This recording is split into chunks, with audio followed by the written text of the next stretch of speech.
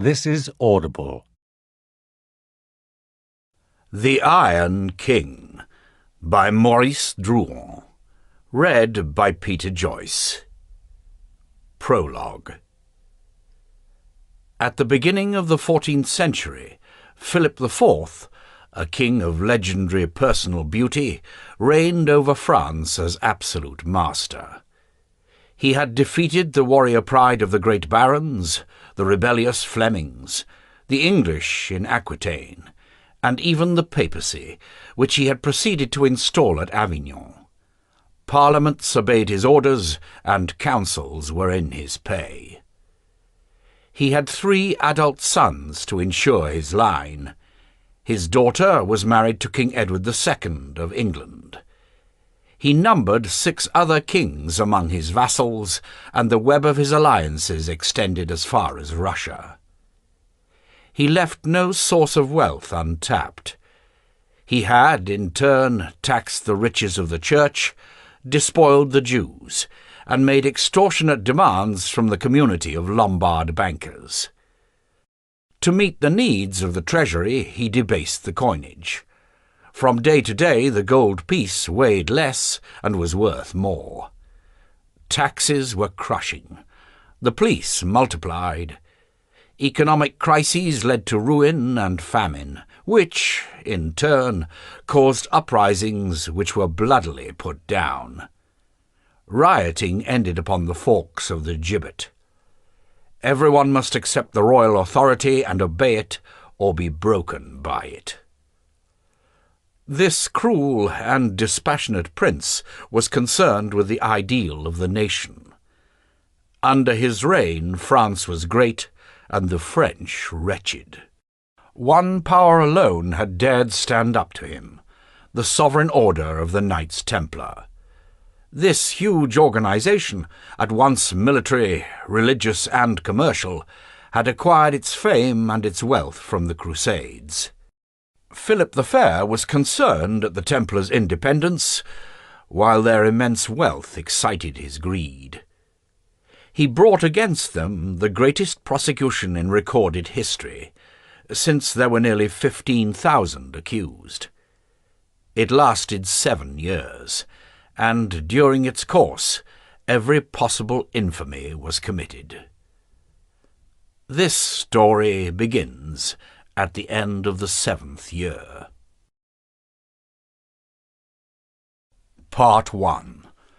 Accursed. Chapter 1. The Loveless Queen. A huge log, lying upon a bed of red-hot embers, flamed in the fireplace. The green leaded panes of the windows permitted the pale light of a March day to filter into the room. Sitting upon a high oaken chair, its back surmounted by the 3 lions of England, her chin cupped in her hand, her feet resting upon a red cushion, Queen Isabella, wife of Edward II, gazed vaguely, unseeingly at the glow in the hearth. She was 22 years old, her complexion clear, pretty, and without blemish. She wore her golden hair coiled in 2 long tresses upon each side of her face, like the handles of an amphora. She was listening to one of her French ladies reading a poem of Duke William of Aquitaine. D'amour ne dois-je plus dire de bien, car je n'en ai ni peu ni rien, car je n'en ai qui me convient.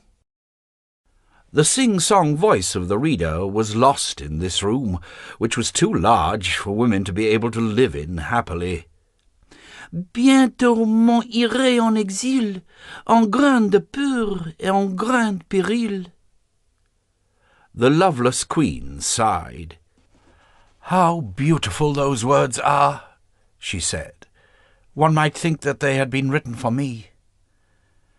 The time has gone when great lords were as practised in poetry as in war. When did you say he lived? 200 years ago. One could swear that it had been written yesterday."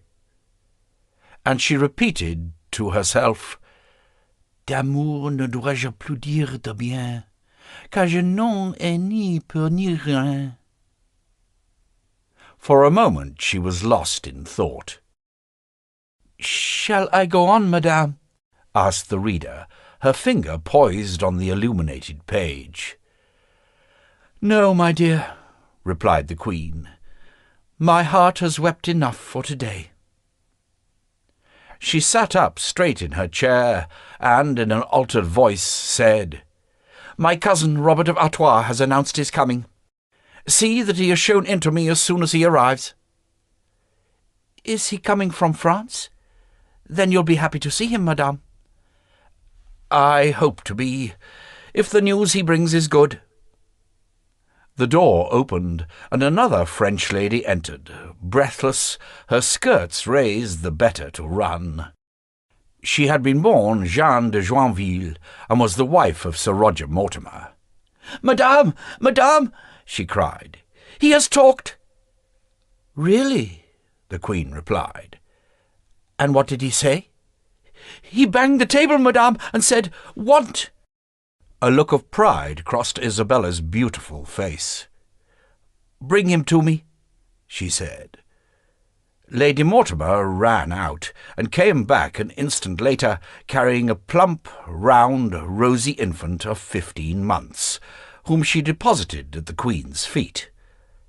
He was clothed in a red robe embroidered with gold, which weighed more than he did.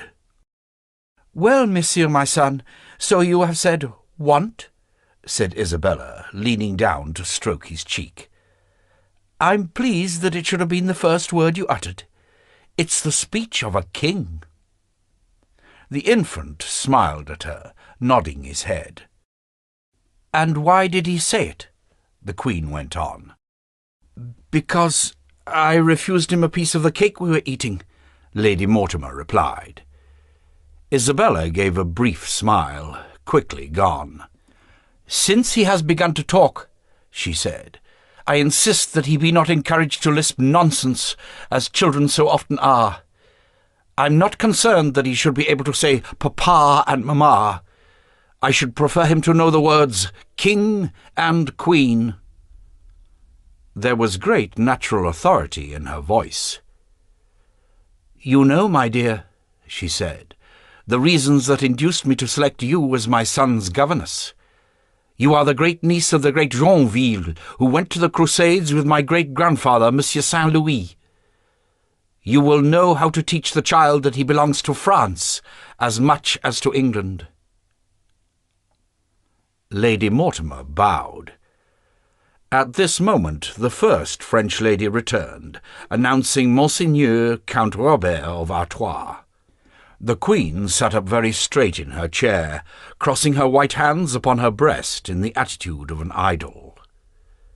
Though her perpetual concern was to appear royal, it did not age her. A 16-stone step shook the floorboards. The man who had entered was 6 feet tall, had thighs like the trunks of oak trees, and hands like maces. His red boots of Cordoba leather were ill-brushed, still stained with mud. The cloak hanging from his shoulders was large enough to cover a bed.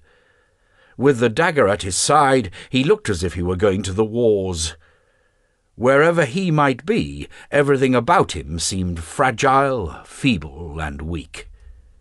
His chin was round, his nose short, his jaw powerful, and his stomach strong. He needed more air to breathe than the common run of men. This giant of a man was 27 years old, but his age was difficult to determine beneath the muscle, and he might well have been 35. He took his gloves off as he approached the Queen, went down on one knee, with surprising nimbleness in one so large, then stood erect again, without even allowing time to be invited to do so. "Well, monsieur, my cousin," said Isabella, "did you have a good crossing?" "Horrible, madame, quite appalling," replied Robert of Artois. "There was a storm to make you bring up your guts and your soul. I thought my last hour had come, and began to confess my sins to God. Fortunately, there were so many that we'd arrived before I'd had time to recite the half of them. I've still got sufficient for the return journey." He burst out laughing, and the window shook. "And by God," he went on, "I'm more suited to travelling upon dry land than crossing salt water. And if it weren't for the love of you, madame, my cousin, and for the urgent tidings I have for you—" "Do you mind if I finish with him, cousin?" said Isabella, interrupting him. She pointed to the child. "My son has begun to talk today." Then, to Lady Mortimer, "I want him to get accustomed to the names of his relatives, and he should know, as soon as possible, that his grandfather, Philip the Fair, is King of France.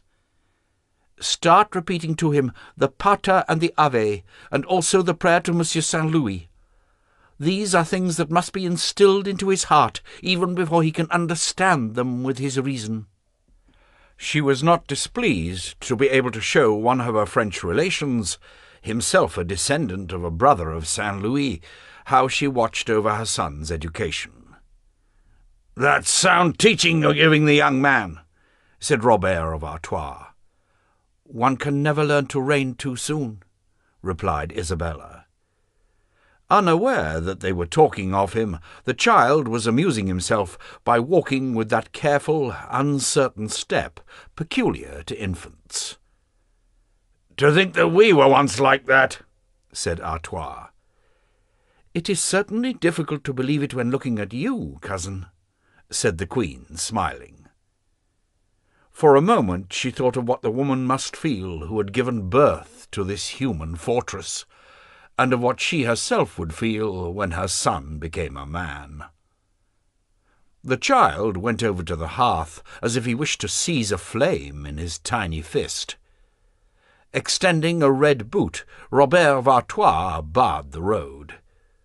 Quite unafraid, the little prince seized the leg in arms which could barely encircle it, and, sitting astride the giant's foot, he was lifted 3 or 4 times into the air.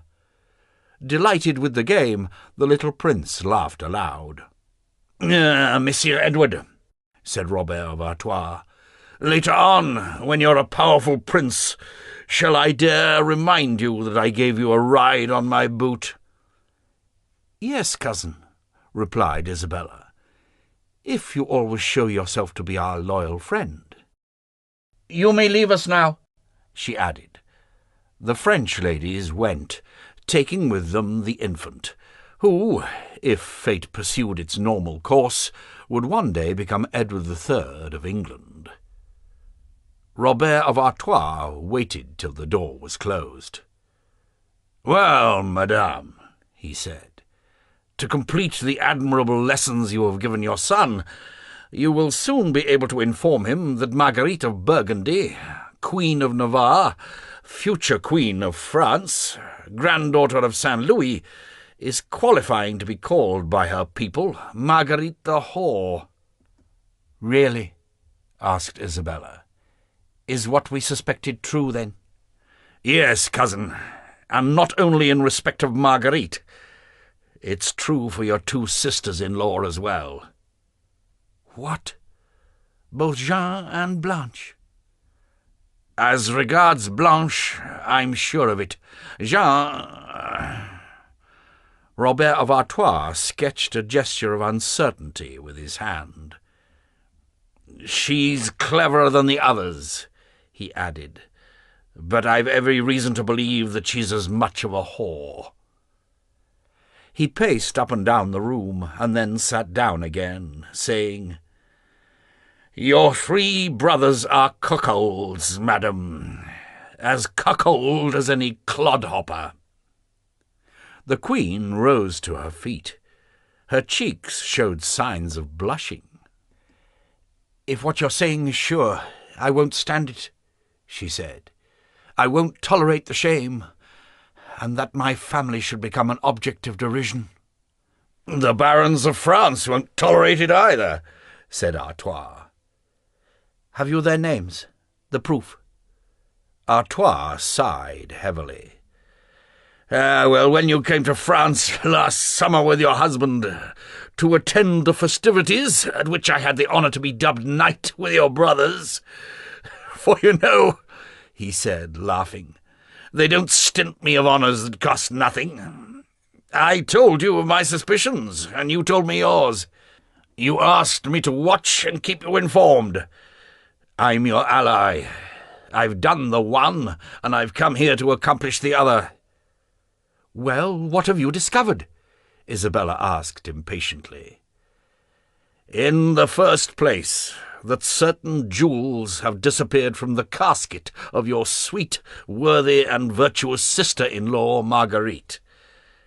Now, when a woman secretly parts with her jewels, it's either to make presents to her lover or to bribe accomplices. That's clear enough, don't you agree? She can pretend to have given alms to the church. Not always.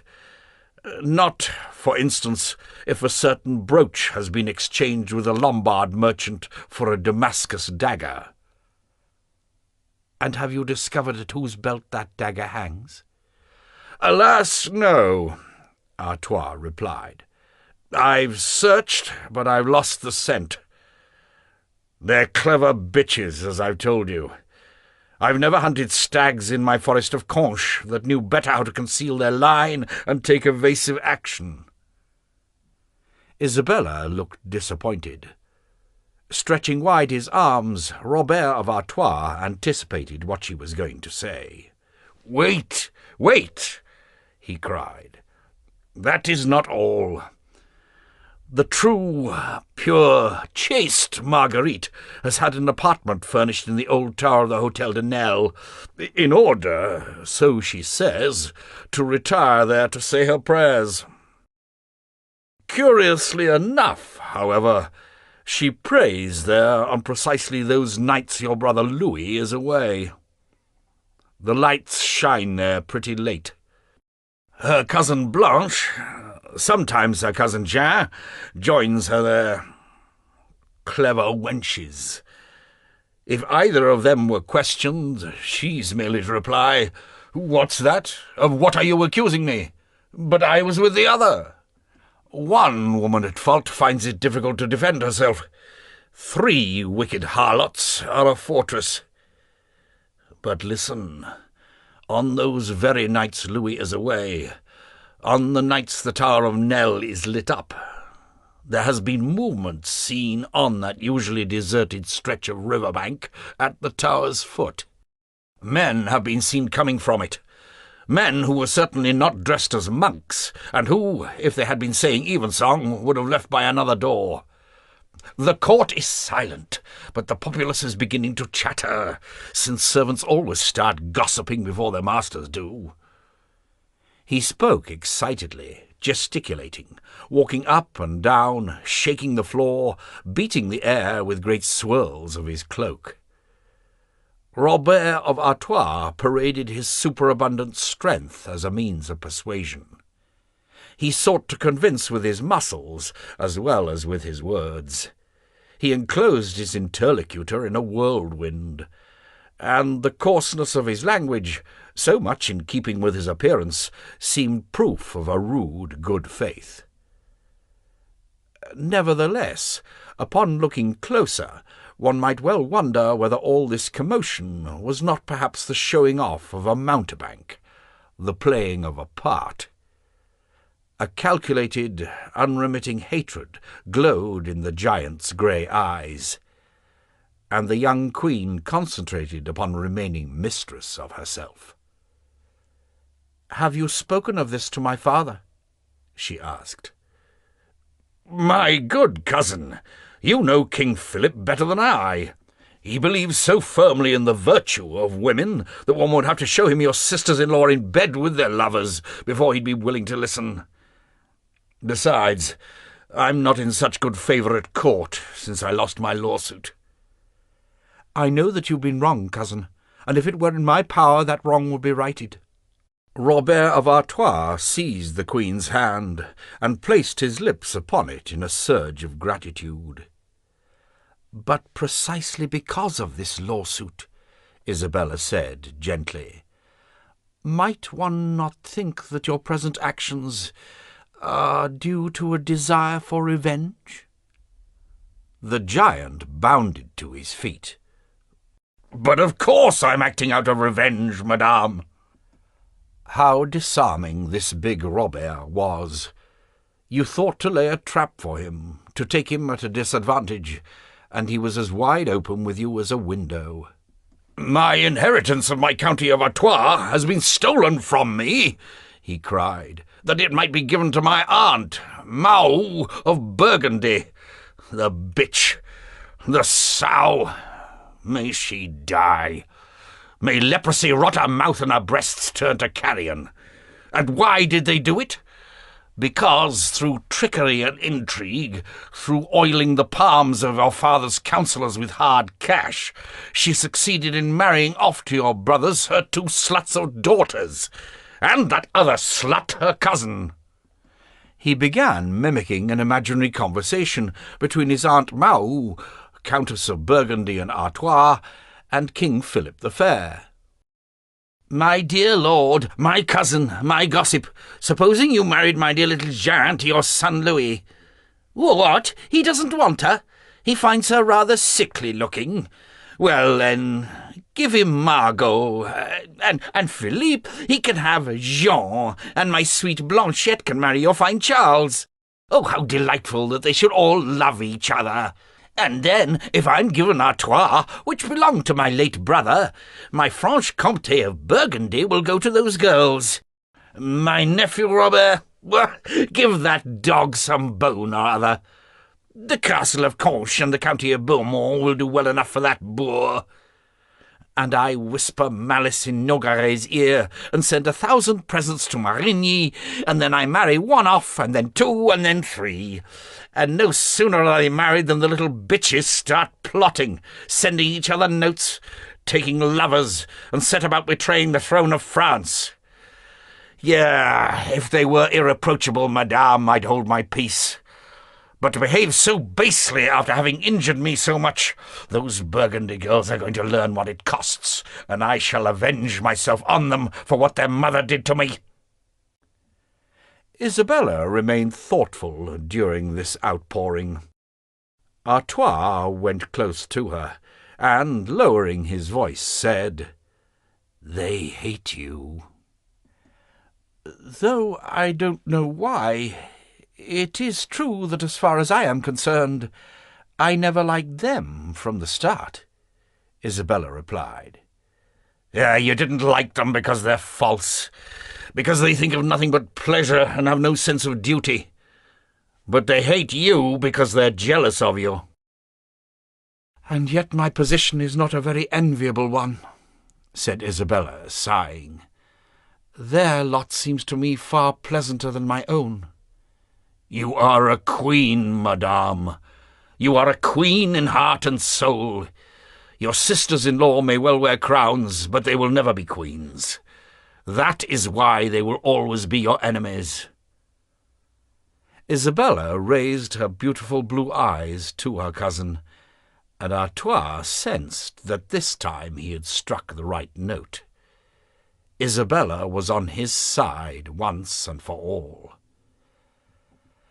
"Have you the names of the men with whom my sisters-in-law—" she asked. She lacked the crudeness of her cousin, and could not bring herself to utter certain words. "Do you not know them?" she said. "Without their names I can do nothing. Get them, and I promise you that I shall come to Paris at once, upon some pretext or other, and put an end to this disorder. How can I help you? Have you told my Uncle Valois?" She was once more decisive, precise, and authoritative. "I took care not to," answered Artois. "Monseigneur Valois is my most loyal patron and my greatest friend, but he is the exact opposite of your father. He'd go gossiping all over the place about what we want to keep quiet. He'd put them on their guard, and when the moment came when we were ready to catch the bawds out, we should find them as pure as nuns." "Well, what do you suggest?" "2 courses of action," said Artois. The first is to appoint to Madame Marguerite's household a new lady-in-waiting who will be in our confidence, and who will report to us. I have thought of Madame de Comminges for the post. She's recently been widowed, and deserves some consideration. And in that your Uncle Valois can help us. Write him a letter expressing your wish, and pretending to interest on the widow's behalf. Monseigneur has great influence over your brother Louis, and, merely in order to exercise it, will at once place Madame de Comminges in the Hôtel de Nesle.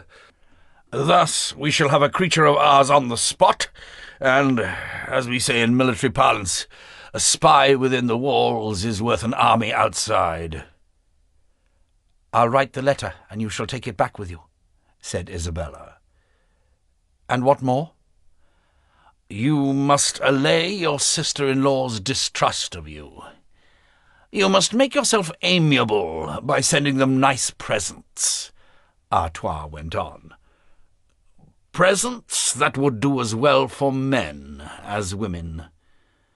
You can send them secretly a little private friendly transaction between you, which neither father nor husbands need know anything about. Marguerite despoils her casket for a good-looking unknown. It would really be bad luck if, having a present she need not account for, we don't find it upon the gallant in question. Let's give them opportunities for imprudence. Isabella thought for a moment, then went to the door and clapped her hands. The first French lady entered. "My dear," said the Queen, "please bring me the golden alms purse that the merchant Albizzi brought me this morning on approval."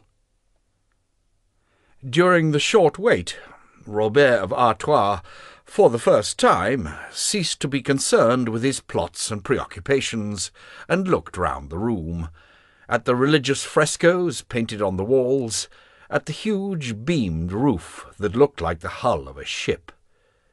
It was all rather new, gloomy, and cold. The furniture was fine, but sparse. "Your home is not very gay, cousin," he said. "One might think one was in a cathedral rather than a palace." "I hope to God," Isabella said in a low voice, "that it does not become my prison. How much I miss France." He was struck by her tone of voice, as much as by her words. He realized that there were two Isabellas.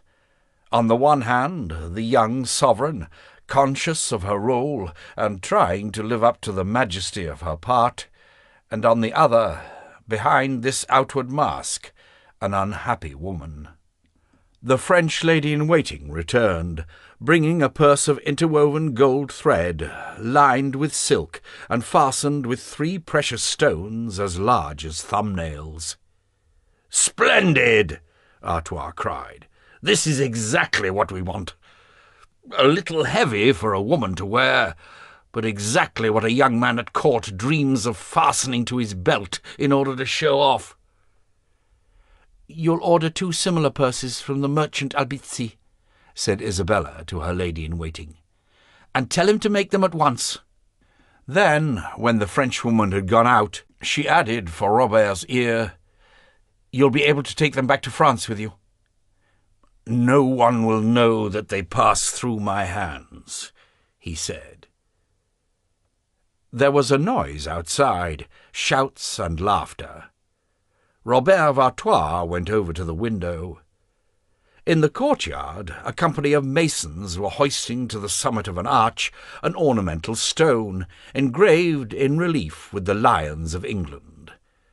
Some were hauling on pulley ropes. Others, perched on a scaffolding, were making ready to seize hold of the block of stone, and the whole business seemed to be carried out amid extraordinary good humour. "Well," said Robert of Artois, "it appears that King Edward still likes masonry." Among the workmen he had just recognized Edward II, Isabella's husband, a good-looking man of 30, with curly hair, wide shoulders, and strong thighs. His velvet clothes were dusty with plaster. "They've been rebuilding Westminster for more than 15 years, said Isabella angrily. She pronounced Westminster in the French manner. "For the whole 6 years I've been married, I've lived among trowels and mortar. They're always pulling down what they built the month before. It's not masonry he likes, it's his masons. Do you imagine they even bother to say 'sire' to him? They call him Edward and laugh at him, and he loves it. Just look at him." In the courtyard, Edward II was giving orders, leaning on a young workman, his arm round the boy's neck. About him was an air of suspect familiarity.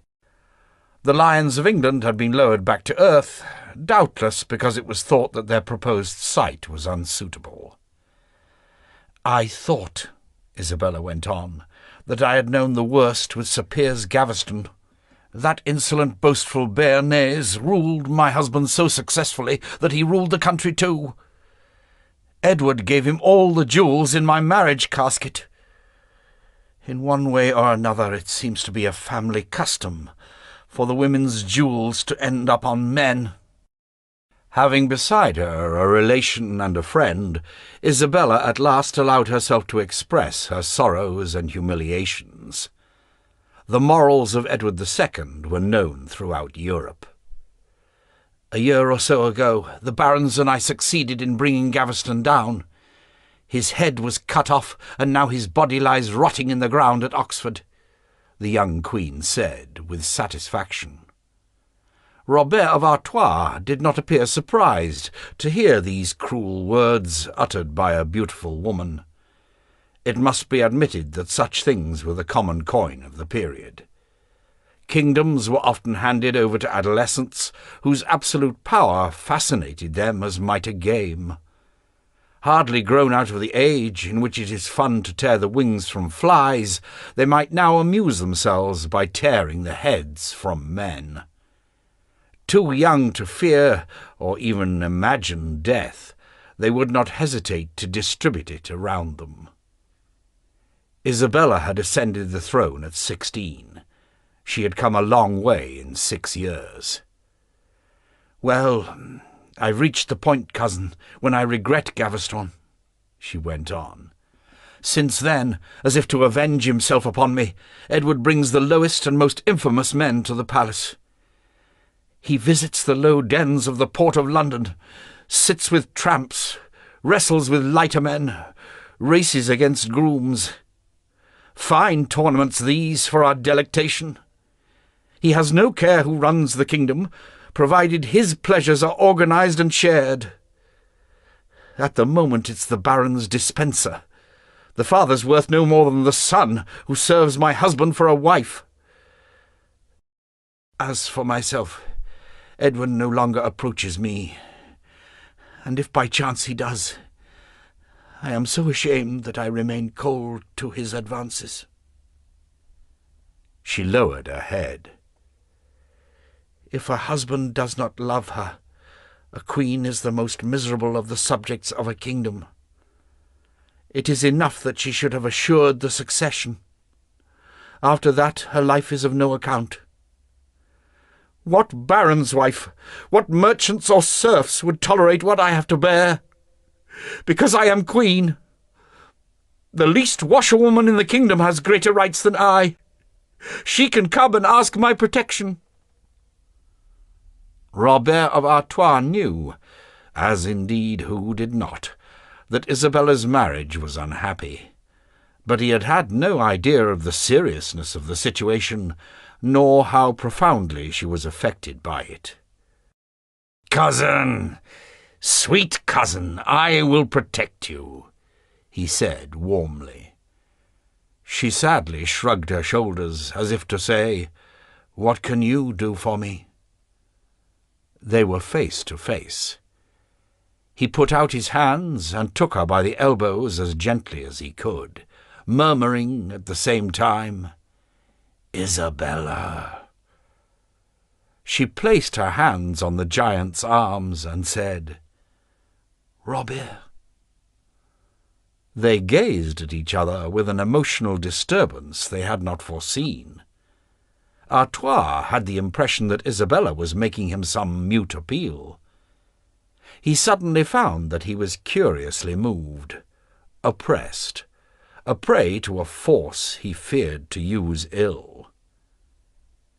Seen close to, Isabella's blue eyes, under the fair arches of her eyebrows, were more beautiful still, her cheeks of a yet softer bloom. Her mouth was half open, and the tips of her white teeth showed between her lips. Artois suddenly longed to devote his days, his life, his body and soul to that mouth, to those eyes, to this delicate queen who, at this moment, became once more the young girl, which indeed she still was. Quite simply, he desired her with a sort of robust immediacy he did not know how to express. In the ordinary way, his tastes were not for women of rank, and his nature was unsuited to the graces of gallantry. "Why have I confided all this to you?" said Isabella. They were still looking into each other's eyes. "What a king disdains, because he is unable to recognize its perfection," said Robert, "many other men would thank heaven for upon their bended knees. Can it be true that at your age, fresh and beautiful as you are deprived of natural joys? Can it be true that your lips are never kissed, that your arms, your body— Oh, take a man, Isabella, and let that man be me." Certainly he said what he wanted to say, roughly enough. His eloquence bore little resemblance to the poems of Duke William of Aquitaine, but Isabella hardly heard him. He dominated her, crushed her with his mere sighs. He smelt of the forest, of leather, of horses and armour. He had neither the voice nor the appearance of a seducer, yet she was charmed. He was a man, a real man, a rugged and violent male, who breathed deep. Isabella felt her willpower dissolve, and had but one desire— to rest her head upon that leathern breast and abandon herself to him, slake her great thirst. She was trembling a little. Suddenly she broke away from him. "No, Robert," she cried. "I am not going to do that for which I so much blame my sisters-in-law. I cannot. I must not. But when I think of what I am denying myself, what I am giving up, then I know how lucky they are to have husbands who love them. Oh, no, they must be punished, properly punished." In default of allowing herself to sin, her thoughts were obstinately bent upon the sinners. She sat down once more in the great oak chair. Robert came and stood by her. "No, Robert," she said again, spreading out her hands. "Don't take advantage of my weakness. You will anger me." Extreme beauty inspires as much respect as majesty, and the giant obeyed. But what had happened would never be effaced from their memories. For an instant the barriers between them had been lowered. They found it difficult not to gaze into each other's eyes. "So I can be loved after all," thought Isabella, and she was almost grateful to the man who had given her this certainty. "Is that all you have to tell me, cousin? Have you brought me no other news?" she said, trying hard to regain control of herself. Robert of Artois, who was wondering whether he was right not to pursue his advantage, took some time to answer. He breathed deeply, and his thoughts seemed to return from a long way off. "Yes, madam," he said. "I have also a message from your Uncle Valois." There was now a new link between them, and each word that they uttered seemed to have strange reverberations. "The dignitaries of the temple are soon to come up for judgment," went on Artois, "and there is a fear that your godfather, the Grand Master Jacques de Molay, will be condemned to death. Your uncle Valois asks you to write to the king to ask his clemency." Isabella did not reply. Once more her chin was resting in the palm of her hand. "How like him you are when you sit like that," said Artois. "Like whom?" "King Philip, your father." "What the king, my father, decides is rightly decided," Isabella replied slowly. "I can intervene upon matters that touch the family honour. I have nothing to do with the government of the Kingdom of France." "Jacques de Molay is an old man. He was noble and great. If he committed faults, he has sufficiently expiated them. Remember that he held you at the baptismal font. Believe me, a great wrong is about to be done, and we owe it once more to Nogaret and Marigny. In attacking the Templars, these men, risen from nothing, are attacking the great barons and the chivalry of France." The Queen was perplexed. The whole business was beyond her. "I cannot judge," she said. "I cannot judge." "You know I owe a great debt to your uncle Valois, and he would be very grateful if I could get a letter from you. Moreover, compassion never ill becomes a queen. It's a feminine trait for which you can but be praised. There are some who reproach you with hardness of heart. This will be your answer to them. Do it for yourself, Isabella, and do it for me." He said Isabella in the same tone of voice that he had used earlier by the window. She smiled at him. "You're clever, Robert, beneath your boorish air. All right, I'll write the letter you want, and you can take everything away together. I'll try to get the King of England to write to the King of France, too." "When are you leaving?" "When you command me, cousin." "The purses will be ready tomorrow, I think." "It's very soon." There was regret in the Queen's voice. He gazed into her eyes, and she was troubled once more. "I'll await a messenger from you to know when I must leave for France. Goodbye, cousin. We shall meet again at supper." He took his leave, and, when he had gone out, the room seemed to the Queen to have become strangely quiet, like a valley after a storm. Isabella closed her eyes, and for a long moment remained still. "He is a man who has grown wicked because he has been wronged," she thought. "But if one loves him, he must be capable of love." Those called upon to play a decisive part in the history of nations are more often than not unaware of the destinies they embody.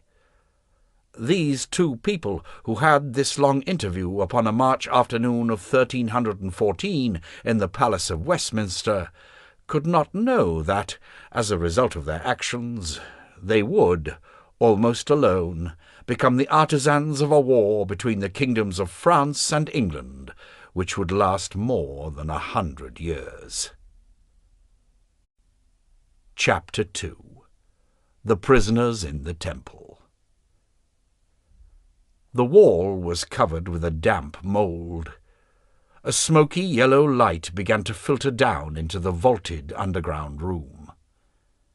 The prisoner was dozing, his arms crossed beneath his beard. Suddenly he shivered and sat up, haggard, his heart beating. For a moment he remained still, gazing at the morning mist which was blowing in through the little window. He was listening. Quite distinctly, Though the sound was necessarily somewhat softened by the thickness of the walls, he could hear the pealing of the bells of Paris announcing the first Mass. The bells of Saint-Martin, of Saint-Méry, of Saint-Germain-l'Auxerrois, of Saint-Eustache, and of Notre-Dame. The country bells of the nearby villages of La Coutille, of Clignancourt, and of Montmartre. The prisoner heard no particularly arresting sound. It was distress alone that made him start awake, the distress he suffered at each awakening, as he suffered nightmares whenever he slept. He pulled a big wooden bowl of water to him and drank, largely to allay the fever from which he had now suffered for days and days. Having drunk, he allowed the water in the bowl to subside into stillness, and leaned over it as if it were a mirror or the depths of a well. The reflection he saw, though shadowy and indistinct, was that of a centenarian. He remained thus for some moments, searching for some likeness to his old appearance in the floating face with its ancestral beard, the lips sunken in a toothless mouth, the long thin nose, the shadowed, deep-set eyes. He put the bowl on one side, got up, then took a few steps, till he felt the tautening of the chain that bound him to the wall. Suddenly he began to scream. "Jacques de Molay! Jacques de Molay! I am Jacques de Molay!" There was no answer. He knew there was no one to answer him, not even an echo. But he needed to scream his own name, to hurl it at the stone columns, at the vaults, at the oak door, to prevent his mind dissolving into madness, to remind himself that he was 62 years old, that he had commanded armies, governed provinces, that he had possessed power equal to sovereigns, and that as long as he still drew breath he would continue to be, even in this dungeon, the Grand Master of the Order of Knights Templar. From a refinement of cruelty, or perhaps contempt, he and the principal dignitaries of the order had been imprisoned in the cellars, now transformed into dungeons, of the great tower of the Hôtel du Temple, their own building, their mother house. "To think that it was I who had this tower repaired!" the Grand Master murmured angrily, hitting the wall with his fist. The blow made him cry out. It renewed an appalling pain in his hand, whose crushed thumb was no more than a stump of half-healed flesh. But indeed, what part of his body was neither an open sore nor the seat of some internal agony? Since he had suffered the torture of the boot, he had been a victim to bad circulation in the legs and abominable cramps. His legs strapped between boards, he had undergone the sharp anguish of oaken wedges tapped into place by the executioner's mallets, while Guillaume de Nogaret, keeper of the seals of the kingdom, asked him questions, trying to persuade him to confess. To confess what? He had fainted. Dirt, damp, and lack of food had had their effect upon his torn and lacerated body. And more recently he had undergone the torture by stretching, the most appalling, perhaps, of all those to which he had been subjected. A weight of 200 pounds had been tied to his right foot, while he, old as he was, had been hoisted to the ceiling by a rope and pulley. And all the time Guillaume de Nogaret's sinister voice kept repeating, "Confess, monsieur. Why don't you confess?" And since he still obstinately refused, they had hauled him from floor to ceiling more hurriedly, more jerkily. He had felt his limbs becoming disjointed, the articulations parting. His whole body seemed to be bursting, and he had begun to scream that he would confess everything, admit every crime, all the crimes of the world. Yes, the Templars practiced sodomy among themselves. Yes, to gain entrance to the order it was necessary to spit upon the cross. Yes, they worshipped an idol with the head of a cat. Yes, they practiced magic and sorcery and had a cult for the devil. Yes, they embezzled the funds confided to their care. Yes, they had fomented a plot against the Pope and the King. And what more besides? Jacques de Molay wondered how he had managed to survive it all. Doubtless because the tortures had been exactly calculated, never pushed to the point where there was a risk of his dying, and because, too, the constitution of an old knight, trained to arms and war, had greater resistance than he himself could have believed. He knelt down, his eyes turned towards the beam of light that entered by the little window. "O Lord my God," he cried, "why hast thou given me greater strength of body than of mind? Was I worthy to command the order? Thou hast not prevented my falling into cowardice. Spare me, Lord God, from falling into folly. I cannot hold out much longer. No, not for much longer." He had been in chains for 7 years, only leaving his dungeon to be dragged before the Commission of Inquiry, and to be submitted to all the pressures and threats that the theologians and lawyers could devise. In the circumstances one might well fear madness. Often the Grand Master lost all sense of time. As a distraction, he had attempted to tame a couple of rats that came every night to eat the remains of his bread. He passed quickly from anger to tears, from crises of religious devotion to a longing for violence, from idiocy to fury. "They'll die of it! They'll die of it!" he kept repeating to himself. Who would? Clement, Guillaume, Philip. The Pope, the Keeper of the Seals, and the King. They would die. Molay did not know how, but it would certainly be amid appalling suffering and in expiation of their crimes. He unceasingly chewed over these 3 hated names. Still upon his knees, his beard raised towards the narrow window, the Grand Master murmured, "I thank thee, Lord God, for leaving me hatred. It is the sole force that sustains me now." He got painfully to his feet and went back to the stone bench which, cemented to the wall, served both for seat and bed. Who could ever have thought that he would come to this? His mind constantly returned to his youth, to the boy he had been 50 years before, as he came down the slopes of his native Zira in search of adventure. Like all the younger sons of the nobility of the time, he had dreamed of wearing the long white mantle with the black cross, the uniform of the Order of the Knights Templar. In those days, the mere name of Templar evoked the epic and the exotic. Ships with bellying sails scudding towards the Orient, lands where the skies were always blue, charges at the gallop across the desert sands, treasures of Arabia, ransomed prisoners, captured and pillaged cities, fortresses with huge staircases built beside the sea. It was even said that the Templars had secret ports from which they embarked for unknown continents. And Jacques de Molay had achieved his dream. He had marched proudly through distant cities, clothed in the superb mantle whose folds hung down to his golden spurs.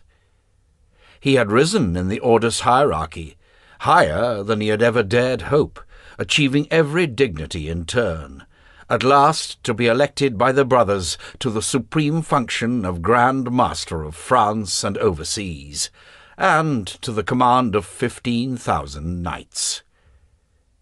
And all this had but led to a dungeon, horror, and destitution.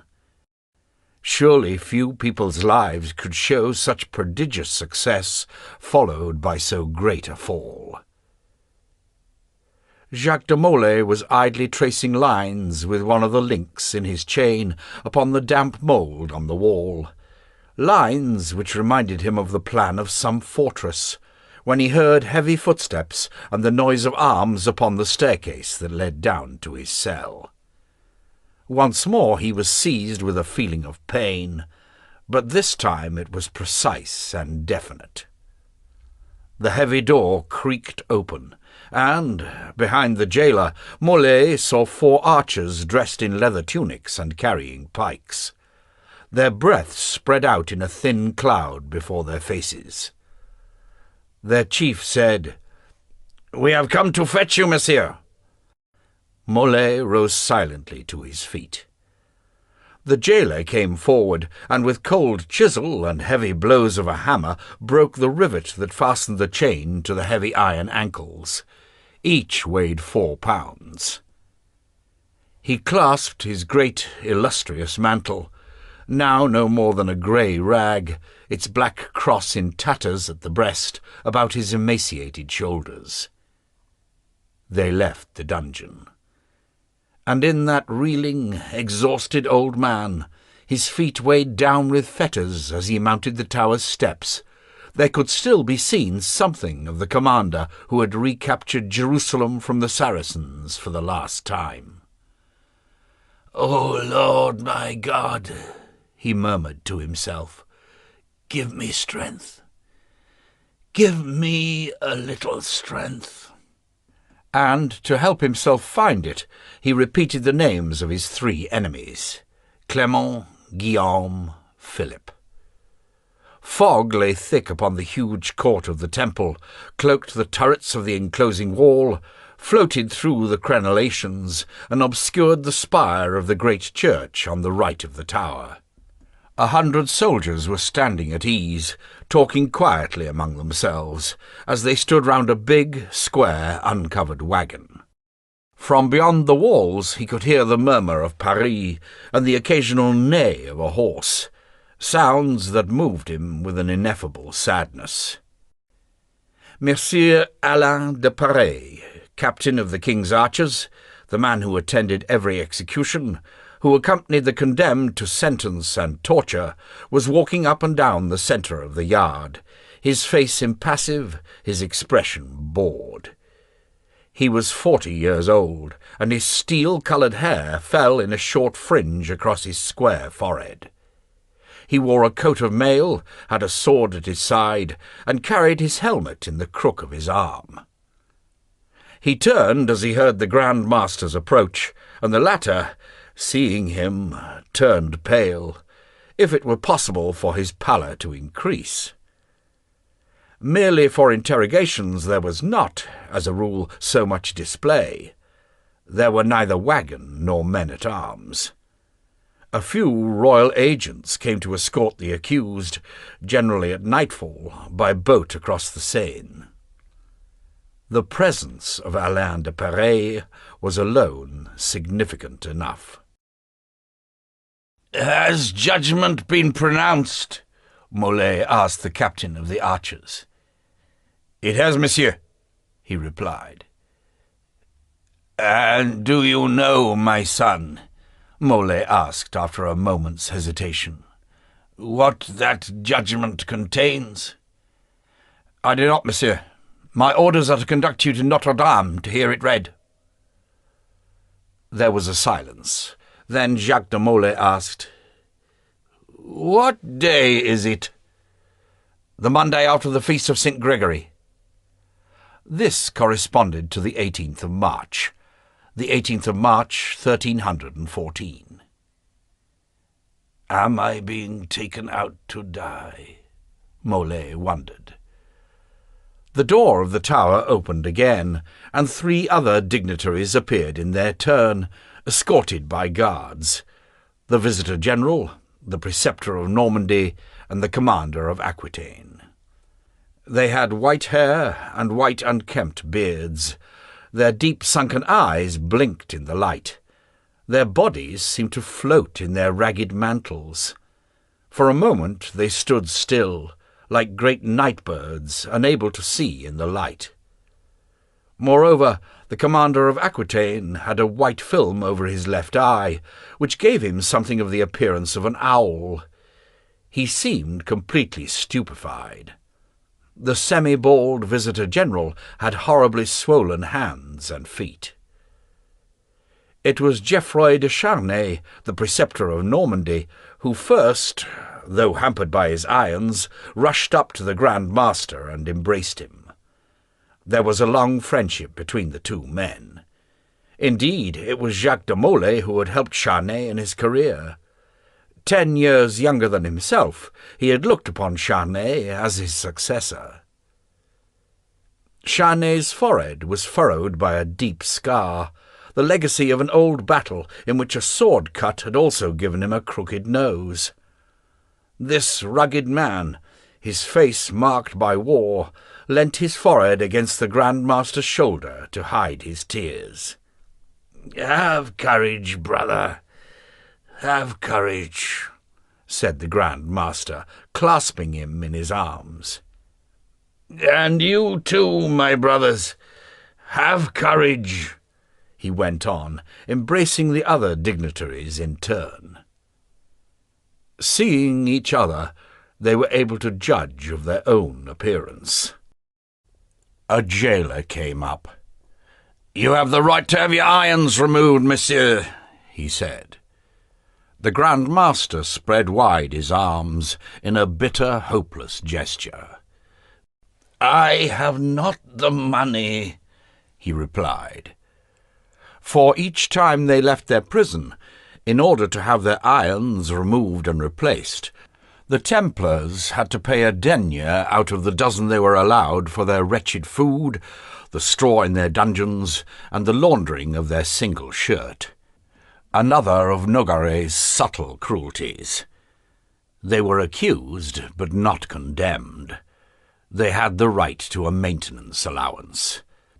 What was the use of 12 deniers when a small joint of meat cost 40? It meant starving 4 days in 8, sleeping on the hard stone, rotting in squalor. The preceptor of Normandy took the last 2 deniers from the old leather purse attached to his belt and threw them on the ground, one for his own irons and one for those of the Grand Master. "My brother," said Jacques de Molay with a gesture of refusal. "For all the use they are likely to be to me now," replied Charnay. "Accept them, brother. There is not even merit in the giving." As the iron pins were removed, they felt the hammer blows resounding in their bones, but they felt the blood pounding in their chests more strongly still. "This time we've come to the end," Molay murmured.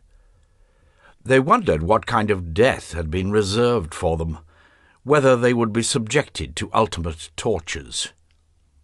"It is perhaps a good sign that our irons are being removed," said the Visitor-General, shaking his swollen hands.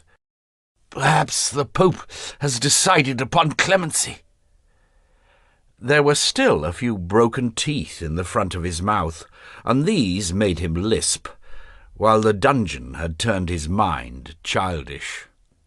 The Grand Master shrugged his shoulders and pointed to the phalanx of 100 archers. "We must prepare to die, brother," he said. Look what they have done to me," cried the visitor, pulling up his sleeve to show his swollen arm. "We have all been tortured," said the Grand Master. He looked away, as he always did when someone spoke of torture. He had yielded, he had signed false confessions, and could not forgive himself. He looked round upon the huge group of buildings which had been the seat and symbol of their power. "For the last time," he thought. For the last time he gazed upon the vast assembly of tower and church, palace and houses, courts and gardens. A fortified town within Paris itself.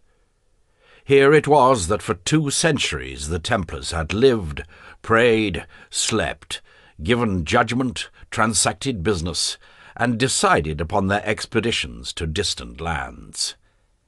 In this very tower the treasure of the Kingdom of France had been deposited, confided to their care and guardianship. It was here, after the disastrous expeditions of Saint Louis, in which Palestine and Cyprus had been lost, that they had come, bringing with them in their train their esquires, their mules laden with gold, their stud of Arabian horses, and their negro slaves. Jacques de Molay saw in his mind's eye this return of the vanquished. Even so, it had something of an epic quality. "We had become useless, and we did not know it," thought the Grand Master. "We were always talking of reconquest and new crusades. Perhaps we showed too much arrogance and enjoyed too many privileges, while no longer doing anything to justify them." From being the permanent militia of the Christian world, they had become the permanent bankers of church and king. To have many debtors is to have many enemies. Oh, the plot had been well conceived. The drama had begun upon the day when Philip the Fair had asked to join the order, that he might become its Grand Master. The chapter had replied with a curt and definite refusal. "Was I wrong?" Jacques de Molay asked himself for the 100th time. "Was I too jealous of my authority? But no, I could not have acted otherwise. Our rule is binding. No sovereign princes in our ranks." King Philip had never forgotten the repulse and the insult. He had begun by dissimulating, lavishing favours and kindnesses upon Jacques de Molay. Was not the Grand Master godfather to his daughter Isabella? Was not the Grand Master the prop and stay of the kingdom? Yet the royal treasure had been transferred from the Temple to the Louvre. At the same time, a low, venomous campaign of obloquy had begun against the Templars. It was said that they speculated in corn and were responsible for famines, that they thought more of increasing their fortune than of capturing the Holy Sepulchre from the heathen. They were accused of blasphemy merely because they spoke the rough language of the camp. To swear like a Templar became the current saying. From blasphemy to heresy was but a step. It was said that they practiced unnatural vice, and that their black slaves were sorcerers. True it is that all our brothers were not saints, and that inaction was bad for many of them. Above all, it was said that during the ceremonies of initiation, the neophytes were compelled to deny Christ and spit upon the cross, that they were subjected to obscene practices. Under the pretext of putting an end to these rumours, Philip had suggested to the Grand Master, for the sake of the honour and interest of the order, that an inquiry should be opened. "And I accepted," thought Molay. "I was abominably duped and deceived." For, upon a certain day in October 1307, oh, how well Molay remembered that day, upon its eve he was still embracing me and calling me brother, indeed giving me the place of honour at the funeral of his sister-in-law, the Countess of Valois. To be precise, it was upon a Friday the 13th, an unlucky day if ever there was one, that King Philip, by means of a widespread police net, prepared long before, had arrested all the Templars of France at dawn, upon a charge of heresy in the name of the Inquisition. and Nogaret himself had come to seize Jacques de Molay and the 140 knights of the mother house. Suddenly an order rang out. It startled the Grand Master and interrupted the flow of his thoughts, those thoughts in which he sifted yet once more the cause of the disaster. Messire Alain de Paris was drawing up his archers. He had put on his helmet. A soldier had his horse by the head and was holding his stirrup. "Let us go," said the Grand Master. The prisoners were hustled towards the wagon. Molay climbed into it first. The commander of Aquitaine, the man with the white film over his eye, who had defeated the Turks at Acre, still appeared utterly stupefied. He had to be hoisted up. The brother visitor was moving his lips in ceaseless, silent muttering. When Geoffroy de Charnay's turn came to climb onto the wagon, an unseen dog began howling from somewhere in the neighbourhood of the stables, and the scar upon the preceptor of Normandy's forehead puckered deeply. Drawn by 4 horses in tandem, the heavy wagon began to move forward. As the huge gates opened, the crowd set up a great clamouring. Several thousand people, all the inhabitants of that district and the neighbouring ones, were crowding against the walls. The leading archers had to force a passage through the howling mob with blows of their pike shafts. "Make way for the king's men!" cried the archers. Erect upon his horse, his expression still impassively bored, Alain de Paris dominated the tumult. But when the Templars appeared, the clamour was suddenly stilled. At the spectacle of these 4 emaciated old men, whom the jolting of the unsprung wheels jostled against each other, the people of Paris suffered a moment of dumb stupefaction, of spontaneous compassion. But then cries arose of "Death! Death to the heretics!" from royal agents mingling with the crowd. And then the people, always prepared to shout on the side of power and to make a noise when it cost them nothing, began to yell in concert, "Death to them! Thieves! Heretics!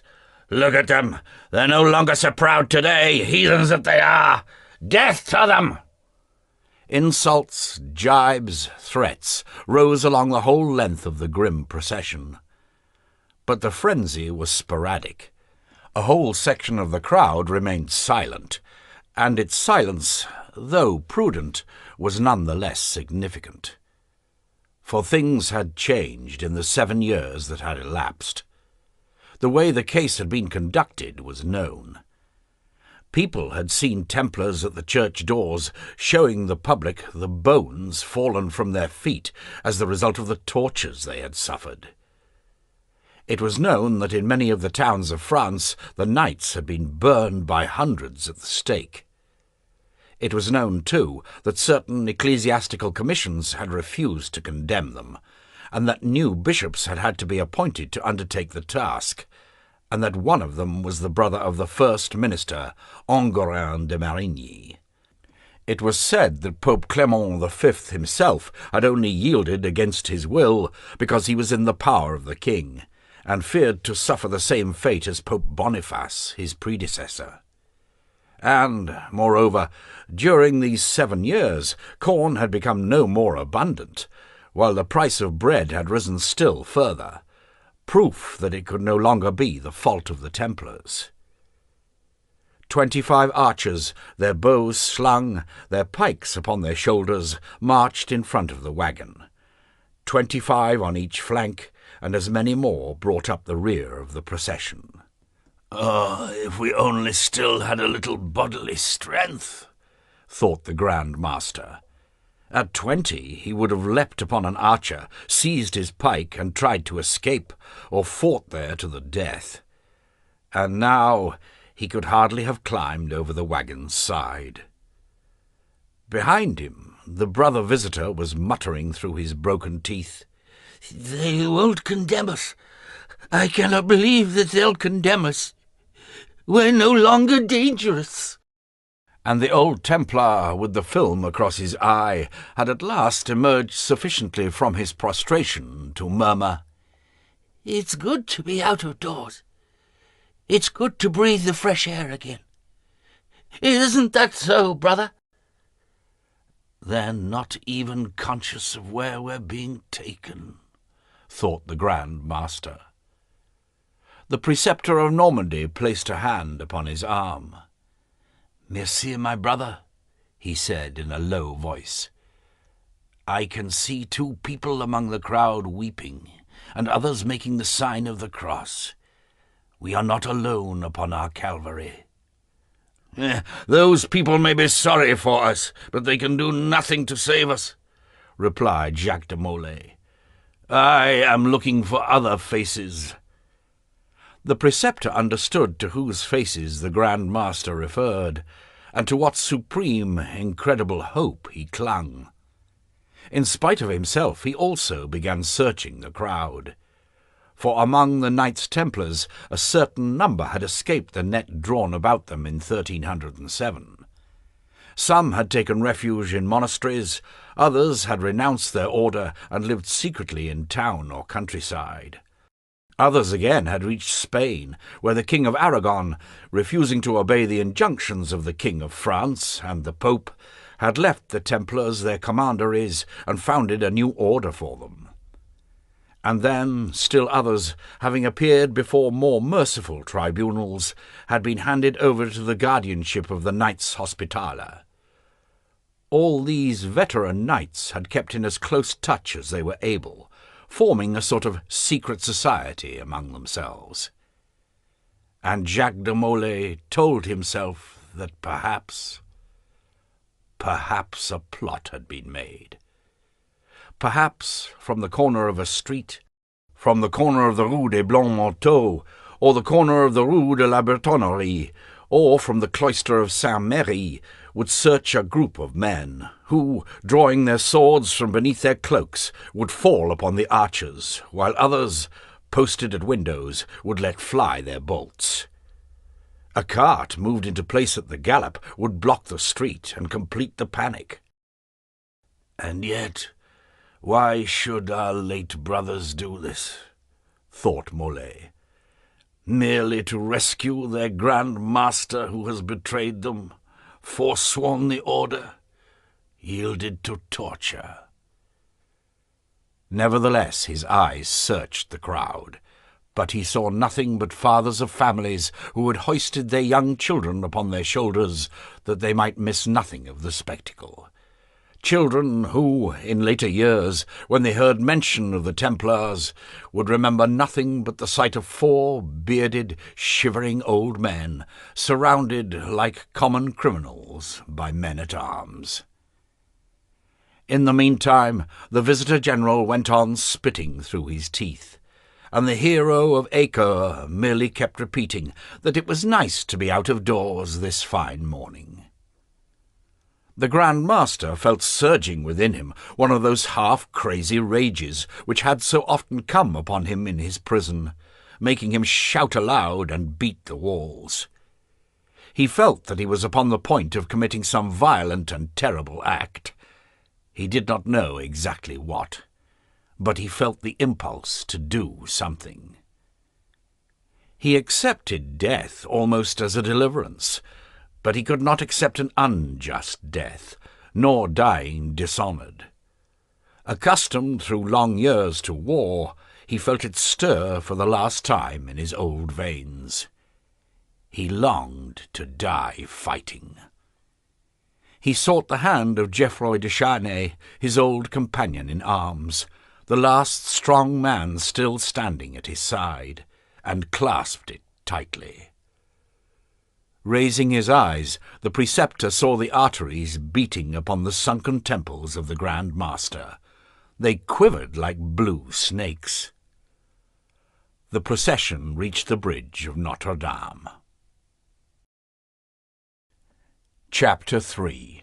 The Royal Daughters-in-Law. The basket perfumed the air about it with the delicious odour of hot flour, butter, and honey. Hot pancakes! There won't be enough to go round. Come on, citizens, eat up. Hot pancakes!" cried the merchant, busy behind his open-air stove. He seemed to be doing a great many things at the same time, rolling out his paste, removing the cooked pancakes from the fire, giving change, and keeping an eye on the street urchins to see they didn't rob his stove. "Hot pancakes!" He was so busy that he paid no particular attention to the customer who, extending a white hand, placed a denier on the board in payment for a small pancake. He only saw the left hand put the wafer, from which but a single bite had been taken, down again. "Well, he's a fussy one," he said, poking his fire. To hell with him. It's pure wheat and flour and butter from Vaugirard." At that moment he looked up, and was startled out of his wits. On seeing who the customer was, his words were stifled in his throat. He saw a very tall man with huge, unblinking eyes, wearing a white hood and a half-length tunic. Before even the merchant could manage a bow or stammer out an excuse, the man in the white hood had already moved away. The confectioner, with hanging arms, watched him disappear into the crowd, while his latest batch of pancakes began to burn. The business streets of the city, according to travellers in Africa and the Orient, were at that time very similar to the souks of an Arab town.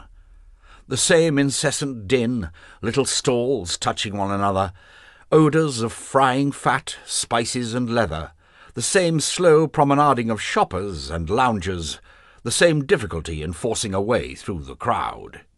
Each street, each alley, had its own special brand of goods, its own particular trade. Here, in back shops, weavers' shuttles went to and fro upon the looms. There, cobblers sat at their lasts. Farther on, saddlers tugged at their awls, and, beyond again, carpenters turned the legs of stools. There was a street of birds, a street of herbs and vegetables, a street of smiths, whose hammers resounded upon their anvils, while their braziers glowed at the back of their workshops. The goldsmiths, working at their crucibles, were gathered along the quay that bore their name. There were thin ribbons of sky between the houses, which were built of wood or mud, their gables so close together that one could shake hands from window to window across the street. Almost everywhere the ground was covered with a stinking film of mud, in which people walked, either barefoot, in wooden clogs, or in leather shoes, according to their condition. The man with the tall shoulders and the white hood walked slowly on through the mob, his hands clasped behind his back, apparently careless of being jostled. Many, indeed, made way for him and saluted him. He responded with a curt nod. He had the appearance of an athlete. Fair silky hair, almost auburn in colour and curling at the ends, fell nearly to his collar, framing regular features which were at once impassive and singularly beautiful. 3 royal sergeants-at-arms, in blue coats, and carrying in the crooks of their arms the staves surmounted with lilies that were the insignia of their office, followed the stroller at a distance, but without ever losing sight of him, stopping when he stopped, moving on again as soon as he did. Suddenly a young man in a tight-fitting tunic, dragged along by 3 fine greyhounds on a leash, debouched from an alley, jostling the stroller and very nearly knocking him over. The hounds became entangled about his feet and began barking. "You scoundrel!" the young man cried, in a noticeably Italian accent. "You nearly trod on my hounds. I wouldn't have cared a damn if they'd bitten you." No more than 18, short and good-looking, with dark eyes and finely chiselled features, the young man stood his ground in the middle of the street, raising his voice in simulated manliness. Someone took him by the arm and whispered a word in his ear. At once the young man removed his cap, bowing respectfully, though without civility. "Those are fine hounds." "Whose are they?" asked the stroller, gazing at the boy out of huge, cold eyes. "They belong to my uncle Ptolemy, the banker, at your service," replied the young man. Without another word, the man in the white hood went on his way. As soon as he and the sergeants-at-arms who followed him were out of sight, the people standing round the young Italian guffawed. The latter stood still, apparently having some difficulty in recovering himself after his mistake. Even the hounds were still. "Oh, well, he's not so proud now," they said, laughing. "Oh, look at him. He nearly knocks the king down and then adds insult to injury." "You can count on spending the night in prison, me boy, with 30 strokes of the whip into the bargain." The Italian turned upon the bystanders. "Damn it, I'd never seen him before. How could I be expected to recognize him? And what's more, citizens, I come from a country where there's no king for whom one has to make way. In my city of Siena, every citizen can be king in turn. And if anyone feels like mocking Guccio Baglione, he need only say the word." He uttered his name like a challenge. The quick pride of Tuscany shone in his eyes. A carved dagger hung at his side. No one persisted, and the young man flicked his fingers to put the hounds in motion again. He went on his way with more apparent assurance than he felt, wondering whether his stupidity would have unpleasant consequences. For it was indeed King Philip the Fair whom he had jostled. This sovereign, whom none other equalled in power, liked to stroll through his city like a simple citizen, informing himself upon prices, tasting foodstuffs, examining cloth, listening to people talking. He was taking the pulse of his people. Strangers, ignorant of who he was, asked him the way. One day a soldier had stopped him to ask for his pay. As mean with words as he was with money, it was rare that in a whole outing he said more than 3 sentences, or spent more than 3 pence. The king was passing through the meat market when the great bell of Notre Dame began ringing and a loud clamour arose. "There they are! There they are!" people were shouting. The clamour drew nearer. The crowd became excited. People began to run. A fat butcher came out from behind his stall, knife in hand, and yelled, "Death to the heretics!" His wife caught him by the sleeve. "Heretics? They're no more heretics than you are," she said. "You'd do better to stay here and serve the shop, you idler, you." They began quarrelling. A crowd gathered at once. "They've confessed before the judges?" the butcher went on. "The judges?" someone replied. "They've always been the same ones. They judge as they're told to by those who pay them, and they're afraid of a kick up the arse." Then everyone began to talk at once. "The Templars are saintly men. They've always given a lot to charity. It was a good thing to take their money away, but not to torture 'em." "It was the king who owed them most. That's why it was." "The king did the right thing." "The king or the Templars," said an apprentice. "They're one and the same thing. Let the wolves eat each other, and then they won't eat us." At that moment a woman happened to turn round, grew suddenly pale, and made a sign to the others to be quiet. Philip the Fair was standing behind them, gazing at them with his unwinking, icy stare. The sergeants-at-arms had drawn a little closer to him, ready to intervene. In an instant the crowd had dispersed. Those who had composed it ran off shouting at the tops of their voices, "Long live the king! Death to the heretics!" The king's expression remained perfectly impassive. One might have thought that he had heard nothing. If he took pleasure in taking people by surprise, it was a secret pleasure. The clamour was growing louder. The procession of the Templars was passing the end of the street. Through a gap between the houses, the king saw for an instant the Grand Master standing in the waggon surrounded by his 3 companions. The Grand Master stood upright. In the king's eyes this was an irritation. He looked like a martyr, but undefeated. Leaving the crowd to rush towards the spectacle, Philip the Fair passed through the suddenly empty streets at his usual slow pace, and returned to his palace. The people might well grumble a bit, and the Grand Master hold his old and broken body upright. In an hour the whole thing would be over, and the sentence, so the king believed, would be generally well received. In an hour's time the work of 7 years would be finished and completed. The episcopal tribunal had issued their decree. The archers were numerous, the sergeants-at-arms patrolled the streets.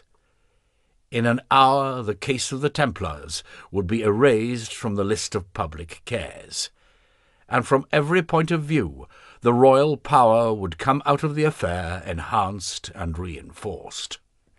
Even my daughter Isabella will be satisfied. I shall have acceded to her plea, and so contented everyone. But it was time to put an end to it, Philip the Fair told himself, as he thought of the words he had just heard. He went home by the Mercer's Hall.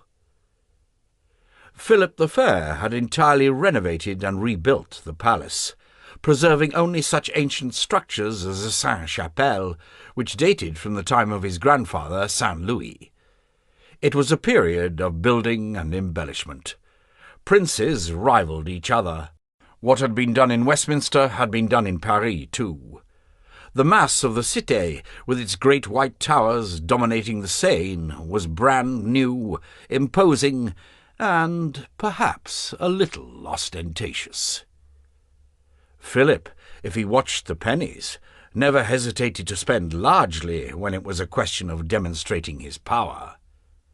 But since he never neglected an opportunity of profit, he had conceded to the Mercers, in consideration of an enormous rent, the privilege of transacting business in the great gallery which ran the length of the palace, and which from this fact was known as the Mercers' Hall, before it became known as the Merchants' Hall. It was a huge place, with something of the appearance of a cathedral with 2 naves. Its size was the admiration of travellers. At the summits of the pillars were the 40 statues of the kings who, from Pharamond and Merovee, had succeeded each other at the head of the Frankish kingdom. Opposite the statue of Philip the Fair was that of Enguerrand de Marigny, coadjutor and rector of the kingdom, who had inspired and directed the building.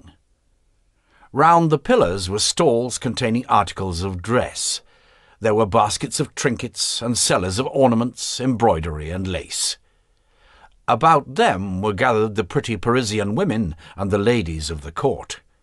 Open to all comers, the hall had become a place for a stroll, a meeting place for transacting business and exchanging gallantries.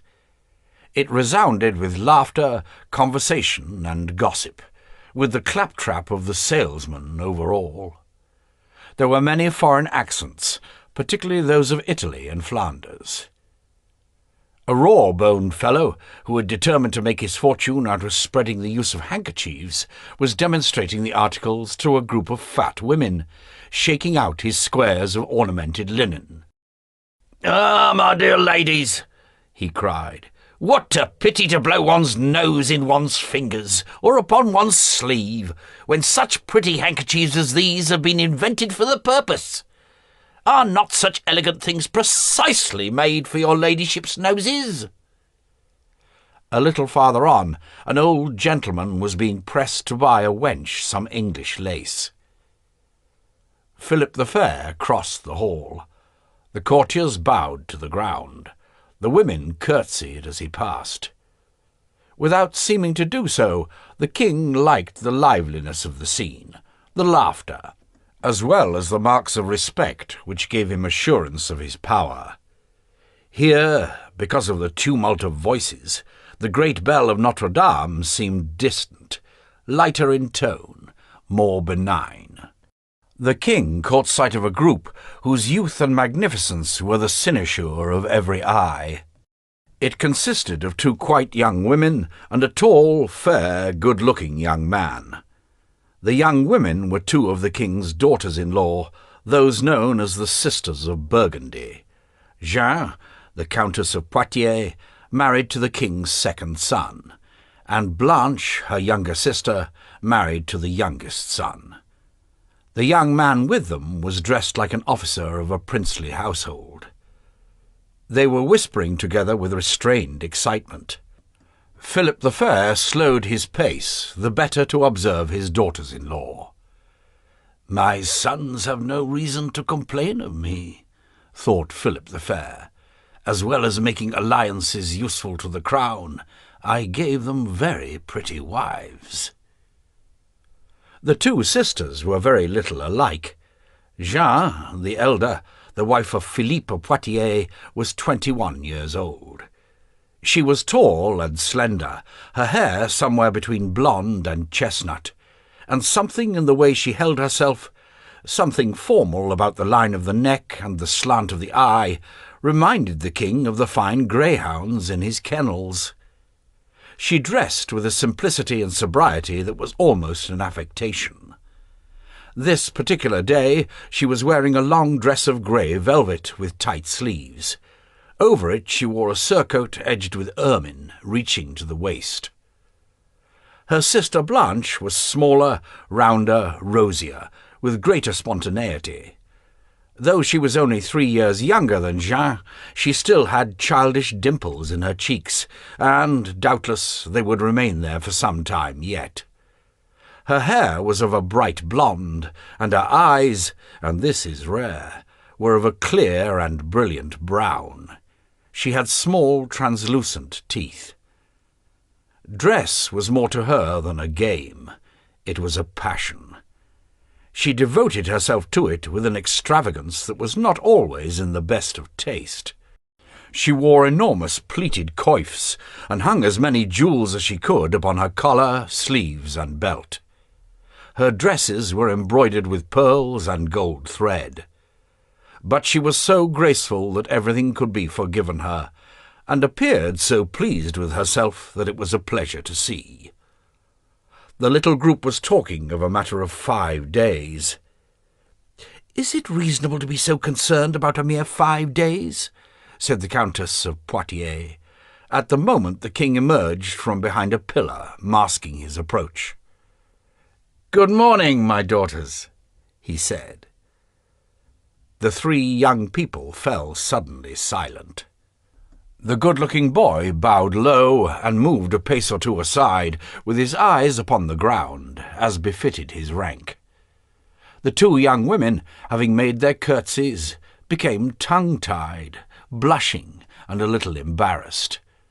They looked as if they had been caught out. "Well, my daughters," the king went on, "one might well think that I had arrived at an inappropriate moment. What were you saying to each other?" He was not surprised at his reception. He was accustomed to the fact that everyone, even his greatest friends, even his closest relations, were intimidated by his presence. He was often surprised by the wall of ice that fell between him and everyone who came near him, all, that is, except Marigny and Nogaret, and he found it difficult to explain away the terror that seized strangers whom he happened to meet. Indeed, he believed he did everything possible to appear pleasant and amiable. He wanted to be loved and feared at the same time, and it was asking too much. Blanche was the first to recover her assurance. "Oh, you must forgive us, sire," she said, "but it is not an easy thing to repeat." "Why not?" asked Philip the Fair. "Because we were saying unkind things about you," Blanche replied. "Really?" said Philip, uncertain whether she was teasing, astonished that anyone should dare tease him. He glanced at the young man, standing a little apart, who seemed very ill at ease. Jerking his chin towards him, he said, "Who is he?" "Monsieur Philippe d'Aunay, equerry to our uncle Valois, who has lent him to me as escort," replied the Countess of Poitiers. The young man bowed once again. For an instant the idea crossed the king's mind that his sons were wrong to permit their wives to go abroad, accompanied by such good-looking equerries, and that the old-fashioned custom, which insisted that princesses should be accompanied by ladies-in-waiting, had undoubtedly a good deal of sense to it. "Haven't you a brother?" he asked the equerry. "Yes, sire. My brother's in the service of Monseigneur of Poitiers," answered young Aunay, bearing the king's gaze with some discomfort. "That's it. I always confuse you," said the king. Then, turning back to Blanche, he said, "Well then, what unkind things were you saying of me, my girl?" "Jean and I are in complete agreement that we owe you a grudge, father. For 5 consecutive nights we've not had our husbands at our service because you keep them in council or send them far away on affairs of state." "My dear daughters, these are not matters to be spoken of out loud," said the king.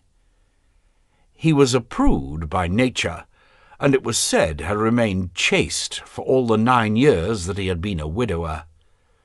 But he could not be severe with Blanche. Her liveliness, her gaiety, her daring, to say the least, disarmed him. He was at once amused and shocked. He smiled, which was a thing that hardly happened to him once a month. "And what does the third one say?" he added. By the third one he meant Marguerite of Burgundy, the cousin of Jean and Blanche, who was married to his eldest son, Louis, King of Navarre. "Marguerite!" cried Blanche. "She's shut herself up. She's sulking, and she says that you're as wicked as you're good-looking." Once more the king found himself in uncertainty, wondering how he should interpret the last phrase. But Blanche's expression was so limpid, so candid. She was the only person who dared tease him, the only person who did not tremble in his presence. "Well, you can reassure her, and reassure yourself, Blanche. Louis and Charles can keep you company tonight.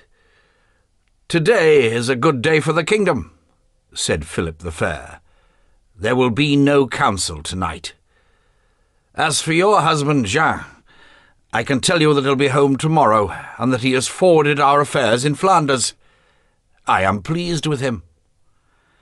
"Then I shall make him doubly welcome," said Jean, inclining her beautiful neck. This conversation was a peculiarly long one for King Philip. He turned quickly away without saying good-bye, and went towards the grand staircase which led to his apartments. "Oof!" said Blanche, her hand on her heart as she watched him disappear. "We were lucky to get away with it that time."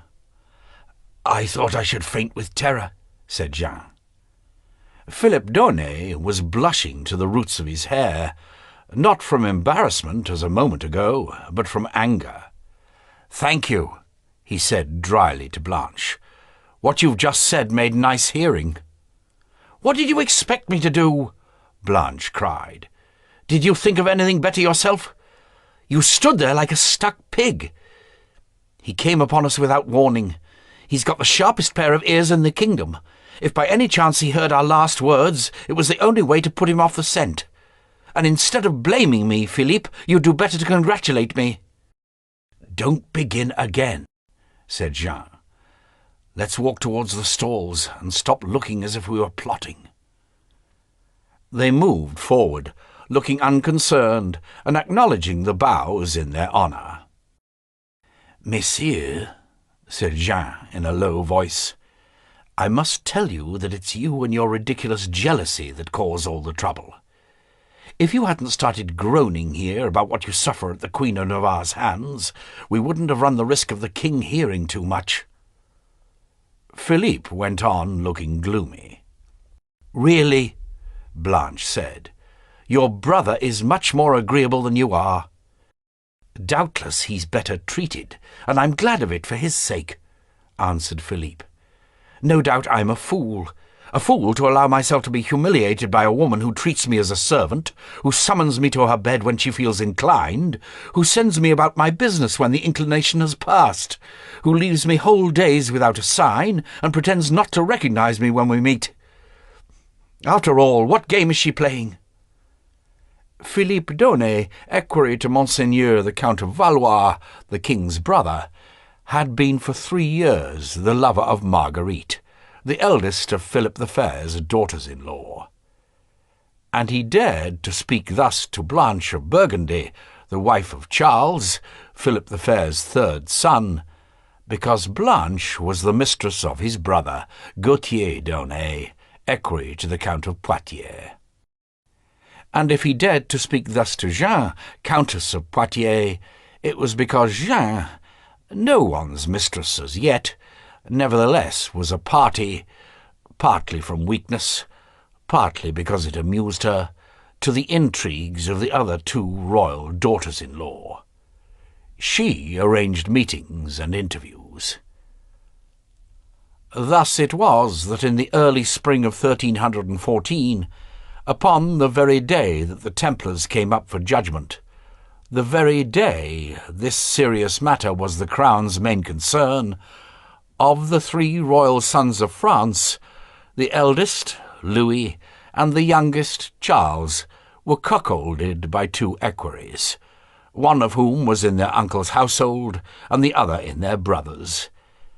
And all this was taking place under the auspices of their sister-in-law, Jeanne, who, though faithful as a wife, was a benevolent go-between, finding a pleasurable excitement in living the loves of others. The report that had been given the Queen of England a few days earlier was thus very far from false.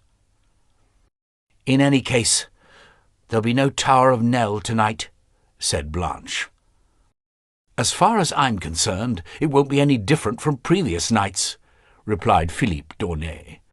"But what makes me absolutely furious is the thought that tonight, in the arms of Louis of Navarre, Marguerite will say the very same words that she has so often said to me." "That's going too far, my friend," said Jeanne, with considerable haughtiness. "A little while ago you were accusing Marguerite, quite unreasonably, of having other lovers. Now you wish to prevent her having a husband. The favours she gives you have made you forget your place. Tomorrow I think I shall advise our uncle to send you into his county of Valois for several months. Your estates lie there, and it will be good for your nerves." At once, good-looking young Philippe calmed down. "Oh, madame," he murmured, "I think I should die of it." He was much more attractive in this mood than when angry. It was a pleasure to frighten him, merely to see him lower his long silken eyelashes and watch the slight trembling of his white chin. He was suddenly so unhappy, so pathetic, that the 2 young women, forgetting their alarm, could do no other than smile. "You must tell your brother Gautier that I shall sigh for him tonight," said Blanche, in the kindest possible way. Once again, it was impossible to tell whether she was lying or telling the truth. "Oughtn't Marguerite to be warned of what we've just learnt?" said Aunay hesitatingly. "In case she intended tonight—" "Blanche can do what she likes. I won't undertake anything more," said Jeanne. "I was too frightened. I don't want to have anything more to do with your affairs. It'll all end badly one day, and I'm really compromising myself for nothing at all." "It's quite true," said Blanche. "You get nothing out of our good fortune. And of us all, it's your husband who's away most often. If only Marguerite and I had your luck." "But I've no taste for it," Jeanne answered. "Or no courage?" said Blanche gently. "It's quite true that even if I did want it, I haven't your facility for lying, sister, and I'm sure that I should betray myself at once." Having said so much, Jean was pensive for a moment or two. No, certainly she had no wish to deceive Philippe of Poitiers, but she was tired of appearing to be a prude. "Madame," said Aunay, "couldn't you give me a message for your cousin?" Jean looked covertly at the young man with a sort of tender indulgence. "Can't you survive another day without seeing the beautiful Marguerite?" she said. "Well, then, I'll be kind. I'll buy a jewel for Marguerite, and you shall go and give it to her on my behalf. But it's the last time." They went to one of the baskets. While the two young women were making their choice, Blanche at once selecting the most expensive trinkets, Philippe d'Aunay was thinking again of the meeting with the king. "Each time he sees me, he asks me my name over again," he thought. "This must be the 10th time. And every time he makes some allusion to my brother." He felt a sort of dull apprehension, and wondered why the king frightened him so much. No doubt it was because of the way he looked at you, out of those over-large, unwinking eyes, with their strange, indefinite colour, which lay somewhere between grey and pale blue, like the ice on ponds on winter mornings, eyes that remained in the memory for hours after you had looked into them. None of the three young people had noticed a tall man dressed in hunting clothes, who, from some distance off, while pretending to buy a buckle, had been watching them for some little time. This man was Count Robert of Artois. "Philippe, I haven't enough money on me. Do you mind paying?" It was Jean who spoke, drawing Philippe out of his reflections. And Philippe responded with alacrity. Jean had chosen for Marguerite a girdle woven of gold thread. "Oh, I should like one like it," said Blanche. But she had not the money either, and it was Philippe who paid. It was always thus when he was in company with these ladies. They promised to pay him back later on, but they always forgot, and he was too much the gallant gentleman ever to remind them. "Take care, my son," Monsieur Gautier d'Aunay, his father, had said to him one day. "The richest women are always the most expensive." He realized it when he went over his accounts, but he didn't care. The Aunays were rich, and their fiefs of Weimar and of D'aulnay-les-Bondy, between Pontoise and Lusache, brought them in a handsome income. Philippe told himself that, later on, his brilliant friendships would put him in the way of a large fortune. And, for the moment, nothing cost too much for the satisfaction of his passion. He had the pretext, an expensive pretext, to rush off to the Hôtel de Nesle, where lived the King and Queen of Navarre, beyond the Seine. Going by the Pont Saint-Michel, it would take him but a few minutes. He left the two princesses and quitted the Mercer's Hall. Outside, the great bell of Notre Dame had fallen silent, and over all the island of the Cité lay a menacing and unaccustomed quiet. What was happening at Notre Dame?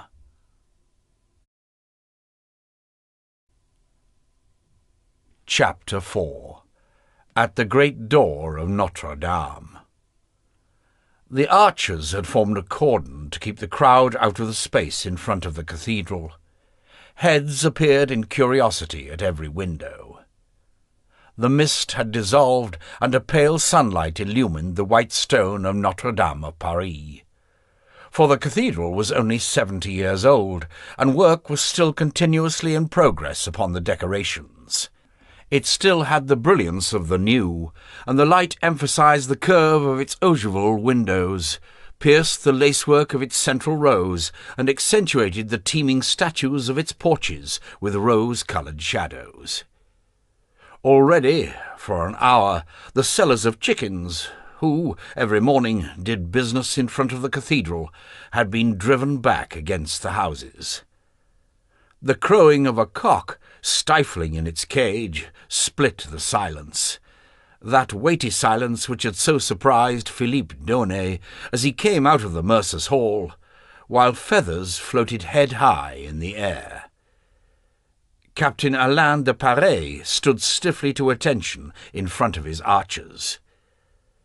At the top of the steps leading up from the open space, the 4 Templars stood, their backs to the crowd, face to face with the ecclesiastical tribunal, which sat between the open doors of the great portico. Bishops, canons, and clerics sat in rows upon benches specially placed for them. People looked with curiosity at the 3 cardinal legates, sent especially by the Pope to signify that the sentence was without appeal, and had the final approval of the Holy See. The attention of the spectators was also particularly held by Jean de Marigny, the young Archbishop of Sens, brother of the first minister, who had conducted the whole prosecution, and by Brother Renaud, the king's confessor and Grand Inquisitor of France. Some 30 monks, some in brown habits, some in white, stood behind the members of the tribunal. The only civilian in the assembly, Jean Ployerbouche, Provost of Paris, a man of some 50 years, thick-set and frowning, seemed not altogether happy in the company in which he found himself. He represented the royal power, and was responsible for the maintenance of order. His eyes moved continuously from the crowd to the captain of the archers, from the captain to the young Archbishop of Sens. One could imagine that he was thinking, "Provided everything goes off quietly." The sun played upon the mitres, the crosses, the purple of the cardinalatial robes, the amaranth of the bishops, the cloaks of ermine and velvet, the gold of pectoral crosses, the steel of coats of mail and of the weapons of the guard. These brilliant, scintillating colours rendered more violent yet the contrast with the accused, on whose account all this pomp was gathered together. The 4 ragged Templars, standing shoulder to shoulder, looked as if they had been sculptured out of cinders. The Cardinal Archbishop of Albano rose to his feet, and read the heads of the judgment. He did it slowly and with emphasis, savouring the sound of his own voice, pleased both with himself and with the opportunity of appearing before a foreign audience. Every now and then he pretended to be horrified at having even to mention the crimes he was enumerating, and at these moments his reading assumed an unctuous majesty of diction, in order to relate some new transgression, some as yet unmentioned crime, and to announce yet further evidence of an appalling nature. "We have heard the brothers Géraud de Passage and Jean de Cugny, who assert, with many others, that they were compelled by force, upon being received into the order, to spit upon the cross, since, as they were told, it was only a piece of wood, while the true God was in heaven. We have heard Brother Guy Dauphin, upon whom it was enjoined that, if one of his superiors were tormented by the flesh, and desired to find satisfaction upon his body, he must consent to everything that was asked of him. We have heard upon this point the Sire de Molay, who, under interrogation, has admitted and avowed that—" The crowd had to listen hard to grasp the meaning of the words, which were disfigured both by the Italian accent and the emphasis of their utterance. The legate made too much of them, and went on too long. The crowd began to grow impatient. During this recital of accusation, false witness, and extorted confession, Jacques de Molay murmured to himself, "Lies, lies, lies." The hoarse repetition of this word, uttered in an undertone, reached his companions. The anger the Grand Master had felt rising in him during the ride in the wagon, far from diminishing, was increasing. The blood began to beat more strongly yet behind his sunken temples. Nothing had happened to interrupt the progress of the nightmare. No band of ex-Templars had burst out of the crowd. Fate appeared inexorable. "We have heard the brother Hugues de Perrault, who admits that he obliged novices to deny Christ 3 times. Hugues de Perrault was the brother visitor. He turned to Jacques de Molay with an expression of horror, and said in a low voice, "Oh, brother, could I really have said that?" The 4 dignitaries were alone, abandoned by God and man, held as in a giant vice between the soldiers and the tribunal, between the royal power and the power of the Church. Each word pronounced by the cardinal legate but screwed the vice tighter, till it was clear that the nightmare could end only in death. How could the commissions of inquiry have failed to understand?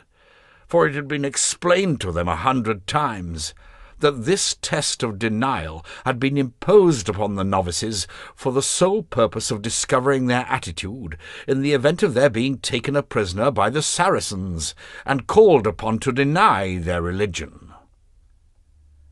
The Grand Master had a wild longing to throw himself at the prelate's throat, beat him, throw his mitre to the ground, and strangle him. All that prevented him was the certainty of being stopped before he could ever reach him. Besides, it was not only the legate whom he longed to attack, but the young Marigny too, the fop with the golden hair who adopted such a negligent air.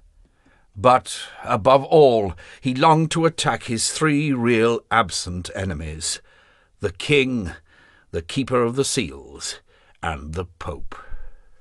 Powerless rage, heavier to bear than all his chains, impaired his vision, forming a red film before his eyes, and yet something had to happen. He was seized by so violent an attack of giddiness that he was afraid of falling to the ground. He did not even notice that Charnay had been seized by a similar fury, and that the preceptor of Normandy Scar had turned white across his crimson forehead. The legate was taking his time about the reading, lowering the parchment in his hand, only to raise it once again to the level of his eyes. He was making the performance last as long as possible. The depositions were over. The time had come to announce the sentence. The legate continued. "In consideration that the accused have avowed and recognized the above, they are condemned to solitary confinement for the term of their natural lives, that they may obtain the remission of their sins by means of their repentance. In nomine Patris..." The legate had finished. There was nothing left for him to do but sit down, roll up the parchment, and hand it to a priest. At first there was no reaction from the crowd. After such a recital of crime, sentence of death had been so much expected that mere solitary confinement, that is to say, imprisonment for life, a dungeon, chains, and bread and water, appeared almost as an act of clemency. Philip the Fair had perfectly gauged the situation. Popular opinion, taken aback, would accept without difficulty, almost disinterestedly, this ultimate resolution of a tragedy that had preoccupied it for 7 years. The senior legate and the young Archbishop of Sens exchanged an almost imperceptible smile of connivance. Brothers,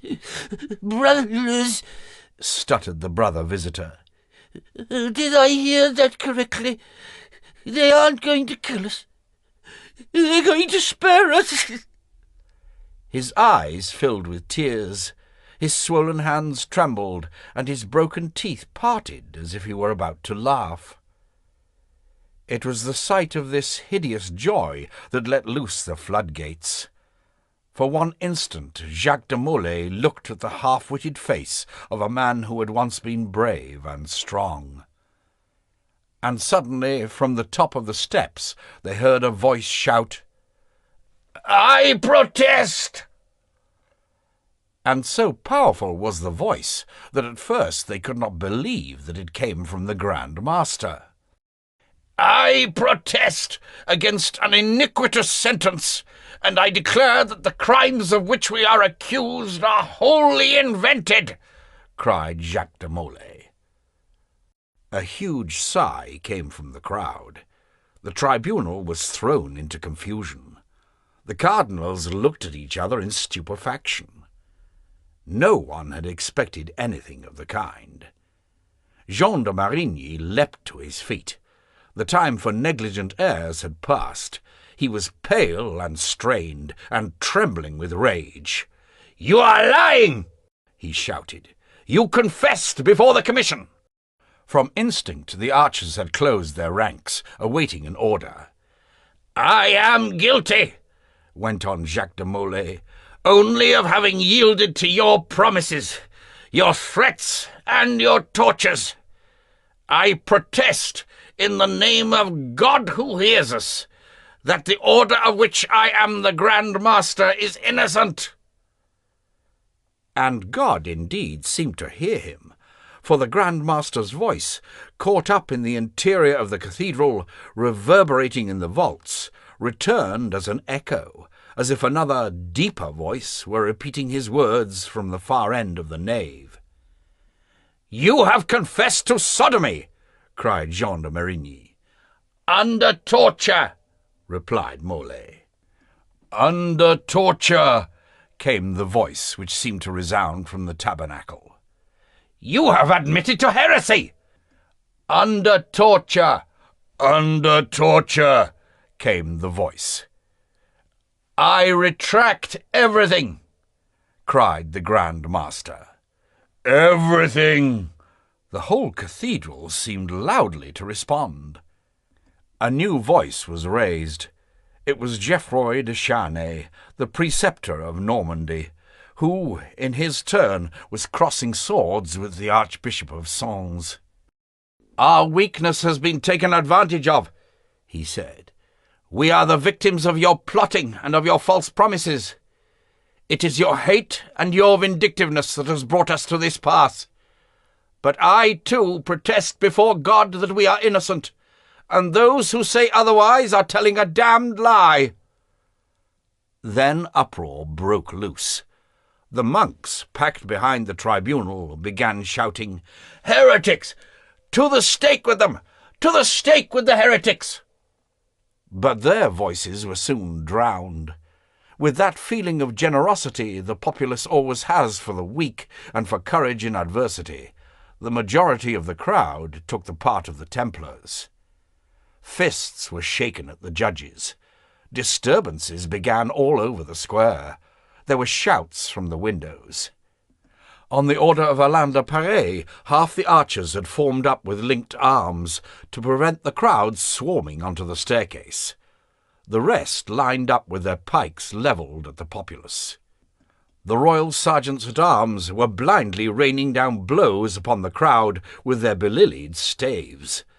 The merchants' baskets had been upset, and the chickens screeched among the people's feet. The tribunal had risen to its feet in consternation. Jean de Marigny was conferring with the provost of Paris. "Decide anything you like, monseigneur, anything you like," the provost was saying. "But you can't leave them there. We shall all be overrun. You don't know what the people of Paris are capable of when they get out of hand." Jean de Marigny stretched out his hand and raised his episcopal crozier to indicate that he was about to speak. But no one wanted to listen to him any more. Insults were hurled at him. "Torturer! False bishop! God will punish you!" "Speak, monseigneur, speak!" the provost was saying to him. He was afraid for his job and his skin. He remembered the riots of 1306, when his predecessor, Provost Barbert, had had his house pillaged. "I declare 2 of the condemned relapsed into heresy," cried the archbishop, shouting vainly. "They have rejected the justice of the Church. The Church rejects them, and remits them to the justice of the king." His words were lost in the hubbub. Then the whole tribunal, like a flock of terrified guinea-fowl, hurried into Notre Dame and had the door quickly shut behind them. Upon a sign from the provost to Alain de Paris, a band of archers rushed to the steps. The wagon was brought up, and the prisoners were bundled into it with blows from pike-staves. They submitted with absolute docility.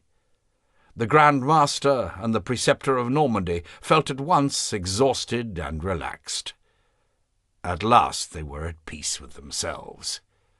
The other 2 were no longer capable of understanding anything. The archers opened up a passage for the wagon, while Provost Pleurbouche gave instructions to his sergeant-at-arms to clear the square as soon as possible. He was in a highly nervous condition, utterly beside himself. "Take the prisoners back to the temple," he shouted to Alain de Paris. "I shall go at once to inform the king." He took 4 sergeants-at-arms with him by way of escort. Chapter 5. Marguerite of Burgundy, Queen of Navarre. While all this had been going on, Philip Daunet had reached the Hôtel de Nesle. He had been asked to wait in the anteroom of the Queen of Navarre's private apartments. Time lagged. Philippe wondered whether Marguerite was detained by visitors, or whether, quite simply, she was taking pleasure in keeping him waiting. It would be in character. And, quite possibly, after an hour or so, she would send to say that she couldn't see him. It made him furious. 3 years ago, when their liaison had begun, she would not have behaved like this. Or would she? He could no longer remember. He had succumbed to the delights of a new relationship in which vanity played as important a part as love. At that time he would have danced attendance for 5 hours at a stretch, merely to catch sight of his mistress, to kiss her hand, and hear a whispered word promising a meeting. But times had changed. The difficulties, which are the savour of a nascent love affair, become intolerable after 3 years, and sometimes passion dies by the very thing that has brought it to birth. The continued uncertainty of meeting, appointments cancelled, the obligations of the court, to which had to be added the eccentricities of Marguerite's own character, had aroused in Philippe a sense of exasperation, which could find expression only in anger and in making new demands upon her. Marguerite seemed to take things much more easily. She enjoyed the double pleasure of deceiving her husband and torturing her lover. She was one of those women who can find satisfaction in love only through the spectacle of the suffering they inflict, till even that becomes a bore. Not a day passed but Philippe told himself that a great love could find no satisfaction in adultery, and that he did not swear to break it off. But he was weak, cowardly, and enmeshed. Like a gambler who doubles his stake, he followed up his fantasies of the past, his vain present, all the time he had wasted, and his former happiness. He lacked the courage to rise from the table and say, "I've lost enough." And there he was, leaning against a window frame, waiting to be told to come in. To alleviate his impatience, he was watching the coming and going of the grooms in the courtyard of the house. They were leading out the horses to exercise on the little Pré aux Clercs nearby. He watched the porters delivering sides of meat and baskets of vegetables. The Hôtel de Nesle consisted of two distinct buildings, the hotel proper, which was of recent construction, and the tower erected under Philippe Auguste, at the period when the town wall passed that way, in order to make a counterpart to the Tower of the Louvre on the left bank of the Seine. 6 years earlier, Philip the Fair had bought the whole site from the Count Ormery de Nesle, and had granted it as a residence to his eldest son, the King of Navarre. Until then, the tower had been used as a guard-room or garrison. It was Marguerite who had had it furnished as a retreat in which to meditate, or so she said, upon her books of hours above the flowing river. She declared that she needed solitude, and since she was known to be eccentric, Louis of Navarre had not been unduly surprised. In reality, she had desired this amenity merely for the purpose of receiving the good-looking Aunay the more easily. For the latter, this had been a source of unparalleled pride. For him alone, a queen had turned a fortress into a love-nest. And then, when his elder brother Gautier d'Aunay had become the lover of Blanche, the tower had also become the secret meeting place of the new couple. The pretext had been easily conceived. Blanche merely came to visit her cousin and sister-in-law, and Marguerite had no wish but to be obliging.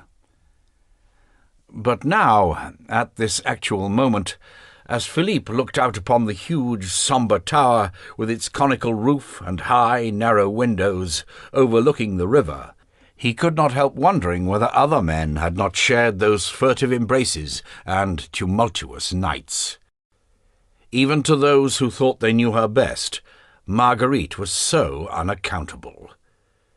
And these last 5 days without a sign from her, when every circumstance lent itself to a meeting, were they not proof? A door opened, and a lady-in-waiting asked Philippe to follow her. His lips were dry, and he felt a constriction about the heart, but he was determined not to let himself be put off this time. He walked down a long corridor, and then the lady-in-waiting disappeared, while Philippe entered a low-ceiling room, crowded with furniture, impregnated with that heady scent he knew so well, essence of jasmine brought by merchants from the Orient. It took Philippe a moment to accustom himself to the twilight and heat of the room. A tree trunk was smouldering above a heap of tinder-wood upon the great hearth. "Madame?" he said. A voice came from the end of the room, a rather hoarse and sleepy voice. "Come over here, monsieur." Was Marguerite alone? Was she daring to receive him in her room without witnesses, when the King of Navarre might be in the vicinity?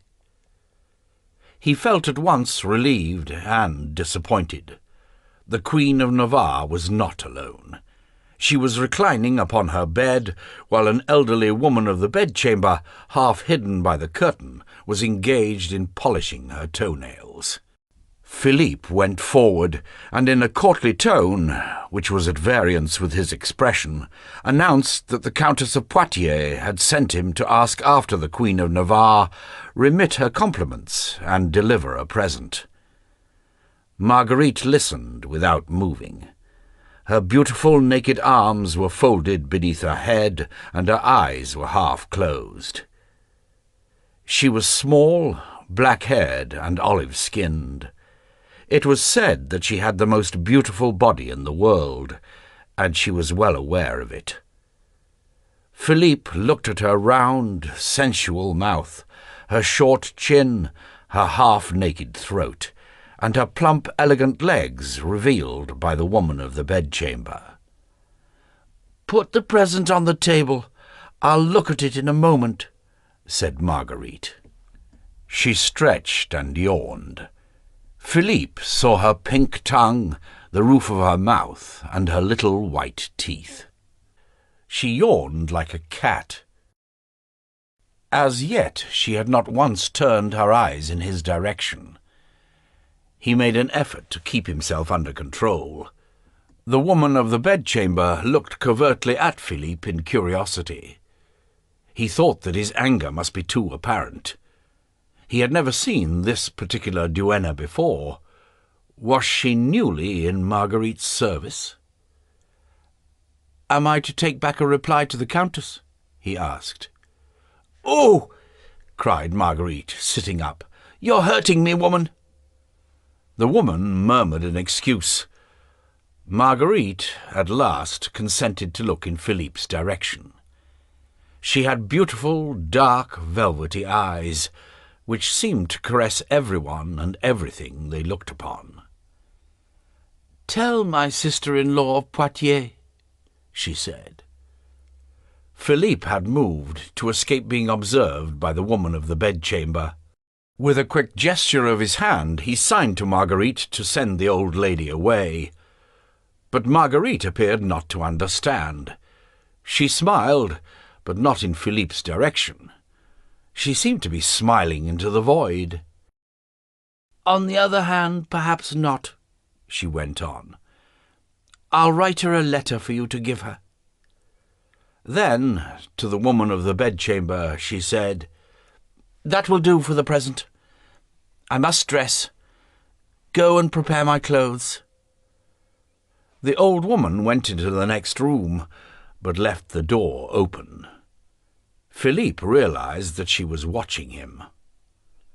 Marguerite got up, and as she passed him, whispered, almost without opening her lips, "I love you." "Why haven't I seen you for 5 days?" he asked as quietly. "Oh, how pretty it is!" she cried, unpacking the girdle. "What good taste Jean has, and how I love her present!" "Why haven't I seen you?" Philippe repeated in a low voice. "It's the very thing to go with my new purse," Marguerite went on.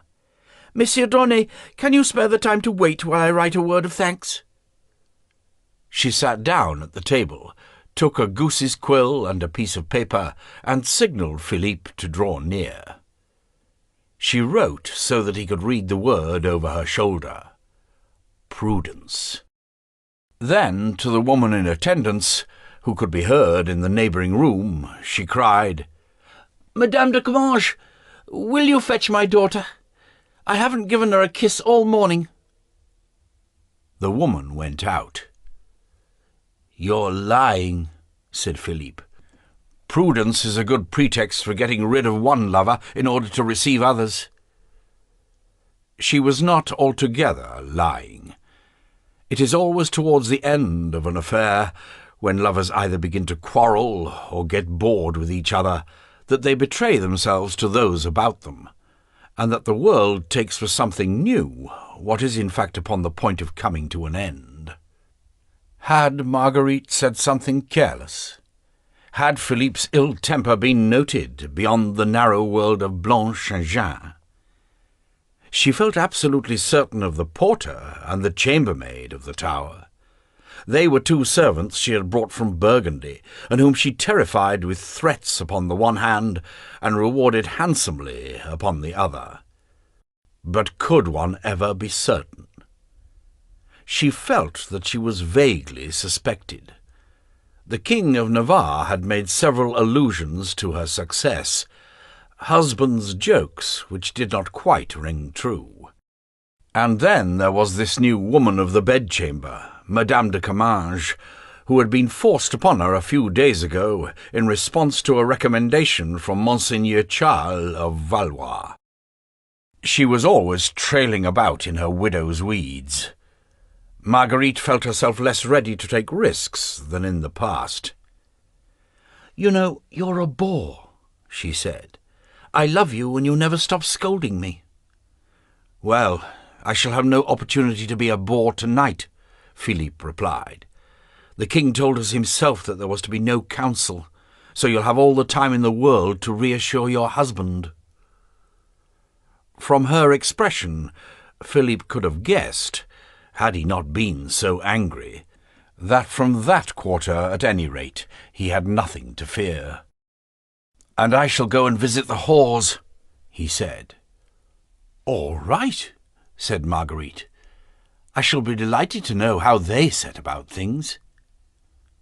"Bitch, bitch, bitch," thought Philippe. You never knew how to take her. She was as slippery as an eel. She went to an open coffer and took out a new purse of gold thread with 3 catches made of large precious stones. Philippe had never seen it before. 2 days earlier, Marguerite had received it as a present from her sister-in-law, the Queen of England, by the hand of a discreet messenger who had brought 2 similar purses for Jean and Blanche. A note from Isabella asked them not to talk of them, for "my husband watches carefully over my expenditure, and it might anger him." The 3 princesses had been somewhat surprised by their sister-in-law's unaccustomed kindness. "She's having trouble at home," they said to each other, "and wants to be in our good books." "They go splendidly together," said Marguerite, passing the girdle through the golden loops, holding it against her waist, and going to look at herself in a huge pewter mirror. "Who gave you that purse?" asked Philippe. "It was—" She was, quite simply, going to tell him the truth, but she saw him stiffen with suspicion and was unable to resist teasing him. "It was someone," she said. "Who?" "Guess." "Louis?" "My husband isn't as generous as that." "Then who?" "Can't you guess?" "I want to know. I have the right to know," Philippe said, losing his temper. "It's a present from a rich man, a man in love, and because you've given him reason to be so, I should think—" Marguerite went on looking at herself in the mirror, first trying the belt on one side, then on the other, then in the middle of her waist. "It was Robert of Artois," said Philippe. "Oh, what bad taste you credit me with, monsieur," she said. "That great lout, always smelling of game." Neither of them imagined how near they were to the truth, and what part Robert of Artois had played in the sending of the purse. "Go chez de Chatillon, then," said Philippe. "He's always hovering round you, as he does round every woman he sees." Marguerite put her head on one side, as if lost in thought. "The High Constable," she said.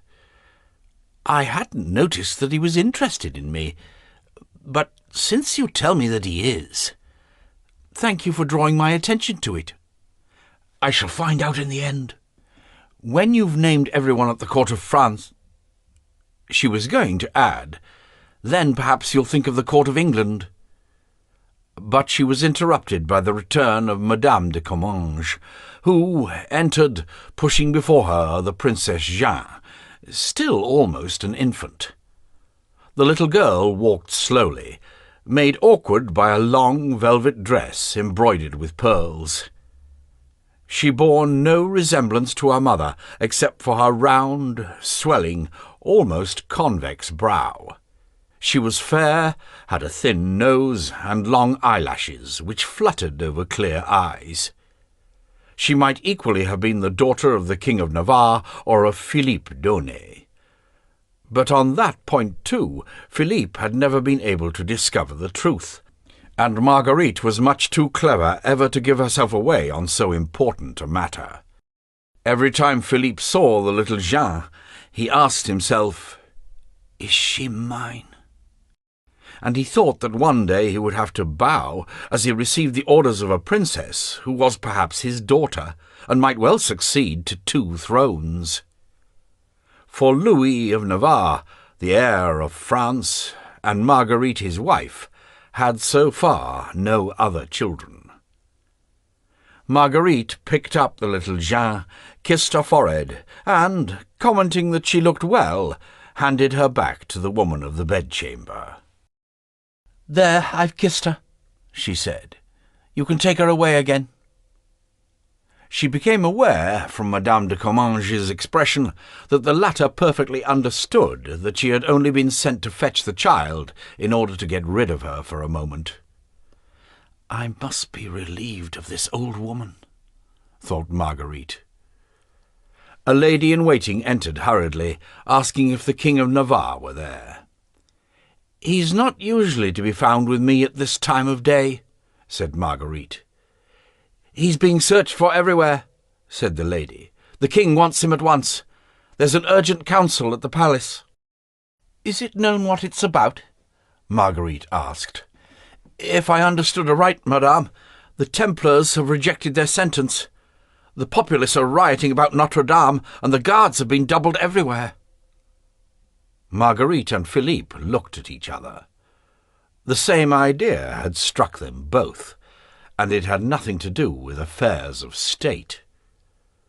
These events might compel Louis of Navarre to spend at least part of the night at the palace. "Perhaps the day will not end as we thought," said Philippe. Marguerite looked at him for a moment, and thought that she had made him suffer enough. He had resumed a respectful and distant mien, but his expression begged for happiness. She was moved by it, and felt her love revive as in the early days. "Perhaps, messieurs," she said. At the same time, she was thinking that no one would ever love her more than he did. She went over and picked up the piece of paper upon which she had written "Prudence," and threw it into the fire, saying as she did so, "I don't care for the letter I've written. I'll send another to the Countess of Poitiers later on. I shall hope for better news to give her. Goodbye, monsieur." The Philippe who quitted the Hôtel de Nesle was not the same man who had entered it.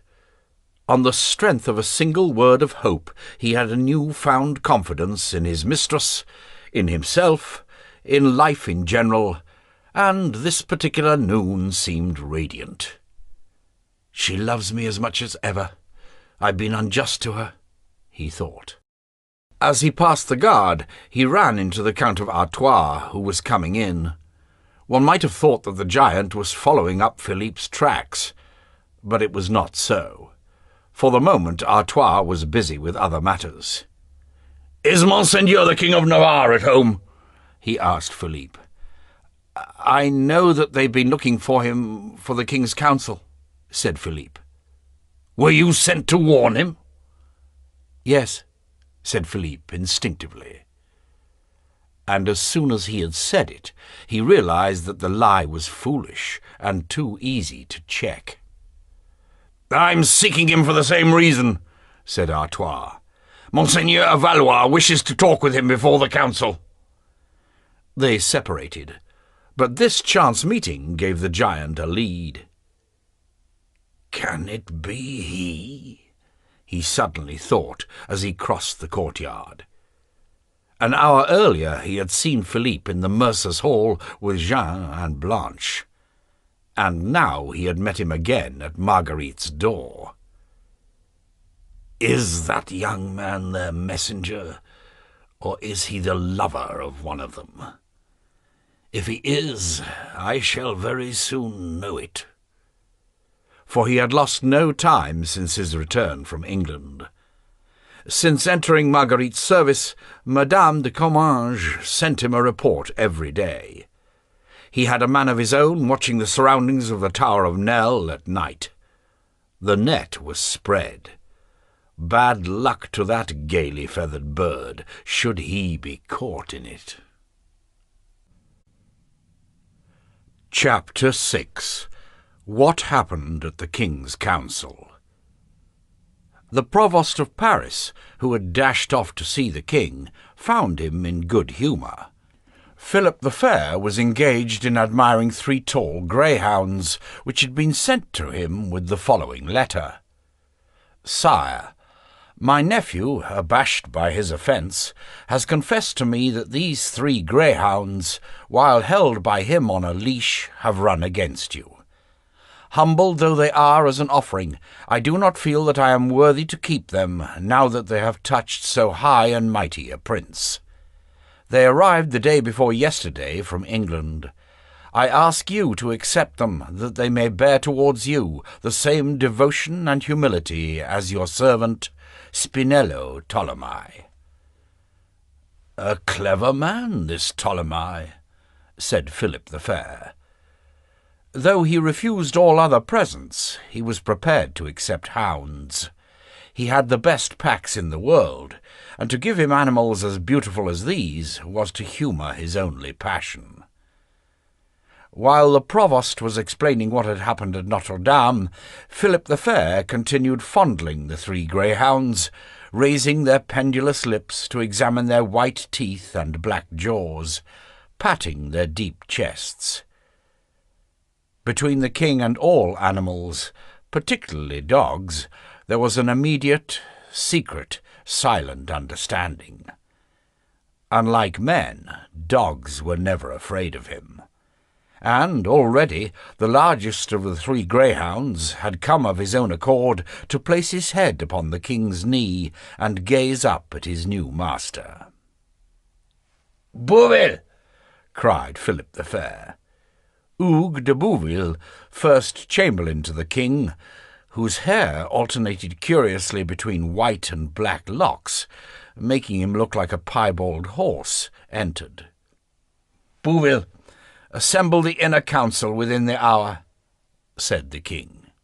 Then, dismissing the provost, while giving him to understand that it was as much as his life was worth to allow the least disturbance to take place in Paris, Philip the Fair remained meditating in company with his hounds.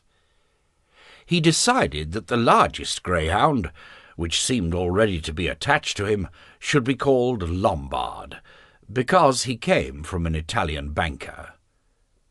Soon the inner council was assembled.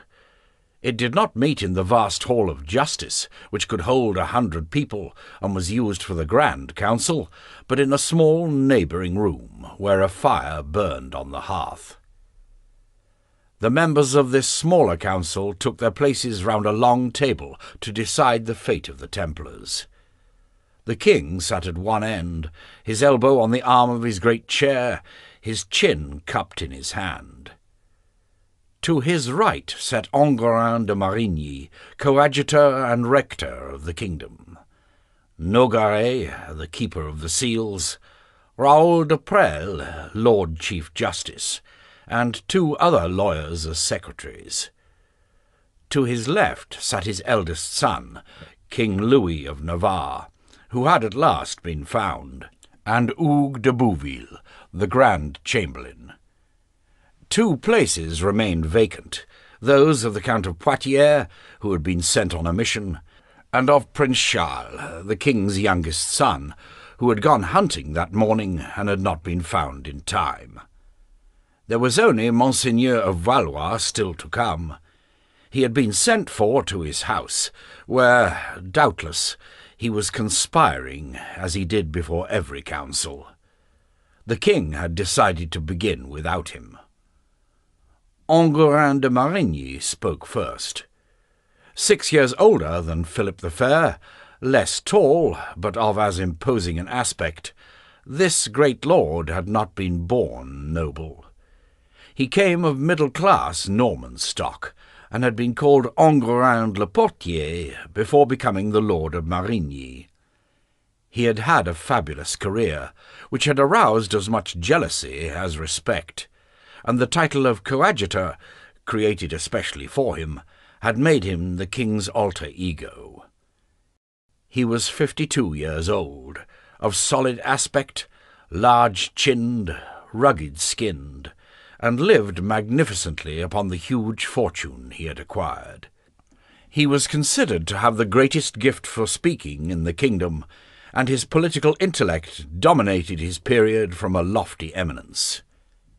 It took him only a few minutes to furnish a complete picture of the situation, based upon the report that his brother, the Archbishop of Sens, had given him. "The Grand Master and the Preceptor of Normandy have been remitted into your hands, sire, by the Ecclesiastical Commission," he said. "You have absolute power to dispose of them as you will. Could we hope for anything better?" He was interrupted by the door bursting open. Monseigneur of Valois, the king's brother and Emperor of Constantinople, entered. Without bothering to find out what had already been said, he cried, "What's this I hear, brother? Monsieur le Portier de Marigny," he always insisted on saying Le Portier, "thinks that nothing could be better? Well, brother, your councillors are content with very little. I wonder when they'll think things are going badly." In Charles of Valois' presence, everything seemed suddenly to quicken in tempo. He seemed to move in a hurricane. He was 2 years younger than Philip the Fair, whom he resembled little. He was as excitable as the other was calm. Semi-bald, with a large nose, his face blotched from a life of campaigning and from the excesses of the table, carrying a paunch before him, he was dressed with an almost oriental sumptuousness, which, upon anyone but him, would have looked absurd. Born close to the throne of France, inconsolable at not having succeeded to it, this mischief-making prince had never ceased travelling the world in search of another throne upon which to take his seat.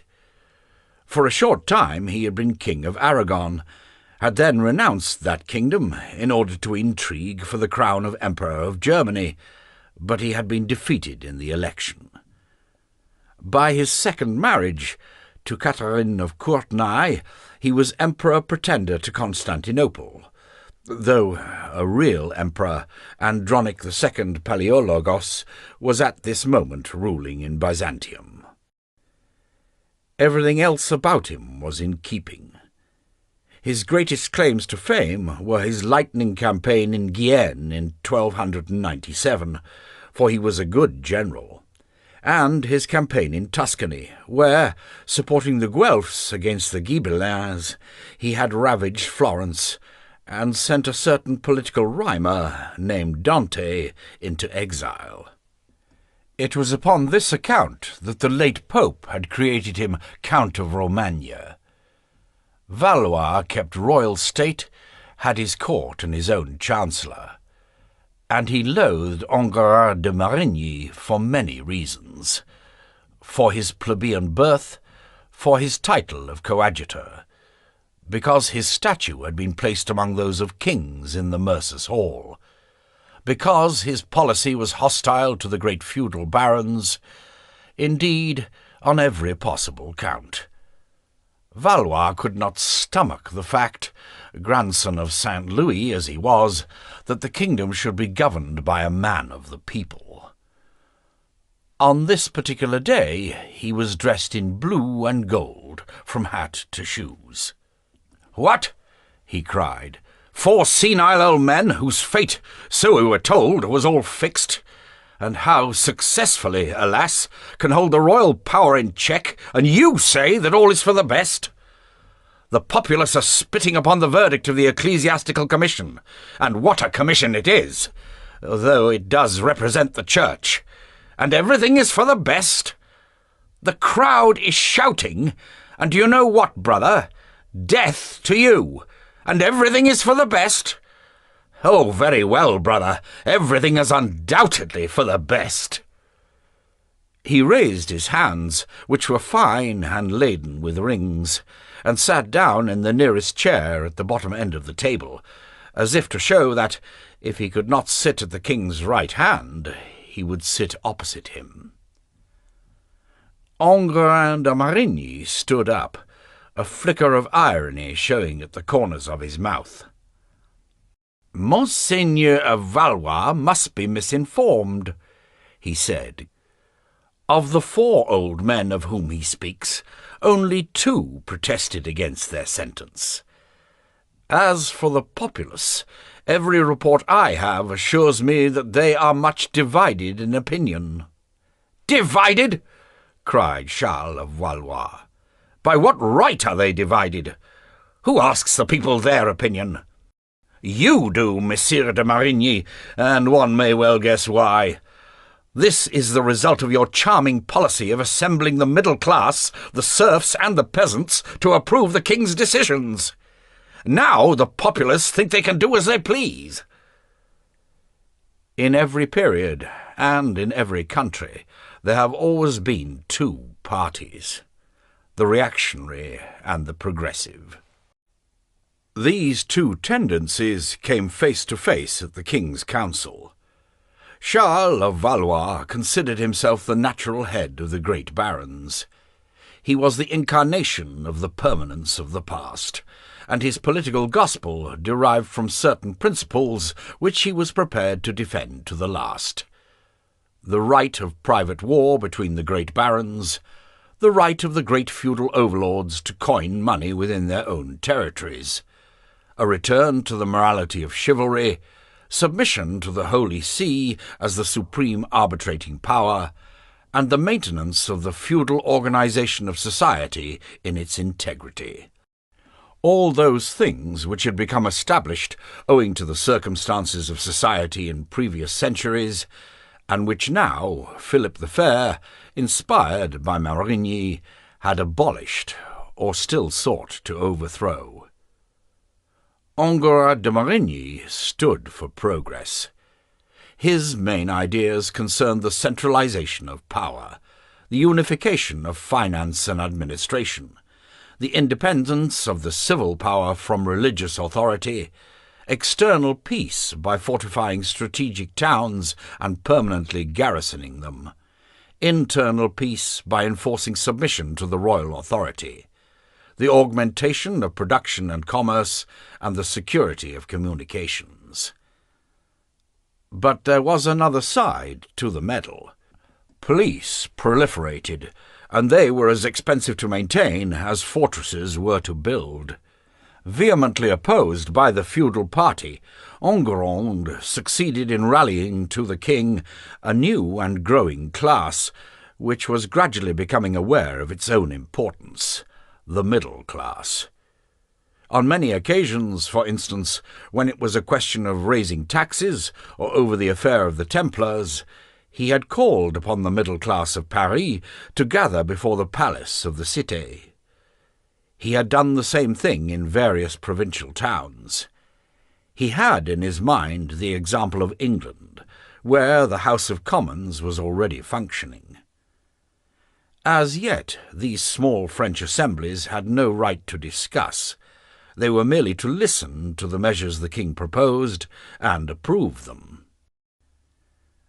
Blundering though he was in some ways, Valois was far from being a fool. He never missed an opportunity of trying to discredit Marigny. Their opposition, for long secret, had become an open struggle some months since, of which this particular council of the 18th of March was but a phase. The controversy had taken a violent turn, and argument grew heated. "If the great barons, of which you, monseigneur, are the greatest," said Marigny, "had submitted more willingly to the royal edicts, we should not have had to rely upon the support of the people." "A fine support indeed," cried Valois. "It's clear that you learnt no lesson from the riots of 1306, when the king and yourself had to take refuge in the Temple from a Paris in uproar. Here, I tell you that if you go on like this, it won't be long before the middle class will govern without the king, and your assemblies will make the laws." The king remained silent, his chin cupped in his hand, and his wide-open eyes staring straight before him. He never blinked, and it was this peculiarity that gave his gaze a strangeness which frightened everyone. Marigny turned towards him as if to ask him to use his authority to stop an argument which was getting away from the point at issue. Philip the Fair raised his chin a little and said, "Brother, Our concern today is with the Templars. Very well, said Valois, rapping the table. Let's concern ourselves with the Templars. Nogaret, murmured the king. The keeper of the seals rose to his feet. Since the beginning of the council he had been burning with anger, and was only waiting an opportunity to show it. A fanatic for the public weal and for the policy of the state, the affair of the Templars was his affair, and he brought to it an energy which was both tireless and limitless. Moreover, he owed his high position to this prosecution, for at the dramatic council of 1307, when the Archbishop of Narbonne, who at that time held the seals, refused to apply them to the order for the Templars' arrest, Philip the Fair had taken the seals from the Archbishop's hand and had placed them in Nogaret's. Dark, lanky, with a long face and narrow eyes, he was constantly fidgeting with some part of his clothing or biting the nail of one of his flat fingers. He was ardent, austere, and as hard as the scythe of death. "Sire, the event that has just occurred, monstrous and terrible though it is to think on, and horrible to hear," he began in a rapid, emphatic voice, "proves that every indulgence, every clemency you accord these devil's disciples is a weakness that turns back upon yourself." "It is quite true," said Philip the Fair, turning towards Valois, "that the clemency you advised, brother, and that my daughter of England sent to ask of me, has not borne good fruit. Go on, Nogaret." "These vile dogs do not deserve to be left alive. Instead of blessing the clemency of their judges, they took advantage of it to insult both the Church and the King. The Templars are heretics." "Were," interrupted Charles of Valois. "You were saying, Monseigneur?" asked Nogaret impatiently. "I said were, monsieur, because if my memory serves me right, of the 15,000 Templars that existed in France, you've only got 4 in your hands at the present moment. And it's embarrassing, I agree, that after 7 years of trial they should still insist upon their innocence. It seems to me that in the old days, Monsieur de Nogaret, you moved more swiftly, when at a single blow you eliminated a pope." Nogaret trembled with rage, and his complexion grew darker yet under the blue shadow of his beard. He it was who had gone to depose old Pope Boniface VIII, who was 86 years of age, by hitting him in the face and pulling him off his pontifical throne by the beard. The Chancellor's adversaries never failed to remind him of this incident. Nogaret had been excommunicated for excessive zeal, and it had required all the authority that Philip the Fair had over Clement V to get the excommunication cancelled. "We know, Monseigneur," he replied, "that you have always supported the Templars. Doubtless you were counting upon their armies to reconquer, even to the utter ruin of France, the phantom throne of Constantinople, upon which you have never as yet been able to sit." He had returned insult for insult, and his complexion returned almost to normal. "By thunder!" cried Valois, leaping to his feet and upsetting his chair behind him. There was a barking from beneath the table, at which everyone jumped, except Philip the Fair, while the King of Navarre burst out laughing. The barking came from the largest greyhound. Philip the Fair had kept him close, and he was not yet accustomed to these outbursts. "Louis, be quiet," said Philip the Fair, glancing coldly at his son. Then he clicked his fingers, saying, "Lombard, stop it." Pulling the dog's head against his leg, he stroked it for a moment. Louis of Navarre, who was already nicknamed Le Houtin, that is to say, the wayward fool, lowered his head to conceal his inability to control his silly laughter. He was 28 years old, but his mental development was no greater than at 17. He had his father's eyes, but with the difference that his gaze was weak and lacked directness, and his father's hair, but without its lustre. "Sire," said Charles of Valois, when Bouville, the chamberlain, had picked up his chair for him. "Sire, my brother, God is my witness that I've never desired anything but your interest and your glory." Philip the Fair turned his eyes upon him, and Charles of Valois felt his assurance ebbing. Nevertheless, he went on. "It is only of you I think, brother, when I see all that has made the strength of the kingdom being wantonly destroyed. Without the Templars and without the chivalry of France, how can you undertake a crusade should the necessity arise?" It was Marigny who replied. "Under our king's wise reign," he said, "we have had no need of a crusade, precisely because the chivalry has remained quiet, monseigneur, and there has been no necessity to lead it overseas to expend its ardour." "And the question of the faith, monsieur?" "The gold taken from the Templars has swollen the treasury, monseigneur, as has the enormous trade and commerce that used to be carried on behind the banners of the faith. Goods are diffused just as well without crusades." "Monsieur, you talk like an infidel." "I talk like a servant of the kingdom, monseigneur." The king lightly tapped the table. "Brother," he said once more, "we have met to discuss the Templars. I ask you for your counsel." "My counsel? My counsel?" Valois repeated, taken aback. He was always ready to reform the universe, but never to furnish any precise opinion. "Well, brother, let those who've conducted the business so well—" he indicated Nogaret and Marigny, "inspire you with suggestions as to how it should be brought to an end. As far as I am concerned—" He made the gesture of Pilate. The Keeper of the Seals and the coadjutor exchanged a glance. "Louis, your counsel," said the king. Louis of Navarre gave a start, and took a moment to reply.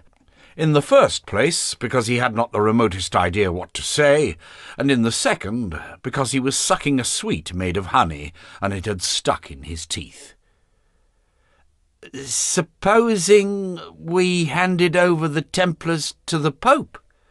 he said at last. "Be quiet, Louis," said the king, shrugging his shoulders. And Marigny raised his eyebrows in commiseration. To send the Grand Master back to the jurisdiction of the Pope was to begin again at the beginning, to put everything in question once more, the whole basis and form of procedure, to give up the legal powers extracted with such difficulty from the councils, to annul the whole effort of 7 years, and open the way once again to every ruse of the defence. "And to think that this idiot is going to succeed me," thought Philip the Fair, looking at his son. "One can only hope that he will mature between now and then." A March shower rustled against the leaded windows. "Bouville," said the king. Hugues de Bouville thought that the king was asking him his opinion. No one could have had greater devotion than the Grand Chamberlain, or greater obedience, fidelity, and desire to please, but he had no mental initiative. As always, he wondered what Philip the Fair wished to hear. "I'm thinking, sire. I'm thinking," he replied. "Send for candles. One can't see," said the king. "Nogaret, what are your views?" "That those who have fallen into heresy should suffer the punishment for heresy, and without delay," replied the Keeper of the Seals. "What about the populace?" asked Philip the Fair, turning to Marigny. Their excitement will subside as soon as those who are its cause no longer exist," said the coadjutor. Charles of Valois made a last effort. "Brother," he said, "you must take into consideration the fact that the Grand Master ranked as a sovereign prince. To put him to death is contrary to the principle by which crowned heads are protected." The king's glance cut him short. For a short while there was an oppressive silence. Then Philip the Fair said, "Jacques de Molay and Geoffroy de Charnay will be burned to death tonight on the island of Jews, opposite the palace. Their rebellion was public, their punishment shall be public. I have spoken." He got up, and everyone present followed his example. "You will make out the order, Monsieur de Presles. I wish you all to be present at the execution, Messire, and that our son Charles should be present also. You will inform him, my son," he said, looking at Louis of Navarre. Then he called, "Lombard." He went out with his hound at his heels. At this council, in which 2 kings, an emperor, and a viceroy had taken part, 2 men had been condemned to death. But not for an instant had anyone felt that they were dealing with 2 human lives. It was a matter of politics. "Nephew," said Charles of Valois to Louis le Hutin, "we have been present today at the demise of chivalry."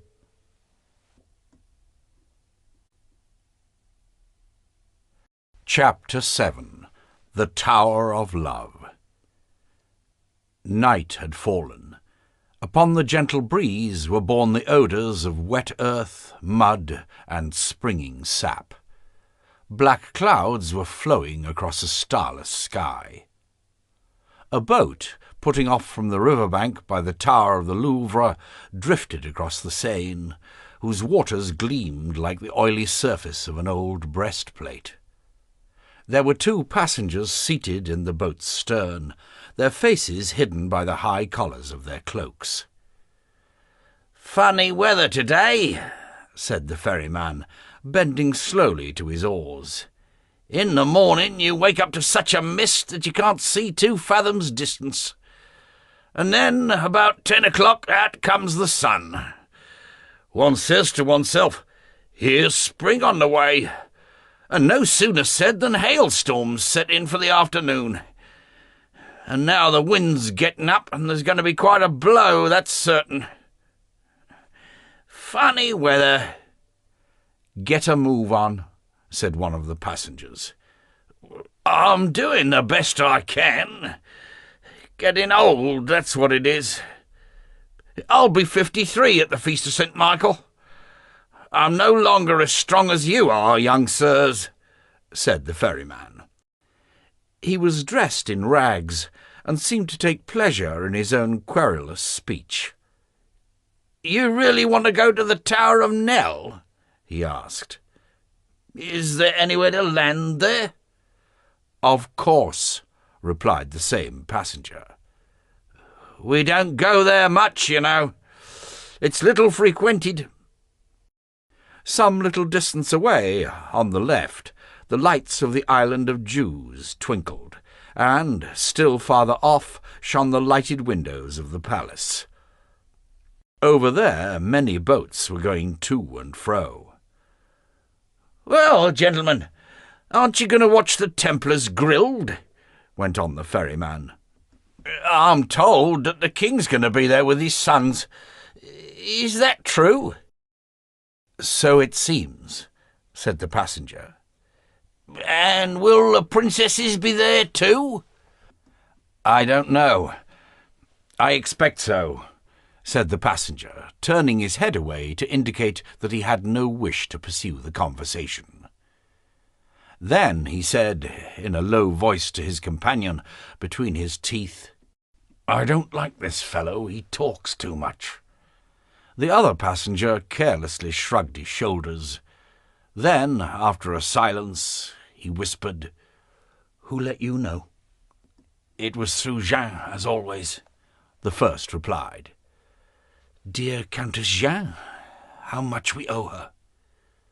With every stroke of the oars, the Tower of Nell drew nearer, a high black silhouette against the dark sky. The taller of the passengers, he who had spoken second, placed a hand on his companion's arm. "Gautier," he murmured, "I'm happy tonight. Are you?" "I'm well content, Philippe." Thus spoke the two brothers Aunay, Gautier and Philippe, as they went to the meeting Blanche and Marguerite had arranged, as soon as they knew their husbands would be detained by the king. And it was the Countess of Poitiers who, once more a go-between, had delivered the message. Philippe d'Aunay found it difficult to keep his happiness and impatience under control. His distress of the morning had disappeared. All his suspicions seemed unjust and vain. Marguerite had sent for him. For him, Marguerite was running every risk. In a few moments he would be holding her in his arms, and he swore that he would be the most tender, gay, and ardent lover in the world. The boat grounded on the bank, over which rose the high wall of the tower. The last spate had left a shoal of mud. The ferryman lent his arm to assist the two young men ashore. "You understand what you've got to do, fellow," said Gautier. "You'll wait for us close by, and don't be seen." "I'll wait for the rest of me life, young sir, if you'll pay me for it," said the ferryman. "Half the night will be enough," said Gautier.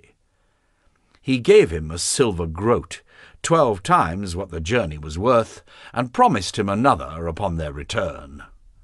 The ferryman bowed low. Taking care not to slip or get too muddy, the two brothers crossed the short distance to a postern and knocked a prearranged signal.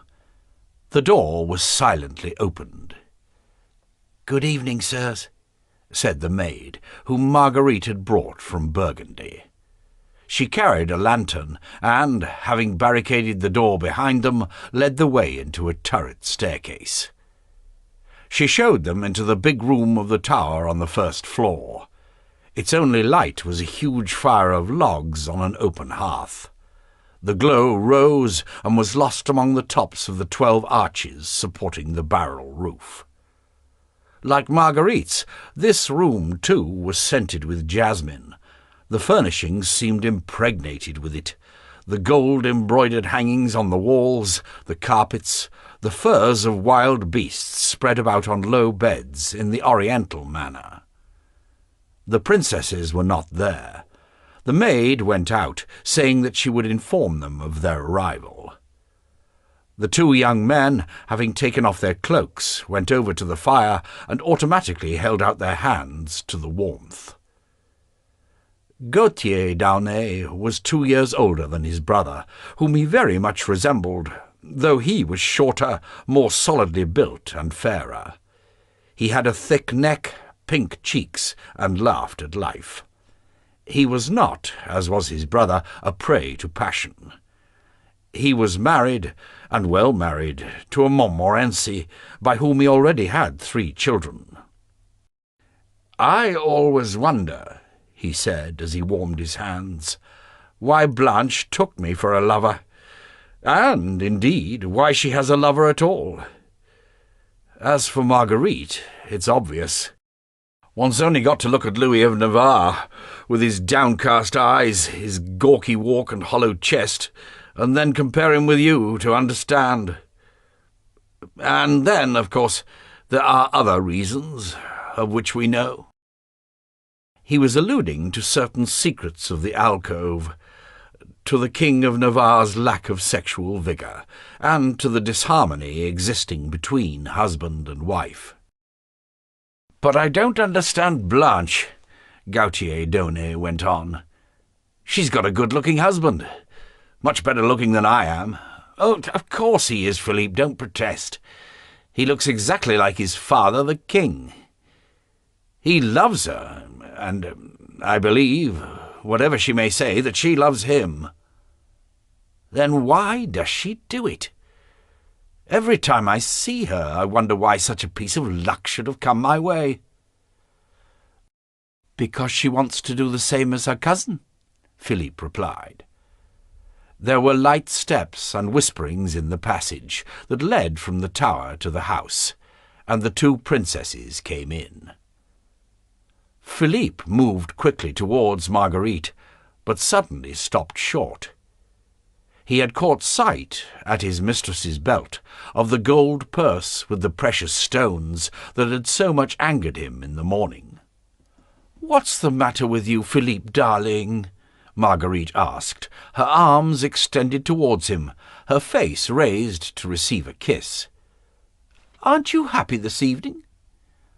"Perfectly," he answered coldly. "What's happened? What are you angry about now?" "Have you put that on merely to annoy me?" asked Philippe, pointing to the purse. She laughed loudly and happily. "Oh, how silly you are!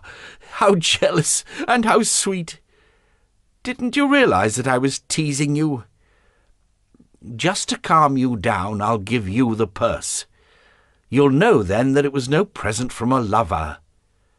She took the purse from her waist and attached it to Philippe's belt. He was bewildered and made a gesture of protest. Yes, I want you to have it," she said. "Now it really is a love gauge for you. No, don't refuse. Nothing is too fine for my beautiful Philippe. But don't ask me again where the purse came from, or I shall have to take it back. I can only swear to you that it was not given me by a man. Besides, Blanche has got one too." "Blanche," she said, turning to her cousin, "show your purse to Philippe. I've given him mine." Blanche was lying on one of the beds in the darkest part of the room. Gautier was beside her, kneeling on one knee and covering her throat and hands with kisses. "I'll wager," Marguerite murmured in Philippe's ear, "that within a minute your brother will have received a similar present." Blanche raised herself on an elbow and said, "Isn't it very rash, Marguerite, and have we the right to do it?" "Of course," Marguerite answered. "No one but Jean has seen them, or even knows that we received them." "All right," cried Blanche. "I don't want my beautiful lover to be less loved and less adorned than yours." And she took off her purse, which Gautier accepted with an easy grace, since his brother had already done so. Marguerite gave Philippe a look which said, "Didn't I tell you so?" Philippe smiled at her. "How astonishing Marguerite is," he thought. He could never make her out or understand her. Was she the same woman who that morning had been cruel, teasing, perfidious, who had played with him as she might have turned a pheasant on a spit, and who now, having given him a present worth £150, lay in his arms, submissive, tender, almost quivering? "I believe the reason I love you so much," he murmured, "is because I don't understand you." No compliment could have given Marguerite greater pleasure. She thanked Philippe by burying her lips in his neck. Suddenly she disengaged herself and stood listening. Then she cried, "Do you hear them? The Templars. They're being led out to the stake." Bright-eyed, her face alive with a sinister curiosity, she dragged Philippe to the window, a high funnel-shaped loophole built in the thickness of the wall, and opened the casement. The loud murmuring of the crowd flowed into the room. "Blanche, Gautier, come and look," said Marguerite. But Blanche replied, in a happy, quavering voice, "Oh, no, I'm much too happy where I am." Between the two princesses and their lovers, all shame had long since vanished. It was their custom to enjoy all the pleasures of love in each other's presence. If Blanche on occasion turned her eyes away and hid her nakedness in the shadowy corners of the room, Marguerite derived an added pleasure from watching others making love, as she did from being watched herself. But at the moment, glued to the window, she was spellbound by the spectacle of what was taking place in the middle of the Seine.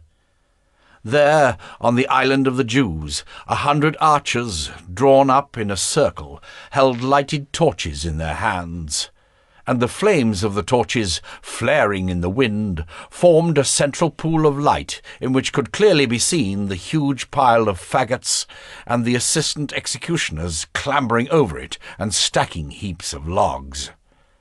On the near side of the archers, the island, which normally was nothing but a field where cows and goats grazed, was covered with people, while a fleet of boats upon the river carried others who wished to watch the execution. Coming from the right bank, a larger boat than the rest, carrying standing men-at-arms, had just come alongside the island. 2 tall grey figures disembarked from it. They wore curious hats and were preceded by a monk bearing a cross. The murmuring of the crowd became a clamour. Almost at the same instant, lights went on in the great loggia in the water tower, which stood on the point of the palace garden. Shadows emerged from the darkness of the loggia, and suddenly the clamouring of the crowd ceased. The king and his council had taken their places. Marguerite burst out laughing, a long, piercing, endless laugh. "Why are you laughing?" Philippe asked. "Because Louis is over there," she said, "and if it were daylight, he would be able to see me." Her eyes were bright. Her black curls danced above the curve of her brow. With a rapid movement, she pulled her dress from her beautiful amber shoulders and let her clothes fall to the ground, standing quite naked, as if she wished to set at defiance the husband she detested across the intervening distance of the night. She took Philippe's hands and drew them to her hips. At the far end of the room, Blanche and Gautier were lying close in a confused embrace. Blanche's body had a pearly lustre. Away in the centre of the river, the clamour had begun again. The Templars were being bound to the pyre, which was soon to be set alight. Marguerite shivered in the night air and drew nearer the fire. For a moment she gazed into the hearth, exposing herself to the heat of the burning wood till its caress became intolerable. The flames threw dancing lights upon her skin. "They're going to burn. They're going to be grilled," she said in a hoarse, breathless voice, "while we—" Her eye sought in the heart of the fire infernal visions to excite her pleasure. Abruptly she turned to face Philippe and gave herself to him, standing, as the nymphs in the legend gave themselves to the fauns. The fire cast their huge shadow across the wall and up to the beams in the roof. Chapter 8. I Summon to the Tribunal of Heaven. Only a narrow channel separated the palace garden from the island of Jews. The pyre had been arranged so as to face the royal loggia. From his place, Philip the Fair had a perfect view. Spectators were still arriving in great numbers upon both banks of the river, and the island itself had almost disappeared beneath the crowd. The ferrymen had made a fortune tonight. But the archers had been well disposed, and police agents mingled with the crowd. Pickets of men-at-arms had been posted on the bridges and upon all the roads leading to the Seine. There was nothing to fear. "Marigny, you may compliment the provost," said the king to the coadjutor, who was standing by him. The excitement, which in the morning had given rise to fears of revolution, had turned to holiday mood, a sort of outlandish gaiety, a tragic show offered by the king to his capital. There was an atmosphere of the fairground over all. Tramps mingled with townsfolk who had brought their families with them. Painted and powdered prostitutes had come from the alleys behind Notre Dame, where they exercised their profession. Gutter snipes wove their way between people's legs to the front rows. A few Jews, standing in close, fearful groups, yellow badges upon their coats, had come to watch the execution, which, for once, was not of one of their number. Beautiful ladies in furred surcoats, in search of violent emotion, clung to their gallants, uttering little nervous cries. It was turning chilly, and the wind blew in short gusts. The glow of the torches threw red lights upon the rippling surface of the river. Monsieur Alain de Paris, the visor of his helmet raised, sat his horse in front of his archers, looking as bored as ever. The pyre stood higher than a man's head.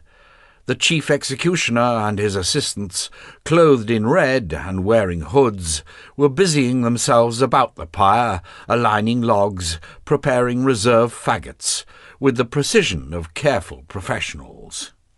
Upon the summit of the pyre, the Grand Master of the Templars and the Preceptor of Normandy were bound to stakes, side by side, facing the royal loggia. Upon their heads had been placed the infamous paper mitres which marked them as heretics. The wind played in their beards. A monk, the same that Marguerite had seen from the Tower of Nesle, held up to them a great cross, while making the last exhortations. The crowd about him fell silent to hear what he said. "In a moment you'll appear before God," cried the monk. "There's still time to confess your faults and to repent. I adjure you to do so for the last time." Above him, the condemned men, motionless between earth and sky, as if already detached from life, answered nothing. Their eyes, gazing down upon him, reflected utter contempt. "They refuse to confess. They've not repented," the crowd could be heard muttering. The silence grew more profound, more dense. The monk had fallen to his knees and was murmuring prayers. The chief executioner took a glowing band of tow from the hand of one of his assistants and waved it several times in a circle to encourage the flame. A child sneezed, and there was the sound of a slap. Captain Alain de Paris turned towards the royal loggia as if awaiting an order, and all eyes, all heads were turned in the same direction. It was as if the whole crowd were holding its breath. Philip the Fair was standing at the balustrade, the members of his council motionless about him. The line of their faces was detached from the background by the light of the torches. They were like a bas-relief in rose-coloured marble, sculptured across the flank of the tower. Even the condemned raised their eyes to the loggia. The king's gaze met that of the Grand Master. They seemed to be taking each other's measure, their glances interlocked. Who could tell what thoughts were theirs, what emotions, what memories surged within these two enemies?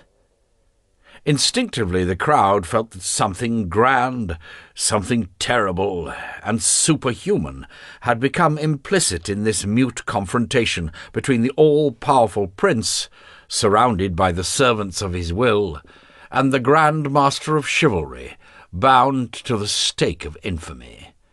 Between these two men, whom birth and the accident of history had raised above all other men.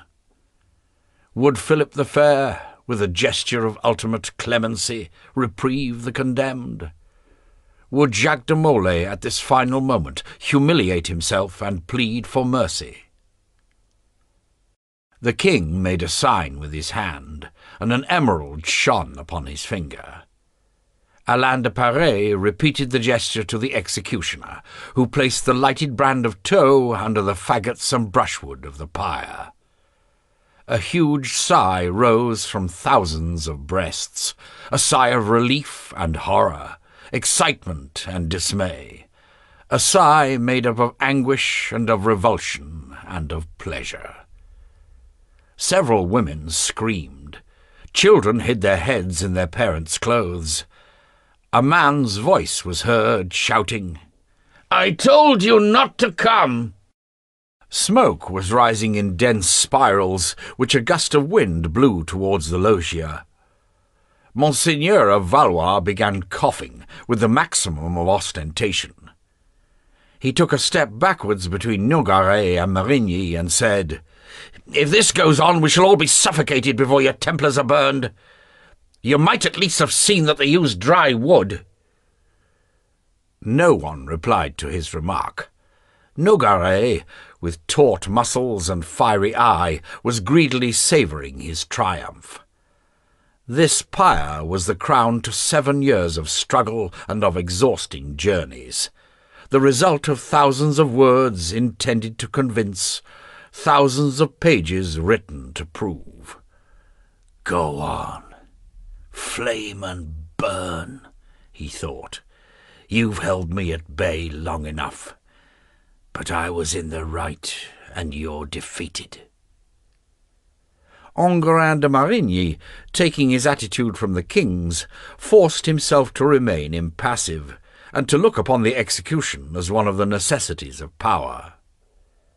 "It had to be. It had to be," he kept repeating to himself. But, watching men die, he could not but help thinking of death. The 2 condemned men before him ceased to be mere political abstractions.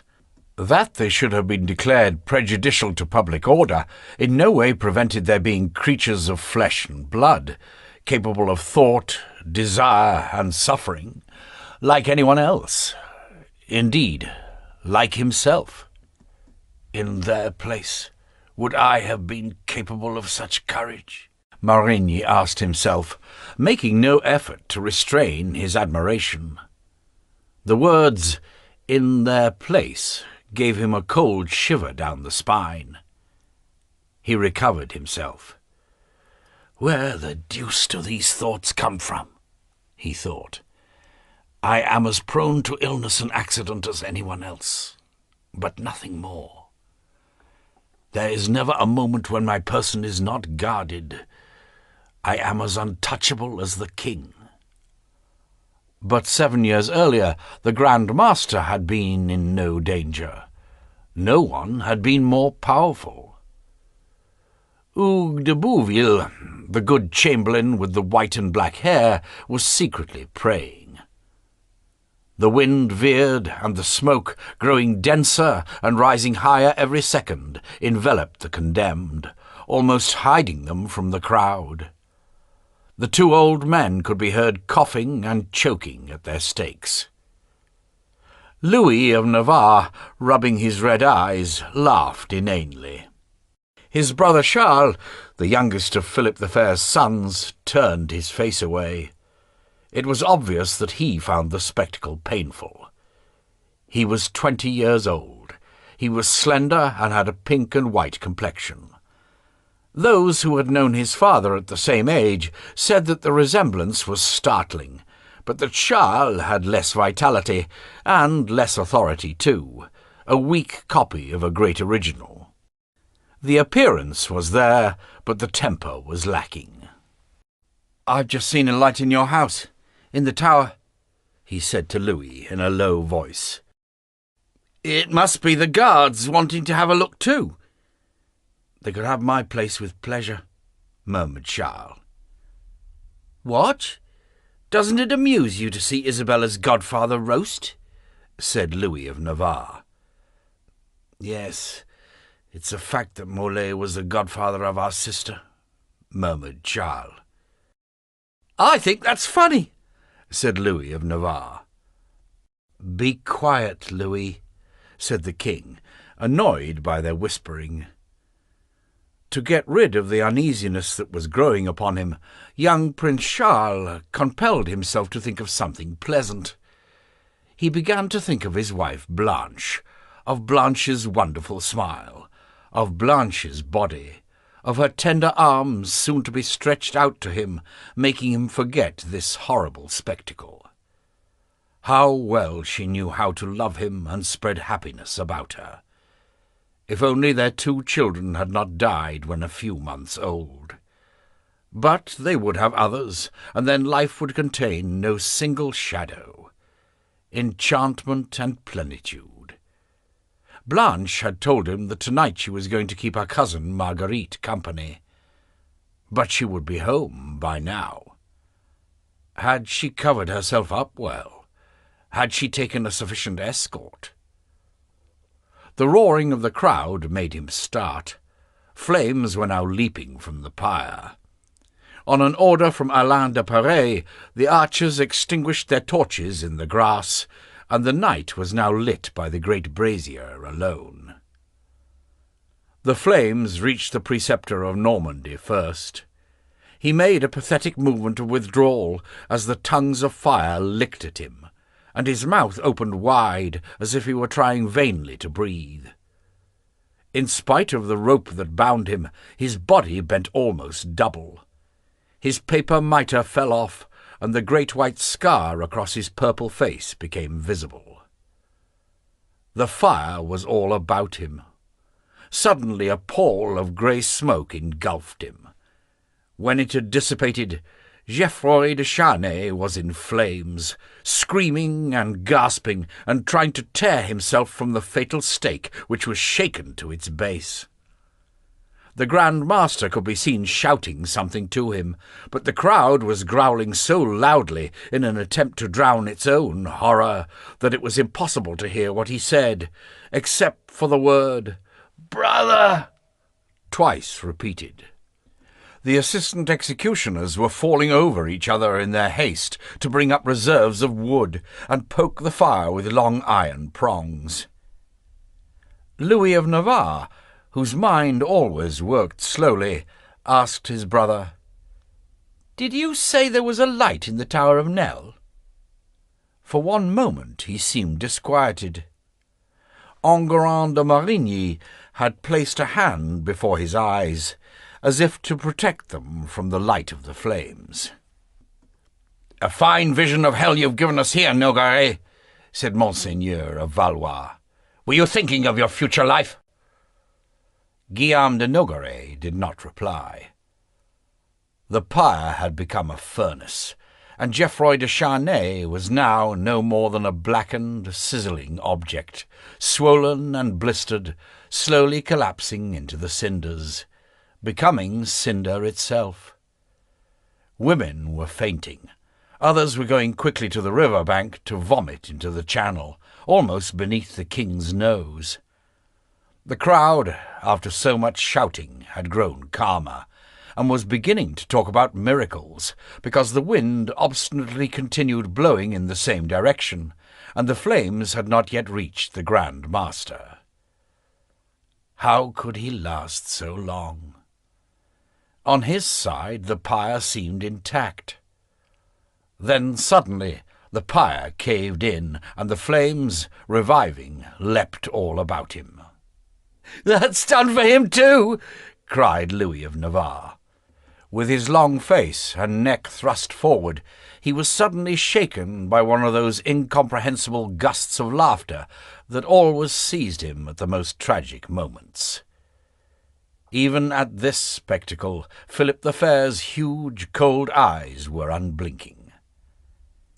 And suddenly the Grand Master's voice sounded out of the curtain of fire. As if addressed to each one present, it affected everyone individually. With great power, his voice sounding as if it were already coming from on high, Jacques de Molay spoke again, as he had done at Notre Dame. "Shame! Shame! You are watching innocents die! Shame upon you! God will be your judge!" Flames whipped him, burning his beard, turning the paper hat in 1 second to ashes, setting his white hair alight. The appalled crowd had fallen silent. It might have been a mad prophet who was being burned. The Grand Master's burning face was turned towards the royal loggia, and the terrible voice cried, Pope Clement, Chevalier Guillaume de Nogaret, King Philip, I summon you to the tribunal of heaven before the year is out, to receive your just punishment. Accursed! Accursed! You shall be accursed to the 13th generation of your lines! The flames seemed to enter his mouth and stifle his last cry. And then, for what seemed an age, he fought against death. At last he bent double. The cord broke. He fell forward into the furnace, and only his hand remained raised among the flames. It stayed thus till it had turned entirely black. Terrified by the curse, the crowd remained rooted to the spot. Nothing could be heard but sighs, murmurs of foreboding, consternation, and anguish. The weight of the night and its horror seemed to lie over it. The shadows gradually gained ground against the dying light of the pyre. The archers were trying to drive the crowd before them, but the people could not make up their minds to leave. It wasn't us whom he cursed. It was the king, wasn't it? People were whispering. People looked towards the loggia. The king was still standing by the balustrade. He was gazing at the Grand Master's black hand sticking up out of the red embers. A burnt hand, all that remained of so much power and glory, all that remained of the illustrious order of the Knights Templar. But the hand was motionless, raised in a gesture of imprecation. "Well, brother," said Monseigneur Valois with a nasty smile, "I suppose you're happy now." Philip the Fair turned round. "No, brother," he said, "I am not happy. I have committed an error." Valois was already preening himself, ready to enjoy his triumph.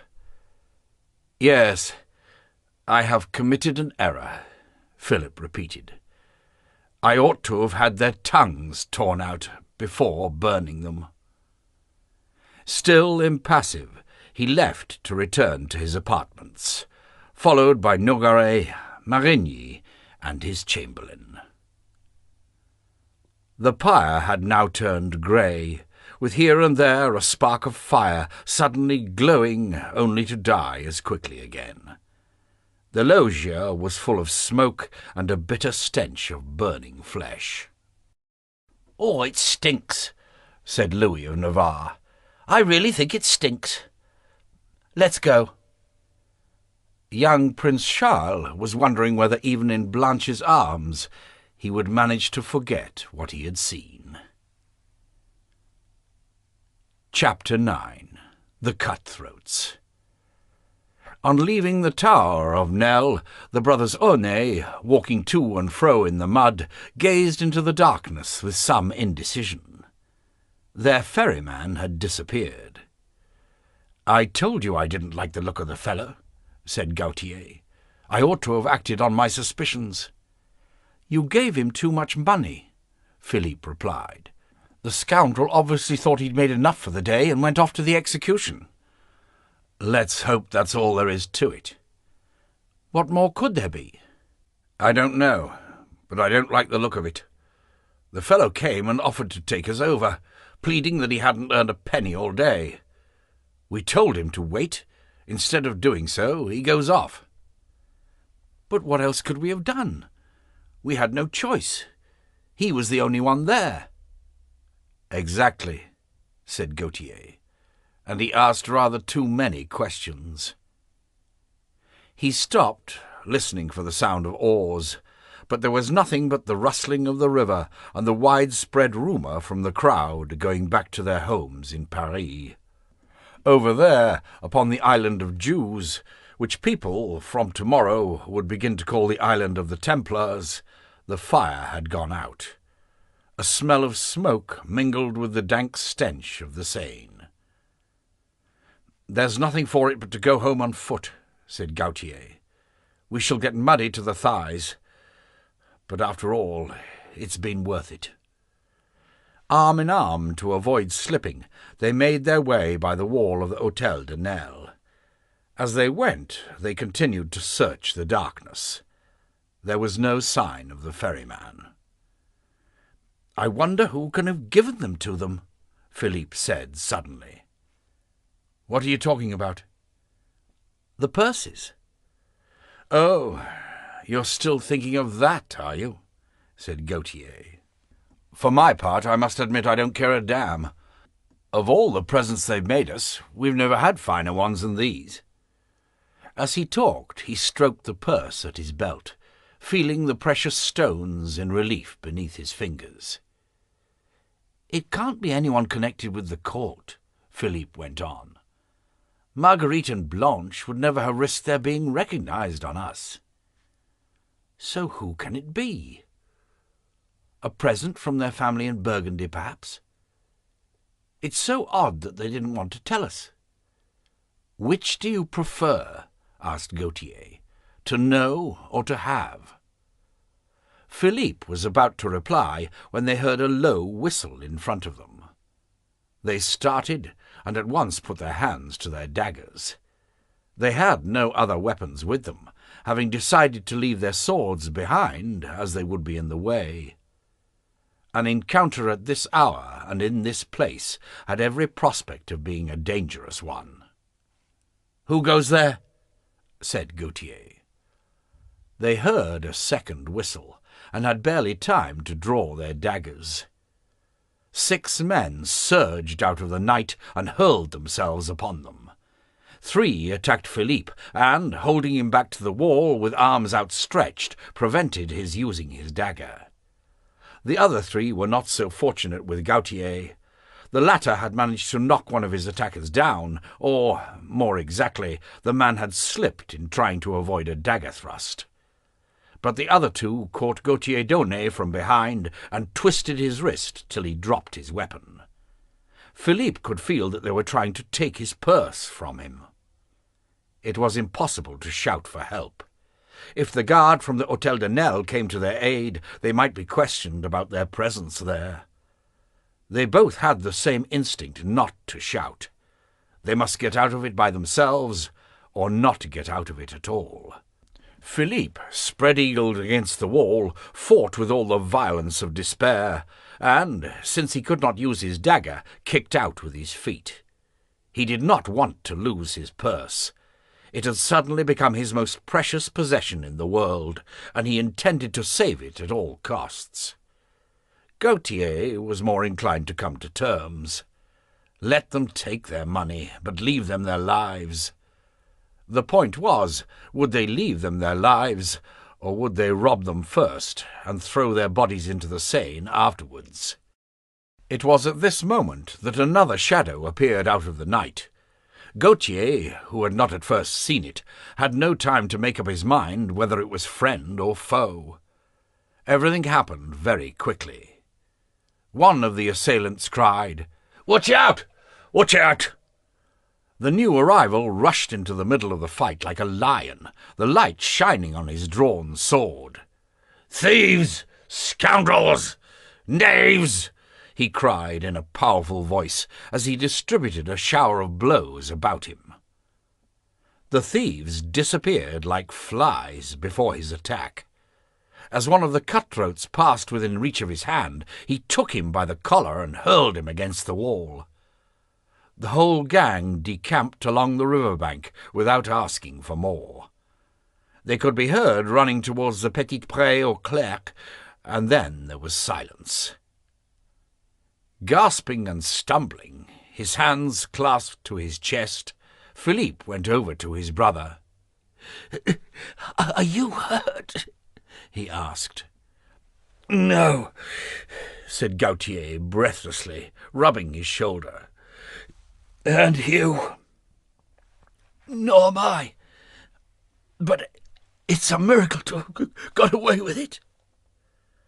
Together they turned towards the stranger, who, for the last few seconds, had been chasing the thieves and was now returning, putting up his sword. He looked very tall, broad, and strong. His breath came deep and fierce. "Well, monsieur," said Gautier, "we're very grateful to you. Without your help we should soon have been floating down the river. To whom have we the honour to be beholden?" The man laughed, a great, fat, rather forced laugh.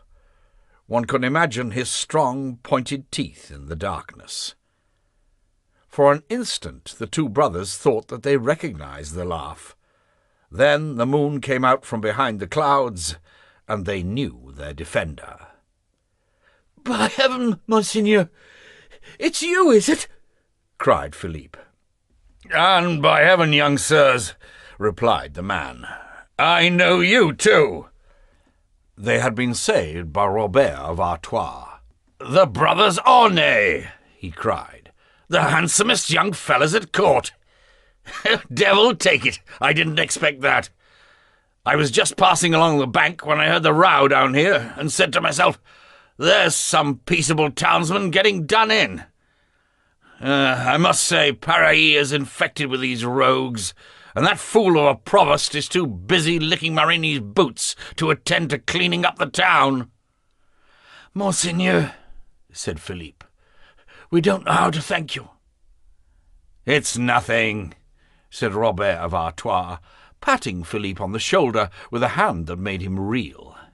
"It's a pleasure. It's every gentleman's natural instinct to go to the assistance of someone in danger. But it's a double pleasure if that someone is of one's acquaintance, and I'm delighted to have preserved for my cousins of Valois and Poitiers their best equerries. It's only a pity it was so dark. By heaven, if the moon had only come out sooner, I should have taken great pleasure in ripping up some of those rascals. I didn't really dare thrust properly for fear of wounding you. But tell me, young gentleman, what the devil are you doing in this dirty hole?" We were taking a walk," said Philippe Daunet, embarrassed. The giant roared with laughter. "Oh, so you were taking a walk, were you? A fine place and a fine hour for a walk. You were taking a walk in mud up to your knees? That's a likely story. Youth.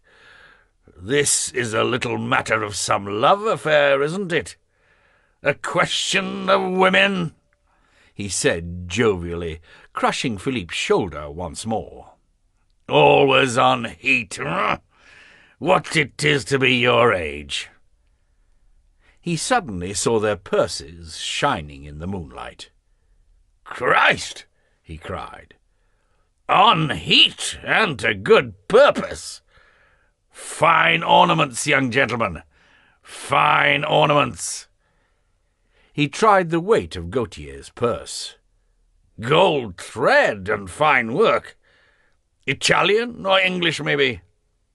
Equerries' salaries don't run to this sort of splendour. The cutthroats would have had a good haul." He grew excited, gesticulated, banged the young men about with friendly blows of his fist, enormous, noisy, red-headed, and obscene in the half-light.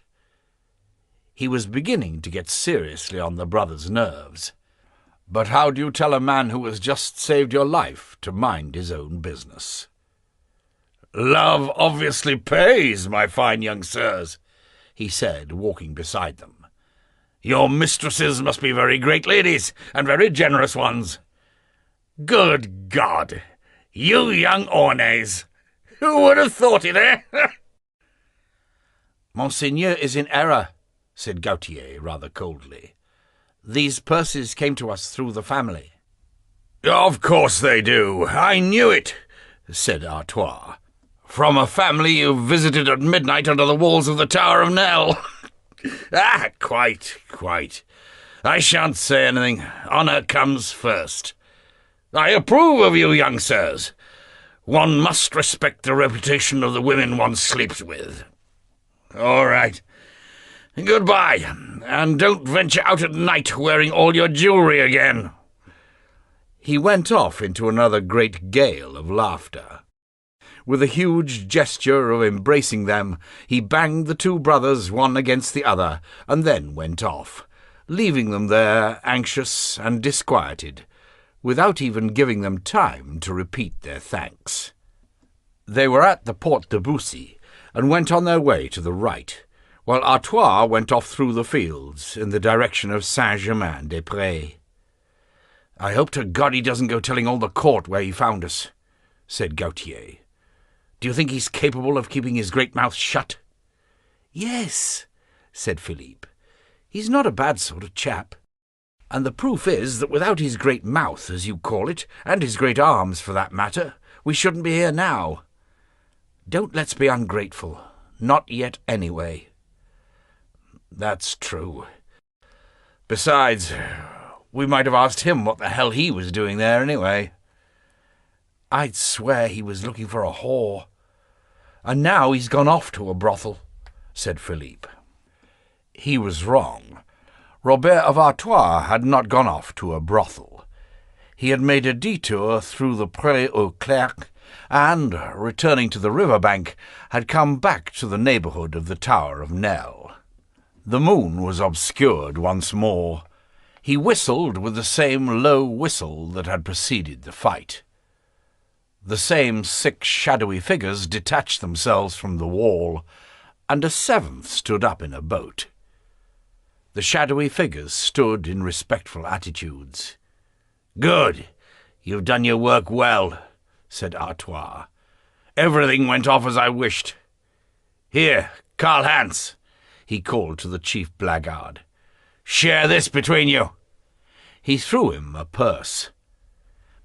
"Oh, you gave me a terrible blow on the shoulder, monseigneur," said one of the cutthroats. "That's all in the day's work," Artois answered, laughing. "Now, get off with you. If I should need you again, I'll let you know." Then he got into the boat. It sank low in the water under his weight. The man who took the oars was the same ferryman who had brought the Aunais over. "So, Monseigneur satisfied with the night's work?" he asked. He had lost his whining tone, seemed to have become younger by 10 years, and gave way with a will. "Splendid, my dear Lorme. You played your little trick on them wonderfully well," said the giant. "Now I know what I wanted to know." He leant back in the stern of the boat, stretched out his monumental legs, and let his huge hand trail in the dark water.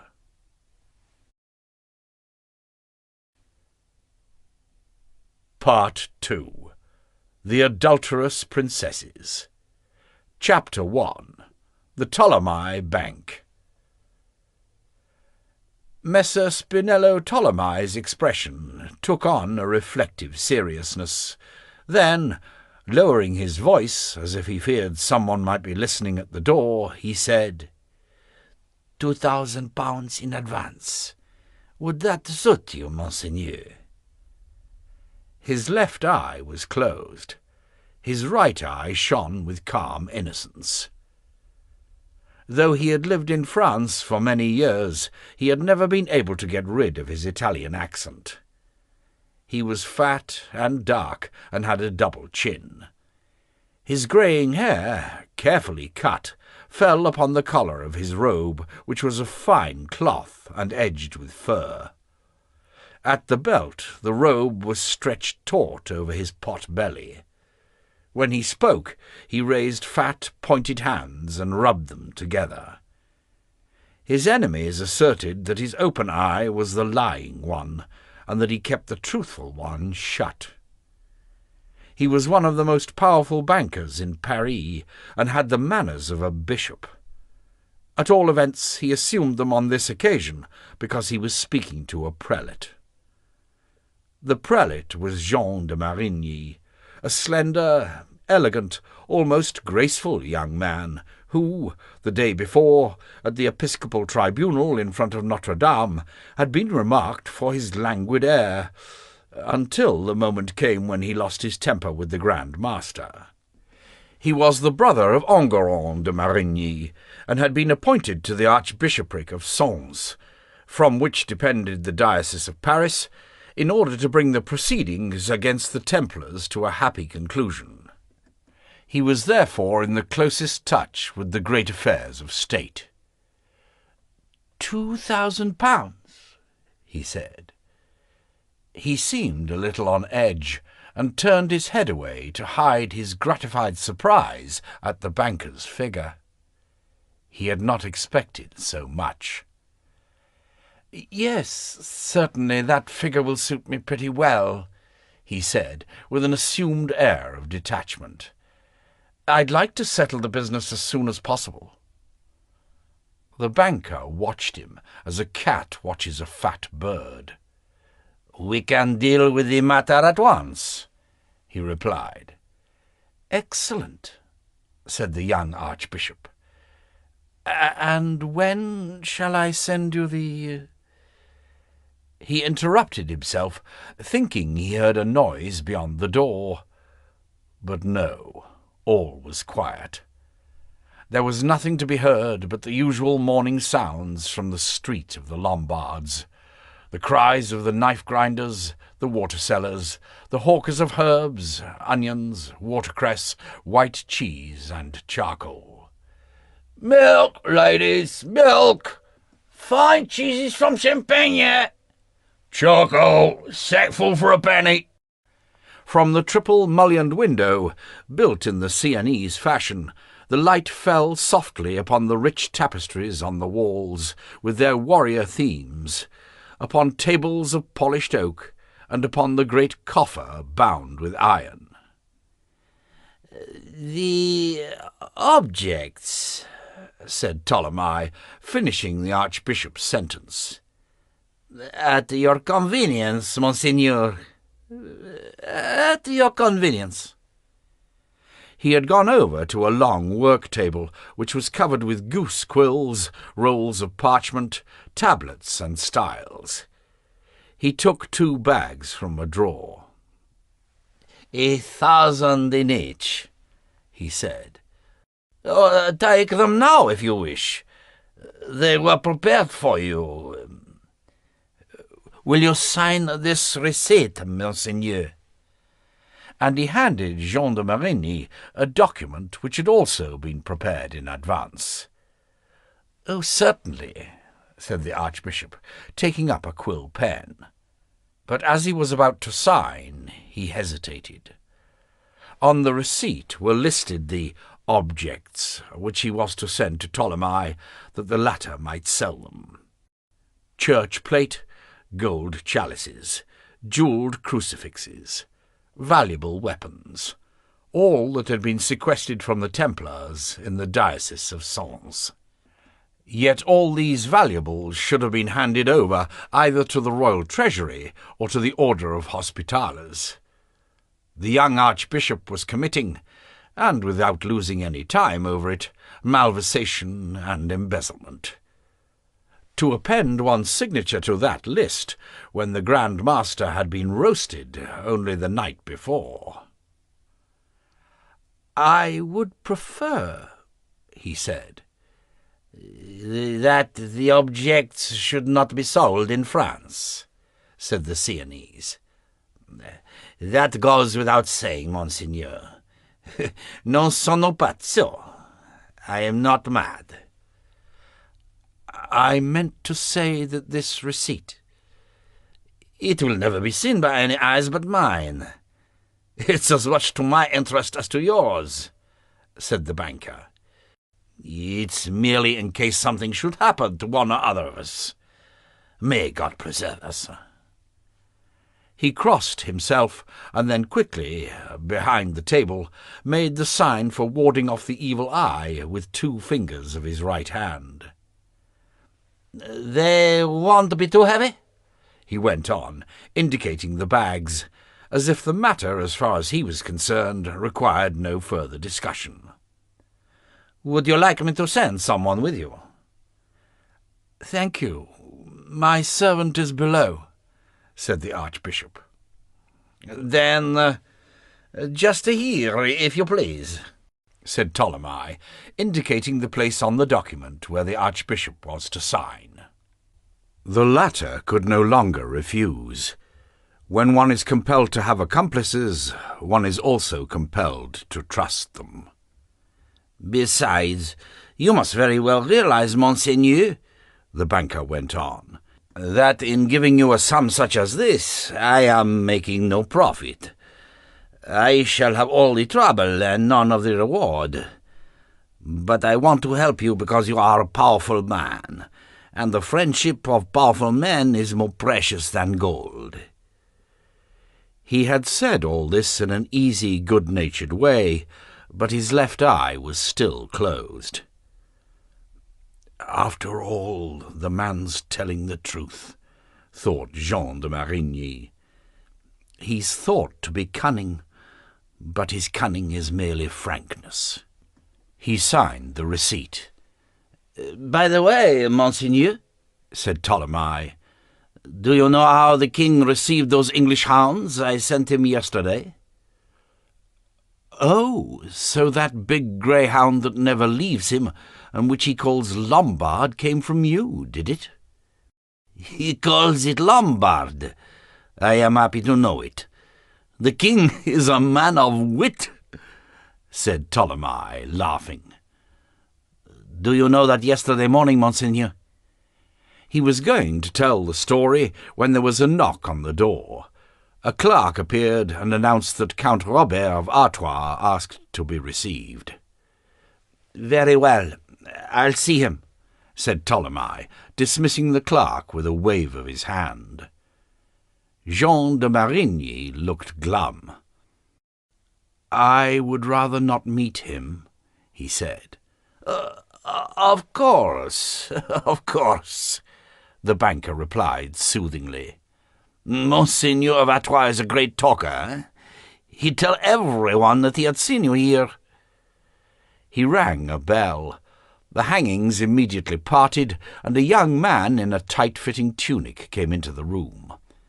It was the same boy who had very nearly knocked over the King of France the day before. "Nephew," said the banker, "take Monseigneur out without passing through the gallery, and take care that he should meet no one. And carry these for him down to the street," he added, placing the 2 bags of gold in the boy's arms. "Goodbye, Monseigneur." Messer Spinello Ptolemy bowed low to kiss the amethyst on the prelate's finger. Then he pulled the hangings aside. When Jean de Marigny had gone out, the Sienese came back to the table and took up the receipt, rolling it carefully. "Coglione," he murmured. "Venecio, ladro, ma pur coglione." Vain, thieving, and a fool to boot. And now his left eye was open. He put the document in the drawer and went out to greet his other visitor. He crossed the great gallery, lit by 10 windows, and containing his trade counters. For Ptolemy was not only a banker, but an importer and merchant of rare goods of every kind, from spices and Cordova leather to Flanders cloth, gold-embroidered Cyprian carpets, and the essential oils of Arabia. A multitude of clerks dealt with the ceaseless coming and going of clients. The accountants made their calculations on a special kind of abacus, moving the brass counters in the frames, and the whole gallery was filled with a low hum of business. Passing rapidly through the gallery, the fat Sienese bowed to a client here, corrected a figure there, reprimanded an employee, or refused, with a niente, lisped between the teeth, a demand for credit.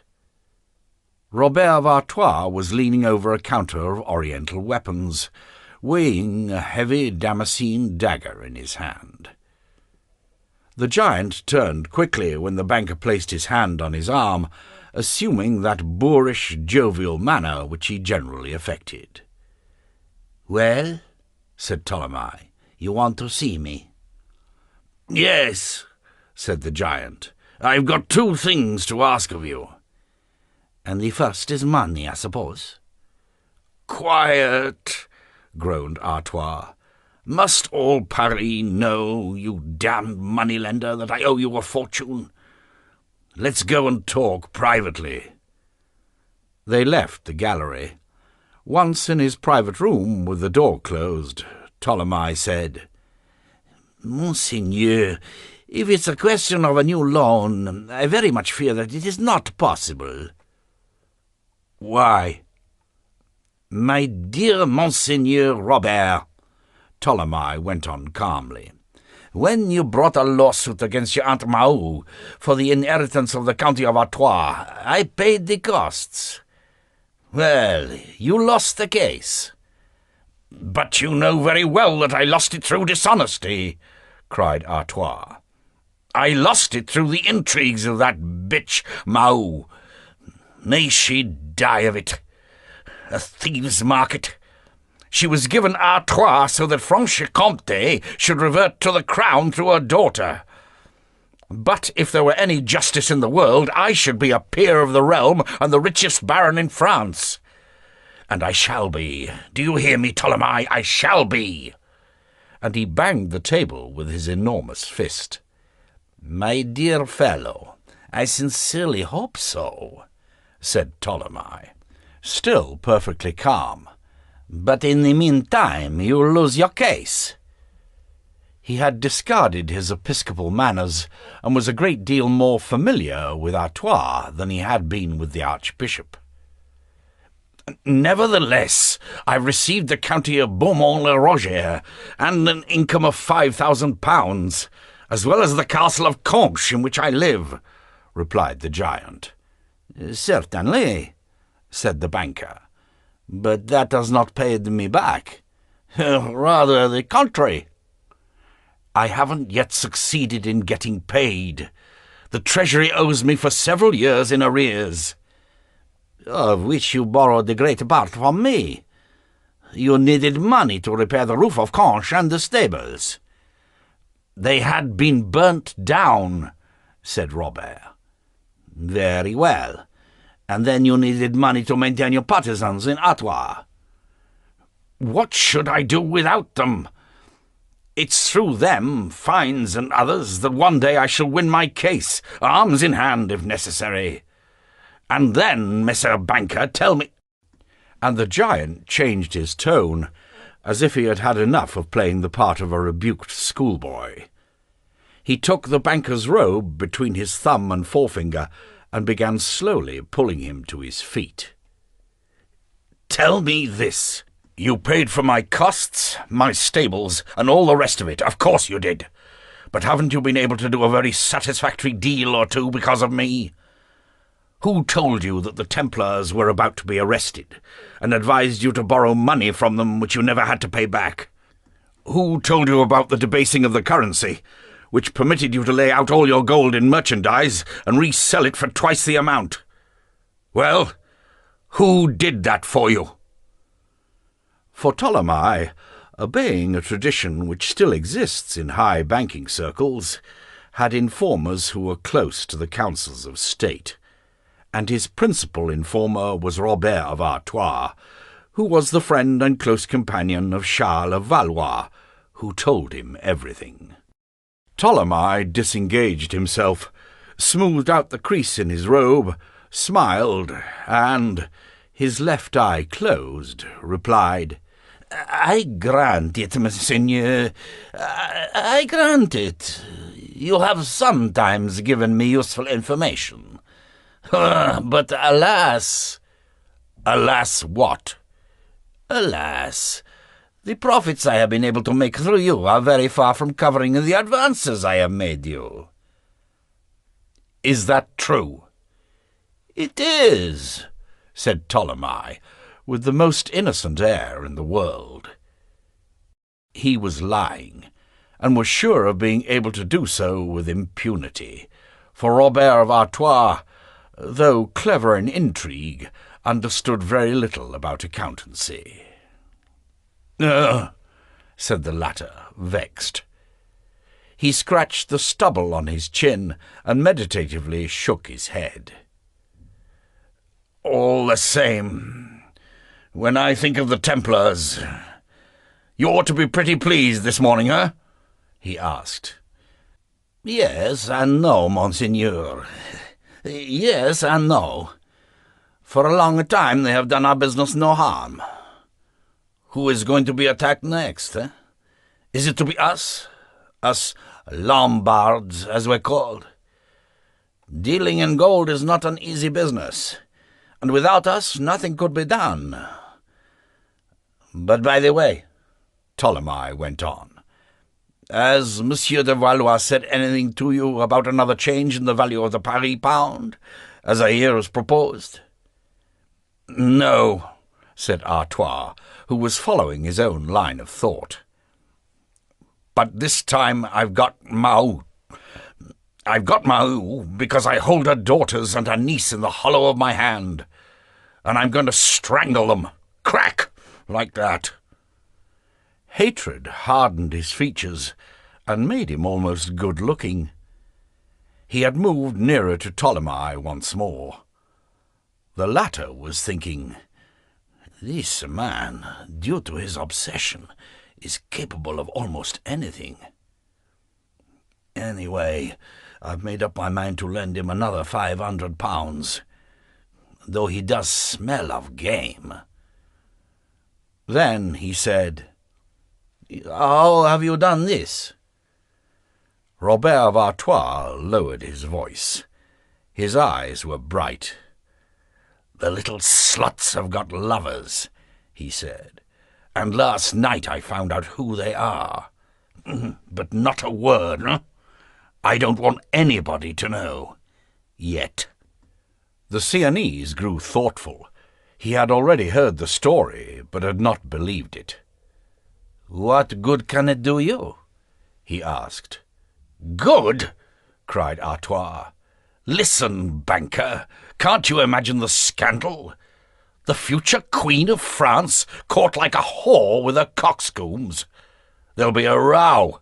They'll be repudiated. The whole family of Burgundy will be plunged up to the neck in the midden. Mahou will lose all credit at court. Their inheritance will no longer be within reach of the crown. I shall reopen my case and win it." He was walking to and fro, and the boards and furnishings vibrated. "And are you proposing to explode the scandal?" asked Ptolemy. "You'll find the king—" "No, monsieur, not I. I should not be listened to. But there's someone else, much better placed to do it, who's not in France. And this is the second thing I came to ask you for. I need a sure man who can take a message secretly to England." "To whom?" "To Queen Isabella." So that's it," murmured the banker. There followed a silence in which could be heard the noises from the street, the hawkers offering their wares. "It is indeed true that Madame Isabella is said not to like her sisters-in-law of France overmuch," said Ptolemy at last. He had no need to hear more to understand how Artois had set about his plot. "You're very much her friend, I believe, and you were over there a few days ago?" "I came back last Friday and got to work at once." "Why don't you send a man of your own to Madame Isabella? Or perhaps a courier of Monseigneur Valois?" "In this country, where everyone watches everyone else, all my men are known, as are Monseigneur's. The whole business might easily be compromised. I thought a merchant, and particularly a merchant whom one can trust, would be more suitable. You have many agents travelling for you. Moreover, the message will have nothing in it that need cause the bearer any anxiety." Ptolemy looked the giant in the eyes, meditated a moment, and then rang the bronze bell. "I shall endeavour to render you service once again," he said. The hangings parted, and the young man, who had shown the archbishop out, reappeared.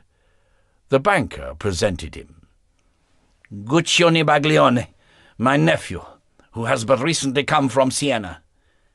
I don't think that the provosts and sergeants-at-arms of our friend Marini know him well as yet, although yesterday morning," Ptolemy added in a low voice, looking at the young man with feigned severity, "he distinguished himself in a pretty exploit at the expense of the King of France. What do you think of him?" Robert of Artois looked Guccio up and down. "A good-looking boy," he said, laughing. "Well set up, a well-turned leg, slim waist, eyes of a troubadour, and a certain cunning in the glance. A fine boy.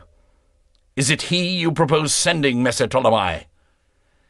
"He is another self," said the banker, "only less fat and younger. Do you know, I was like him once, but I alone remember it. If King Edward sees him, we run the risk of his never coming back." And thereupon the giant went off into a great gale of laughter, in which the uncle and nephew joined. "Guccio," said Ptolemy, when he had stopped laughing, "you're going to get to know England. You will leave tomorrow at dawn and go to our cousin Albizzi in London. Once there, and with his help, you'll go to Westminster and deliver to the Queen, and to her alone, a message written by Monseigneur. I will tell you later on, and in more detail, what you have to do." "I should prefer to dictate," said Artois. "I manage a boar spear better than your damned goose quills." Ptolemy thought, "And careful into the bargain, my fine gentleman. You don't want to leave any evidence about." "As you will, Monseigneur." He took down the following letter himself. "The things we guessed are true, and more shameful even than we could have believed possible. I know who the people concerned are, and have so surely uncovered them that they cannot escape if we make haste. But you alone have sufficient power to accomplish what we desire, and by your coming to put a term to this villainy which so blackens the honour of your nearest relatives. I have no other wish than to be utterly your servant, body and soul." "And the signature, Monseigneur?" asked Guccio. "Here it is," replied Artois, handing the young man an iron ring. "You will give this to Madame Isabella. She will know. But are you certain of being able to see her immediately upon your arrival?" he asked, as if in doubt. "Really, Monseigneur," said Ptolemy, "we are not entirely unknown to the sovereigns of England. When King Edward came over last year with Madame Isabella to attend the great ceremonies at which you were knighted with the king's sons, well, he borrowed from our group of Lombard merchants £20,000, which we formed a syndicate to lend him, and which he has not yet paid back." "He too?" cried Artois. "And, by the way, what about that first matter I came to ask you about?" "Ah, I can never resist you, Monseigneur," said Ptolemy, sighing. And he went and fetched a bag of £500, and gave it to him, saying, "We'll put it onto your account, together with your messenger's travelling expenses." "Oh, my dear banker," cried Artois, his face lighting up in a huge smile. "You really are a friend. When I've regained my paternal county, you shall be my treasurer." "I shall count upon it, monseigneur," said the other, bowing. "Well, if I don't, I shall take you to hell with me instead. Otherwise I should miss you too much." And the giant went out, too big for the doorway, tossing the bag of gold in the air like a tennis ball. "Do you mean to say you've given him money again, uncle?" said Guccio, shaking his head in reprobation. "Because you did say—" "Guccio mio, the banker replied softly, and now both his eyes were wide open. "Always remember this. The secrets of the great world are the interest on the money we lend them. On this one morning, Monseigneur Jean de Marigny and Monseigneur of Artois have given me mortgages upon them which are worth more than gold, and which we shall know how to negotiate when the time comes. As for gold, we shall set about getting a little back." He thought for a moment, and then went on. "On your way back from England, you will make a detour. You will go by Neufel-le-Vieux." "Very well, uncle," replied Guccio, unenthusiastically. "Our agent in those parts has not succeeded in getting repayment of a sum due to us by the squires of Cressy. The father has recently died. The heirs refuse to pay. It appears they have nothing left." "What's to be done about it if they got nothing?" "Bah! They got walls, a property, relatives perhaps. They've only got to borrow the money from somewhere else to pay us back. If not, you'll go and see the provost, have their possessions seized and sold. It's hard and sad, I know, but a banker has got to accustom himself to being hard. There must be no pity for the smaller clients, or we should not have the wherewithal to serve the greater. It's not only our money that is involved. What are you thinking about, figlio mio?" "About England, uncle," replied Guccio. The return by Neufville seemed to him a bore, but he accepted it with a good grace. All his curiosity, all his adolescent dreams were already centred upon London. He was about to cross the sea for the first time. A Lombard merchant's life was decidedly a pleasant one and full of delightful surprises. To depart, to travel the long roads, to carry secret messages to princesses. The old man gazed at his nephew with profound tenderness. Guccio was that tired and guileful heart's only affection. "You're going to make a fine journey, and I envy you," he said. "Few young men of your age have the opportunity of seeing so many countries. Learn, get about, ferret things out, see everything, make people talk, but talk little yourself. Take care who offers you drink. Don't give the girls more money than they're worth. And be careful to take your hat off to religious processions.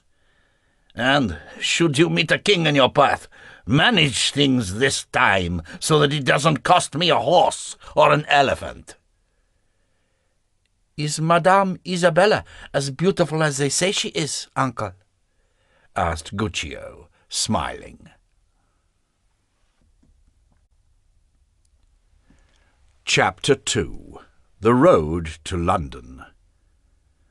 Some people are always dreaming of travel and adventure in order to give themselves airs and an aura of heroism in other people's eyes. Then, when they find themselves in the middle of an adventure and in peril, they begin to think, "What a fool I was! Why on earth did I put myself in this position?" These were precisely the circumstances in which young Guccio Baglione found himself. There was nothing he had desired more than to see the sea. But now that he was upon it, he would have given anything in the world to be somewhere else. It was the period of the equinoctial gales, and very few ships had raised their anchors that day. Having played a somewhat hectoring role on the quay at Calais, his sword at his side and his cape flung over his shoulder, Guccio had at length found a ship's captain who agreed to give him a passage. They had left in the evening, and the storm had risen almost as soon as they had left harbour.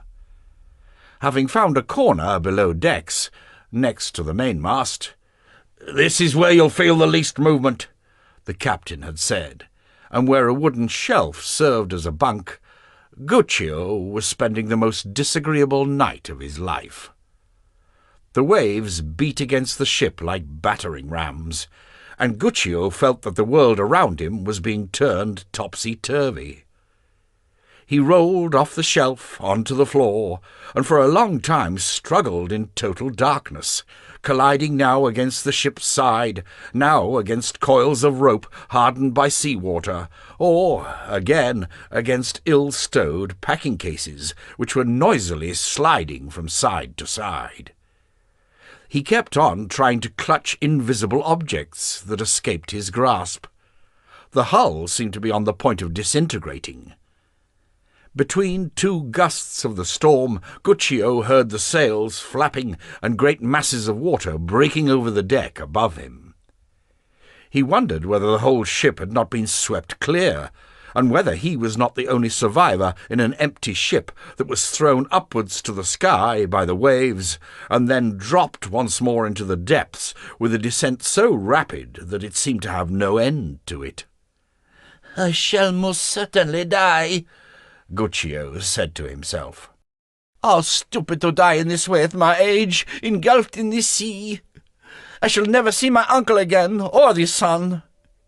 If only I had waited another day or two at Calais. How stupid I am! But if I come out of this, per la Madonna, I shall stay in London. I shall become a water carrier or anything else, but never again shall I set foot in a ship." In the end he grasped the foot of the mainmast in his arms, and, falling upon his knees in the darkness, clutching, trembling, seasick, his clothes soaked, he waited for death, and promised prayers to Santa Maria delle Nevi, to Santa Maria della Scala, to Santa Maria del Sevri, to Santa Maria del Camina. Indeed, to all the churches of Siena whose names he could remember. At dawn the storm suddenly lessened.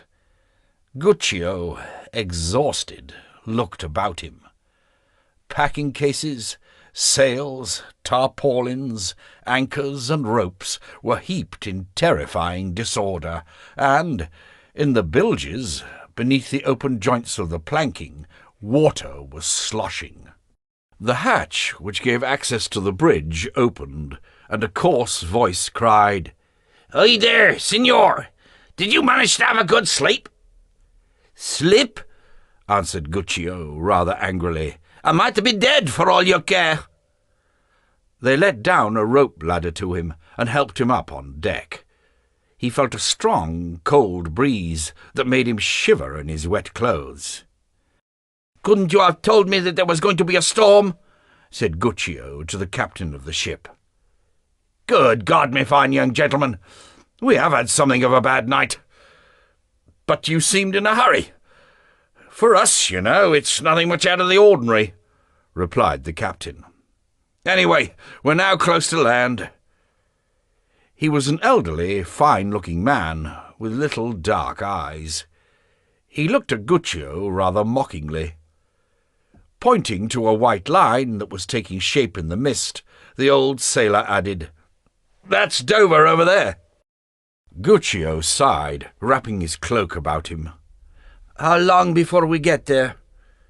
The other shrugged his shoulders and replied, 4 or 5 hours, not more. The wind's in the east." 3 sailors were lying on deck, obviously exhausted. Another, clasping the helm, was eating a piece of salt beef, without ever taking his eyes from the ship's bows and the English coast. Guccio sat down next to the old sailor in the shelter of a little wooden deck-house which protected them from the wind, and, in spite of the day, the cold, and the swell, fell asleep. When he awoke, the harbour of Dover was spread before him, with its rectangular basin and its rows of low houses with thick walls and slate roofs. To the right of the channel the sheriff's house was to be seen, guarded by a number of armed men. The quay, littered with merchandise, sheltered beneath pent roofs, swarmed with an English crowd. The breeze was charged with the smell of fish, tar, and rotting wood. Fishermen were going to and fro, dragging their nets and carrying heavy oars upon their shoulders. Children were handling sacks larger than themselves across the cobbles. The ship, its sails furled, entered the harbour under oars. Youth quickly regains both its strength and its illusions. Danger overcome but serves to increase its confidence in itself and to encourage it to further enterprise.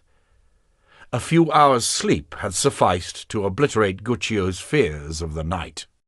He was not far from attributing to himself the merit of having outridden the storm. He saw in it a sign that his star was in the ascendant, and a proof of his cleverness in choosing competent sailors. Standing upon the bridge, his attitude that of a victor, his hand clasping a stay, he watched the approach of Isabella's kingdom with passionate curiosity. Robert of Artois' message, sewn into his coat, and the iron ring upon his forefinger, seemed to him to be gages of a great future. He was about to enter the intimate circles of power, meet kings and queens, learn the contents of the most secret treaties. His mind was excitedly running ahead, and he saw himself already a subtle ambassador, an adviser with the ear of the rulers of the world, someone to whom the most distinguished personages would bow respectfully. He would take part in the councils of princes. Had he not the example of Bicchio and Muschiato Guardi, his compatriots, the two famous Tuscan financiers, whom the French called Biche and Mouche, who had been for more than 10 years the treasurers, ambassadors, and confidential advisers of Philip the Fair, the Austere? He would do better than they had, and one day the history of the illustrious Guccio Baglione would be told, how he had made his start in life by nearly knocking over the King of France at the corner of a street. The noises of the harbour seemed already to reach him as the acclamation of a crowd. The old sailor threw down a plank, joining the ship to the quay. Guccio paid the cost of his passage and left the sea for dry land. But his legs had become accustomed to the movement of the swell, and, reeling, he very nearly fell down on the slippery road. Since he had no merchandise, he did not have to pass through the customs. He asked the first gutter-snipe, who offered to carry his luggage, to lead him to the Lombard of the town. The Italian bankers and merchants of the period had their own postal and transport system. Organized in huge companies, bearing the name of their founders, they had places of business in all the principal towns and ports. These houses of business were like the modern branches of a bank, but to each were also joined a private post office and a travel agency. The agent of the branch in Dover belonged to the Albizzi Company. He was happy to receive the nephew of the head of the Ptolemy Company, and entertained him as well as he could. In his house Guccio washed, had his clothes dried and ironed, changed his French gold into English gold, and ate a good meal while a horse was made ready for him. While he was eating, Guccio told the story of the storm, and gave himself a somewhat distinguished role. There was a man there who had arrived the day before.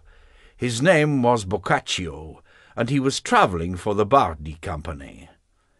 4 days earlier he had been present at the execution of Jacques de Molay, had heard the curse, and recounted the tragedy with a precise, macabre agony, which delighted the Italians present. He was a man of about 30 years of age.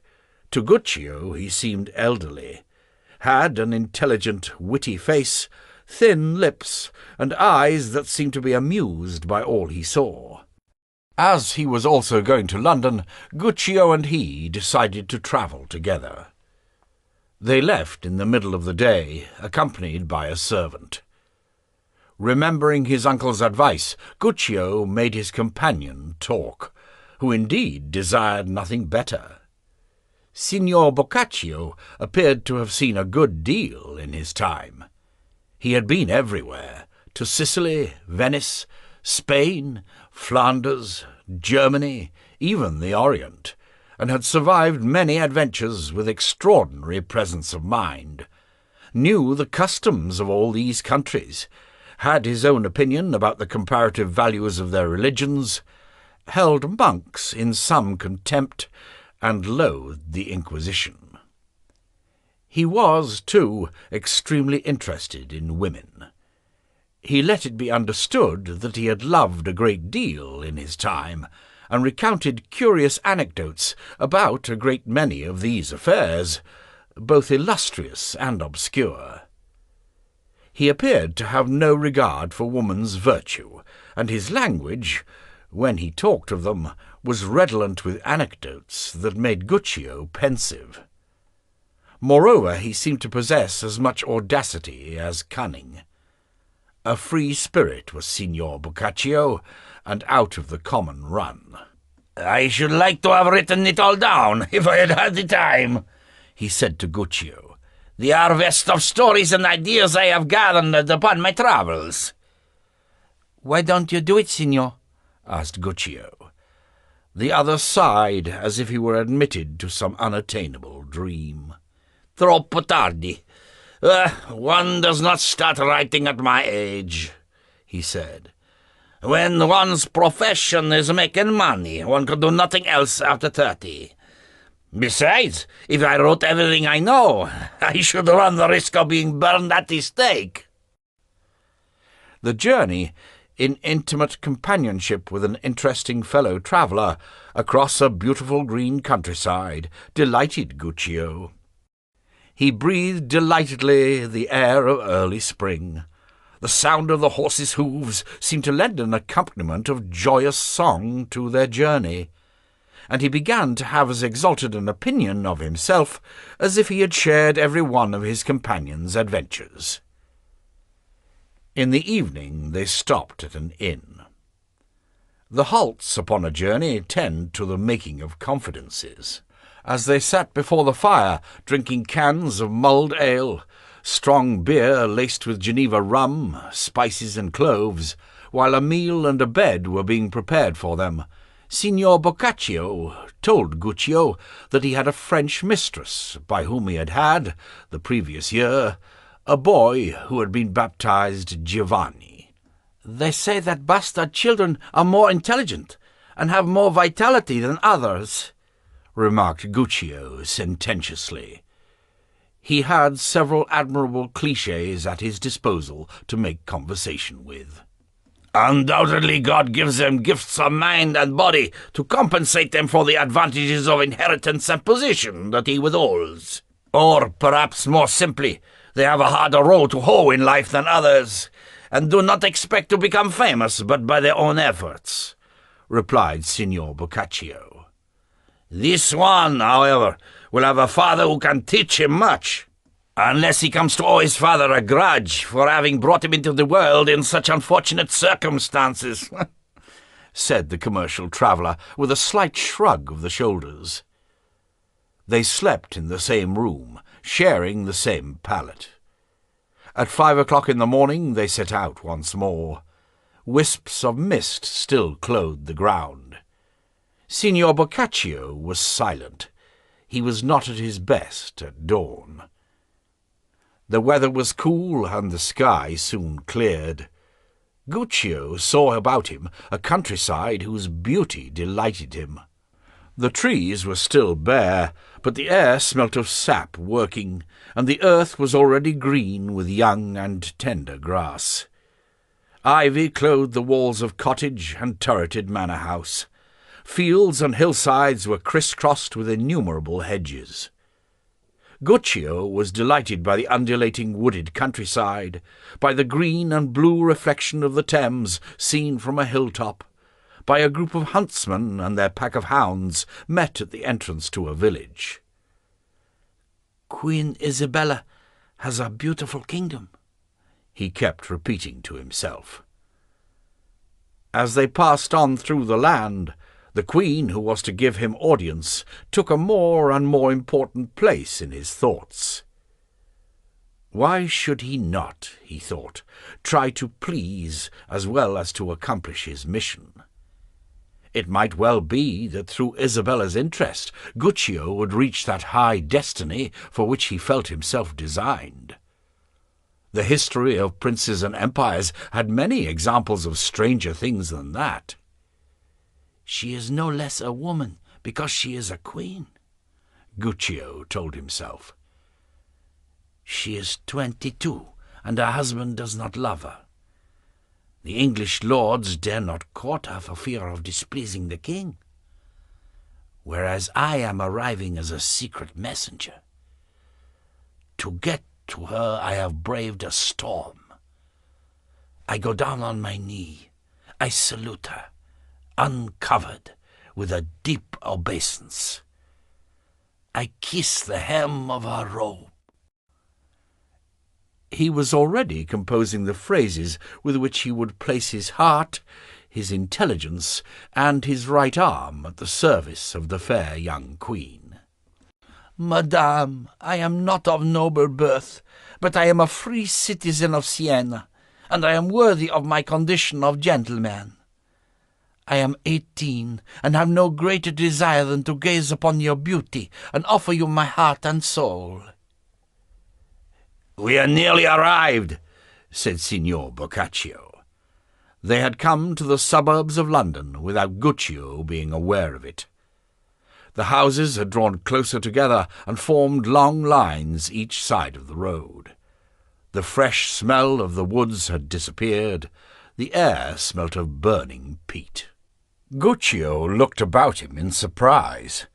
His uncle Ptolemy had told him how extraordinary the city was, and he saw nothing but an interminable succession of villages, consisting of black-walled hovels and filthy alleys, in which thin women, carrying heavy loads, passed to and fro with ragged children and ill-conditioned soldiers. Suddenly, amid a great crowd of people, horses and carts, the travellers found themselves at London Bridge. 2 square towers marked the entrance, between which, in the evening, chains were fastened and huge doors closed. The first thing Guccio noticed was a bloody human head, fixed upon one of the spikes which surmounted the gateway. Crows fluttered about the eyeless face. "The King of England's justice has been enforced this morning," said Signor Boccaccio. "This is how criminals, or those who are named criminals, in order to get rid of them, finish here." "A curious sight to welcome strangers with," said Guccio. "It is a warning that they are not entering a town of light-hearted gaiety." At that time, this was the only bridge across the Thames. It was built as a street over the river, and its houses were of wood, one pressed close against another. Within them every sort of business was carried on. 20 arches, each 60 feet high, supported the extraordinary structure. It had taken nearly 100 years to build, and Londoners were very proud of it. A strong current boiled about the arches. Washing was hung to dry from the windows, and women emptied slops into the river. Beside London Bridge, the Ponte Vecchio at Florence seemed but a mere trifle in Guccio's memory, and the Arno a brook compared with the Thames. He said so to his companion. "All the same, we teach them everything," the latter replied. It took them about 20 minutes to cross the bridge because of the crowd and the stubbornness of beggars who seized them by their boots. Arrived at the farther bank, Guccio saw the tower on his right hand, its huge, tragic mass standing out against the grey sky. Following Signor Boccaccio, he went on into the city. The noise, the coming and going in the streets, the strange rumbling of the city under a leaden sky, the heavy smell of burning peat lying over the town, the cries from the taverns, the impertinences of the women of the streets, the brutal, brawling soldiery, all seemed to Guccio at once curious and intimidating. Paris, in his memory, seemed suddenly to possess clarity and light, while London at midday appeared darker than night. Having progressed some 300 yards, the travellers turned to the left into Lombard Street, where the houses of the Italian banks were marked by painted iron signs. These houses, of 1, 2, or more stories, had little exterior splendour, but were exquisitely maintained, with their doors polished and their windows barred. Signor Boccaccio left Guccio in front of the Albizzi Bank. The two travellers separated with affectionate farewells, mutually congratulating each other upon the pleasure of their dawning friendship, and promising to meet again soon in Paris. These are things often said by travellers, but never fulfilled. Chapter 3. At Westminster.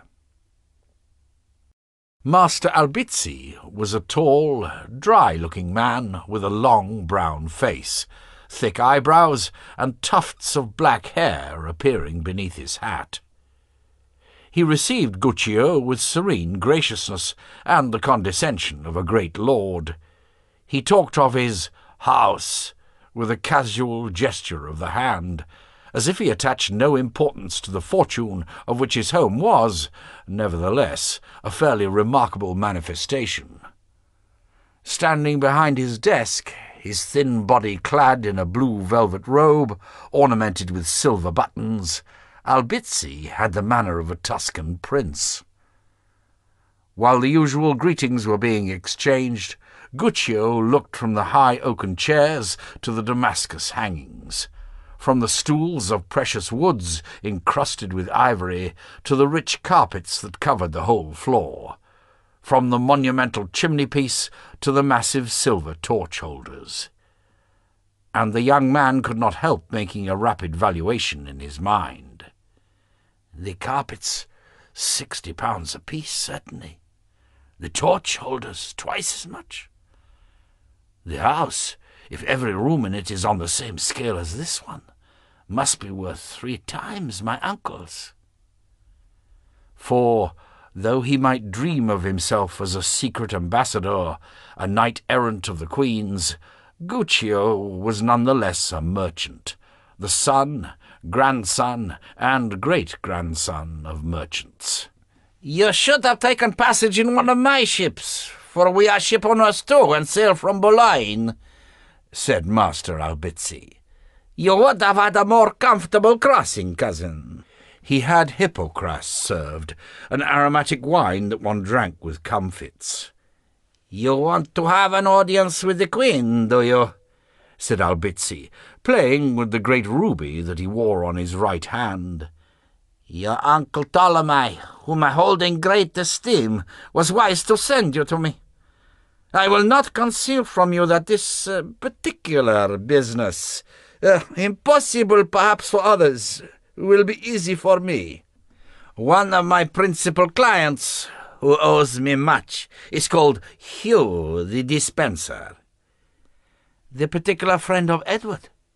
asked Guccio. "No, Hugh the father. His influence is less evident, but all the greater for that. He cleverly uses the favour shown his son, and if things go on as they are, he is likely to rule the kingdom.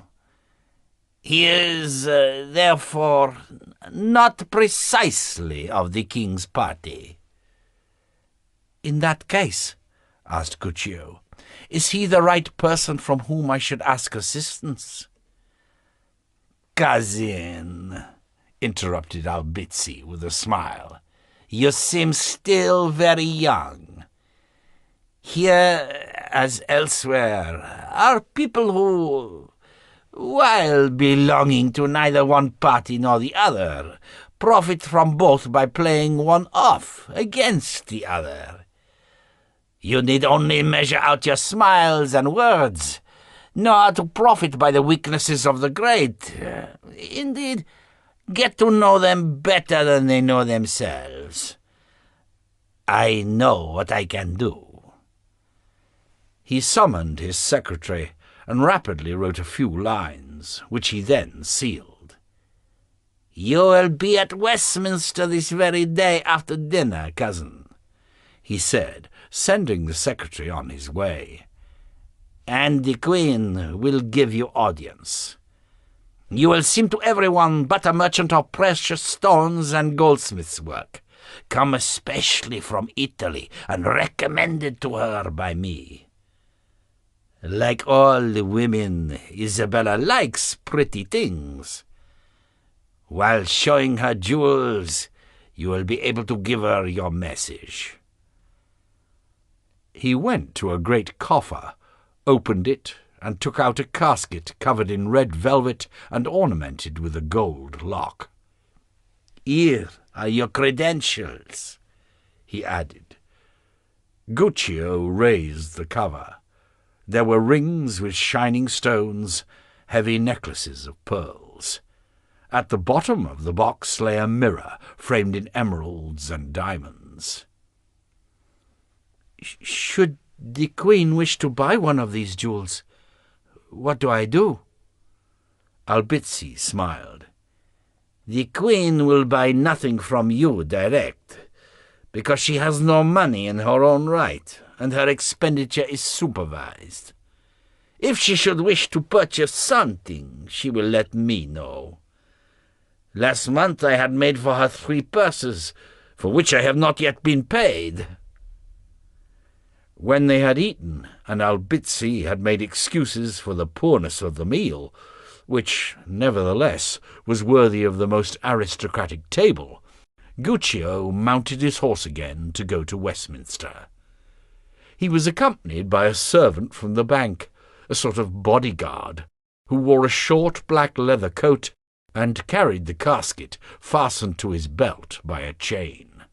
Guccio's heart beat with pride as he went along, his chin held high with a great air of assurance, looking out upon the town as if he were to become its proprietor the next day. The palace, though imposing from immense proportions, was floridly Gothic in decoration, and seemed to him in somewhat bad taste as compared with the buildings of Tuscany, and particularly to those built in Siena in those years. "These people already lack sun, and it would seem that they do everything they can to prevent the little they have entering their buildings," he thought. He entered by the gate of honour and dismounted under a vault, where the soldiers of the bodyguard were warming their hands at a fire of huge logs. An equerry came forward. "Signor Baglione, you are expected. Will you follow me?" he said in French.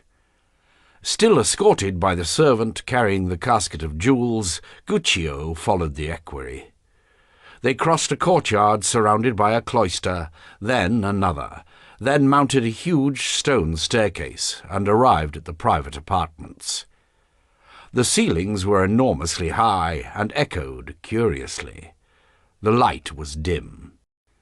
As they crossed a succession of dark, freezing halls and galleries, Guccio tried vainly to preserve his air of fine assurance, but they made him feel small. In a place like this one could easily die without trace. At the end of a corridor some 40 yards long, Guccio saw a group of men dressed in rich clothes, their robes edged with fur. Each bore on his left side the bright gleam of a sword hilt. This was the Queen's guard. The equerry told Guccio to wait for him and left him there, amid gentlemen who looked at him with a certain mockery in their expression, and exchanged among themselves remarks in English which he could not understand. Suddenly Guccio felt a vague but overwhelming foreboding. Supposing something unforeseen occurred. Supposing, at this court, which he knew to be torn by rival factions, divided by intrigue, he should become a suspect. Supposing, before he ever saw the Queen, he was seized, searched, and the message were discovered. All the fears that a panic-struck imagination can conjure up attacked him, combining with his anxiety not to show his disquiet or let it betray him. When the equerry, returning to fetch him, touched his sleeve, he started. He took the casket from Albizzi's servant's hand, but, in his haste, he forgot that it was attached by a chain to the man's belt, who was suddenly dragged forward. The chain became entangled, the padlock fell. There was laughter, and Guccio felt that he was making a fool of himself. As a result, he entered the Queen's presence in a state of embarrassment, humiliation, and confusion, and found himself face to face with her before he even realized it. Isabella was sitting very straight on a chair, which looked to Guccio like a throne, in the same room where, a little while before, she had received Robert of Artois. A young woman with a narrow face and rigid deportment sat beside her on a stool. Guccio went down on one knee and searched his mind for the elusive compliment. He had imagined, from what absurd illusion, that the Queen would be alone. The presence of a third person damped all his splendid expectations. The Queen spoke first. "Lady Le Dispenser," she said, "let us look at the jewels this young Italian has brought. I am told they are marvellous." The name Dispenser disquieted Guccio, made him anxious. What possible role could a dispenser have about the Queen? Having risen at a sign from Isabella, he opened the casket and showed it to her. Lady Le Dispenser, glancing at it, said in a dry, curt voice, "The jewels are certainly quite beautiful, but they're not for us. We cannot buy them, madame." The Queen looked put out, but, containing her anger, replied, "I know, madame, that you, your husband, and indeed all your family take such great care of the finances of the kingdom that one might think they were your very own. But here you will permit me to spend my own money as I please. I notice too, madame, that when some stranger or merchant comes to the palace, my French ladies are always absent, as if by some accident, so that you or your mother-in-law are in attendance upon me as if you were on guard. I suspect that, if these same jewels were shown to my husband or to yours, they would find a use for them in loading each other with them, as women dare not do." However much she might try to control herself, Isabella could not help showing her resentment against this abominable family, who, while bringing the crown into contempt, pillaged the treasury. For not only did the Dispensers, father and mother, profit in an abject way from the love the king bore their son, but even the wife of the latter consented happily to the scandal, even forwarded it. This Lady Dispenser the younger, born Eleanor de Clare, was, moreover, the sister-in-law of the late Gaveston. That is to say that King Edward II had married the nearest relative of his former lover, who had been beheaded, to his present favourite. Vexed at the affront, Eleanor Dispenser rose and busied herself in a far corner of the enormous room, though she never took her eyes from the Queen and the young Sienese. Guccio, recovering some of the self-possession that was ordinarily natural to him, but which today had been so strangely lacking, at last dared look Isabella in the face. Now or never he must make the young Queen understand that he was on her side, that he pitied her misfortunes and wished for nothing but to serve her. But she was so cold in manner, showed such indifference to his person that his heart froze. Undoubtedly she was beautiful, but her beauty seemed to Guccio to repel all thought of desire, tenderness, or even understanding. She seemed to him more like a religious statue than a living woman. Her beautiful blue eyes had the same cold, fixed stare as those of Philip the Fair. How could one say to such a woman, "Madame, we are of similar age. We are both young, and I am in love with you"? It seemed that inheritance, royal function, and consecration had created a being who differed from the rest of the human race, and for whom time and flesh and blood had other rules. All Guccio could do was to take Robert of Artois' iron ring from his finger, taking care to hide the gesture from the dispenser, and say, "Madame, you will do me the favour of looking at this ring and examining its design?"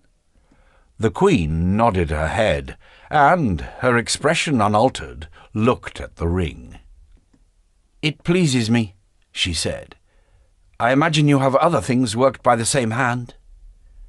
Guccio pretended to search the casket, played with some pearls, and, taking the message from his pocket, said, "The prices are all marked."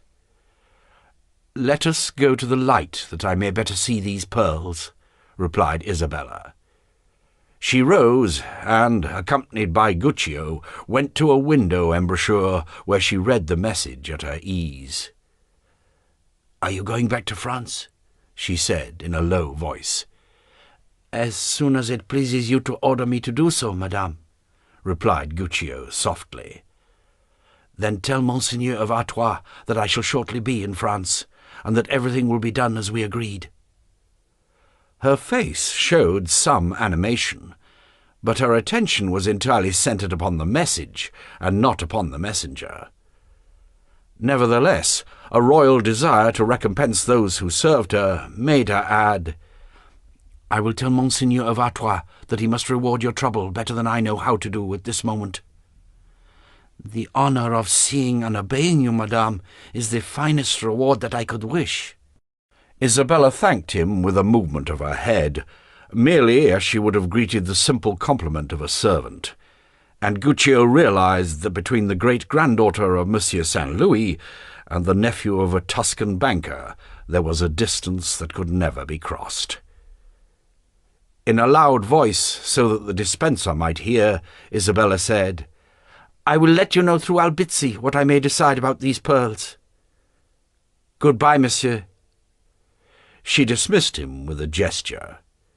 He went down on one knee again, and then retired, relieved at having accomplished his mission, but very disappointed of his dreams. Chapter 4. The Debt. Despite Albizzi's courtesy in offering to keep him several days, Guccio left London next morning at dawn, extremely annoyed with himself. He could not forgive himself that he, a free citizen of Siena, who on that score alone considered himself the equal of any gentleman on earth, should have allowed himself to be disconcerted by the presence of a queen. Do what he would, he could never forget that he had been tongue-tied, that his heart had beat too quickly, and that his legs had felt weak when he found himself in the presence of the Queen of England. And she had not even honoured him with a smile. "After all, she is but a woman like another. What had I to be nervous about?" he kept on repeating to himself with annoyance. Even when he was already far from Westminster, he was still muttering to himself in this strain. Having found no companion, as on his previous journey, he was travelling alone, chewing over his discontent both of others and himself. This state of mind continued during the whole of his journey home, becoming even worse as the miles passed. Since he had not received the reception he had expected at the English court, nor, on his appearance alone, been given the honours due to a prince, he came to the conclusion, as he stepped onto the soil of France once more, that the English were barbarians. As for Queen Isabella, however unhappy she might be, However contemptibly she might be treated by her husband, it was no more than she deserved. Was one to cross the sea at the risk of one's life, only to be given the thanks due to a servant? Those people had a great air, but their manners were not from the heart. They rebuffed the most loyal devotion. They need feel no astonishment if they were so little liked, and so often betrayed. Upon these very same roads, a week ago, he had thought of himself as an ambassador and a royal lover. Now Guccio began to understand that fortune does not smile upon young men as it does in fairy tales. But he would have his revenge. How, or upon whom, he did not yet know, but revenge was what he intended to have. In the first place, since destiny and the contempt of kings had destined him to be but a Lombard banker, he would be such a banker as had never before been seen. His uncle Ptolemy had charged him to return by the branch at Neufel-le-Vieux to recover a debt. Very well, the debtors would soon discover the sort of lightning that had struck them.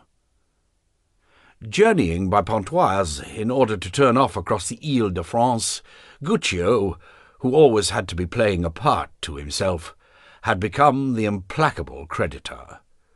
Beside him, the Jew of Venice, who in the legend demanded a pound of flesh for a pound of gold, would have seemed positively tender-hearted. Thus he arrived at Neufel on the morning of the feast of St. Hugh. The branch of the Ptolemy Bank occupied a building near the church, on the town square built on the side of a hill. Guccio hustled the employees of the bank, demanded to see the account books, and rated everyone. What on earth was the chief clerk thinking about? Had he, Guccio Baglione, the nephew of the head of the company, to go out of his way each time a sum of £300 was due?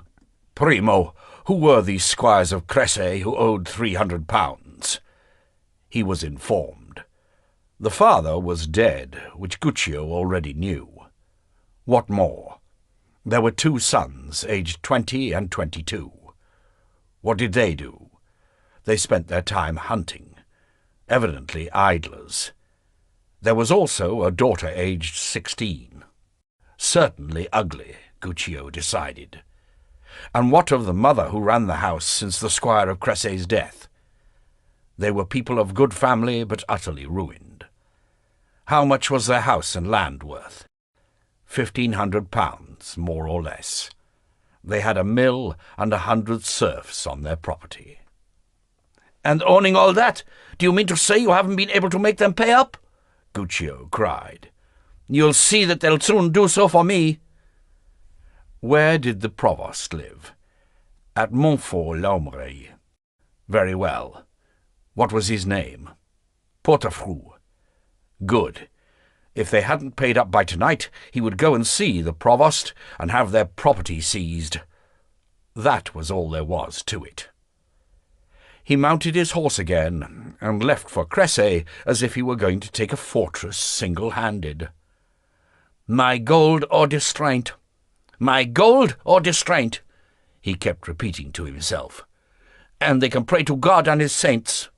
The trouble was that someone had had the same idea before him, and that someone was Provost Portefroux. Cresse, which is 1.5 miles from Neufel, is a village built on the side of a valley by the bank of the Moldre, a stream which is not too wide for a horse to jump. The castle Guccio came in sight of was in fact no more than a large manor-house in somewhat poor repair. It had no moat, since the river served it for defence, together with low towers and a marshy approach. The whole place was redolent of poverty and decay. The roofs were collapsing in several places. The pigeon loft appeared ill-stocked. There were cracks in the mossy walls, while wide gaps in the neighbouring woods revealed hundreds of stumps sawn off close to the ground. There was a considerable bustling in the courtyard as the Siennese entered it. 3 royal sergeants-at-arms, their belilied staves in their hands, were harrying some ragged-looking serfs to gather the livestock, fasten the oxen in pairs, and bring sacks of grain from the mill to load onto the provost's wagon. The shouting of the sergeants, the running to and fro of terrified peasants, the bleating of some 20 sheep, and the screeching of chickens together produced an astonishing hubbub. No one paid any attention to Guccio. No one came to take his horse, so he tied the bridle to a ring. An old peasant passing by merely said, "Bad luck has fallen upon this house. If the master were alive, he'd die a second death. It's unjust." The door of the building was open, and from it came the sound of a violent argument. "It would seem that I've not come on a very propitious day," thought Guccio, whose bad temper was increasing all the time. He mounted the steps to the threshold and, guided by the sound of the voices, entered a long, dark chamber with stone walls and a beamed roof. A young girl, whom he scarcely bothered to look at, came to meet him. "I have come on business and wish to speak to someone belonging to the family," he said. "I am Marie de Cressy. My brothers are here, and so is my mother," replied the girl in a hesitant voice, pointing to the far end of the room. "But they are very busy at the moment." "No matter, I'll wait," said Guccio. And to show that he intended doing so, he went over to the fireplace and extended his boot to the flames, though he did not feel cold. At the far end of the room the argument was still going on. With her 2 sons, one bearded, the other beardless, but both tall and ruddy, Madame de Cressy was stubbornly holding her own with a 4th personage, whom Guccio soon realized was Provost Portefroux. Madame de Cressy, known as Dame Eliabelle in all the surrounding district, had a bright eye, a fine bust, and bore her 40 years buxomly in her widow's weeds. "Monsieur Provost," she cried, "my husband got into debt in order to acquit himself for the King's war, in which he gained more wounds than profit, while the domain, without a man to look after it, got on as best as it could. We've always paid our tithes, our state benevolences, and given charity to God. Who has done more in the Provence, may I ask? And is it to enrich people of your sort, Monsieur Portefroux, whose grandfather went barefoot in the gutters hereabouts, that we are to be robbed?" Guccio looked about him. A number of rustic stools, 2 chairs with backs to them, benches fastened to the wall, some chests, and a great pallet bed with curtains, which, nevertheless, revealed the palliasse, made up the furniture of the room. Above the hearth hung an old shield with faded colours, the war-shield, doubtless, of the late squire of Cressy. "I shall complain to the Count of Dreux," went on Dame Eliabelle. "The Count of Dreux is not the king, and I am acting upon the king's orders," replied the provost. "I don't believe you, Monsieur Provost. I will not believe that the king orders people who have formed part of chivalry for 200 years to be treated like malefactors. Indeed, if that were the case, the kingdom would cease to function." "At least give us time," said the bearded son. "We will pay by instalments. You cannot strangle people like this." "Let us put an end to this argument. I have already given you time," interrupted the provost, "and you have paid nothing." He had short arms, a round face, and spoke in a sharp voice. "My job is not to listen to your complaints, but to collect debts," he went on. "You still owe the Treasury £320 and 8 pence. If you haven't got them, that's too bad. I shall seize your belongings and sell them." Guccio thought, "That fellow is using exactly the tone I intended to use myself, and by the time he's finished there'll be nothing left to seize. This is a peculiarly useless journey. I wonder if I should join them straight away." He felt angry with the provost, who had appeared so inopportunely, and was taking the wind out of his sails, stealing the very part he had intended to play himself. The girl who had received him remained standing not far away. He looked at her more closely. She was fair and had beautiful waves of hair showing beneath her coif, a luminous complexion, great dark eyes, and a slender, straight, and well-turned figure. She seemed very embarrassed that a stranger should be present at the scene. It was no everyday occurrence to see a young cavalier of agreeable appearance, whose clothes testified to a certain wealth, pass through those parts. It was most unfortunate that this should occur upon the family's most disastrous day. Guccio's eyes remained fixed on Marie de Cressay. However ill-disposed he felt, he realized that he had thought badly of her without knowing her. He had not expected to find so attractive a girl in such a place. Guccio's eyes slid from her breast to her hands. They were white, well-formed, and slender, altogether in keeping with her face. At the far end of the room the argument was still going on. "Isn't it bad enough to have lost a husband without having to pay £600 to keep a roof over one's head? I shall complain to the Count of Dreux," repeated Dame Meliabel. "We've already paid 300, said the bearded son. "To seize our possessions is to reduce us to hunger. To sell them is to condemn us to death," said the second son. "The law is the law," replied the provost. "I know the law, and I shall sell you up as surely as I am levying distraint." Once more, these were the very words that Guccio had prepared. "This provost seems an odious man. What grudge does he owe you?" Guccio asked in a low voice. "I don't know, and my brothers know little more. We understand very little about these things," replied Marie de Cressay. "It is something to do with inheritance tax." "And is that what the £600 are due for?" said Guccio. "Disaster has overtaken us," she murmured. Their eyes met, held for a moment, and Guccio thought the girl was going to burst into tears. But, on the contrary, she was brave in the face of adversity, and it was only from modesty that she turned her beautiful dark blue eyes away. Guccio thought for a moment.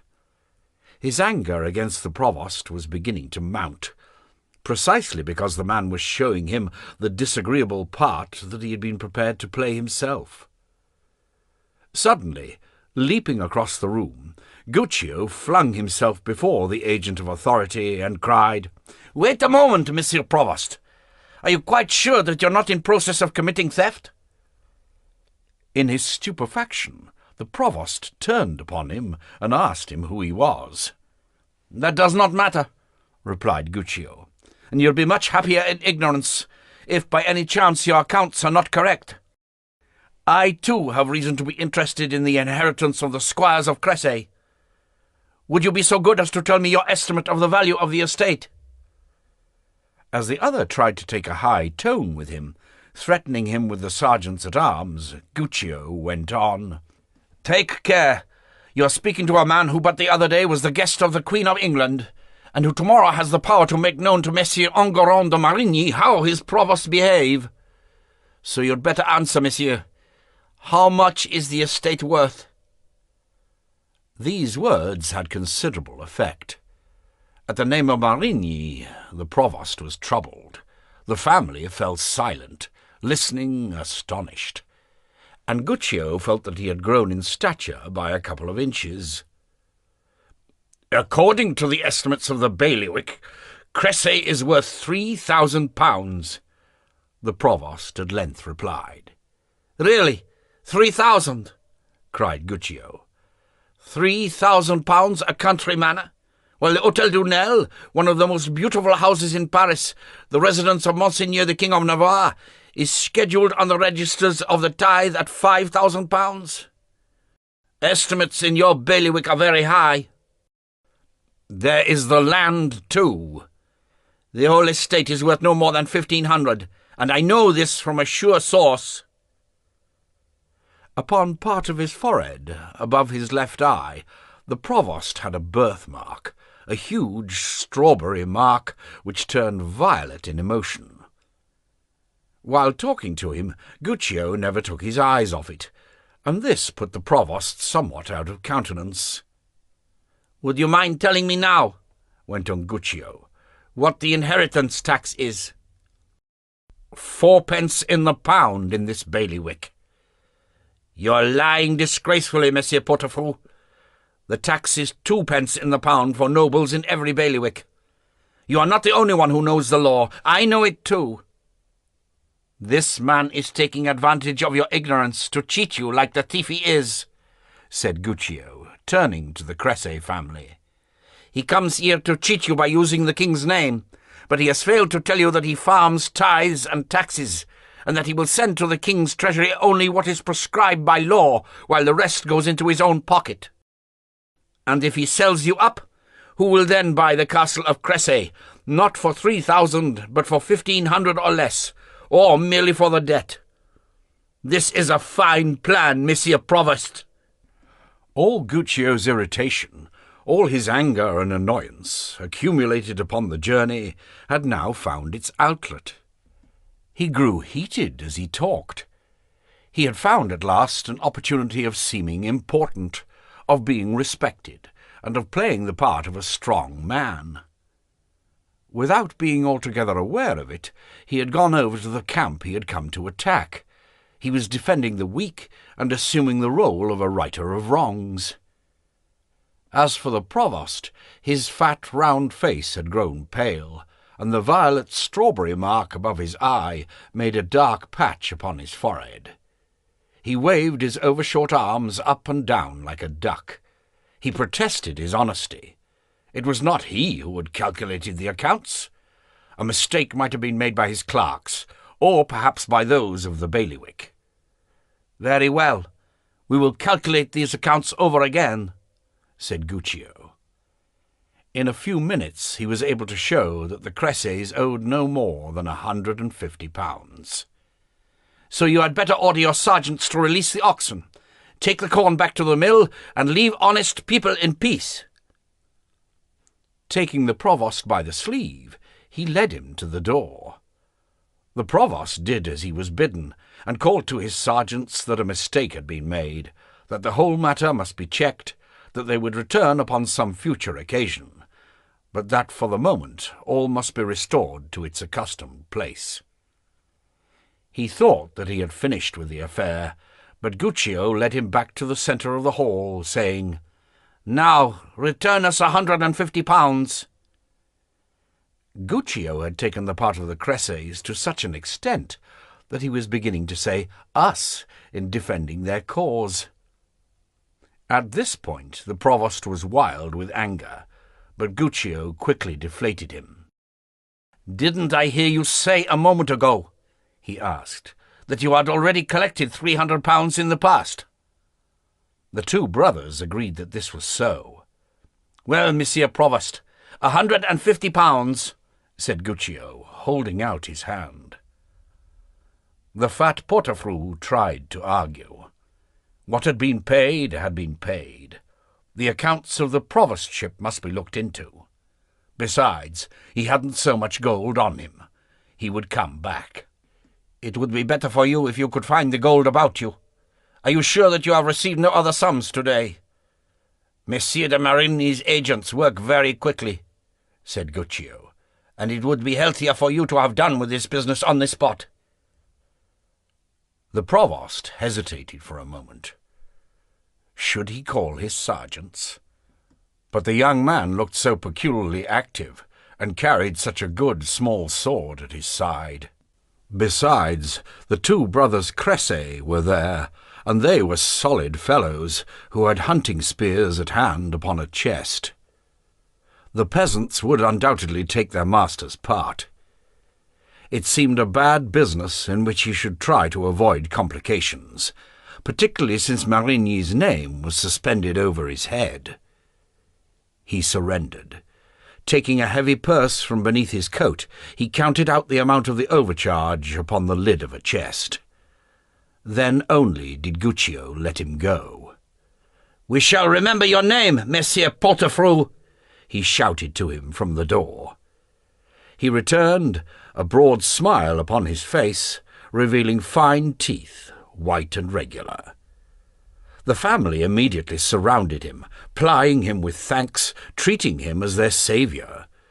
In the general excitement, the beautiful Marie de Cressay seized Guccio's hand and raised it to her lips, then seemed suddenly afraid of what she had dared to do. Guccio, very pleased with himself, found that his new role suited him admirably. He had conducted himself in precise accordance with his ideals of chivalry. He was a knight-errant who had arrived at an unknown castle to rescue a young lady in distress, to protect a widow and orphans from the machinations of wicked men. "But who are you, monsieur? To whom do we owe all this?" asked Jean de Cressay, the son with the beard. "My name is Guccio Baglioni. I am the nephew of the banker Ptolemy, and I have come to collect our debt." There was an immediate silence in the room. The faces of the family glazed over. They looked at each other in fear and consternation, and Guccio felt that he had lost his advantage. Dame Eliabelle was the first to recover herself. She quickly swept up the gold the provost had left, and, with a fixed smile, said in a rather sprightly way that they would discuss all that later, but for the present she insisted that their benefactor should do them the honour of dining with them. She at once began busying herself, sent her children on a variety of errands, and, gathering them together in the kitchen, said to them, "Take care. Whatever he may have done, he remains a Lombard. One should always distrust those people, particularly when they've done one a good turn. It is very unfortunate that your poor father should have had to have recourse to them. Let us show this one, who indeed has a sympathetic air, that we have no money, but let us do it in such a way that he is unable to forget that we are nobles." For Madame de Cressay was much concerned with nobility, as small provincial gentlemen have always been, and she thought it a great honour for one who was not noble to have the privilege of sitting at her table. Luckily, the two sons had brought back a sufficiency of game from hunting the day before. Several chickens had their necks wrung, and so it was possible to have the 2 courses of 4 dishes each, which were essential to the keeping up of seigneurial appearances. The first course consisted of a clear German soup with fried eggs in it, a goose, a stewed rabbit, and a roasted hare. The second of a rump of wild boar served with a sauce, a fat capon, bacon stewed in milk, and blancmange. Only a small menu, but one, nevertheless, that exceeded the usual porridge and fried lentils, with which, like peasants, the family had generally to be content. All this had to be prepared. The wine was brought up from the cellar. The table was laid on trestles in the great hall before one of the benches. A white tablecloth reached to the floor, and the diners raised it to their knees in order to wipe their hands upon it. There were pewter bowls for 2, but a single one for Dame Eliabelle, which was consonant to her rank. The platters were placed in the middle of the table, and everyone helped themselves with their fingers. 3 peasants, who were normally busy in the farmyard, had been called in to wait. They smelt a little of the pigsty and the kennel. "Ah, carver," said Dame Eliabelle, with mingled irony and excuse, indicating the lame man who was cutting slices of bread as thick as logs, upon which they were to eat their meat. "I must admit, Monsieur Baglioni, that he is more accustomed to chopping wood. That explains—" Guccio ate and drank a lot. The cup-bearer was so generous-handed that one might have thought he was watering horses. The family encouraged Guccio to talk, which was far from difficult. He told the story of the storm in the Channel so well that his hosts let their slices of wild boar fall back into the sauce. He talked of many things, of his experiences, of the state of the roads, of the Templars, of London Bridge, of Italy, of Marigny's administration. To listen to him, one might have thought that he was an intimate of the Queen of England's, and he harped so insistently upon the secrecy of his mission that one might well have concluded that war was about to be declared between the two countries. "I can say no more than this, because it is a state secret, and I am not at liberty to do so." When showing off to other people, it is never difficult to persuade oneself of success, and Guccio now saw things somewhat differently from the morning. He began to think of his journey as wholly successful. The two Cressay brothers, sound young men, but not over-endowed with brains, who had never been more than 30 miles from home, gazed with envy and admiration upon this young man, their junior, who had already done and seen so much. Dame Eliabelle, who was tending to burst out of her dress, and in whom good food awakened appetites unsatisfied in widowhood, allowed herself to look upon the young Tuscan with a certain tenderness. Her massive bosom heaved with sensations that surprised even herself, and, despite her dislike of Lombards, she could not but be aware of Guccio's charm, of his curly hair, his brilliantly white teeth, his dark liquid eyes, and even of his foreign accent. She was assiduous in complimenting him. "Beware of flattery," Ptolemy had often advised his nephew. "Flattery is the direst danger that a banker runs. It is very difficult to resist someone who speaks well of one. Yet, as far as I am concerned, a thief is better than a flatterer." That night Guccio was far from thinking anything of the kind. He drank in every word of praise as if it were hydromel. Indeed, he was talking particularly at Marie de Cressay. The young girl never took her eyes off him, watching him from beneath beautiful golden eyelashes. She had a way of listening, her lips parted like a ripe pomegranate, which made Guccio want to talk yet more, and then put his lips for a long moment to that pomegranate. Distance lends enchantment. For Marie, Guccio was the stranger prince upon his travels. He was the unexpected, the unhoped for, the well-known yet impossible being who knocks suddenly upon the door and is found to have after all a real face, a body and a name. So much wonderment in Marie de Cressay's eyes and expression soon caused Guccio to think that she was the most beautiful and attractive girl he had ever seen in the world. Beside her, the Queen of England seemed as cold as a tombstone. "If she appeared suitably dressed at court," he told himself, "she would be the most admired of every woman within a week." The meal lasted so long that, when the moment came to rinse their hands, everyone was a little drunk, and night had fallen.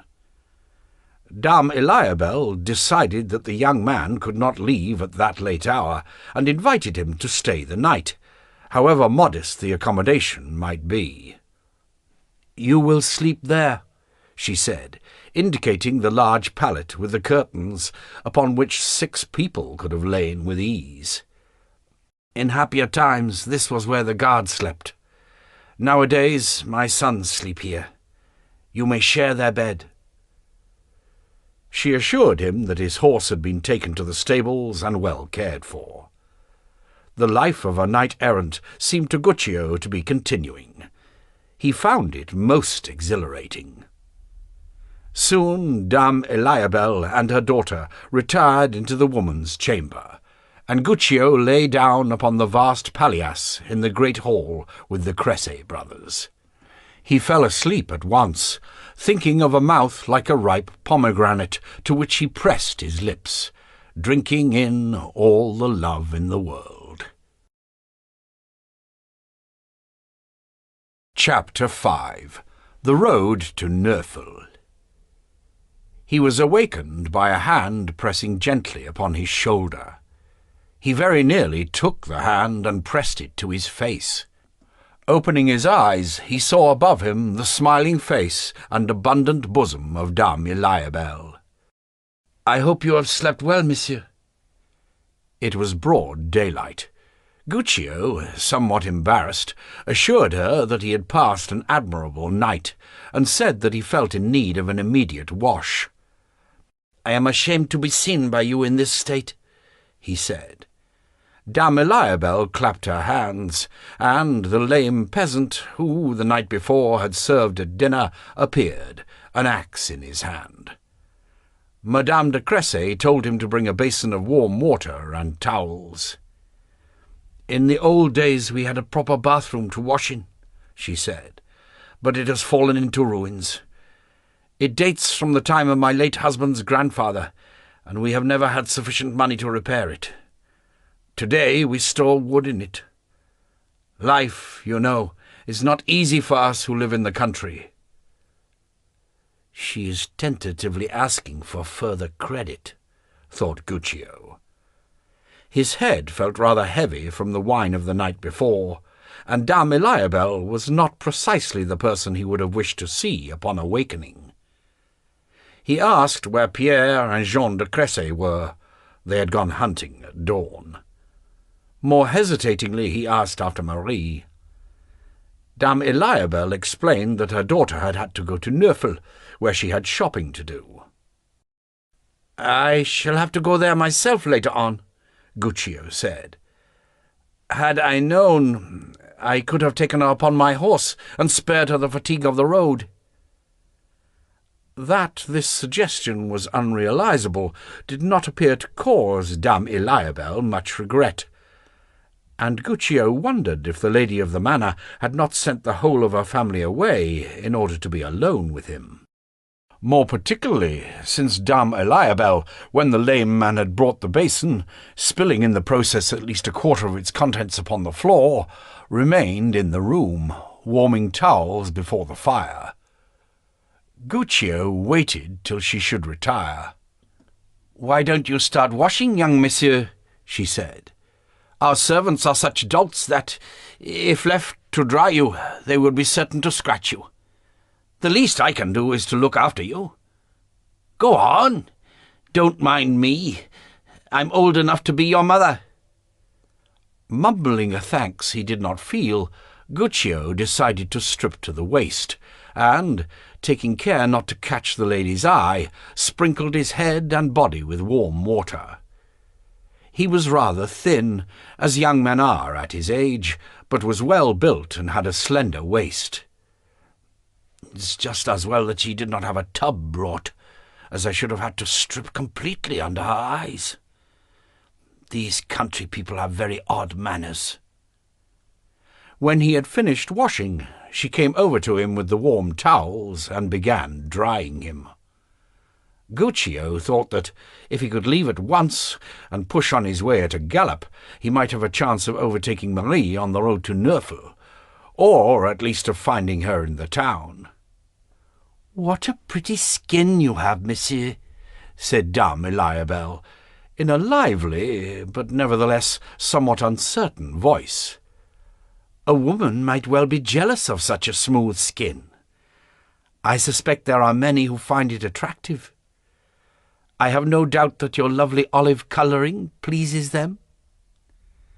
While she said this, she was stroking his back, all the length of his vertebrae, with the tips of her fingers.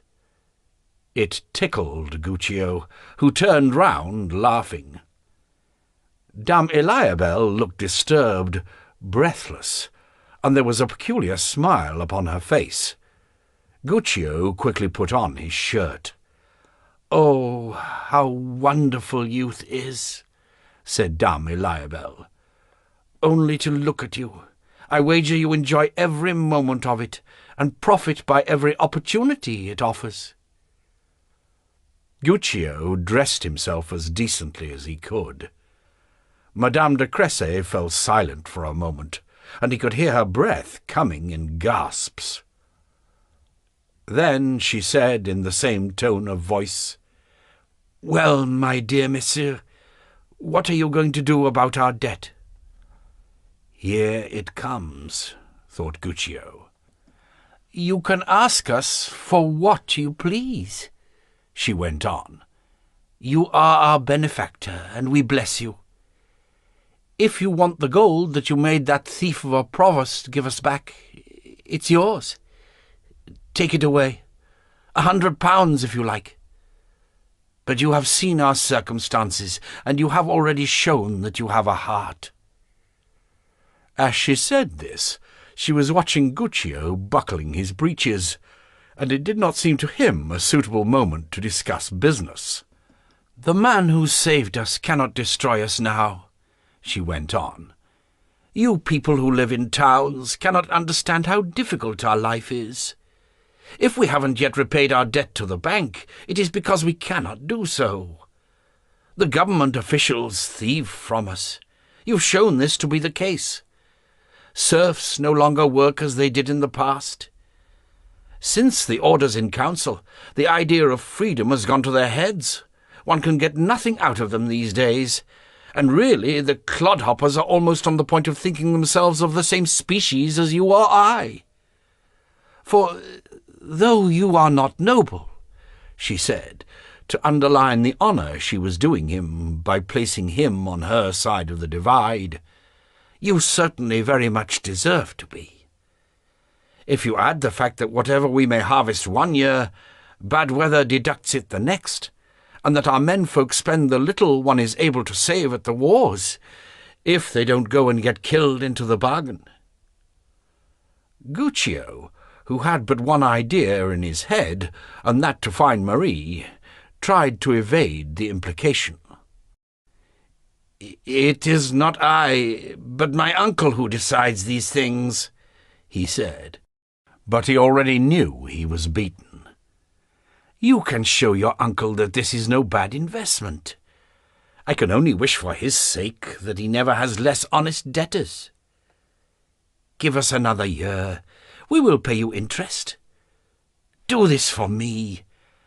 I shall be most grateful to you," said Dame Eliabel, seizing his hand.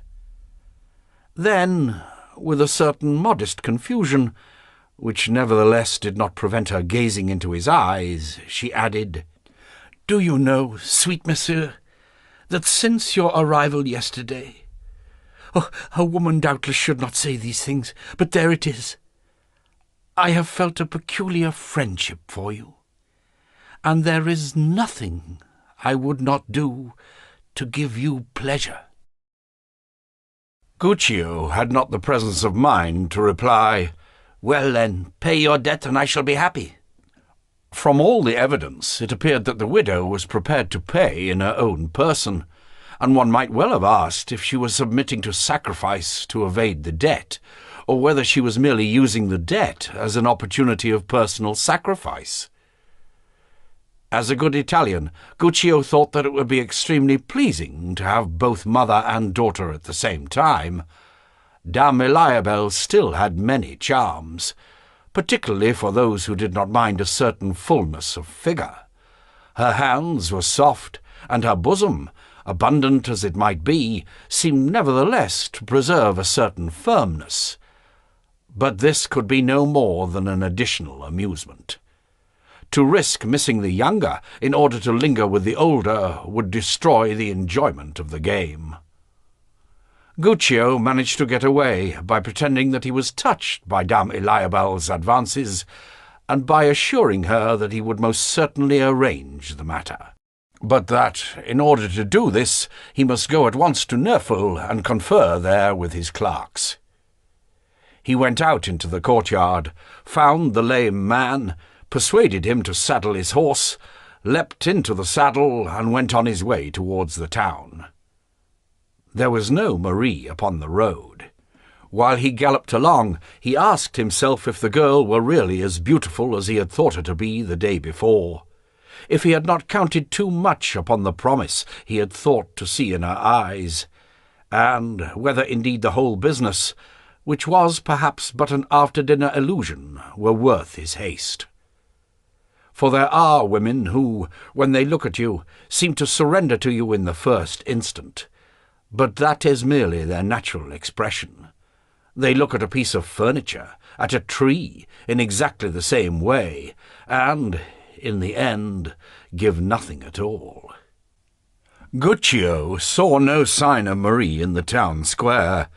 He looked down many of the side streets, went into the church, but only stayed there long enough to cross himself and failed to find her. Then he went to the bank. There he accused the 3 clerks of having misinformed him. The Cressets were people of quality, both honourable and solvent. Their credit must be prolonged. As for the provost, he was frankly a scoundrel. As he shouted all this out, Guccio never stopped looking out of the window.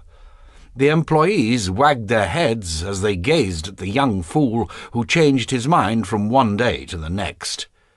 They thought it would be a great pity if the bank should ever fall completely under his control. "It may well be that I shall come back here fairly frequently. This branch obviously requires close supervision," he said to them by way of goodbye. He leapt into the saddle, and the gravel flew under his horse's hoofs. "Perhaps she has taken a short cut," he told himself. "In that case I shall see her at the castle, but it may be difficult to see her alone." Shortly after he left the town, he saw a figure hurrying towards Cresset and recognized Marie. Suddenly he heard the birds singing, realized that the sun shone, that it was April, and that the tender young leaves were burgeoning on the trees. Because of a girl walking between green fields, the spring, of which for 3 days Guccio had been unaware, suddenly burst upon him. He slowed his pace and caught Marie up. She looked at him, not particularly surprised that he should be there, but rather as if she had just received the most wonderful present in the world. Walking had put some colour in her cheeks, and Guccio thought she was even prettier than he had imagined her to be the day before. He offered to take her up on the crupper. She smiled acquiescence, and once again her lips parted like a fruit. He drew his horse into the bank and leant down to give Marie the support of his arm and shoulder. The girl was very light. She hoisted herself up with agile grace, and they hurried on. At first they rode in silence. Guccio was tongue-tied. For once the boastful fellow could find nothing to say. He realized that Marie hardly dared put her hands on him to retain her balance. He asked her if she were accustomed to riding thus. "Only," she said, "with my father or my brothers." She had never travelled like this before, her body to a stranger's back. Little by little she gained courage, and grasped the young man more firmly by the shoulders. "Are you in a hurry to get home?" he asked. She didn't answer, and he turned his horse into a side road in order to stay upon the high ground. "Yours is a beautiful part of the country," he went on after another silence. "As beautiful as Tuscany." This was a lover's compliment he was making her, and, indeed, he had never before felt so strongly the charm of the Ile-de-France. Guccio's gaze wandered to the far blue distances, to the horizon of hills and forests, whose outline was lost in a faint mist, then returned to the lush grass of the surrounding fields, to the great patches of the paler, more fragile green of the young cultivated rye, and to the hawthorn hedges whose sticky buds were opening. Guccio asked what the towers were that could be seen to the south, appearing upon the far edge of the horizon out of the great green sea of the plain. Marie found some difficulty in replying. They were the towers of Montfort-l'Amaury. She was suffering from that mingled anguish of pain and happiness which prevents speech and even thought. Where did this path lead? She no longer knew. Where was this cavalier taking her? She did not know that either.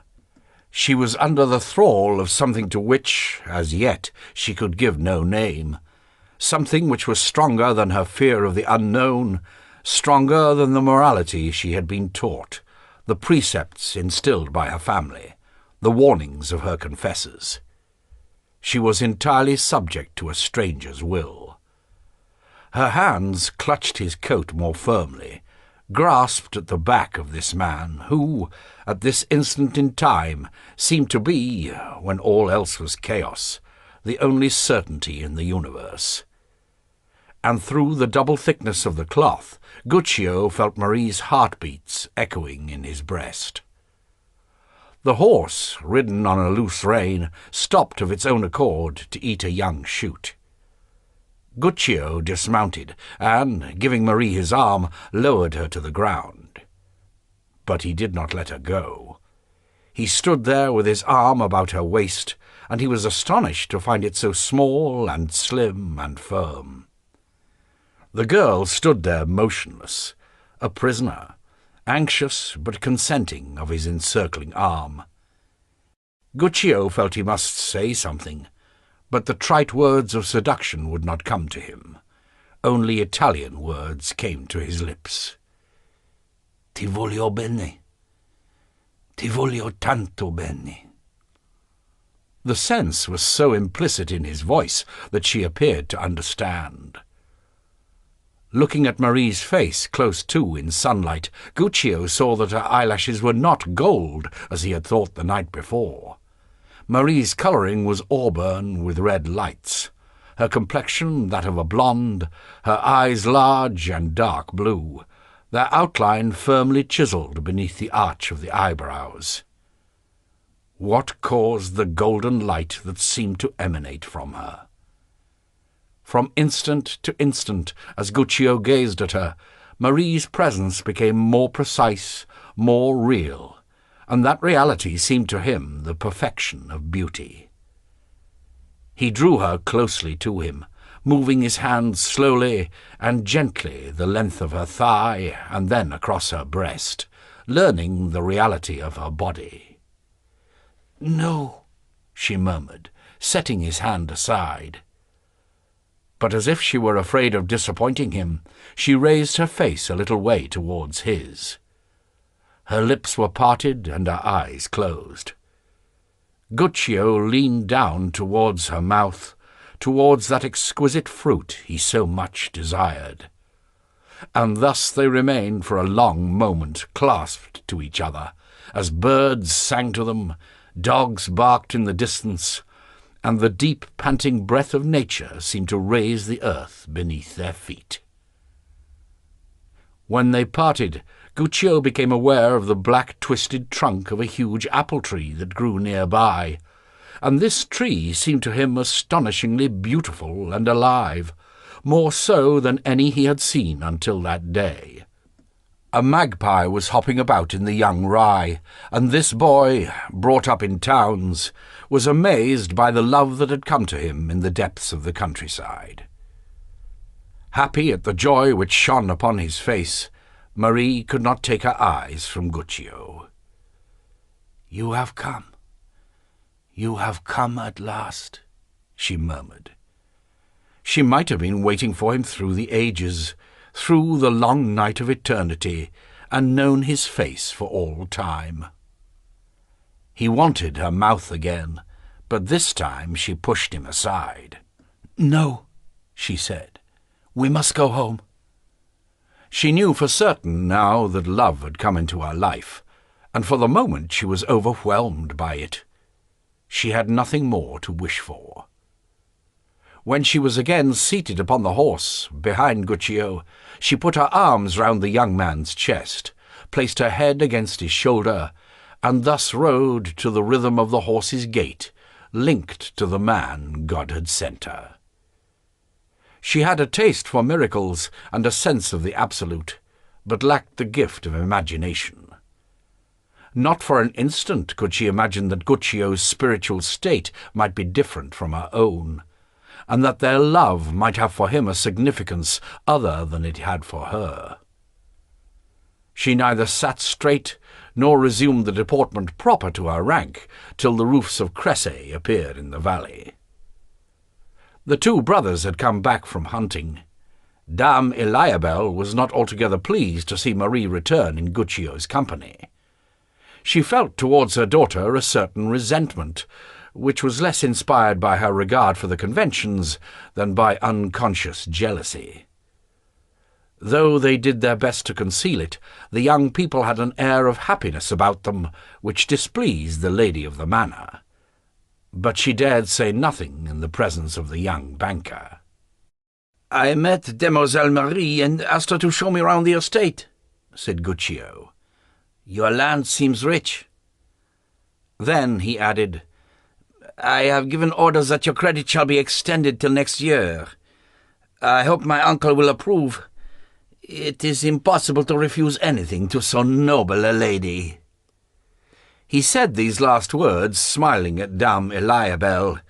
She bridled a little and became less anxious. They were very grateful to Guccio. Nevertheless, when he said that he must leave, they did not try very hard to keep him.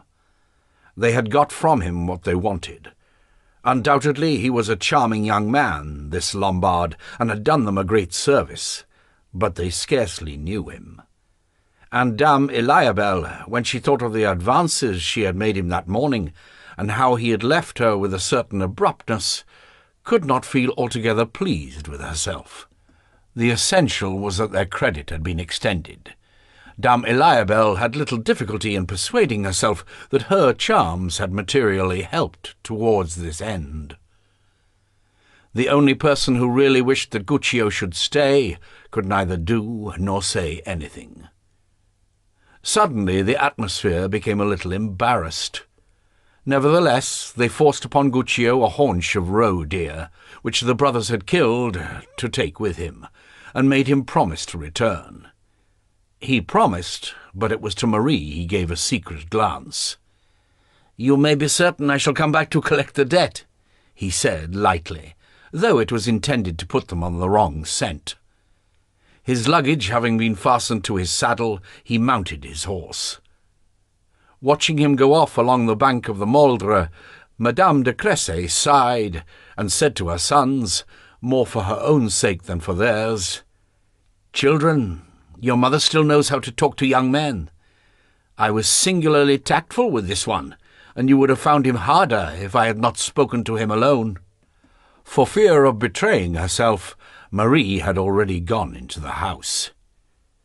As he made his way along the road to Paris, Guccio, galloping along, thought of himself as an irresistible seducer, who had only to appear in a country house to harvest every heart.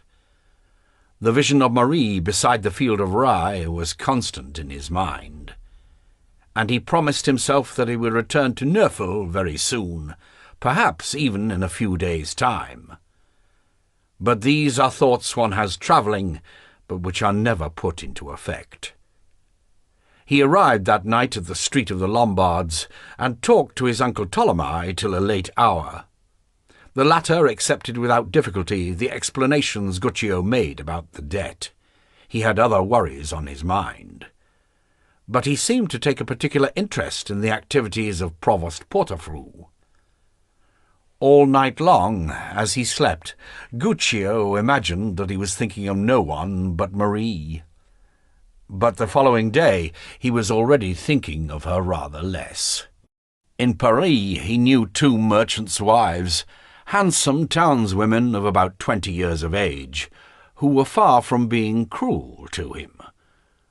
After some days he had quite forgotten his conquest at Neufel. But destiny moves slowly, and no one knows which of our actions, sown at hazard, will burgeon like trees. No one could have foretold that an embrace beside a field of rye on a certain day would alter the history of the kingdom of France, and would lead the beautiful Marie to the cradle of a king. At Cressay, Marie began to wait. Chapter 6. The Road to Clermont. 3 weeks later, the little town of Clermont-de-Loise was the scene of extraordinary excitement. From the castle to the gates, from the church to the town hall, the streets were crowded. There was joyful animation as people jostled each other in the alleys and taverns. Since morning, hangings had hung from the windows. The town criers had announced that Monseigneur Philippe, Count of Poitiers, the king's second son, and his uncle, Monseigneur of Valois, had come in the king's name to meet their sister and niece, Queen Isabella of England.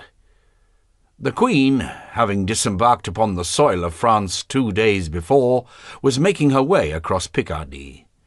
She had left Amiens that morning, and, if all went well, she would arrive at Clermont in the late afternoon.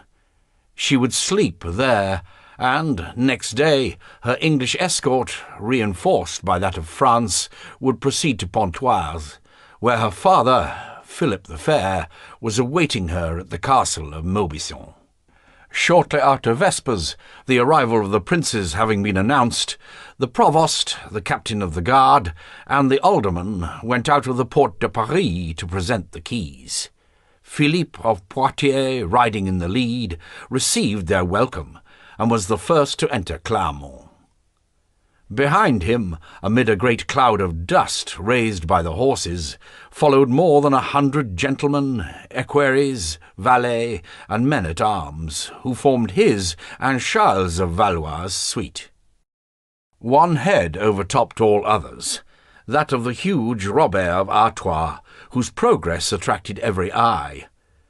It is true that this lord, mounted upon a huge dappled Percheron, a gigantic horse for a gigantic horseman, wearing red boots and cloak and a surcoat of red velvet, was most impressive in appearance. Though many of the horsemen appeared tired, he remained as upright in the saddle as if he'd only just mounted. Indeed, since leaving Pontoise, Robert of Artois had had a feeling of acute triumph to sustain and refresh him. He alone knew the real object of the young Queen of England's journey. He alone knew how events, put in train by himself to appease his longing for revenge, were about to shake the court of France. Already he felt a secret, bitter joy. During the whole journey he had unceasingly watched Gautier and Philippe d'Aunay, who formed part of the retinue, the first as equerry to the Count of Poitiers, the second as equerry to Charles of Valois. The two young men were delighted with the journey and the whole royal train. In their innocence and vanity, the better to shine, they had fastened the handsome purses given them by their mistresses upon their smartest clothes. Seeing the purses at their belts, Robert of Artois had felt a cruel and passionate joy in his heart. He had scarcely been able to prevent himself laughing aloud. "Well, my young bucks, my young cocks, fools that you are," he said to himself, "you may well smile in thinking of your mistress's beautiful breasts. Think of them well, for you will never touch them again. And breathe deep of the air of the day, for I think that you will have but few more. Your handsome, brainless heads will be cracked open like nuts." Meanwhile, like a huge tiger playing with its prey, claws retracted, he spoke with the utmost cordiality to the brothers Aunay, from time to time tossing them a loud-mouthed pleasantry. Since he had saved them from the pretended cutthroats at the Tower of Nesle, the two young men had been most friendly, and thought themselves much obliged to him. When the cavalcade halted in the Grande Place, they invited Artois to a cup of cool, light wine. They joked together, toasting each other. "Drink, my little friends, drink," said Artois to himself, "and remember well the taste of this light wine." All about them the tavern rang with gaiety, shouts, and cries under the sun. In the rejoicing town, business was as good as on a fair day, and from the royal castle to the church a dense crowd slowed down the horses' pace.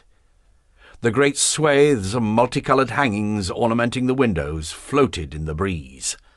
A horseman arrived at a gallop and announced the Queen's approach. There was immediate commotion. "Hurry our people along," said Philippe of Poitiers to Gautier d'Aulnay, who had just rejoined them. Then the king's second son turned to Charles of Valois. "We are very punctual, uncle. The Queen will not have to wait." Charles of Valois, dressed entirely in blue, a little the worse for fatigue, contented himself with a nod of the head. He could well have done without the ride, and was in a bad temper. The church bells began ringing, and their hubbub re-echoed from the town walls. The cavalcade went forward along the Amiens road. Robert of Artois joined the princes, and went forward stirrup to stirrup with Poitiers. Though he had been dispossessed of his inheritance of Artois, Robert was nevertheless the king's cousin, and his place was in the front rank of the royalty of France. Watching Philippe of Poitiers' hand clasping the reins of his chestnut horse, Robert thought, "It was for your sake, my skinny cousin. It was in order to give you Franche-Comté that I was deprived of Artois, which belonged to me. But before tomorrow is out, you will receive a wound from which a man's honour does not easily recover." Philippe, Count of Poitiers, and the husband of Jean of Burgundy, was 21 years old. Not only physically, but in personality too, he was different from all the rest of the royal family. He was neither handsome and dominating like his father, nor fat and impetuous like his uncle. Thin in face and body, tall of stature, with curiously long limbs, his gestures were always measured, his voice precise and curt. Everything about him, his physical characteristics, the simplicity of his pleasures, the restrained courtesy of his speech, expressed a decisive and reflective nature, in which his head dominated his heart. He was already a power to take account of in the kingdom. 3 miles from Clermont, the two cavalcades, that of the Queen of England and that of the princes, met. 8 servants of the House of France, grouped by the side of the road, blew a long and monotonous fanfare upon their trumpets. The English trumpeters relied upon instruments similar, but with a sharper pitch. Then the princes walked forward, and Isabella, slim and upright upon her white palfrey, listened to a short speech of welcome made by her brother Philippe of Poitiers. Then Charles of Valois went forward to kiss his niece's hand. Then, when it was the Count of Artois' turn, he was able to give her to understand, by the manner of his low bow and the glance he gave her, that all had turned out as he had foreseen. While compliments, questions, and news were being exchanged, the two escorts waited and watched each other. The French horsemen were impressed by the English uniforms. Sitting still and upright upon their horses, the sun in their eyes, the English bore proudly upon their breastplates the 3 lions of England. They seemed self-assured, and were obviously out to make a good impression upon a strange land. From the great blue and gold litter which followed behind the Queen came a loud cry. "So, sister," said Philippe, "you have brought our little nephew upon the journey, have you? It's a hard road for so young a child." "I would never leave him in London without me. You know enough about the people by whom I am surrounded," Isabella replied. Philippe of Poitiers and Charles of Valois asked her the object of her journey. She told them merely that she wished to see her father, and they realized that for the moment, at least, they would be told no more. She said that she was somewhat tired with the journey, and, dismounting from her white mare, took her place in the great litter, carried by 2 mules harnessed in velvet trappings, one placed between the forward shafts and the other between the rear. Both cavalcades moved off again towards Clermont. Taking advantage of the fact that Poitiers and Valois had taken their places at the head of the cavalcade, Artois drew his horse near the litter. "You become more beautiful every time I see you, cousin," he said. "Don't talk nonsense. I am certainly not beautiful after 12 hours of dust upon the roads," the Queen replied. "Having loved you in memory for many long weeks, the dust is invisible. I can only see your eyes." Isabella leaned back a little among the cushions. Once again she felt a recurrence of that curious weakness which had seized her at Westminster in Robert's company. "Can he really love me?" she wondered. "Or is he merely making compliments, as he does, doubtless, to every woman he meets?" Between the curtains of the litter she could see the Count of Artois' huge red boot and golden spur upon the dappled horse's flank. She could see the giant thigh with its salient muscles, and she wondered whether each time she found herself in this man's presence she would be conscious of the same disquiet, the same desire to let herself go, the same hope of reaching out to unknown territories. She made an effort to control herself. She was not there on her own behalf. "Cousin," she said, "tell me quickly what there is to tell, and let us make the most of this opportunity to talk." Rapidly, pretending to point out the countryside, he told her what he knew and what he had done, the watch he had set over the royal princesses, the trap set at the Tower of Nesle. "Who are these men who are dishonouring the crown of France?" Isabella asked. "They're riding 20 paces from you. They form part of the escort attending us."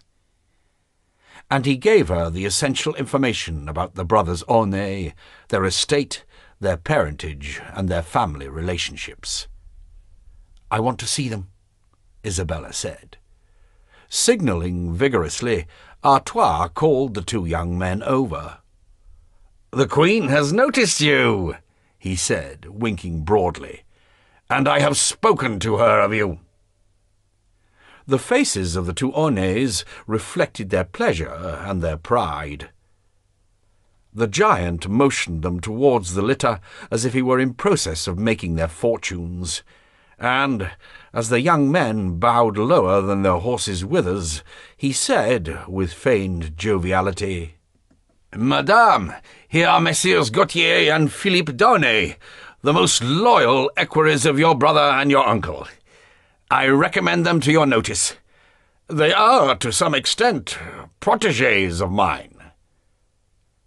Isabella gazed for an instant at the two young men, wondering what there was about their faces and their persons that could turn kings' daughters from their duty. They were handsome, certainly, and Isabella was always somewhat embarrassed by beauty in men. Then she noticed the purses at the horsemen's belts, and glanced from them to Robert's eyes. The latter smiled briefly. From now on he could fade into the shadows. He need not even assume the role of informer before the court. This chance encounter should be sufficient to decide the fate of the two equerries. "Good work, Robert. Good work," he said to himself.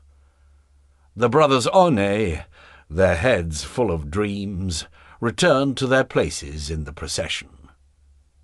From Clermont, in the throes of gaiety, could be heard a great clamour of welcome for the beautiful Queen of 22, who was about to bring the most surprising of disasters upon the court of France.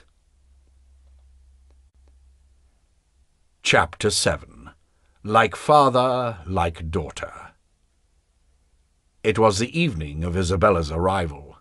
The king was alone with his daughter in a room of the castle of Maubuisson, where he liked to isolate himself.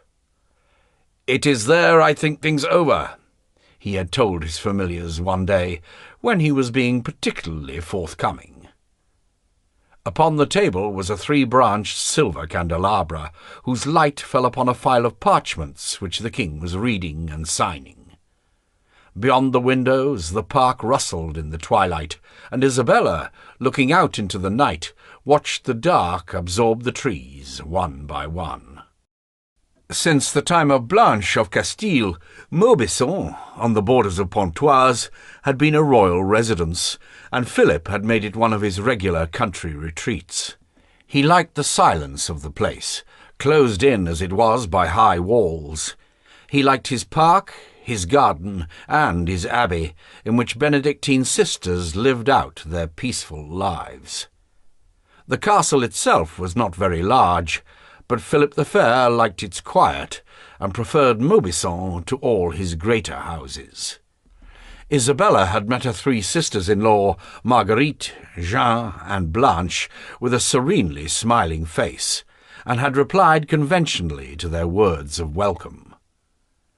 Supper had soon been over, and now Isabella was alone with her father for the purpose of accomplishing the task, atrocious but necessary, upon which she was set. King Philip looked at her with that icy glance with which he regarded every human creature, even his own child. He was waiting for her to speak, and she did not dare. "I shall hurt him so much," she thought. And suddenly, because of his presence, because of the park, the trees, and the silence, Isabella was a prey to a wave of childish memories, and her throat constricted with bitter self-pity. "Father," she said, "Father, I am very unhappy. Oh, how very far away France seems since I've been Queen of England, and how I regret the days that are past." She found herself trying to fight an unexpected enemy. Tears. After a brief silence, without going to her, Philip the Fair asked gently, but without warmth, "Was it to tell me this, Isabella, that you have undertaken the journey?" "And to whom should I admit my unhappiness, if not to my father?" she replied. The king looked at the night beyond the gleaming panes of the window, then at the candles, then at the fire. "Happiness," he said slowly. "What is happiness, daughter, if it is not to conform to one's destiny?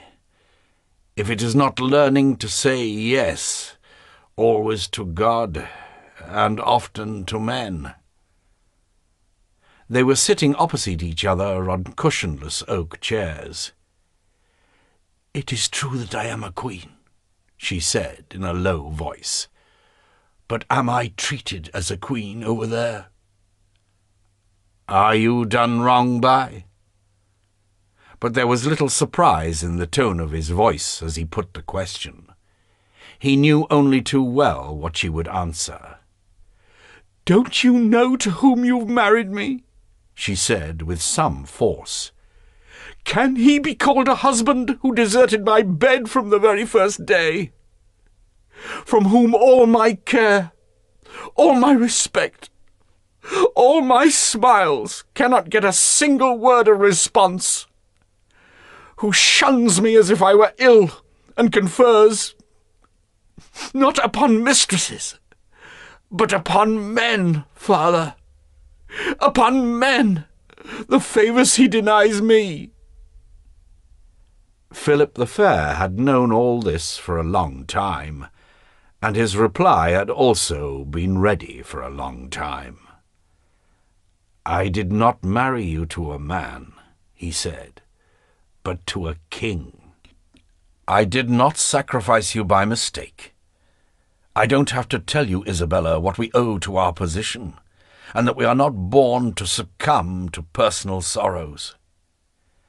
We do not lead our own lives, but those of our kingdoms, and it is there alone that we can find content, if we conform to our destiny."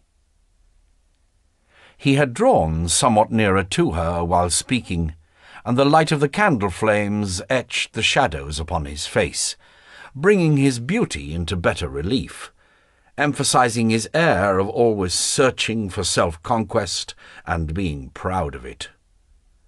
More than his words, the king's expression and his beauty delivered Isabella from her weakness. "I could only have loved a man who was like him," she thought.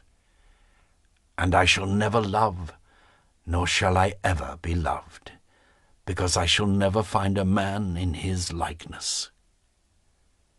Then, aloud, she said, "I am glad that you should have reminded me what I owe to myself. It is not to weep that I have come to France, father. I am glad, too, that you have reminded me of the self-respect proper to people of royal birth, and that happiness for us must count for nothing. I only wish that everyone about you should think the same." "Why did you come?" She took a deep breath. "Because my brothers have married whores, father, and I have discovered it, and because I am as anxious as you to uphold our honour." Philip the Fair sighed. "I know very well that you do not care for your sisters-in-law, but the difference between us is the difference between an honest woman and a whore," said Isabella coldly. "Wait a minute, father. I know things that have been concealed from you. Listen to me, because I am not only bringing you words. Do you know the young Messire Gautier d'Aulnay?" "There are two brothers whom I always confuse with each other. Their father was with me in Flanders. The one you mentioned married Agnes de Montmorency, didn't he? And he is with my son, the Count of Poitiers, as equerry." "He is also with your daughter-in-law, Blanche, but in another capacity. His younger brother, Philippe, who is at my uncle Valois' house." "Yes," said the king. "Yes." A deep wrinkle, a very rare thing with him, showed upon his forehead. "Well, he is Marguerite's, whom you have chosen to be one day Queen of France. As for Jeanne, she apparently has no lover, but this may merely be that she conceals the fact better than the others.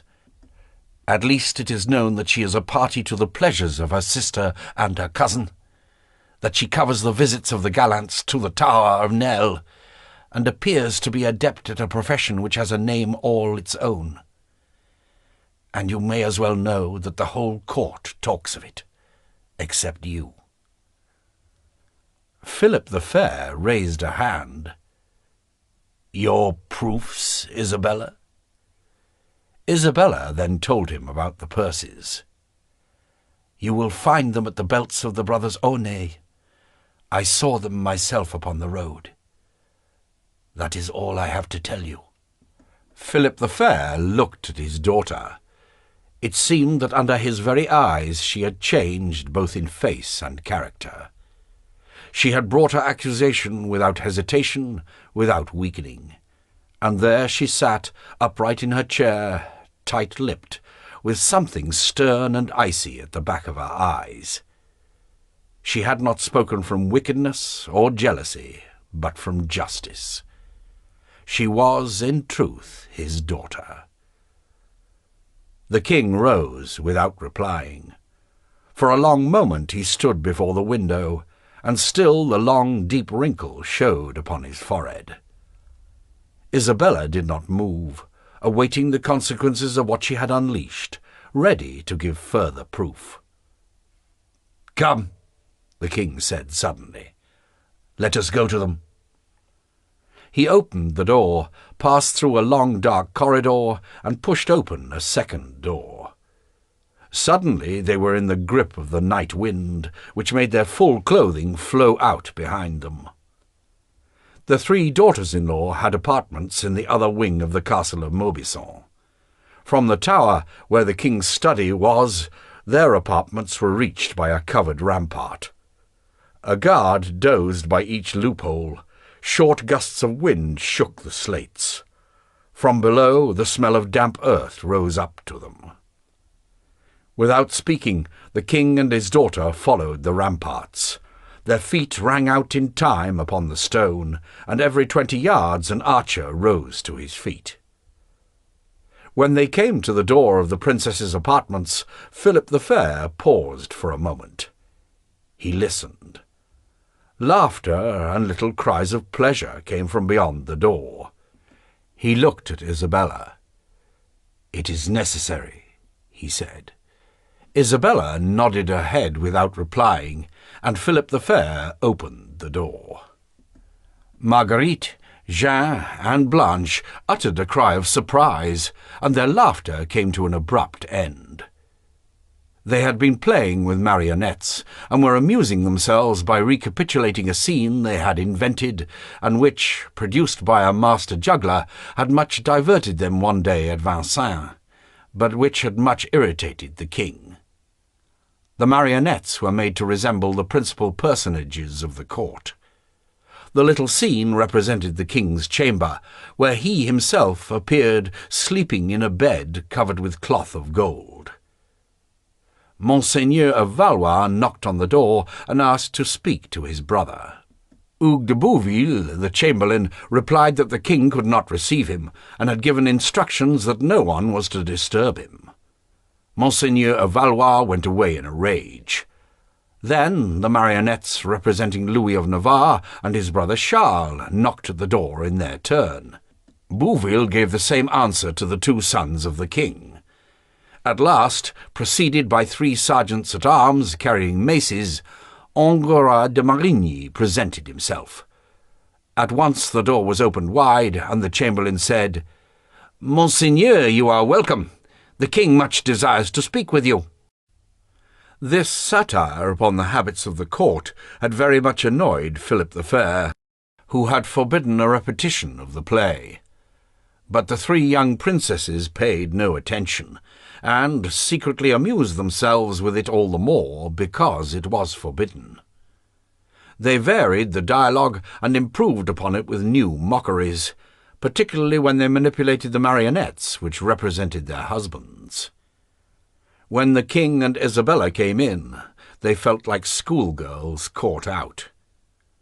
Marguerite quickly picked up a surcoat that lay on a chair and put it round her to hide her too naked throat.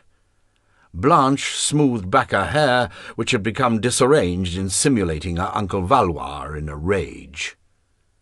Jean, who remained calmer than the others, said vivaciously, "We've just finished, sire.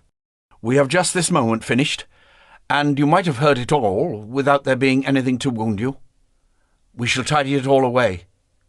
She clapped her hands. "Hello there! Beaumont, Comminges, my good women." "There is no need to call your ladies," the king said curtly. He had barely noticed their game. It was at them he was looking. 18, 19 and a half, 23. All 3 pretty, each in her different way. He had watched them grow taller and more beautiful since they had come, each at the age of about 12 or 13, to marry one of his sons. But they did not seem to have grown more intelligent than they had been in those days. They still played with marionettes like disobedient little girls. Was it possible that what Isabella said was true? Was it possible that so much feminine wickedness could exist in these beings, who seemed to him still children? Perhaps, he thought, I know nothing of women. "Where are your husbands?" he asked. "In the fencing school, sire," said Jean. "Look, I have not come alone," he went on. "You often say that your sister-in-law does not love you, and yet I am told that she has given you each a really handsome present."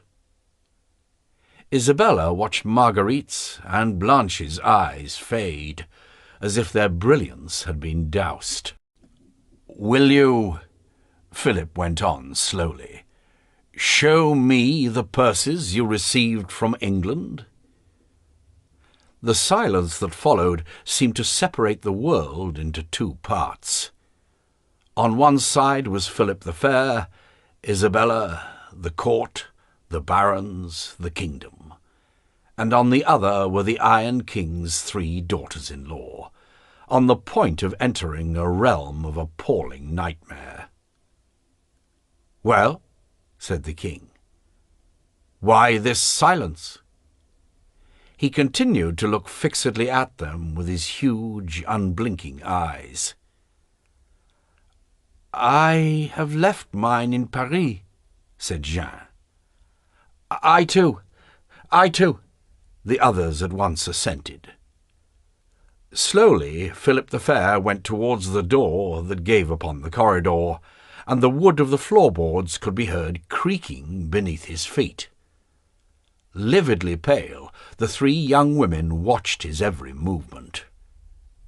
No one looked at Isabella. She was leaning against the wall, at some distance from the hearth. Her breath came quickly. Without looking round, the king said, "Since you have left your purses in Paris, we shall ask the young Aunais to fetch them at once." He opened the door, called one of the guards, and ordered him to fetch the 2 equerries. Blanche's resistance gave way. She let herself fall upon a stool. The blood had drained from her face, her heart seemed to have stopped, and her head fell to one side, as if she were about to fall prostrate upon the floor. Jean seized her by the small of the arm and shook her to make her regain control of herself. Marguerite was mechanically twisting in her little brown hands the neck of the marionette representing Marigny, with which she had been playing but a few moments before. Isabella did not move. She saw the glances Marguerite and Jean cast upon her, looks of hatred which emphasized the role of informer she was playing, and suddenly she felt an enormous lassitude.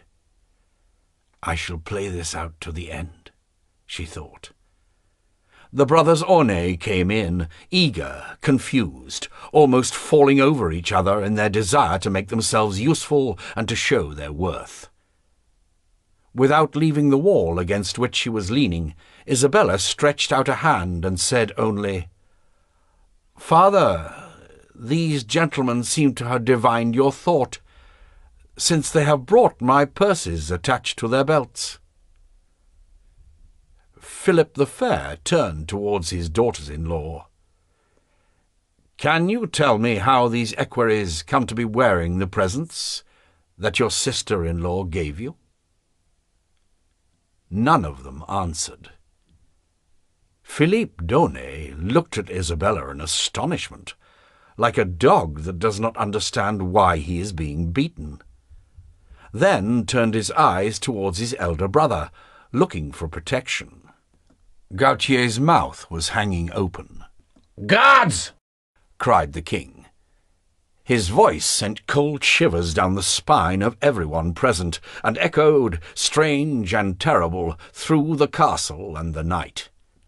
For more than 10 years, since the Battle of Mont-en-Pevel, to be exact, where he had rallied his army and forced a victory, the king had never been heard to shout.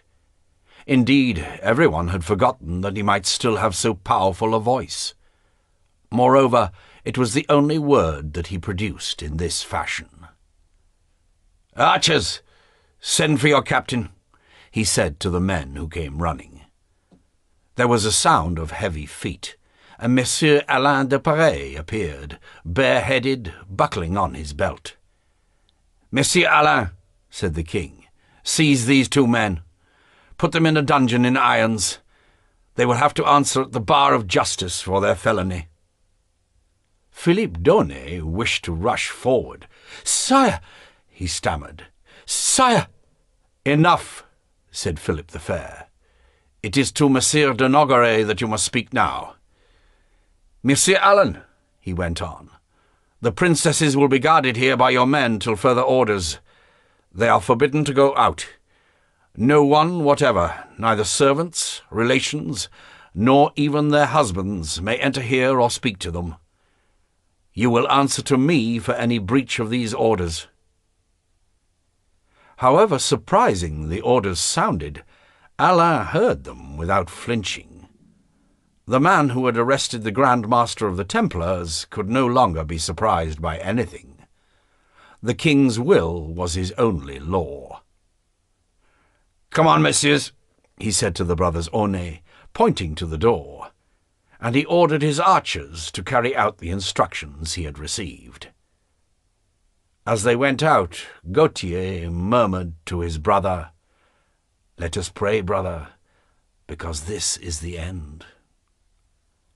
And then their footsteps, lost amid those of the men-at-arms, sounded upon the stone flags.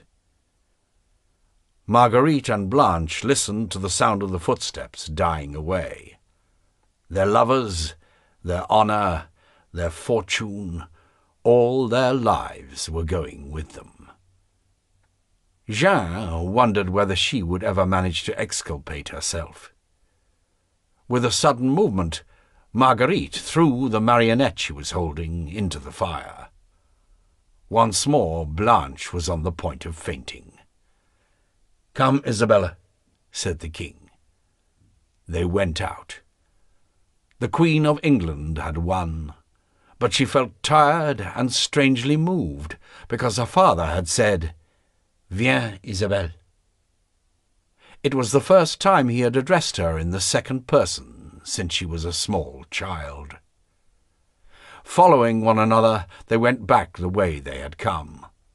The east wind chased huge dark clouds across the sky. Philip left Isabella at the door of her apartments, and, taking up a silver candelabra, went to find his sons. His tall shadow and the sound of his footsteps awoke the guards in the deserted galleries. His heart felt heavy in his breast. He did not feel the drops of hot wax that fell upon his hand. Chapter 8.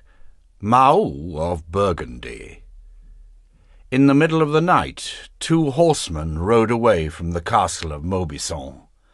They were Robert of Artois and his faithful, inseparable Lorme, who was at once servant, squire, travelling companion, confidant, and general factotum. Since the day that Artois had selected him from among his peasants at Conches and attached him to his own person, Lorme had become, so to speak, his perpetual shadow. It was a marvel to see how anxiously this fat little man, already grey-haired, but still hale and hearty, attended his young giant of a master on all occasions, closely following him in order to protect him. His cunning was as great and effective as his devotion. It was he who had pretended to be the ferryman for the brothers Aunay on the night of the trap. Dawn was breaking as the 2 horsemen reached the gates of Paris. They put their smoking horses into a walk, and Lorme yawned a dozen times or so. At over 50, he was still able to stand long journeys on horseback better than any young equerry, but he was inclined to suffer from lack of sleep. In the Place de Grève, they came upon the usual assembly of workmen in search of jobs. Foremen of the king's workshops and employers of lightermen moved among the various groups, and hired assistants, dockers, and porters. Robert of Artois crossed the Place and turned into the Rue Mauconseil, where lived his aunt, Mahou of Artois, Countess of Burgundy. "Listen, Lorme," said the giant. "I want this fat bitch to hear from me the extent of her disaster. Here begins one of the greatest and happiest days of my life. No beautiful girl in love with me could give me greater pleasure to see than the hideous phiz of my aunt when she hears what I have to tell her about the happenings at Maubuisson. And I want her to come to Pontoise and accelerate her own ruin by braying to the king. I hope she dies of vexation." Lorme yawned hugely. "She'll die, all right, monseigneur. She'll die, you can be certain of that. You're doing everything you can to bring it about," he said. They came to the splendid townhouse of the Counts of Artois. To think that it was my grandfather who built it! To think that it is I who should be living here!" Robert went on. "Oh, you'll live here, Monseigneur. You'll live here all right. And I'll make you doorkeeper with £100 a year." "Thank you, Monseigneur," replied Lorme, as if he had already acquired that high position and had the money in his pocket. Artois leapt from his percheron, threw the bridle to Lorme, and, seizing the knocker, banged it hard enough to break down the door. The noise echoed from top to bottom of the house. The wicket gate opened, and a huge guard came out, wide awake and carrying in his hand a cudgel heavy enough to fell an ox. "Who goes there?" demanded the servant, indignant at the row. But Robert of Artois pushed past him and entered the house. There were plenty of people in the corridors and upon the staircase, a dozen valets and housemaids doing the morning cleaning.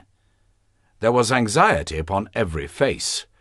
Robert, creating disorder in his wake, went up to the first floor, to Mahou's apartments, and cried, "Hello!" loud enough to make a row of horses rear. A terrified servant ran up, a pail in his hand. "Where's my aunt, Picard? I must see my aunt at once." Picard, his head bald and square, put down his pail and replied, "She's having breakfast, Monseigneur." "Well, I don't care. Tell her I'm here and hurry up about it." Having organized his face into an expression of dolour and anguish, Robert of Artois, making the floor tremble beneath the weight of his feet, followed the servant to Mahou's room.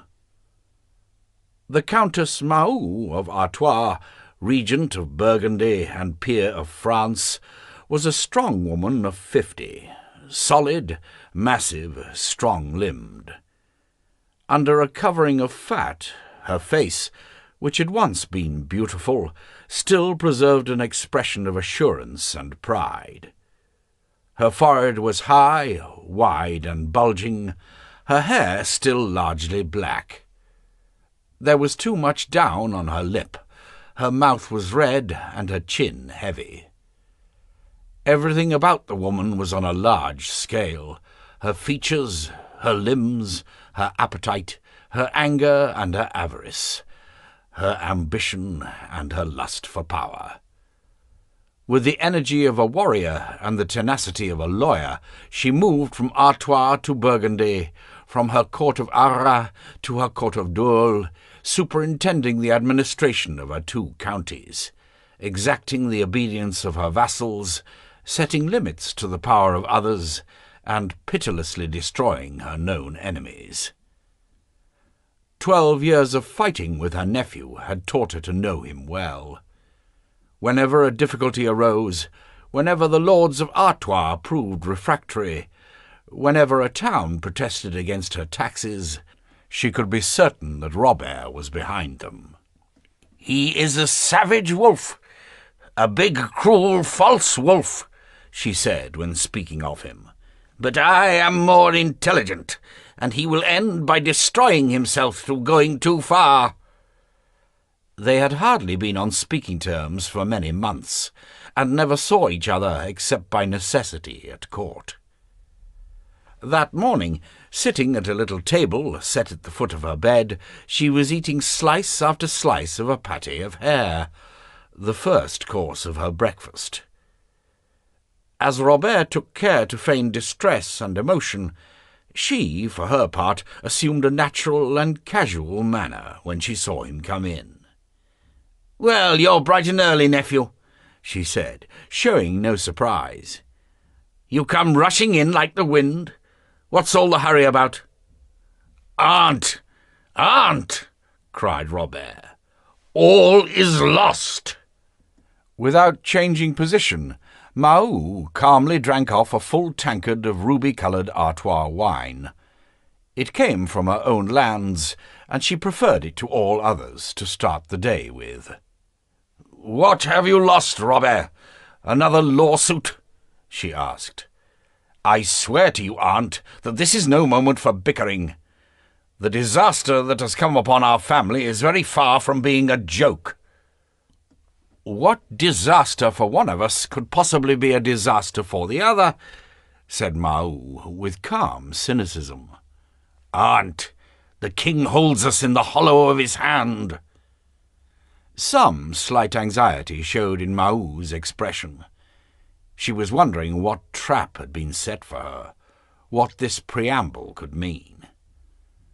With a gesture he knew well, she turned back her sleeves over her forearms. Then she banged the table with her hand and called, "Thierry!" "Aunt, I cannot possibly talk before anyone but you," cried Robert. "What I have learnt touches our honour." "Nonsense! You can say anything before my Chancellor." She was suspicious and wanted to have a witness.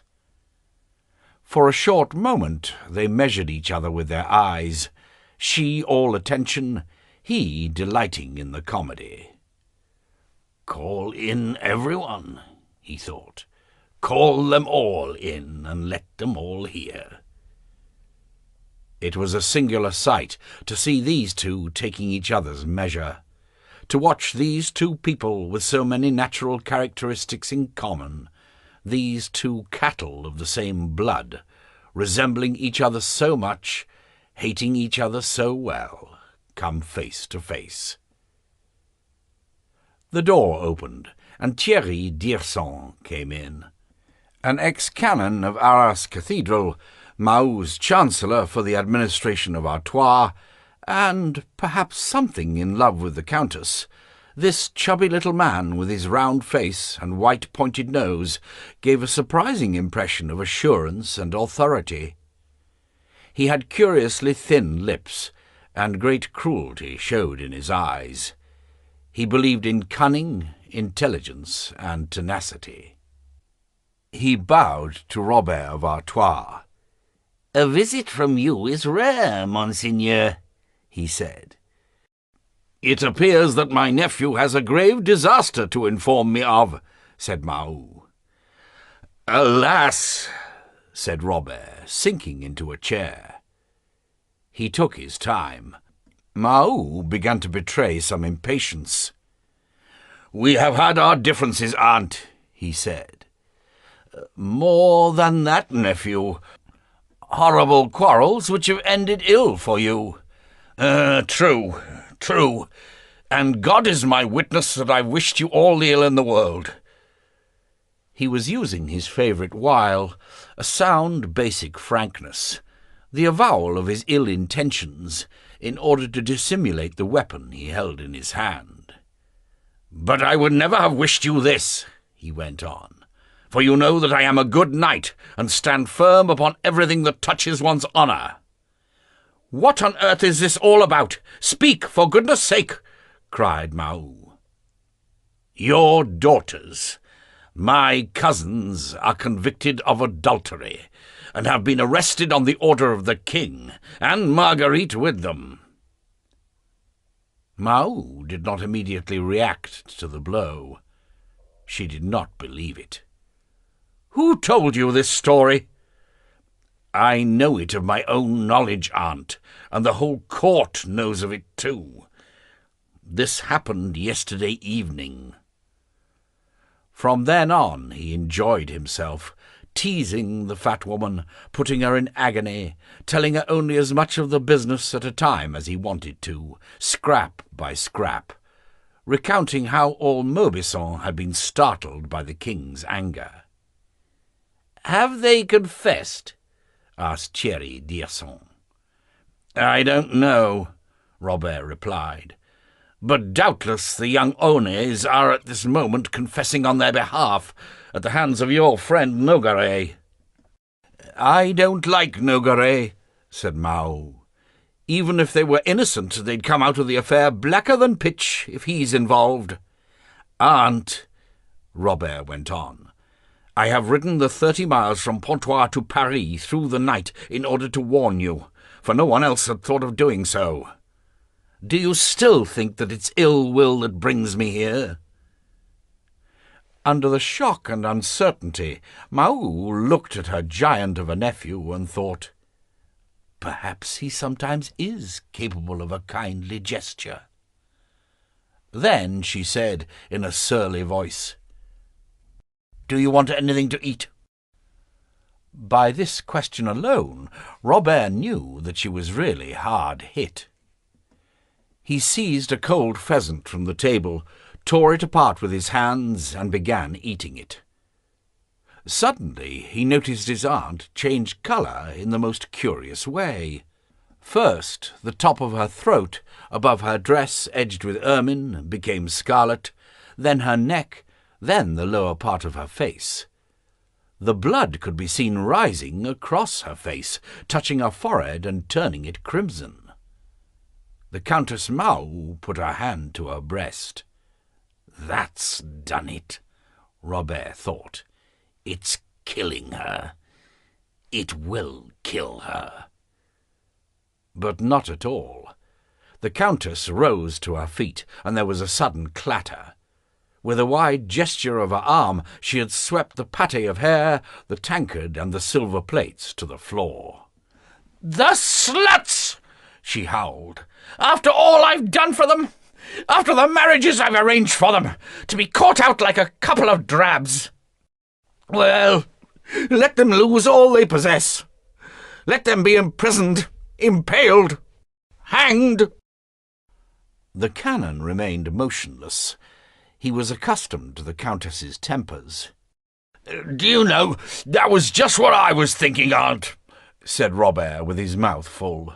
"It really is no proper return for all the trouble you've taken."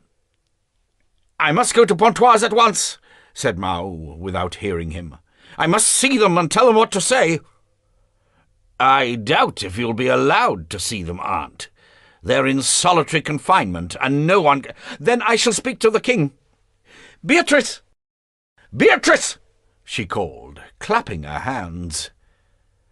A hanging moved to one side, and a splendid girl of some 20 years, dark, tall, her breasts round and firm, her waist well marked, her legs long, came in unhurriedly. As soon as he saw her, Robert of Artois felt attracted. "Beatrice, you've heard everything, haven't you?" Maou asked. "Yes, madame," replied the girl. "I was outside the door, as always." There was a curious slowness about her voice, as there was about her gestures, about her manner of moving, and about her glance. She gave a peculiar impression of a sort of flowing indolence, and of abnormal placidity. One would have said that even lightning entering the window would not have made her move more quickly, or taken that calm half-smile from the corners of her lips.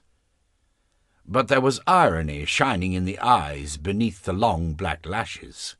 Undoubtedly she rejoiced in the disasters, crises, and tragedies of others. "This is Thierry's niece," Maou told her nephew. "I have made her my first lady-in-waiting." Beatrice d'Hirson looked Robert of Artois up and down with a sort of candid shamelessness. She was obviously curious to know this giant, of whom she had heard nothing but evil. "Beatrice," Maou continued, "have my litter harnessed and 6 horses saddled. We are going to Pontoise." Beatrice continued to look straight into Robert's eyes, and one might have thought that she had not heard. There was something at once irritating and disquieting about the beautiful girl. She gave men, from the first moment of meeting, a sense of immediate complicity, as if she would offer no resistance to them. And, at the same time, one wondered whether she was utterly stupid, or, perhaps, on the other hand, was quietly laughing at people. "I shall have that girl," thought Robert, as she went slowly out of the room. "I don't know when, but I shall." There was but little left of the pheasant, and he threw it into the fire. He was now thirsty. No more wine had been brought. From a side table, Robert took the decanter from which Mahou had helped herself, and thus ran no risk of being poisoned, and poured a great bumper down his throat. The Countess was walking to and fro, folding back her sleeves and biting her lips. "I shall not leave you alone from today, Aunt," said Artois. "I shall come with you. It's a family duty." Mahou raised her eyes towards him, once more somewhat suspicious. Then, at last, she made up her mind to accept his advice. "You have done me much harm, Robert, and I dare swear that you will do me more. But I must admit it. Today you have behaved like a good fellow." Chapter 9. The Blood Royal. Day was beginning to enter the long, low, cellar-like room in the old castle of Pontoise in which Nogaret had interrogated the Aunay brothers. Through the narrow skylights, which had been opened for purposes of ventilation, came puffs of white mist. A cock crowed, then another. A flock of sparrows flew past at ground level. The torch upon the wall flickered, adding its acrid smell to that of the tortured bodies.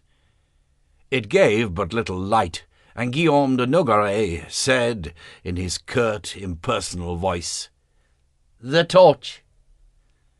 One of the two executioners left the wall against which he was leaning and brought a new torch from a corner of the room. He lit it by placing one end against the embers which had heated the now useless irons. Then he placed it in the socket fixed to the wall. The man went back to his place, next to his companion. The two executioners, tormentors as they were called, had the same rough exterior, the same doltish faces, while their eyes were now red-circled with fatigue. Their strong, hairy forearms, still showing traces of blood, hung down beside their leather jerkins. They smelt horribly. Nogaret barely looked at them. He got up from the stool upon which he had been sitting during the interrogation, and his thin figure cast an uncertain shadow upon the grey stone. From the farther end of the room came the sounds of gasping breath mingled with sobs. The two brothers Aunay seemed to groan with one voice. The executioners, their business over, had left them lying on the ground. But, without asking Nogaret's permission, they had fetched Gautier's and Philippe's cloaks and had thrown them over their bodies as if to hide them from themselves. Nogaret bent forward. The two faces resembled each other strangely. The skin was the same grey, with traces of perspiration, and the hair, clotted with sweat and blood, revealed the shape of the skulls. A continuous trembling accompanied the groans issuing from torn lips, upon which the marks of their teeth were visible. Gautier and Philippe d'Aunay had been children, and later young men in happy circumstances. They had lived for their desires and their pleasures, their ambitions and their vanities. As were all boys of their rank, they had been trained to arms, but they had never suffered any but minor hardships, or such as the imagination invents for itself. Only yesterday they had been part of the cavalcade of power, and every ambition seemed open to them. But one night had gone by, and now they were nothing but broken animals. If they were still capable of wishing for anything, it was for death. Nogaret straightened up. His expression had not changed. The sufferings of others, the blood of others, the insults of his enemies, despair and hate flowed off him like water from a duck's back. He had to make no great effort to manifest that legendary hardness, that insensibility which had made him the faithful servant of the king's most secret wishes. He was like this because he had made himself thus. He had a vocation for what he considered to be the public weal, as others have a vocation for love. Vocation is a noble name for passion. In that heart of lead and iron, which was Nogaret's, there existed the same egotism, the same fierce necessity which compels the lover to sacrifice everything for the body that obsesses him. Nogaret lived in a world in which everything was ordered by one rule: reasons of state. In his eyes, individuals counted for nothing, not even himself. There is a singular strand running through history, always renewing itself, that of fanatics for the general good and for the written law. Logical to the point of inhumanity, pitiless towards others as towards themselves, these servants of abstract gods and of absolute law accept the role of executioners because they wish to be the last executioner. They deceive themselves because, once dead, the world no longer obeys them. In torturing the brothers Aunay, Nogaret thought he was benefiting the life of the kingdom. He had looked upon the almost anonymous faces of Gautier and Philippe without it even occurring to him that they were the faces of men. Conscience-free, he had cast his shadow across these haggard lineaments. For him they were no more than signs of disorder. He had conquered. "The Templars were tougher," was the only remark he made to himself. And what was more, he had only had local executioners available, not those of the Paris Inquisition. As he straightened up, he frowned. His back felt stiff, and he was aware of a vague pain in his bones. "It's the cold," he murmured. He had the skylights closed and went over to the brazier where the fire still glowed. He extended his hands, rubbing them together, then massaged the small of his back, muttering to himself. The two executioners, still leaning against the wall, seemed to be asleep. A moaning came from the ground where the brothers Aunay lay, but Nogaret no longer heard it. When he had sufficiently warmed himself, he came back to the table and picked up a parchment. Then, with a sigh, he went across to the door and went out. The executioners went over to Gautier and Philippe and tried to make them stand up. As they could not, they took in their arms the bodies they had tortured and carried them, as one carries sick children, to their cell. From the old castle of Pontoise, which was used only as a garrison and a prison, it was about a mile or so to the royal residence of Maubuisson. Messire de Nogaret traversed the distance on foot, preceded by two of the provost's sergeants-at-arms, and followed by a clerk carrying parchments and inkstand. Nogaret walked quickly, his cloak floating out behind his tall, thin body. He enjoyed the cold morning breeze and the damp smell of the forest. Without replying to the salute of the archers of the guard, he crossed the courtyard of Maubuisson, entered the doorway, paying no attention to the whisperings, to the air of making vigil for the dead, which lay upon the chamberlains and gentlemen gathered in the hall and the corridors. An equerry leapt forward to open a door, and the keeper of the seals found himself face to face with the royal family. Philip the Fair was sitting at a long table covered with a silken cloth. His face appeared more drawn than usual. His unblinking eyes had blue shadows beneath them, and his lips were a compressed line. Upon his right was Isabella, upright, rather hieratic, her crimped coif surmounted by a light diadem, the golden coils of her hair framing her face like the handles of an amphora, accentuating the sternness of her expression. She was the author of the disaster. In other people's eyes she shared the responsibility for it, and by that curious link which joins accuser to accused, She felt that she herself was also upon trial. On Philip the Fair's left sat Monseigneur of Valois, nervously tapping the table with his fingers and wagging his head as if there was some irritating roughness in his collar. The king's other brother, Monseigneur Louis d'Evreux, his manner calm, his dress quiet, was also present. The king's 3 sons were there too, the 3 husbands of the princesses. They were shattered and made ridiculous by the catastrophe. Louis of Navarre, with his squint and hollow chest in continuous nervous movement. Philippe of Poitiers, whose face, which always looked rather like a greyhound's, was now still thinner and longer from the effort he was making to keep calm. And lastly Charles, whose adolescent good looks seemed ravaged by the first sorrow of his life. But Nogaret did not look at them. Nogaret wished to look at no one but the king. He unrolled his parchment and, upon a sign from the sovereign, read the minutes of the interrogation. The tone of his voice was as calm as when he was putting Gautier and Philippe Daunet to the question. But in that cold room, lighted by 3 ogival windows, his voice echoed fearsomely.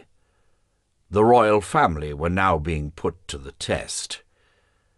Since Nogaret liked his work to be precise, there was nothing lacking in his recital. Certainly the 2 Aunets, as gentlemen should, had begun by denying everything, but the keeper of the seals had a technique of interrogation before which scruples and honour soon failed. The month in which their liaison with the princesses had begun, the days upon which the lovers met, the nights spent at the Tower of Nesle, the names of the servants who were privy to their proceedings, everything indeed which had represented passion, excitement, and pleasure for those 2, was here established and recorded in detail, and become no more than slime. One might well wonder how many of those who knew what was taking place were laughing aloud. One hardly dared to look at the 3 princes, and they themselves hesitated to look at each other. For more than 3 years they had been betrayed, mocked, and deceived. Each word Nogaret uttered added to their shame. For Louis of Navarre there was a terrible suspicion implicit in the establishing of certain dates. During the first 6 years of our marriage we had no child, and then we had one precisely when Philippe Daunet began to sleep with Marguerite. So perhaps my little daughter Jeanne is not really mine. And he ceased listening to the recital because he was continuously repeating to himself, "My daughter is not mine. My daughter is not mine." He felt the blood rushing to his head. The Count of Poitiers, on the other hand, listened with attention to everything Nogaret said. For all his efforts, Nogaret had been unable to extract from the brothers Aunay any indication that the Countess Jeanne had had a lover, not even a name. Having admitted everything else, they would certainly have revealed this too, had they known of it. There was no doubt that she had played a sufficiently infamous part. Philippe of Poitiers reflected thus. When Nogaret had finished, he placed the minutes on the table, and Philip the Fair said, "Monsieur de Nogaret, you have presented these painful matters with clarity. When we've made our judgment, you will destroy this," he indicated the parchment, "so that no trace of it will remain except in the secrecy of our private ears. You have done well." Nogaret bowed and went out. There was a long silence. Then suddenly someone cried, "No!" Charles had risen to his feet. "No!" he repeated, as if the truth were impossible to admit. His chin trembled, his cheeks had a marble hue, and he could not restrain his tears. "The Templars!" he said distractedly. "What are you talking about?" said Philip the Fair, frowning. He disliked this reference to an all-too-recent memory, because, indeed, the same thought was present in everyone's mind. "Accursed to the 13th generation of your lines." But Charles was not thinking of the curse. "That night," he muttered. "that night they were together." "Charles," said the king, "you have been a very weak husband. At least try to appear a strong prince." And that was the only word of comfort the young man got from his father. Monseigneur Valois had as yet said nothing, and to remain so long silent was a considerable hardship to him. He took advantage of the moment to explode. "By God's blood!" he cried. "There are strange things happening in the kingdom, even under the king's roof. Chivalry is dying, sire, my brother, and all honour is dying with it." Thereupon he went off into a long diatribe, which, beneath an appearance of exaggerated blundering, contained, in fact, a good deal of special pleading. For Valois everything hung together. The king's counsellors— he did not mention Marigny by name, but his attack was meant for him— were destroying the orders of chivalry, and public morals were foundering for that reason. Jumped-up lawyers kept on inventing God knows what new laws, drawn from Roman law, to replace the good old feudal laws which had so well served their ancestors. The result could be seen by all. At the time of the Crusades, wives could be left for years. They knew how to protect their honour, and no vassal would have dared ravish them. Nowadays there was nothing but shame and licence. To think that two equerries— "One of those equerries belongs to your household, brother," said the king dryly. "As the other belongs to your sons," replied Valois, pointing to the Count of Poitiers. The latter spread out his long hands. "Anyone," he said, "may be deceived by someone in whom he has placed his trust." "That is precisely what I'm saying," cried Valois, for whom everything was grist to his mill. "That is what I'm saying. There is no worse crime a vassal can commit than to seduce and betray the honour of his suzerain's wife, particularly if she be the wife or daughter of a member of the royal family. These two Onay equerries have almost—" "You may consider them dead, brother," interrupted the king, with a little gesture of his hand, at once casual and precise, which indicated the most severe of all sentences, and destroyed 2 lives without appeal. "They are of no importance. We must decide upon the future of the adulterous princesses. Permit me, brother," he continued, interrupting Valois, who was about to speak again, "permit me, for this once, to ask my sons a few questions first. Louis, speak." As he was about to speak, Louis of Navarre was overcome with a bout of coughing, and 2 red patches appeared on his cheeks. He was overwhelmed by shock and anger. His choking was taken in good part. "It will be said that my daughter is a bastard," he said when he had regained his breath. "That is what they'll say. A bastard." "If you are the first to say it, Louis," remarked the king, much displeased, "other people will most certainly not fail to repeat it." Of course, said Charles of Valois, who had not thought of it till that moment, his large blue eyes suddenly shining with a strange light. "And why should it not be said, if it is true?" went on Louis, losing all control. "Be quiet, Louis," said the King of France, hitting the table with his fist. "Will you limit yourself to giving us your advice on the subject of your wife's punishment?" "Let her die," replied the King of Navarre. "She and the two others, all three of them. Death! Death! Death to them!" He repeated death, his teeth clenched and his hand apparently cutting off heads in the void. Then Philippe of Poitiers, having asked his father's permission to speak with a glance, said, "You are distracted with pain, Louis. Jeanne has not such a great sin upon her conscience as either Marguerite or Blanche. She is undoubtedly very culpable for having assisted their follies instead of denouncing them to me, and she has lost much in my estimation. But Monsieur de Nogaret, who generally obtains all the information there is to be got, has been unable to find any evidence that she has betrayed her marriage." "Let her be tortured, and you'll see if she doesn't confess," cried Louis. "She has helped to sully my honour and that of Charles, and if you pretend to love us, you will see that she is punished in the same degree as the other two bawds." Philippe of Poitiers then made an astonishing reply.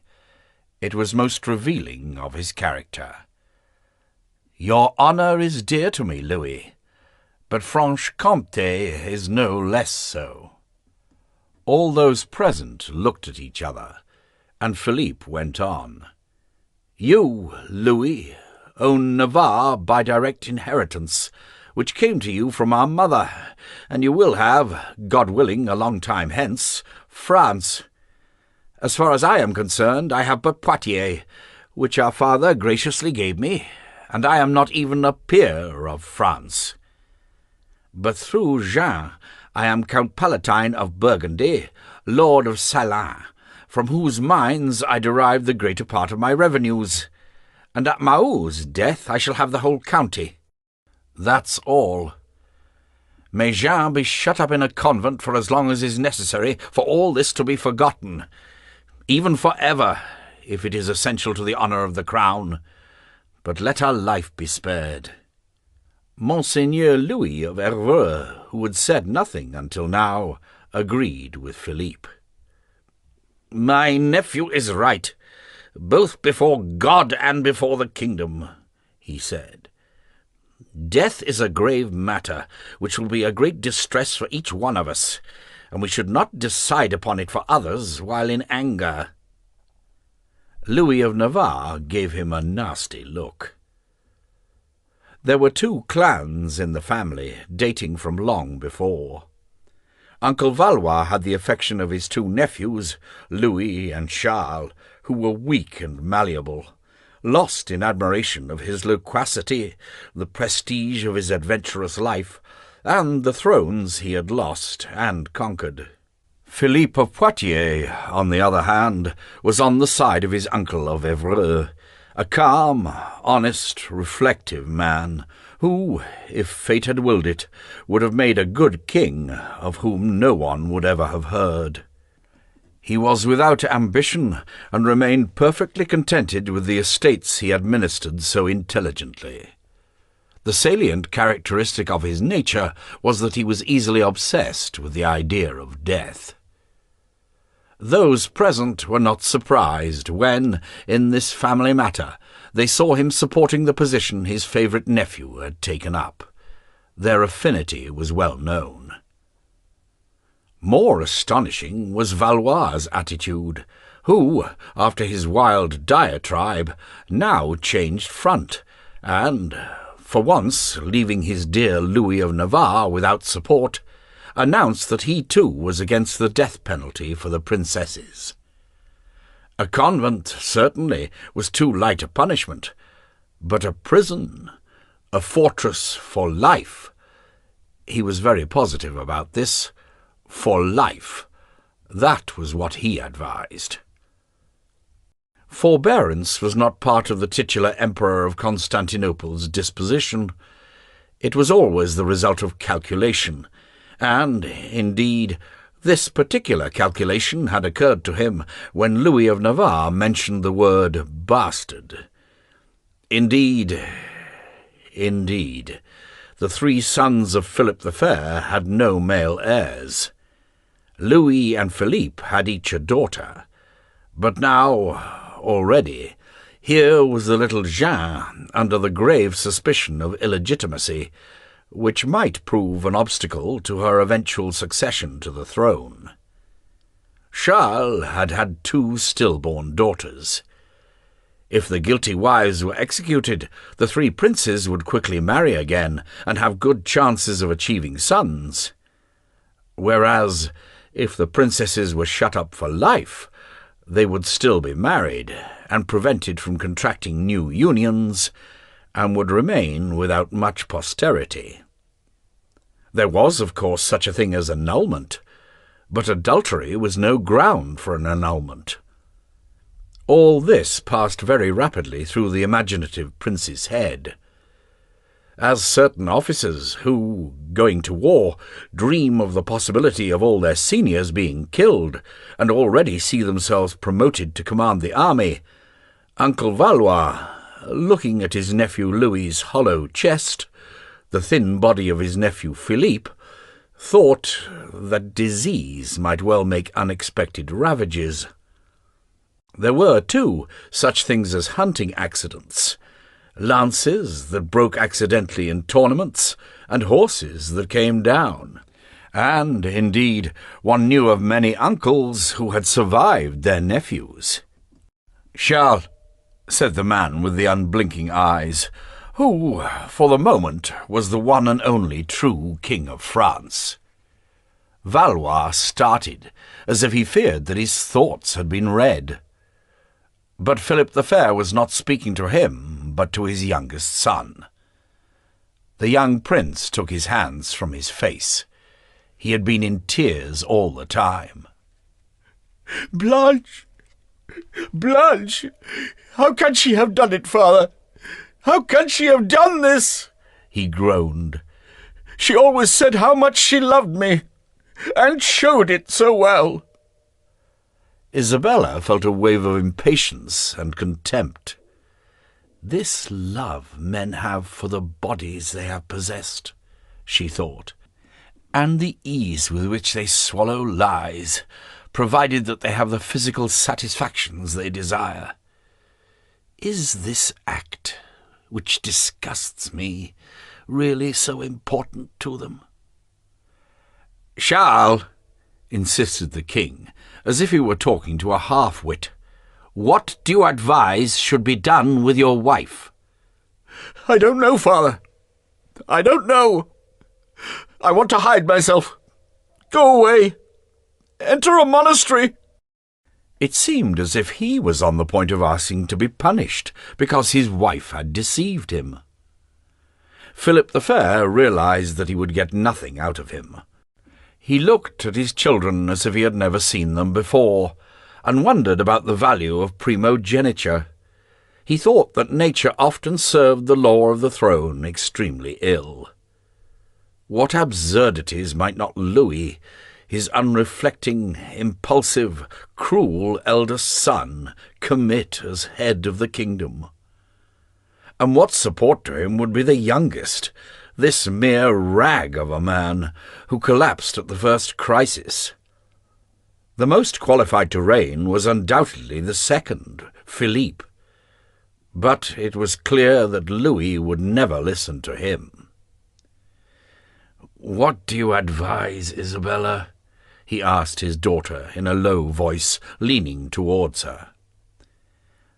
"A woman who has sinned," she replied, "should be prevented forever from transmitting the blood of kings. And the punishment should be known to the people, so that they may realize that the wife or daughter of a king is punished more severely than will be the wife of a serf." "That is sound," said the king. Of all his children, it was undoubtedly she who would have made the best ruler. It was a great pity that she was not a man and born the eldest. "Justice will be done before Vespers," said the king, rising. And he retired to take his final decision, as always in the company of Marigny and Nogaret.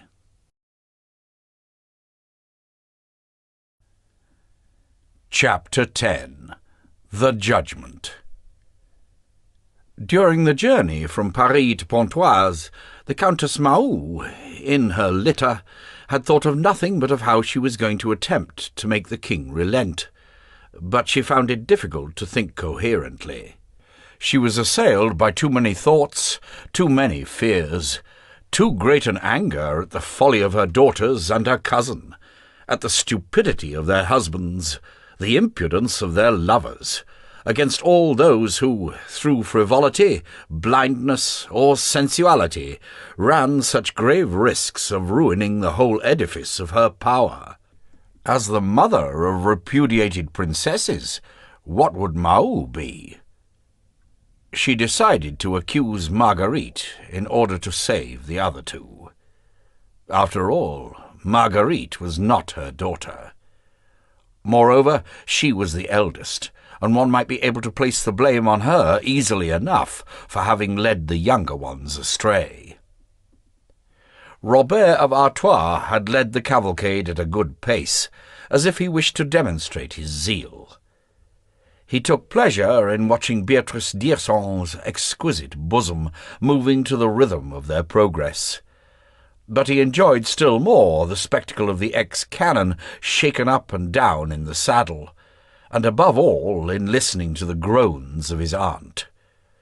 Whenever he heard a complaint, as her fat body was shaken by the jolting, Robert increased the pace as if by chance. The Countess sighed with relief when at last the towers of Maubisson appeared above a line of trees. Soon the Countess's cavalcade entered the courtyard of the castle. Only the sound of the archers' feet broke the deep silence that reigned over it. Mahou got out of her litter and, addressing the commander of the guard, asked, "Where is the king?" "He's distributing justice in the chapter hall." Followed by Robert, Thierry d'Hirasson, and Beatrice, Mahou went rapidly towards the abbey. She walked quickly and with a firm tread, in spite of her fatigue. The chapter hall that day was an unusual spectacle. Between the grey pillars, beneath the huge cold vault, there were no nuns at prayer. The whole court of France was standing motionless and silent before their king. As Countess Mahou entered, a few heads turned, and a low murmuring was heard. A voice, which was Nogaret's, stopped reading, and the king exchanged a glance with his austere counsellor. Mahou found no difficulty in making her way through the crowd. It opened before her. She saw the king seated upon his throne, his crown upon his head, his sceptre in his hand, his face even colder than usual, his eyes more staring. He did not appear to be of this world. Was he not, in fulfilling his terrible function, brought up as he had been upon the precepts of his grandfather, Saint Louis, the representation of divine justice? Isabella, Enguerrand de Marigny, Monseigneur of Valois, and Monseigneur of Evreux were seated, as were the three princes and some of the greater barons. Before the platform, three young monks, their shaven heads bent low, were kneeling upon the flagstones. Alain de Paris, the man charged with every execution, was standing somewhat in the background, at the sovereign's feet. "God be praised," thought Mahou. "I have arrived in time. Some matter of sorcery or sodomy is being tried." And she hurried forward to reach the platform, where, in the nature of things, she should take her place, since she was a peer of the realm. Suddenly she felt her legs give way beneath her. One of the kneeling penitents had raised his head. She saw that it was her daughter Blanche. The three young monks were the three princesses, who had been shaven and clothed in rough fustian. With a low cry, Mahou staggered under the shock, as if she had been hit in the stomach. Automatically she clutched at her nephew's arm, because it was the first arm within her reach. "Too late, aunt. Alas, we have arrived too late," Robert of Artois said simply, savouring his vengeance to the full. The king made a sign to the keeper of the seals, who continued his reading. A succession of degrading scenes passed through the shaven heads of the princesses of Burgundy at the sound of Nogaret's hard voice.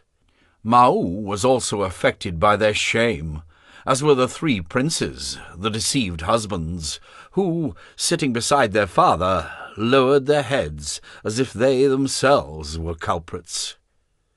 "In consequence of which, and by right of the above evidence and confessions of the above-mentioned Gautier and Philippe Donnet, having been proved adulteresses, the said ladies Marguerite and Blanche of Burgundy shall be imprisoned in the fortress of Castle Gaillard, and this for the whole of those days which it may please God shall remain to them." "For life," murmured Mahou. "They are condemned to prison for life."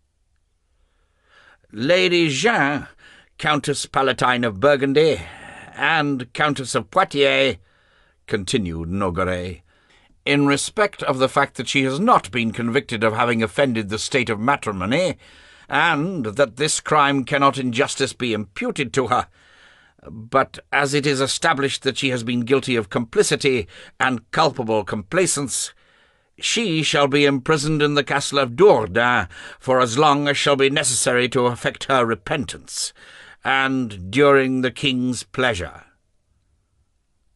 There was a moment's silence, during which Mahou thought, as she looked at Nogaret, "He has done it.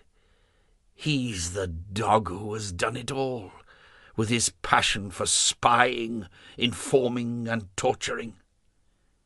He'll pay for this. He'll pay for it with his life." But the keeper of the seals had not yet finished reading. "The Sieur Gautier and Philippe Donnet, having committed a crime against honour and betrayed their feudal ties upon persons of the royal majesty, shall be flayed alive, broken upon the wheel, drawn, decapitated, and hung from the public gibbet. This upon the morning of the day following today. This is the judgment of our gracious, most powerful, and most beloved king." The princess's shoulders were seen to quiver at the terrible words announcing the tortures which awaited their lovers. Nogaret rolled up his parchment, and the king rose. The hall began to empty amid a continuous murmuring within walls more accustomed to echo prayers. People shunned Mahou and took care not to catch her eye. She felt all about her the cowardice of human nature. She wished to go to her daughters, but Alain de Paris barred the way. "No, madame," he said.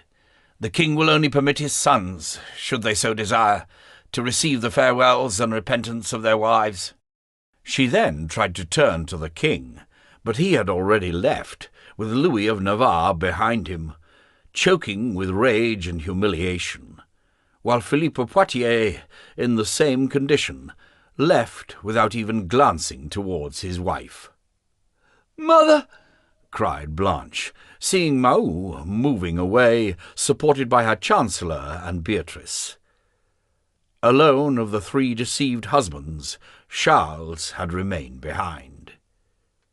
He went up to Blanche, but could do no more than murmur, "How could you do this? How could you?" Blanche trembled all over, and shook her shaven head, upon which the razor had left red patches. She looked like a bird in moult. "I didn't know. I didn't want to show," she said, bursting into tears. At that moment Isabella said in a hard voice, "No weakness, Charles. Remember, you are a prince." Upright beneath her narrow crown, she too had remained, like a guard, a line of contempt about her lips. At this moment the long-contained fury of Marguerite of Burgundy was released. "No weakness, Charles, no pity," she cried. "Copy your sister Isabella, who runs no risk of understanding the weaknesses of love. She has nothing but hatred and gall in her heart. But for her you would never have known. But she hates me, she hates you, she hates us all." Isabella crossed her hands upon her breast and gazed at Marguerite with cold anger. "May God forgive you your crime," she said. "He will forgive me my crime more readily than he will make you a happy woman." "I am a queen," replied Isabella. "Even if I lack happiness, I have at least a sceptre and a kingdom." "And I, even if I have not had happiness, at least I have known pleasure, which is worth all the crowns of the world, and I regret nothing." Face to face with the Queen of England, this woman with her shaven head, her face furrowed with fatigue and tears, had still the strength to insult, wound, and plead for her bodily rights. "It was springtime," she said in a hurried, breathless voice. "There was the love of a man, the warmth and strength of a man, the joy of taking and of being taken, everything of which you know nothing, which you would give your life to know, and which you never will. You can't be very good in bed, since your husband prefers boys." Ghastly pale, but incapable of reply, Isabella made a sign to Alain de Paris. "No," cried Marguerite. "You can have nothing to say to Messire de Paris. He has been at my orders in the past, and perhaps one day will be at my orders again. He will not refuse to go at my orders this once more." She turned her back upon the Queen and Charles, and made a sign that she was ready. The 3 prisoners went out, crossed the corridors and the courtyard under escort, and returned to the room which served as their prison. When Alain de Paris had closed the door upon them, Marguerite ran to the bed and threw herself upon it, biting the sheets. "My hair! My beautiful hair!" sobbed Blanche. Chapter 11. The Place du Martreuil. Dawn came slowly for those who had spent the night without rest and without hope, without forgetfulness and without illusion. In a cell in the prison of Pontoise, 2 men, lying side by side on a heap of straw, were awaiting death. Upon the order of Guillaume de Nogaret, the brothers Aunay had been solicitously cared for. Thus their wounds no longer bled, their hearts beat more strongly, and some particle of strength had returned to their torn muscles and crushed flesh, the better to suffer and experience the horror of the sentence to which they were condemned. Neither the condemned princesses, nor Mahou, nor the king's 3 sons, nor indeed the king himself, slept that night. Nor was Isabella able to sleep. The words of her sister-in-law Marguerite throbbed in her head. Only 2 men had fallen asleep without difficulty. Nogaret, because he had accomplished his duty, and Robert of Artois, because, in order to satisfy his vengeance, he had ridden 60 miles. A little before prime, heavy footsteps sounded on the stones of the corridor. The archers of Messire Alain de Paris were come to fetch the princesses. In the courtyard, 3 carts draped in black awaited them, with an escort of 60 horsemen clothed in leather jerkins, coats of mail, and steel helmets. Alain de Paris bade the princesses get on the carts, gave the signal for departure, and the punitive procession set itself in motion in the clear rose of the morning. At a window in the castle, the Countess Mahou stood with her forehead pressed against the pane, her wide shoulders shaking with sobs. "Are you weeping, madame?" asked Beatrice d'Hirson. "It can happen to me too," answered Mahou in a hoarse voice. Beatrice was dressed to go out. "Are you going out?" said Mahou. "Yes, madame. I'm going to see, if you permit me." The Place du Martreuil at Pontoise, where the execution of the Aunay brothers was to take place, was already crowded. Townsmen, peasants, and soldiers had been flowing into it since dawn. The landlords of the houses giving on to the Place had let their windows at advantageous prices. People could be seen at every opening. The fact that the condemned were noble, that they were young, and, above all, that they were lords of that region, exacerbated curiosity. And the very nature of their crime, this huge sexual scandal, excited all imaginations. The scaffold had been built during the night. It was raised 6 feet above the ground, and the 2 gibbets rising above it attracted every eye. The 2 executioners arrived, their red caps and jerkins heralding their approach from afar. Behind them, their assistants carried the black chests containing their tools. The executioners mounted the scaffold, and a sudden silence fell upon the crowd. Then one of the executioners turned one of the wheels with a creak. The crowd laughed as if at a mountebank's trick. They made jokes, nudged each other. A jug of wine was passed from hand to hand up to the executioners. The crowd applauded as they drank. As the tumbril containing the brothers Aunay appeared, a great clamour arose, becoming louder as the crowd distinguished the 2 young men. Neither Gautier nor Philippe was able to move.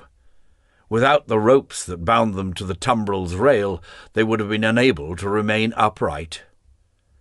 A priest had visited their prison to receive their mumbled confessions and the last words to be sent to their family.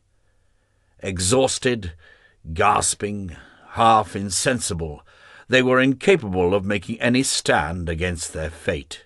They had but little realization of what was happening to them, and wished only for a rapid end to their nightmare and annihilation. The executioners hoisted them onto the scaffold and stripped them naked. Seeing them thus, like 2 huge rose-coloured puppets, the crowd shouted as if at a fair.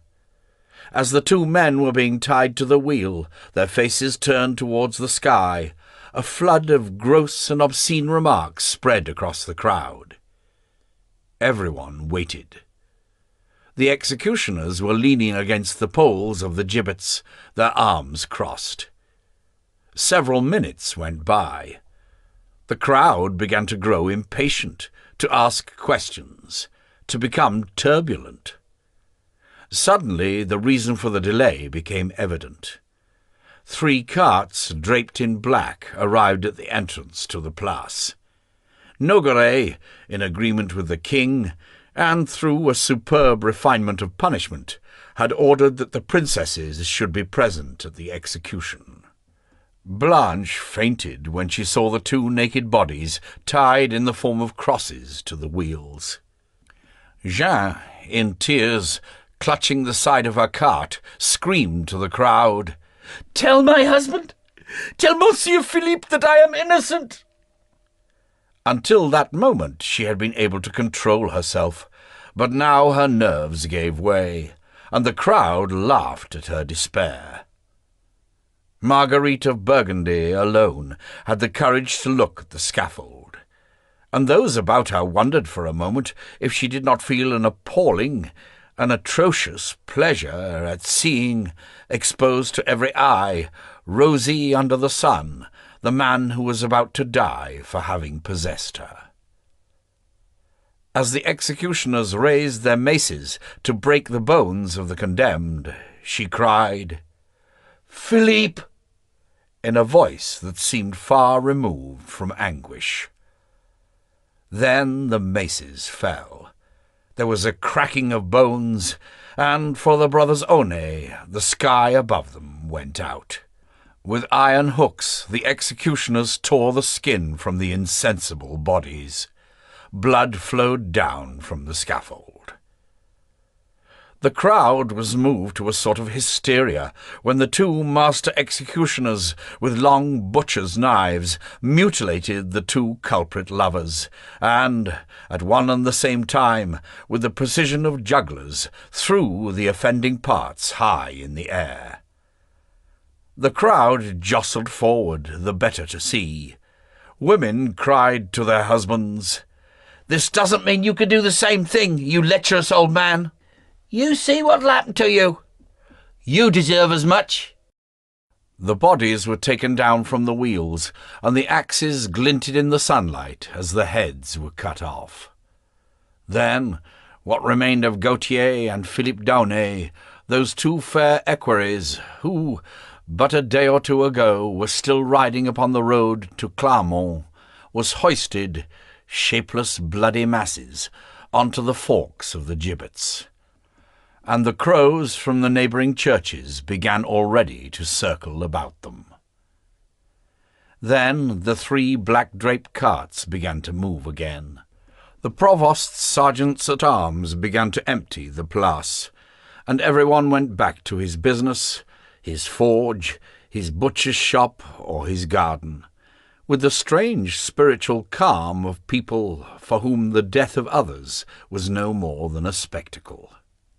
For in those centuries, when numbers of children died in the cradle and half the women in childbirth, when epidemics ravaged adult life, when wounds were but rarely cured and sores did not heal, when the Church's teaching was ceaselessly directed towards a consciousness of sin, when the statues in the sanctuaries showed worms gnawing at corpses, when each one carried throughout his life the spectre of his own decomposition before his eyes, and the idea of death was habitual, natural, and familiar, to be present at a man's last breath was not, as it is for us, a tragic reminder of our common destiny. While upon the road to Normandy, a woman with a shaven head in a black-draped cart was screaming, "Tell Monseigneur Philippe that I am innocent! Tell him that I have not deceived him!" The executioners upon the Place du Martreuil divided, in the presence of some determined loafers, the belongings of their victims. Indeed, the custom was that the executioners should keep for themselves everything worn by the condemned below the belt. Thus it was that the handsome purses from the Queen of England fell into their hands. Each of the master executioners took one. It was a rare piece of good luck, something that might happen only once during the whole of their lives as executioners. They were engaged in this division when a handsome, dark woman, clothed more as a daughter of the nobility than as a townswoman, approached them, and, in a low, somewhat languorous voice, asked for the tongue of one of the executed men. This beautiful girl was Beatrice d'Hirson. "They say that it's good for the stomach-ache," she said. "The tongue of whichever one you like. It's all the same to me." The executioners looked at her somewhat suspiciously, wondering whether this had not something to do with sorcery. For it was well known that the tongue of a man who had been hanged, particularly one who had been hanged upon a Friday, was useful for raising the devil. But could the tongue of a man who had been decapitated serve the same purpose? However, since Beatrice had a handsome shining piece of gold in the palm of her hand, they acceded to her request, and discreetly gave her what she desired. Chapter 12.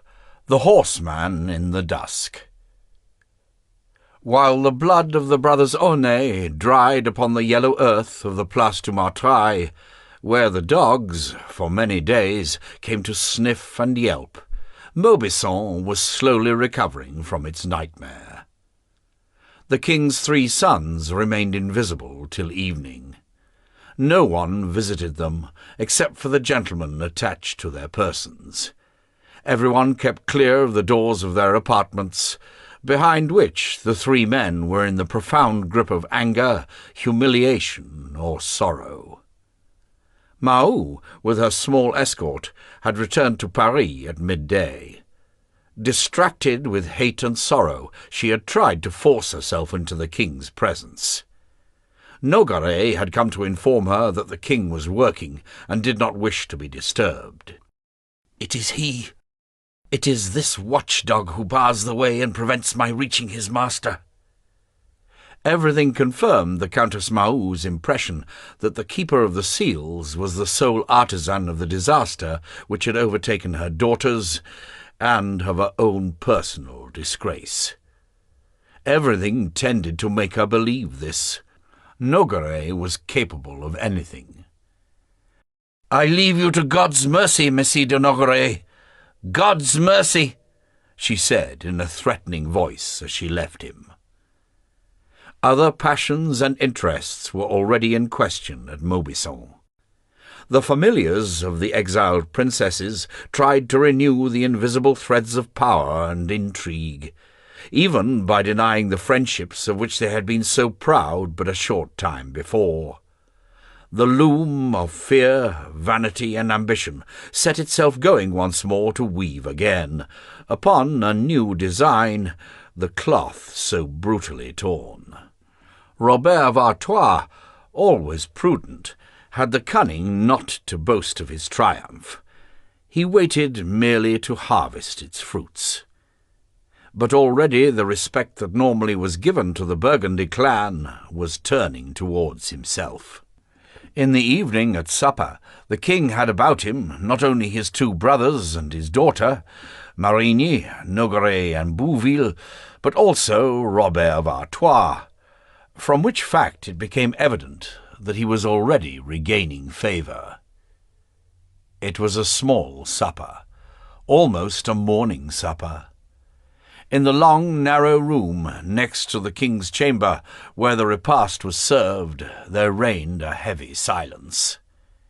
Even Monseigneur of Valois was silent, and the greyhound, Lombard, as if he felt the diner's embarrassment, had left his master's feet to go and lie before the fireplace.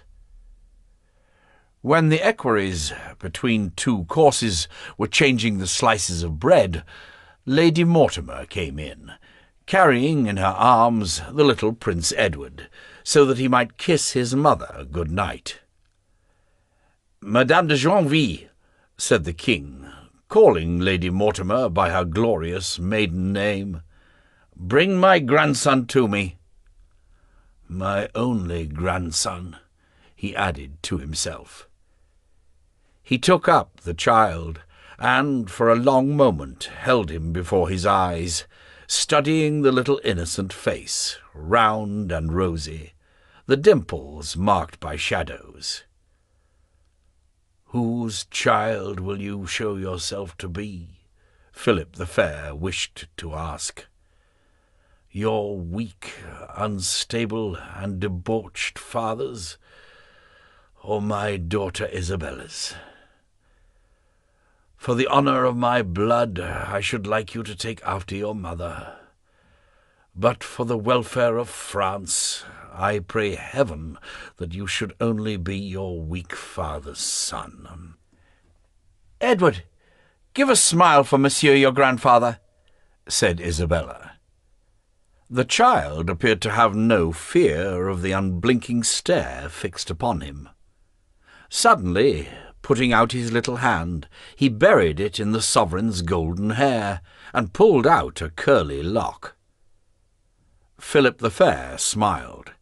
At once there was a sigh of relief among the diners. Everyone laughed, and dared at length to speak. When the child had gone and the meal was over, the king dismissed everyone but Marigny and Nogaret, whom he signalled to remain. For a long moment he said nothing, and his counsellors respected his silence. "Are dogs creatures of God?" he asked suddenly, though his audience had no idea from what train of thought the question arose. He had risen to his feet and placed his hand on the warm neck of the greyhound, who had got up at his approach and was stretching himself before the fire. "Sire," replied Nogaret, "we know a great deal about men because we are men ourselves, but we know very little about the rest of the phenomena of nature." Philip the Fair went to the window and remained there looking out, though he saw nothing but the confused shapes of stone and vegetation. As often happens to men in positions of great power on the evenings of days when they have assumed tragic responsibilities, his mind was engaged with a vague and mysterious problem, seeking some certainty in the order of the universe, which might justify his life, his position, and his acts. At last he turned round and said, "Enguerrand, what is done, and the marks of fire and steel cannot be effaced. The culprits are at this moment face to face with God. But where tends the kingdom? My sons have no heirs." Marigny said, without raising his head, "They will have, sire, if they take new wives." "They have wives before God." "God can efface," said Marigny.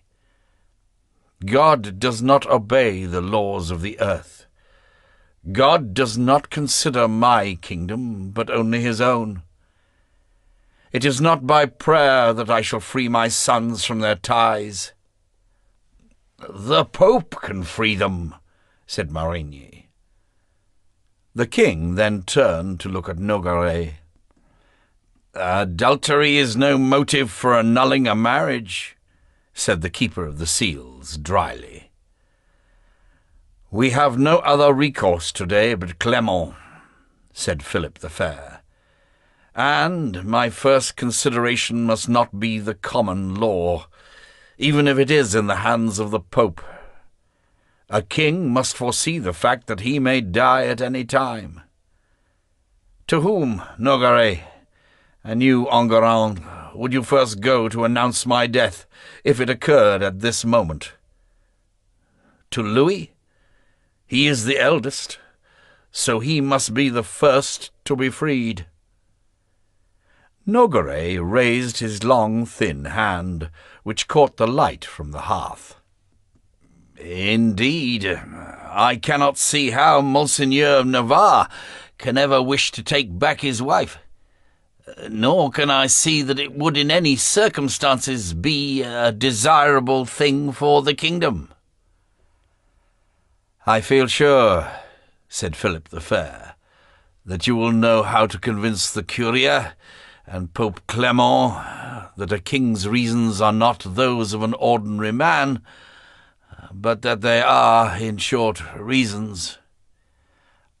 "I will devote myself to it with the utmost zeal, sire," replied Nogaret. There was a sound of galloping hoofs. Marigny rose and went to the window, while Nogaret said to the king, "The Duchess of Burgundy will most certainly do the best she can to put obstacles in our way with the Holy See. Monseigneur Louis must be warned not to destroy his chances by his temperamental peculiarities." "Yes," said Philip the Fair. "I will speak to him tomorrow, and you will go as soon as possible to see the Pope." The noise of galloping hoofs, which had drawn Marigny to the window, ceased upon the flagstones of the courtyard. "A horseman, sire," said Marigny. "He seems to have come a long way.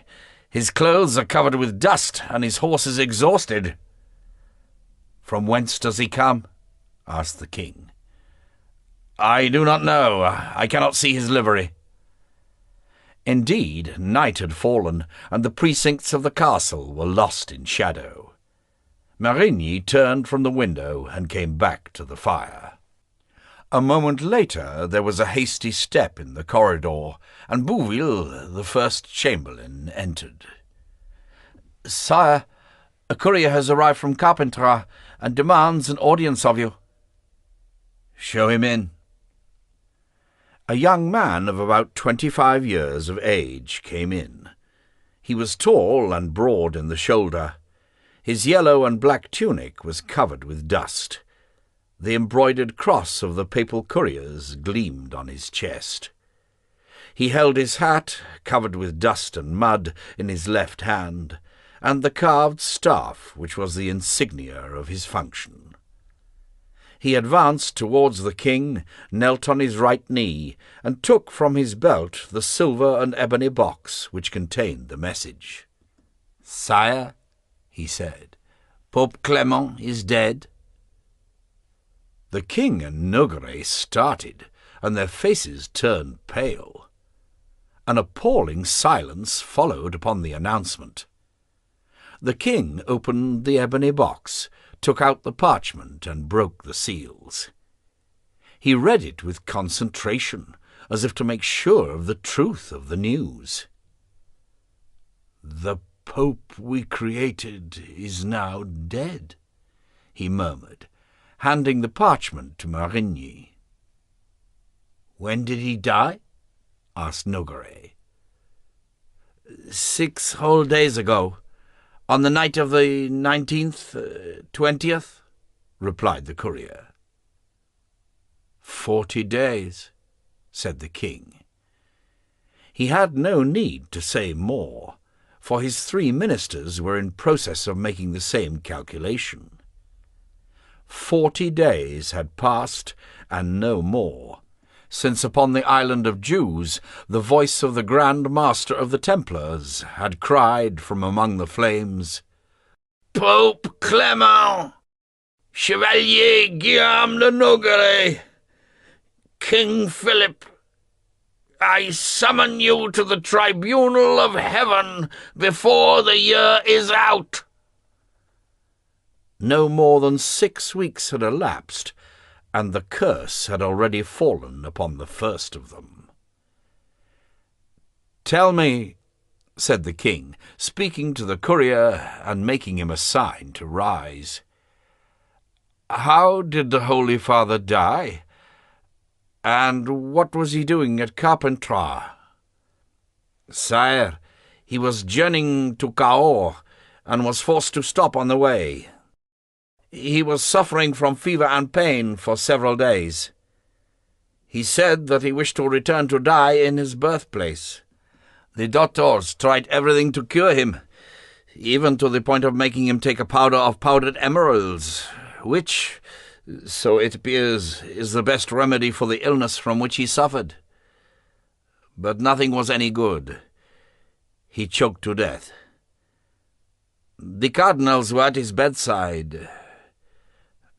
I know no more." He fell silent. "Leave us," said the king. The courier went out. There was no sound in the room but the breathing of the 4 men, rooted to the place where they had heard the news, and the snoring of a greyhound, torpid with heat. The king and Nogaret looked at each other. "Which of us 2 next?" they thought. Philip the Fair's eyes appeared even larger and more unblinking than usual. His face was astonishingly pale, and within the long royal robe that covered his body he felt stiff with the icy rigour of death. Part 3. The Hand of God. Chapter 1. The Rue des Bourdonnais. 8 days after the execution of the Aunay brothers and the sentence pronounced upon the princesses, The people of Paris had already adopted a story in which cruelty, shame, and love each played their part. By an unconscious simplification, the whole story centred upon Marguerite of Navarre. No longer was a single lover attributed to her, but 10, 50. People looked at the Tower of Nesle with terror. And there, when night had fallen, guards watched at the foot of the walls, pike in hand, ready to drive off anyone so rashly curious as to be attracted to the accursed spot. For the affair was not over yet. There was murmuring of strange things in the streets. Too many corpses had been recovered from the river in that locality during the last few days, and it was said that Monseigneur Louis le Hutin, shut up in his palace, was torturing those of his servants who might have been privy to his wife's adultery, and that he threw their bodies into the Seine. That morning, beautiful Beatrice d'Yson left the Countess Mahou's house at an early hour. It was the beginning of May, and the sun played upon the windows of the houses. Beatrice went on her way unhurriedly, delighted to feel the warm breeze upon her face. Her body loved warmth. She savoured the scent of early spring, and took pleasure in attracting the glances of men, particularly those of lowly condition. If they but knew what I was doing! If they but knew what I carry in my purse, she thought amusedly. She reached the Saint-Eustache quarter, and soon came to the Rue de Bourdonnais. It was a strange place, with a secret life of its own. The public scribes had their shops there, as had the wax merchants, for these manufactured the writing tablets, as well as tapers, candles, and polishes. But a strange traffic was carried on in many of the back rooms of the Rue de Bourdonnais.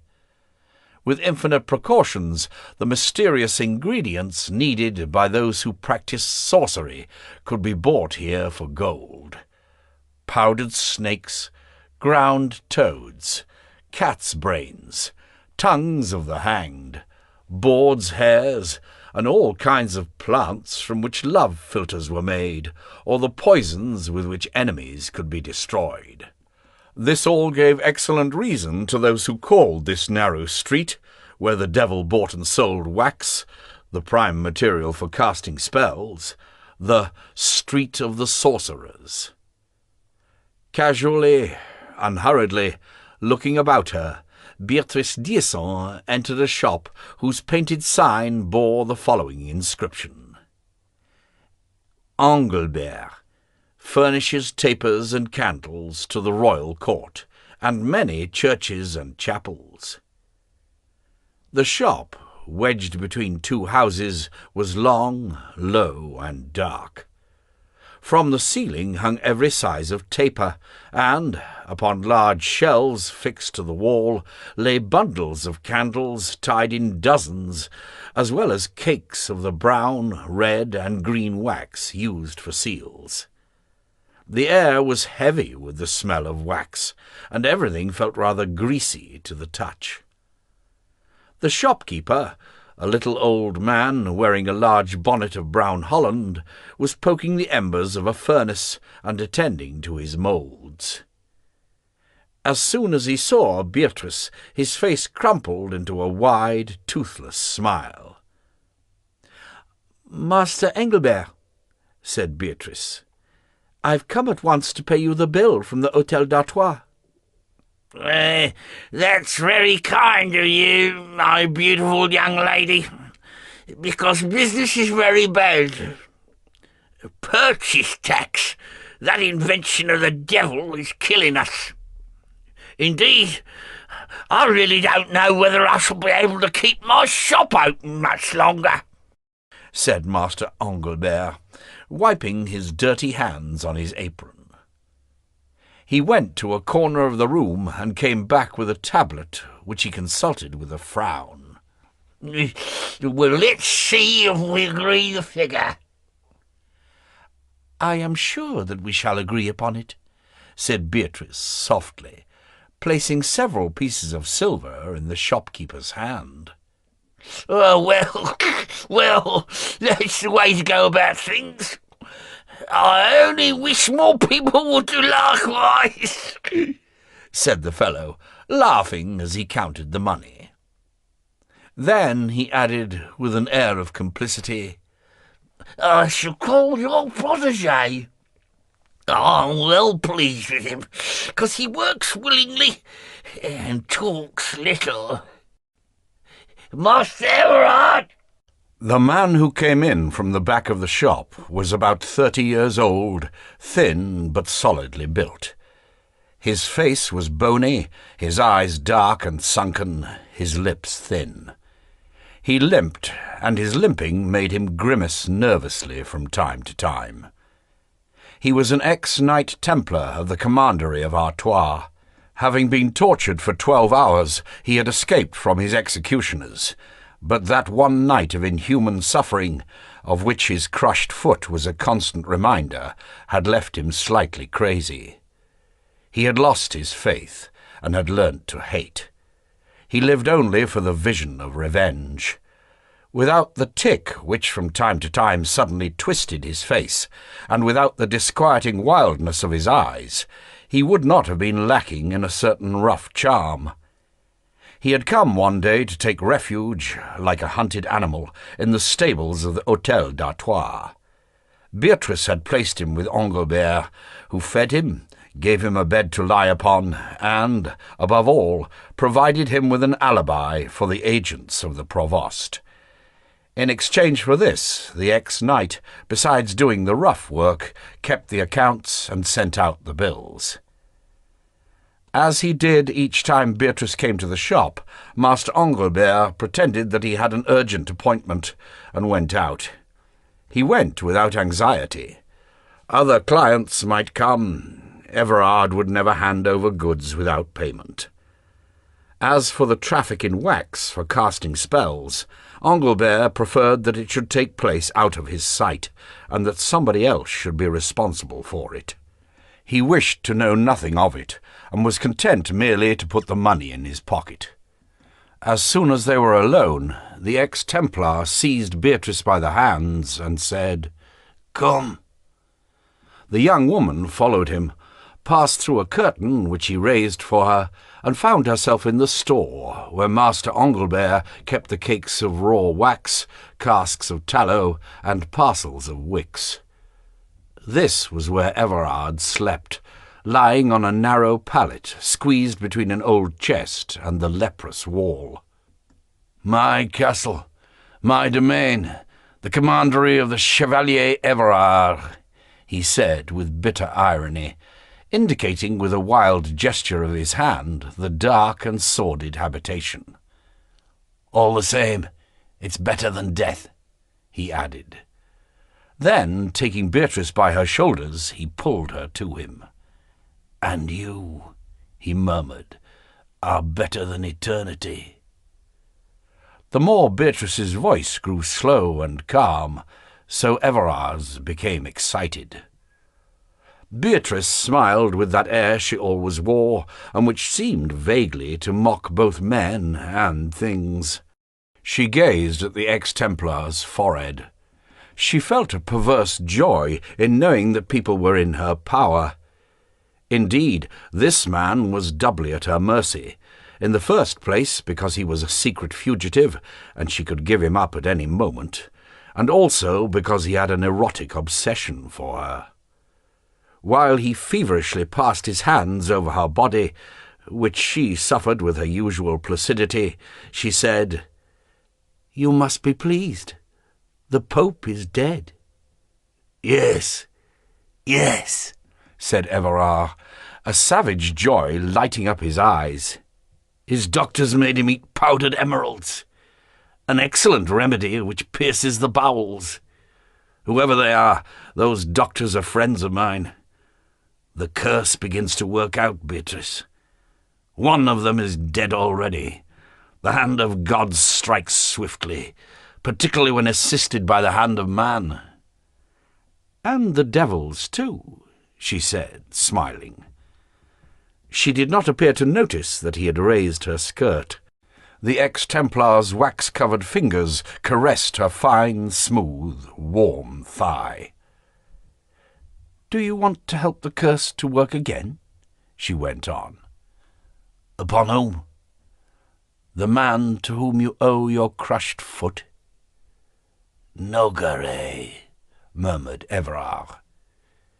He stepped back a pace, and 3 times his face twitched with the tic. She went close to him.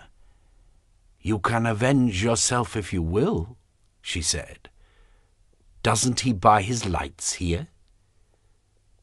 Everard looked at her without understanding what she meant. "Don't you make his candles?" she went on. "Yes," he said. "They're the same as those we deliver for the king's apartment." "What sort of candles are they?" "Long candles of white wax, with specially treated wicks, which give very little smoke. He also uses long yellow tapers in his house. But he only uses these particular candles when he sits up to work late, and he needs no more than 2 dozen a week." "Are you sure?" "I know it from his concierge, who comes to fetch them by the gross. For we do not deliver them ourselves. It's not so easy to gain admittance to his house. The dog is suspicious and guards himself well." He pointed to some parcels on a shelf. "Look, his next consignment's already prepared, and also the king's, which is beside it. And to think that it is I," he added in sudden anger, beating his breast, "that it is I who have to prepare the candles with which he lights all the crimes his mind conceives. Whenever I see those parcels going to him, I long to spit upon them with the devil's poison." Beatrice still smiled. "I can tell you a better one than that," she said. "There is no need to come face to face with Nogaret if you wish to strike him down. I know how to poison a candle." "Is it possible?" asked Everard. "He who breathes its flame for an hour never sees another, unless it be the flames of hell. It is a method which leaves no trace and has no remedy." "How do you know of it?" "Oh, well," said Beatrice, shrugging her shoulders and lowering her eyes, as if it were a matter of coquetry.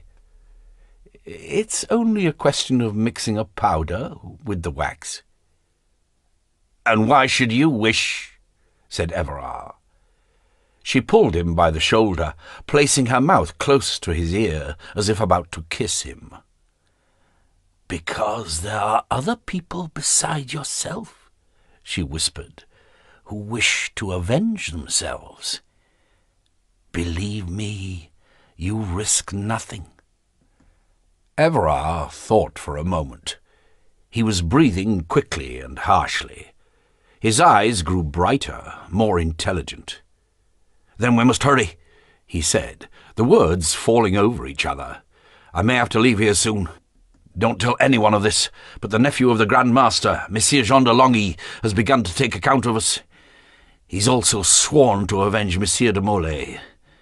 We're not all dead, in spite of that dog's hounding us. The other day I saw one of my old brothers, Jean Dupré, who brought me a message, telling me to prepare to go to Langres. It would be a fine thing to be able to take to Monsieur de Longy the soul of Nogaret as a present. When can you give me the powder?" "Here it is," said Beatrice, opening her purse.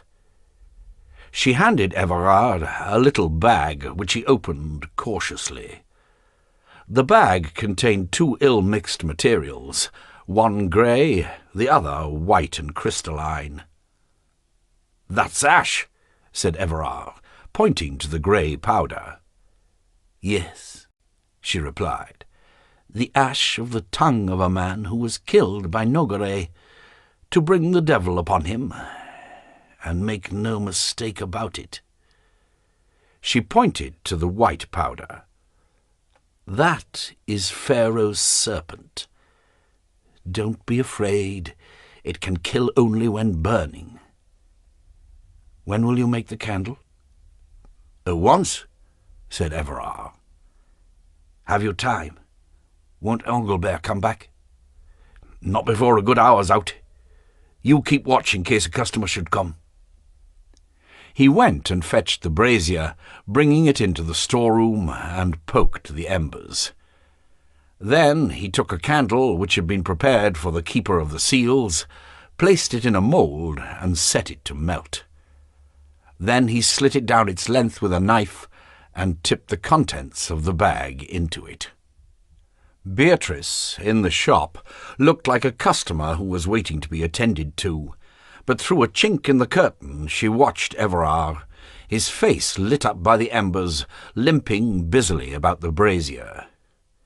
In the meantime she uttered the words of a spell, in which the Christian name of Guillaume was repeated 3 times. Everard went and cooled the candle in a vat of water. "There," he said. "It's done. You can come back." The candle had been remade and showed no trace whatever of the operation. "For a man who's more accustomed to handle a sword, it's a pretty good piece of work," said Everard, with a cruel, self-satisfied air. And he went to replace the candle where he had taken it from. "Let's hope that it's a good harbinger of eternity." The poisoned candle, in the middle of the packet and indistinguishable from the others, was like the winning prize in a lottery. Upon which day would the servant, whose duty it was to furnish the candelabras of the keeper of the seals, pull that particular one out? Seeing the king's candles next to them, Beatrice laughed lightly, but already Everard had come back to her and taken her in his arms. "It's perhaps the last time I shall see you." "It may be, or it may not," she said, screwing up her eyes. He carried her, utterly unresisting, to the pallet. "How did you manage to remain chaste when you were a Templar?" she asked. "I never could remain so," he replied in a low voice. Then beautiful Beatrice closed her eyes.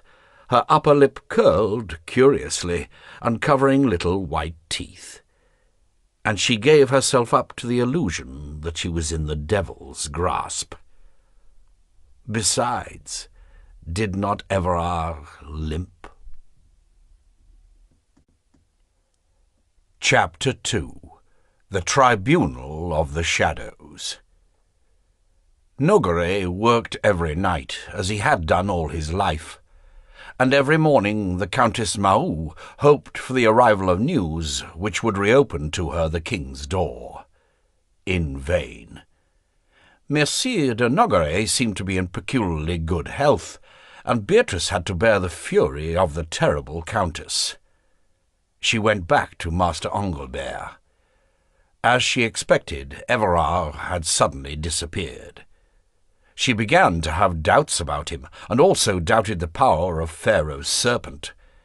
She feared that out of spite, or because of the calcined tongue of one of the Ones, the devil had directed his blows elsewhere. One morning in the 3rd week of May, Nogaret, unusually, arrived rather late for a meeting of the Privy Council, and entered the hall upon the heels of the king, brushing against Lombard as he passed. All the usual councillors were present, and, for once, the 2 brothers and the 3 sons of the king were all gathered together. The most urgent matter in hand was the election of the Pope. Marigny had just received a report from Carpentras, where the cardinals, who had been holding a conclave since the death of Clement V, were in process of disputing to such an extent that an early issue seemed unlikely. The pontiff's throne had now been vacant for 4 weeks, and the situation required that the King of France should make known his intentions without delay. All present knew the king's desire. He wished the papacy to remain at Avignon, under his hand. He wished to choose himself, if not apparently, at least in fact, the future head of the Christian Church, and to put him under an obligation by the mere fact of selecting him. He wished that the huge political organization which was the Church should not be able to act, as it had so often done in the past, contrary to the policy of the Kingdom of France. But indeed, the 23 cardinals who were present at Carpentras, cardinals who came from all over the Christian world, from Italy, from France, from Spain, from Sicily, and from Germany, and who had acquired their dignity for peculiarly unequal services, were divided into almost as many rival camps as there were Berettas.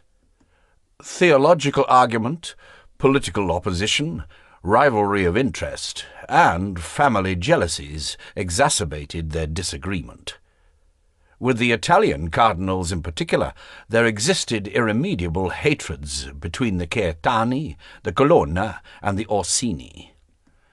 "These 8 Italian cardinals," said Marigny, "are agreed upon one point only, that of removing the papacy back to Rome. Fortunately, they are not in agreement as to who should be elected pope." "That agreement may well come with time," remarked Monseigneur of Valois. "That is why they must not be allowed to have the time," replied Marigny. There was a brief silence, and at that moment Nogaret felt a sensation of nausea in his stomach and a difficulty in breathing. He found it hard to sit upright in his chair and to control the trembling of his body. Then suddenly his fatigue disappeared. He breathed deeply and wiped his forehead.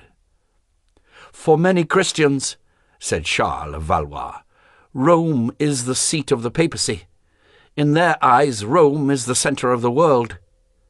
"That undoubtedly would be convenient for the Emperor of Constantinople, but not for the King of France," said Marigny. "All the same, Monsieur Enguerrand, you cannot undo the labour of centuries, and prevent the throne of St. Peter being situated where it was founded." "But whenever the Pope wishes to rule from Rome, he's never able to remain there," cried Marigny. "He's invariably compelled to fly before the different factions that divide the city, and to take refuge in some castle or other under the protection of this town or that, with troops to guard him who do not even belong to him. He is, in fact, much happier under the protection of our garrison of Villeneuve, installed upon the farther bank of the Rhône." "The Pope will remain in his establishment at Avignon," said the king. "I know Francesco Caetani well," went on Charles of Valois. "He is a man of great learning and merit, upon whom I may be able to bring some influence to bear." "I don't want to have this Caetani at all," said the king. "He belongs to the family of Boniface, and he will renew the errors of the bull Unam Sanctam." Philippe of Poitiers, who had said nothing until that moment, now interrupted with a forward movement of his long body. "There are," he said, "so many intrigues in this business, that one intrigue should cancel out another. If we don't bring pressure to bear, we shall be involved in a conclave which may well last a year. In more difficult circumstances than these, Monsieur de Nogaret has shown what he's capable of doing. It is up to us to be the most tenacious and stubborn party." After a moment's silence, Philip the Fair turned to Nogaret. The latter was pale in the face, and seemed to be breathing with difficulty. "What do you advise, Nogaret?" "Yes, sire," said the Keeper of the Seals with an effort. He put a shaking hand to his forehead. "May I be excused? This appalling heat—" "It's not hot at all," said Hugues de Bouville. Nogaret, with a great effort, said in a distant voice, "The interests of the kingdom and of the faith demand that we should act in this way." He fell silent, and no one could understand why he had said so little. "And your advice, Marigny?" "I propose that we should find some pretext for removing the remains of the late Pope, as was his desire, to Cahors, in order to show the conclave that this is a matter for haste. Bertrand de Gaulle, Clement's nephew, might well be charged with this pious mission. Monsieur de Nogaret would set out upon his journey with all necessary powers, accompanied by a sufficient armed escort. His escort would guarantee his powers." Charles of Valois turned his head away. He disapproved of this show of force. "And how does my annulment come into all this business?" asked Louis of Navarre. "Be quiet, Louis," said the king. "That is exactly what we are endeavouring to determine." "Yes, sir," said Nogaret, without even realizing that he had spoken. His voice was low and hoarse.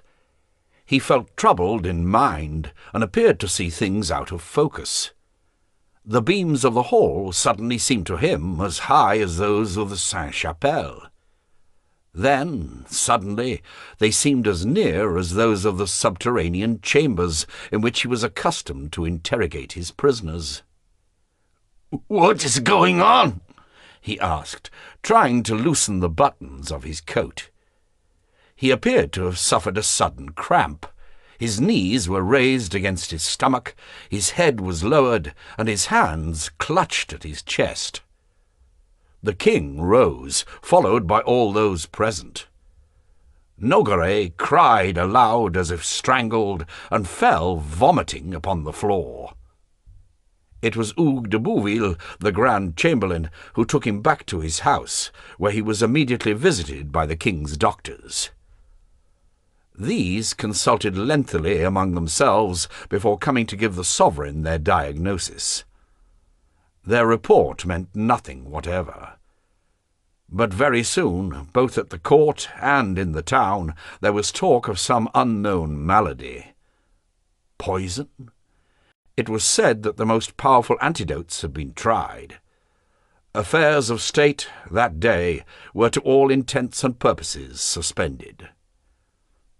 When the Countess Mahou learnt the news from Beatrice, she merely said, "He is paying," and sat down to eat. Nogaret was paying. For some hours now he had not recognized those about him.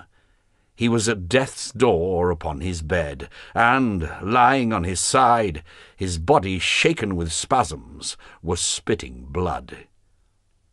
At first he had endeavoured to remain sufficiently upright to lean over a basin, but now he no longer had the strength to do so, and his blood, flowing from his mouth, fell upon a thick sheet that a servant changed from time to time.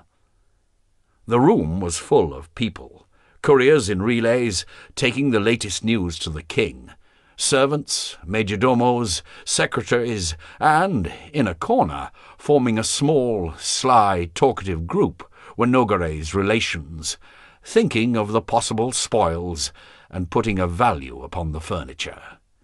As far as Nogaret was concerned, these were all unrecognizable spectres, moving upon a far, illogical, pointless plane, amid what seemed to him but a confused noise. But there were other more visible presences that appeared to him alone. For, at this hour, when the anguish of sin had come upon him for the first time, he thought of the death of others, and felt, at the last, that he was the brother of all those whom he had persecuted, hounded, made martyrs of, and executed. Those who had died under interrogation, in prison, at the stake, on the wheel, now arose from his overwrought imagination and appeared to close in upon him, almost near enough to touch him. "Go back! Go back!" he screamed in terror. The doctors ran to him. Nogaret, haggard, twisting upon his bed, his eyes rolling in terror, was endeavouring to repulse the shades. and the smell of his own vomited blood seemed to him to be the smell of the blood of his victims. He suddenly sat up and then fell back again. Those present had retreated to a distance, and were watching him, he who was one of the masters of the kingdom, fade into the shadows. With his hands to his throat, he struggled to ward off the red-hot irons which had so often burnt naked breasts in his presence. His legs were at the mercy of appalling cramps, and he was heard to cry, "The pincers! The pincers! Take them away for mercy's sake!" It was the same cry that the brothers Aunay had uttered in their prison of Pontoise. The nightmare in which Nogaret fought was no other than the reflection of his own life, in so far as it had affected others. "I did nothing in my own name. I served the king alone." Before the bar of agony, the lawyer was making a last pleading. The room emptied towards 11 o'clock at night. Only one doctor, a barber-surgeon, and one old retainer remained with Nogaret. The king's couriers, wrapped in their cloaks, slept side by side upon the floor of the antechamber. His family had gone, not without certain regrets. One of them had slipped a purse into a servant's hand, saying, "Let me know when it's all over." Bouville, who had come to get news, questioned the doctor on duty. "Nothing we can do has been any use," the latter said in a low voice. "He is vomiting less, but he's still in delirium. We can but await the end, unless some miracle—" With the death rattle in his throat, Nogaret, lying upon his bed, alone knew that the dead Templars awaited him in the shades. They passed before him, some on horseback, clothed in their surcoats of war, others raising their bodies shattered by torture. There they stood, lining an empty road, bordered by precipices and lit by the light of pyres. Aymon de Barbon, Jean de Fern, Pierre Souffet, Brantagnac, Guillaume Bocelli, Ponsard de Gizy.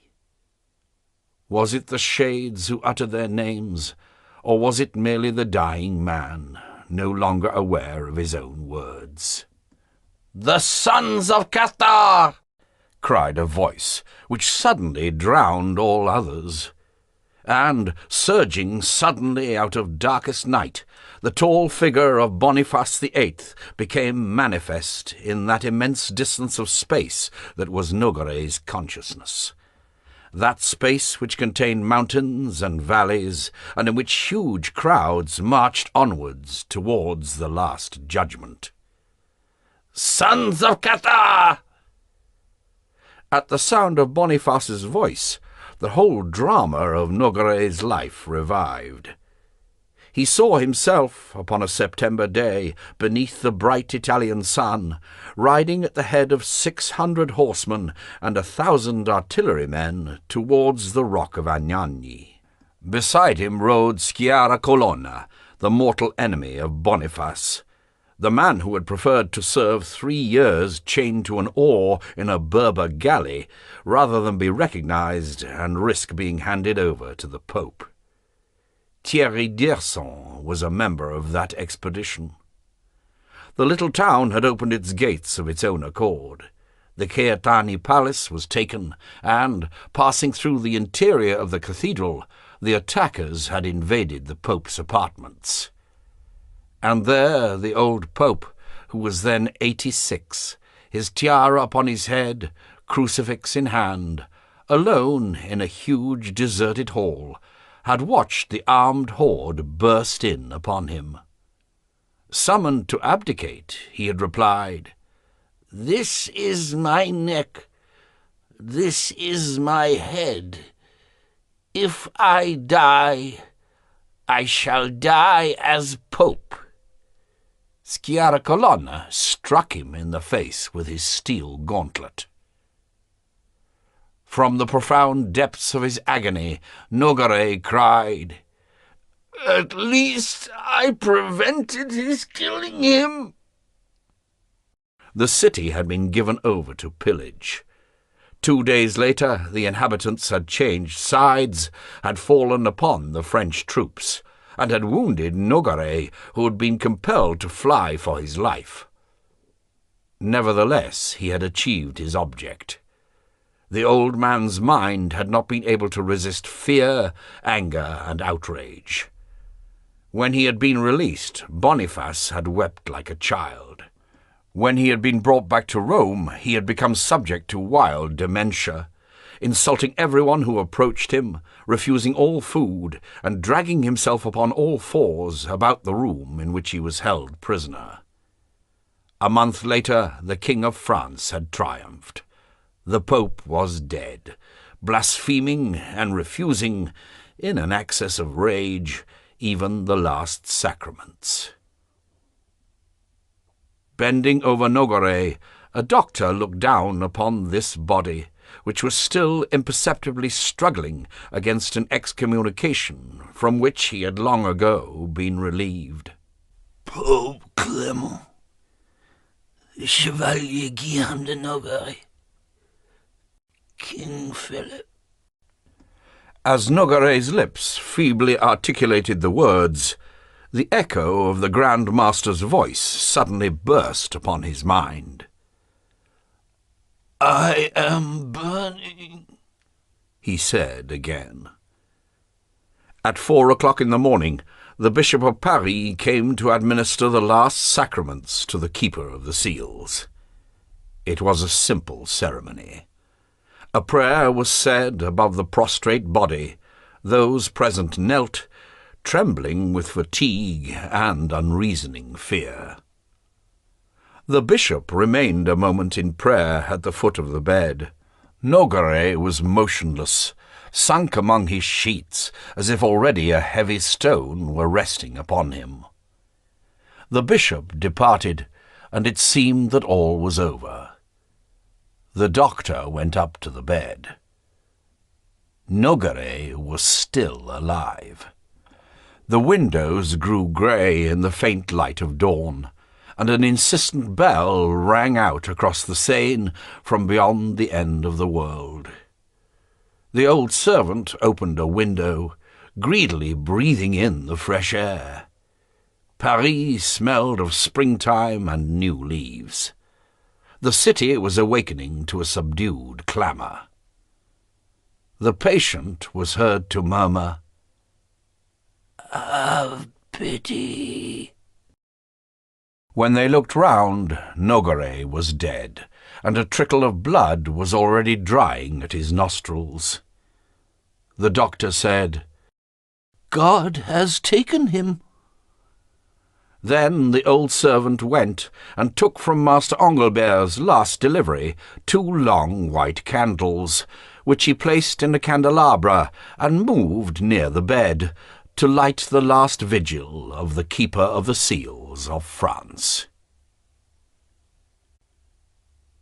Chapter 3. The Documents of a Reign. Hardly had the Keeper of the Seals given up the ghost when Monsieur Alain de Paris, in the name of the king, entered Nogaret's house to seize all the documents, papers, and dossiers. He had every chest and drawer opened.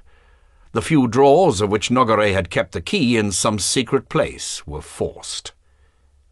In an hour's time, Alain de Paris had returned to the palace with a mass of archives, papers, parchments, and tablets, which, upon the order of Hugues de Bouville, were placed in the middle of the great oak table, filling one whole side of the royal study.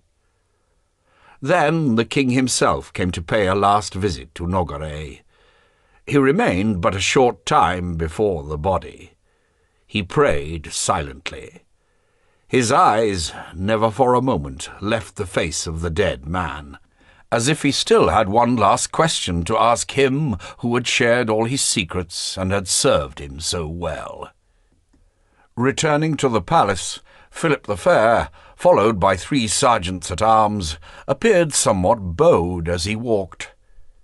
In the clear morning, servants were calling the citizens to the public baths.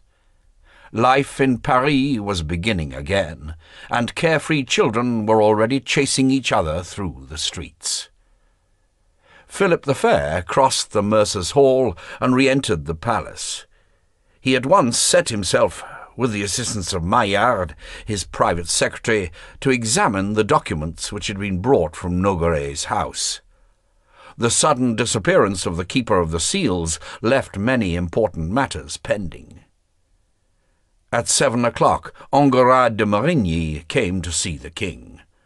The 2 men looked at each other in silence while the secretary retired. "The Pope?" the king said curtly. "And now Nogaret." There was concern, even distress in his voice as he said the words. Marigny went to the table and took the chair the sovereign indicated. For a moment he remained silent. Then he said, "Well, these are but strange coincidences, sire. That is all. Similar things happen every day, but we are not concerned about them because they do not come to our notice." "We are getting older, Marigny." He was 46 years of age, and Marigny was 49. Comparatively few men at that period reached their 50th year. "We shall have to look into all this," the king went on, indicating the papers. And, without saying anything more, they both devoted themselves to the business of selecting what should be destroyed, classifying what Marigny should preserve, or what should be handed to the various legal advisers. There was silence in the king's study, hardly disturbed by the distant cries of the street sellers, the rumour of workaday Paris. The king's pale forehead was bent over the open files, of which the most important were bound in leather bindings, bearing Nogaret's cipher. Philip saw the whole of his reign pass before his eyes, 29 years in which he had held the fate of millions of men in his hands, and imposed his influence upon the whole of Europe. And suddenly this whole series of events seemed remote from his true life, his real destiny. Everything suddenly appeared to him in a new light, with strange shadows. He was discovering what others thought and wrote about him. He saw himself from outside. Nogaret had kept reports from agents, the minutes of interrogations, letters, even police records. From all these lines of written words arose a picture of the king, which he himself could not recognize, the picture of someone distant, hard, a stranger to the hardships of mankind, inaccessible to pity. Astonished, he read a couple of sentences written by Bernard de Saisset, the bishop whose revolt had unleashed the quarrel with Boniface VIII. There were 2 cold and terrible phrases. "He may well be the most handsome man in the world, but he knows only how to look at people in silence. He is not a man nor a beast. He is a statue." And there were also these words written by another witness of his reign. "Nothing will make him bend. He is an Iron King." "An Iron King," murmured Philip the Fair. "Have I so successfully concealed my weaknesses? How little others know us, and how wrongly judged I shall be." Suddenly, seeing a written name, he remembered an extraordinary embassy which he had received at the very beginning of his reign. Rabban Komas, a Chinese Nestorian bishop, had come to France, sent by the great Khan of Persia, the descendant of Genghis Khan, in order to suggest an alliance to the King of France, and war against the Turks with an army of 100,000 men. At that time, Philip the Fair was 20 years old.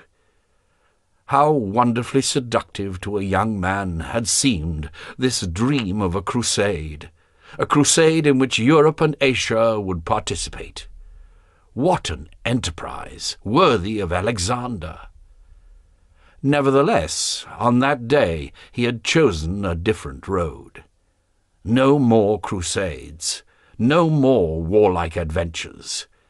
It was to France and to peace that he wished to devote all his efforts.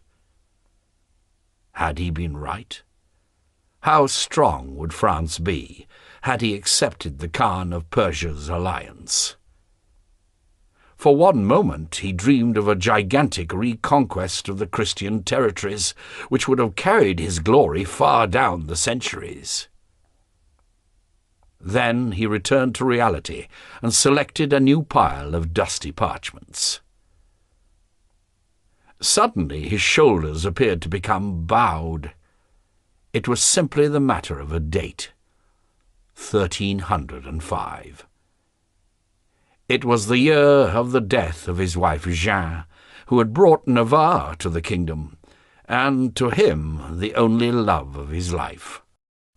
He had never wanted any other woman, and since she had died 9 years ago, he had looked at none other, and would never do so.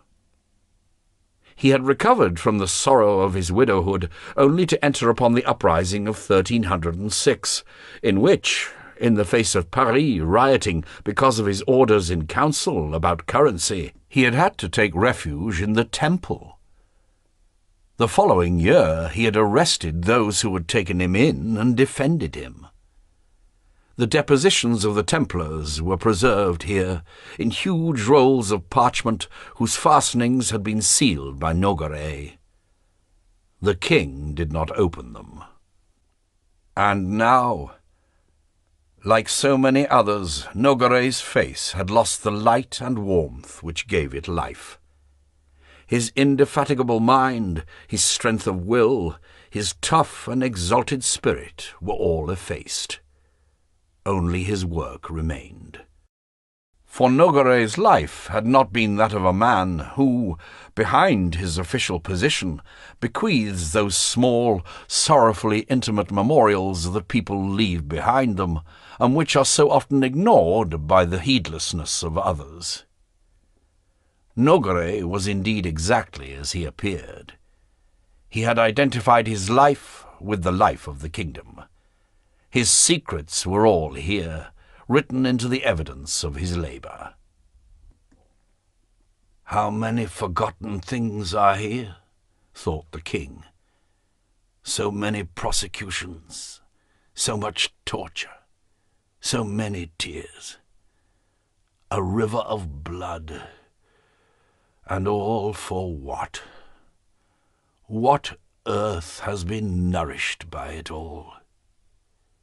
His eyes unblinking, he was lost in thought.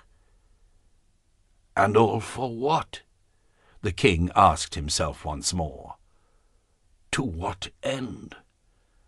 Where are my victories? Never a thing that is sure to live after me." He felt the great need to act, which men feel when assailed by the idea of their own death, and the total negation which lies in wait for them, as if the world had never existed. Marigny remained still, disquieted by the king's gravity. Most things in his continually increasing work, in his responsibilities and honours, came easily to him, except the understanding of his sovereign's silences. He was never certain of judging them aright. "We made Boniface canonize King Louis," Philip the Fair said suddenly in a low voice. "But was he really a saint?" "It was useful to the kingdom, sire," replied Marigny. "But was it necessary, afterwards, to use force against Boniface?" "He was on the point of excommunicating you, sire, because you were not putting the policies he desired into practice in your kingdom. You have not failed in the duty of kings. You have remained in the place God designed for you, and you have publicly proclaimed that you hold your kingdom from no one but God himself." Philip the Fair indicated one of the rolls of parchment. "And the Jews? Have we not burnt rather too many of them? They are human beings, mortal and capable of suffering as we are. God did not order that." "Monsieur Saint Louis, sire, hated them, and the kingdom had need of their wealth." The kingdom. Every action was justified by the kingdom. "We had to do this or that because of the kingdom. We must do this because of the kingdom." Monsieur Saint Louis loved the faith and the greatness of God. "But what have I loved?" said Philip the Fair in a low voice. "Justice," said Marigny. "The justice which is necessary for the common good, and overtakes all those who diverge from the tendency of the world." "Those who have diverged from the tendency of the world have been very numerous throughout my reign, and they will continue to be numerous if one century resembles another." He picked up Nogaret's dossier and let them fall back on the table, one after another. "Power is a bitter thing," he said. "Nothing is great that has not its bitter side," replied Marigny, "and Christ knew it. You have reigned in the grand manner. Think merely that you've united under the crown Chartres, Beaugency, Champagne, Bigorre, Angoulême, Marche, Douai, Montpellier, Franche-Comté, Lyon, and part of Guienne. You have fortified your cities, as your father, Monsieur Philippe III, wished, so that they should no longer be at the mercy of foreigners. You've remade the laws in accordance with the law of ancient Rome. You have remodelled Parliament so that it may be in a position to make sounder laws. You have conferred upon many of your subjects the bourgeoisie du roi. You have enfranchised the serfs of many bailiwicks and seneschalships. No, sire, you are in error if you fear having done wrong. From a kingdom torn by dissension you have built a country which begins to beat with a single heart." Philip the Fair rose. The impregnable conviction of his coadjutor reassured him, and he leant upon it in order to fight a weakness which was not truly natural to him. "You may be right, Enguerrand. But if you are satisfied with the past, what do you say of the present? Yesterday a crowd had to be dispersed in the Rue Saint-Merry by the archers. Read what the governors of Champagne, Lyon, and Orléans write to me. There are outcries and complaints all over the country about the rising cost of wheat and the lowness of wages. And those who complain, Enguerrand, will never know that what they demand, and what I should like to give them, depend upon time, and not upon my will. They will forget my victories in order to remember my taxes, and I shall be accused of not having fed them throughout their lives." Marigny listened, more disquieted now by the king's words than by his silences. He had never heard him talk so much, nor admit to such uncertainty, nor show such discouragement. "Sire," he said, "we must decide several matters." Philip the Fair gazed once more upon the documents of his reign spread over the table. Then he straightened up, as if he had given himself an order to forget the pain and blood of human beings, and to become a king once more. "Yes, Enguerrand," he said, "we must." Chapter 4. The King's Summer.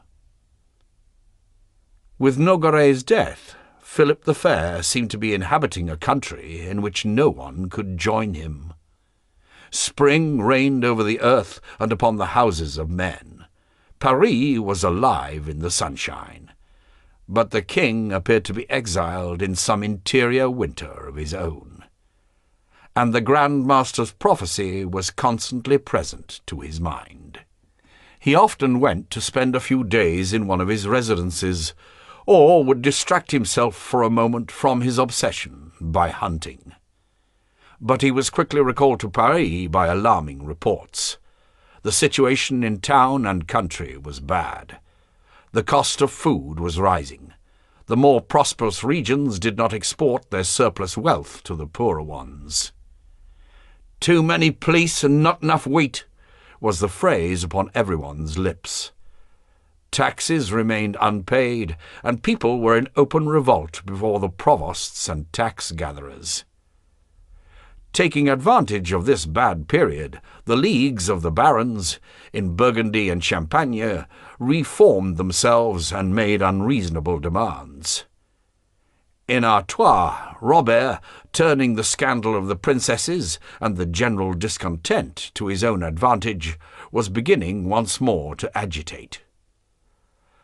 "A bad springtime for the kingdom," Philip the Fair allowed himself to remark to Monseigneur of Valois. "We are in the 14th year of the century," replied Valois, "a year that fate has marked out for disaster."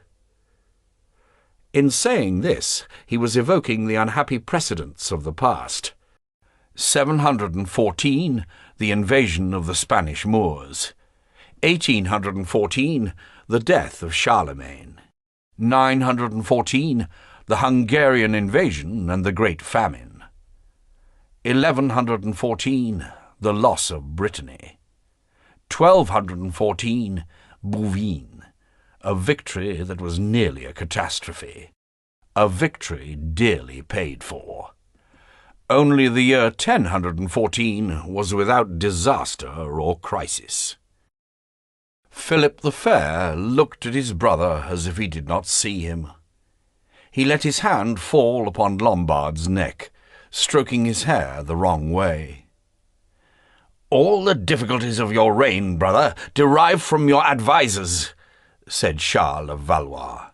"Marigny now knows no bounds. He uses the confidence you repose in him to deceive you, and constantly engages you in the policies that suit him.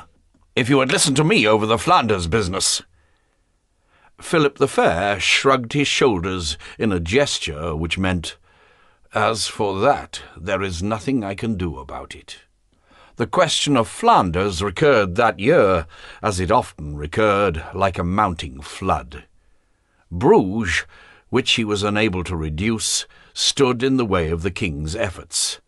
The county of Flanders continually escaped from the hands that wished to encircle it. From the field of battle to secret treaties, the Flemish question remained an open wound in the kingdom's flank. What remained of the sacrifices of Furnes and of Courtrai? What remained of the victory of Mont-en-Pavel? Once more it was become necessary to use force. But the raising of an army required more gold, and if a campaign were to be initiated, the budget would undoubtedly overtop that of 1299, which remained in everyone's memory as the highest the kingdom had ever known.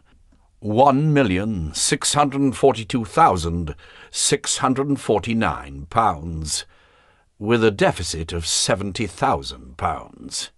When, for several years, the ordinary receipts of the Treasury had amounted to approximately £500,000, where was the balance to be found?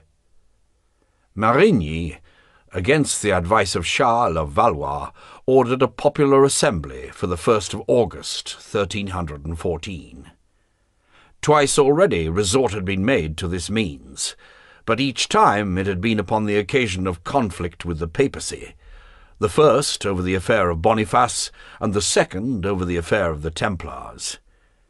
It was in helping the civil power to free itself from obedience to the power of the Church that the bourgeoisie had acquired the right of speech.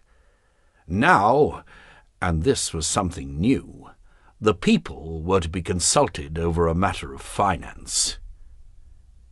Marigny made the preparations for the assembly with the greatest possible care, sending messengers and agents into the towns, multiplying interviews and promises.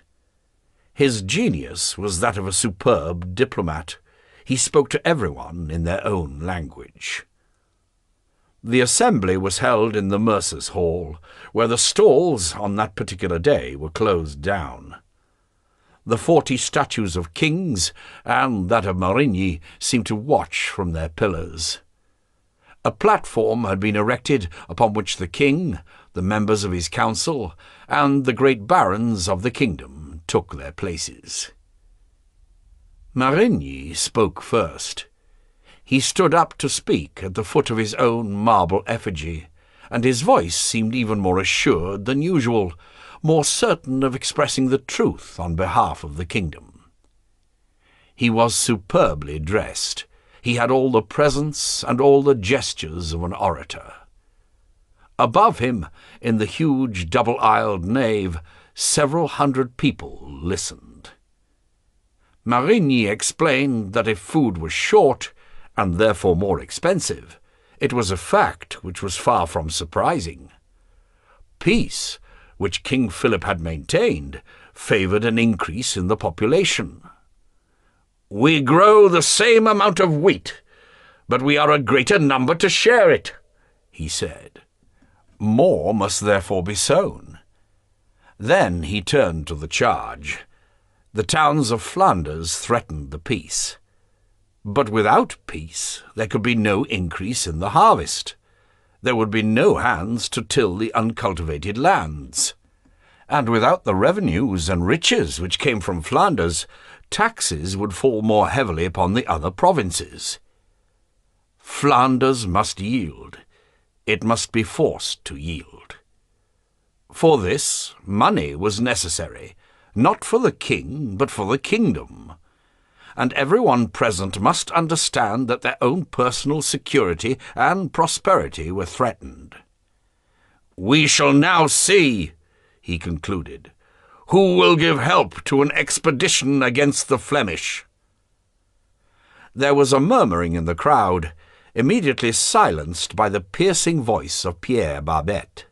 Barbet, a citizen of Paris, recognized by his equals as the most capable in argument with the royal authority upon questions of law and tax, rich from a cloth business and also from horse-dealing, was Marigny's creature and ally. The two men had prepared this interruption. In the name of the first city of the kingdom, Barbet promised the required aid. He carried the gathering with him, and the deputies from 43 good towns acclaimed the king and Marigny unanimously, and Barbet their loyal servant. If the assembly had been a victory, the financial results that were expected from it soon appeared insufficient. The army was placed upon a war footing before the subscription had been fully raised.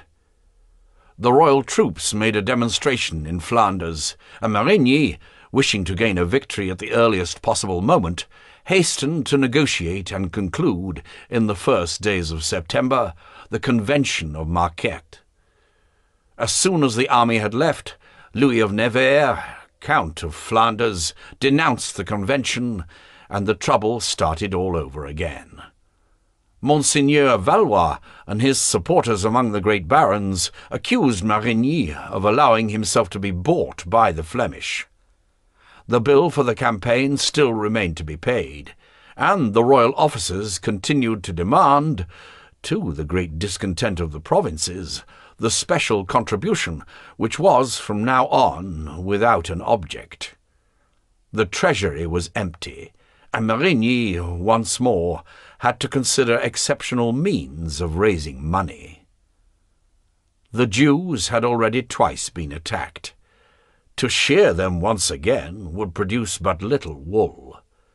The Templars no longer existed, and their gold had long since melted away.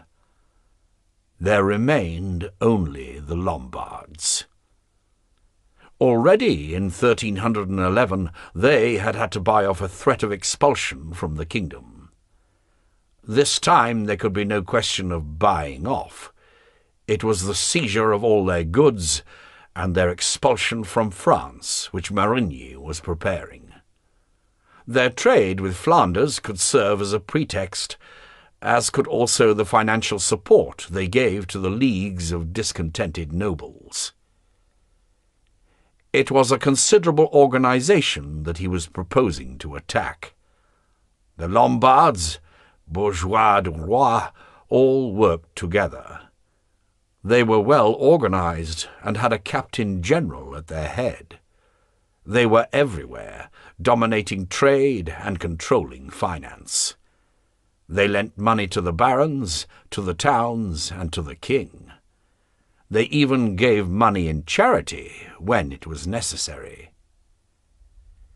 Marigny spent several weeks in perfecting his scheme and in convincing the king.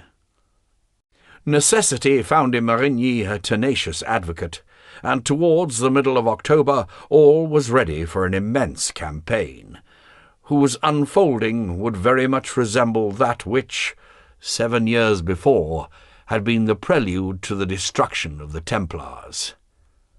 But the Lombards of Paris were very well informed. Having learnt from experience, they paid dearly for the secrets of the king's council. Ptolemy watched with his single open eye.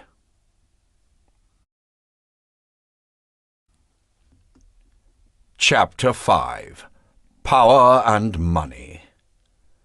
Charles of Valois had conceived such a hatred for Marigny that he could even wish for some disaster to overtake the kingdom, if that disaster would destroy the coadjutor. He also felt bound to place obstacles in the way of all his plans. Robert of Artois seconded him in his own way.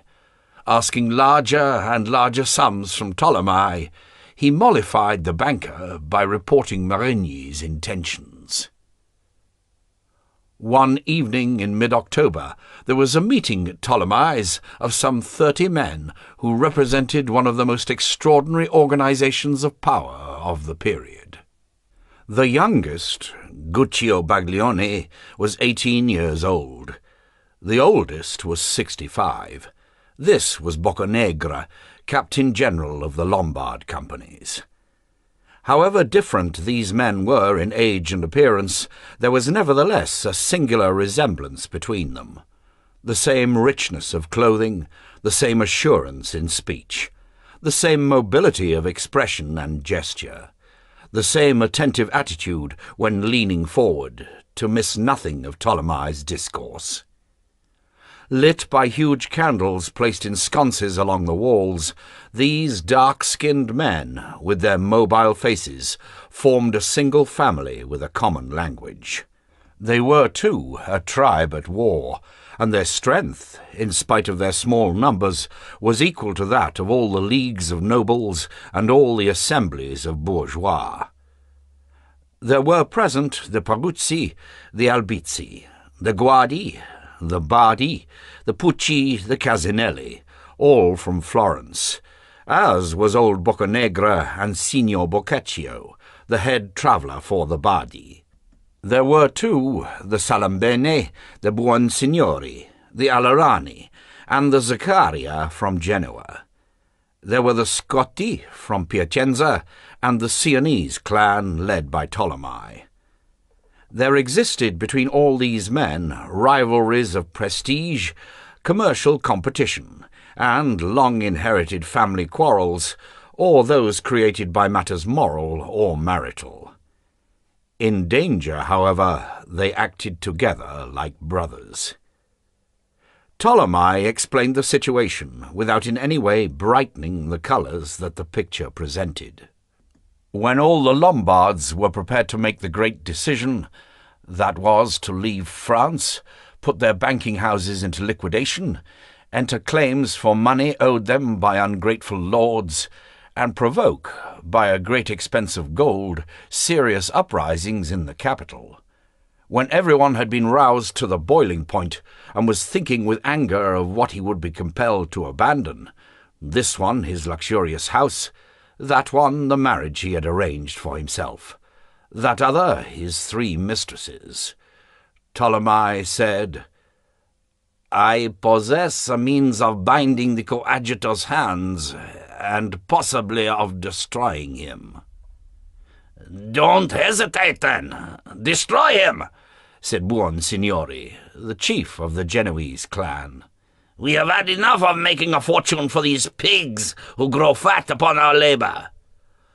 "We shall no longer bear our backs to the whip," cried one of the Albizzi.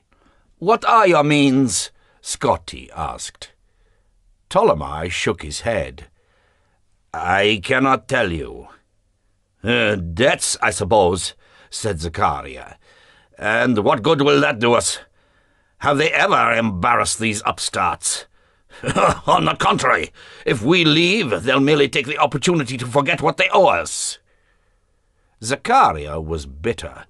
He represented a small company, and was jealous of those who had important clients.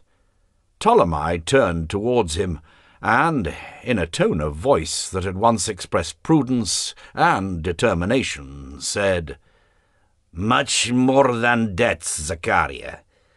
A poisoned weapon of which he knows nothing, and which, forgive me, I must keep secret.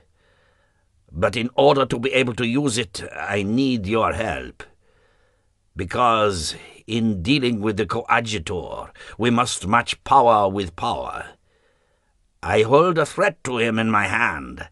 I want to be able to confront him with a dilemma. Marigny must choose between agreement or war to the death." He developed his idea. If the Lombards were to be despoiled, it was because the king lacked the money to pay for his war in Flanders. At all costs, Marigny must fill the treasury. His personal destiny was at stake. The Lombards would show themselves good subjects, and spontaneously propose a huge loan at very low interest. If Marigny refused, Ptolemy would draw his sword from its scabbard. "Ptolemy, you must tell us more," said Bardi. "What is this sword of which you speak?" After a moment's hesitation, Ptolemy said, "If you wish, I will reveal it to Boccanegra alone." They whispered together for a moment and consulted each other with their eyes. "Sì. Va bene. Facciamo così," was heard. Ptolemy led the Captain-General into a corner of the room and spoke to him in a low voice. The others watched the old Florentine's face, with its narrow nose, thin lips, and tired old eyes.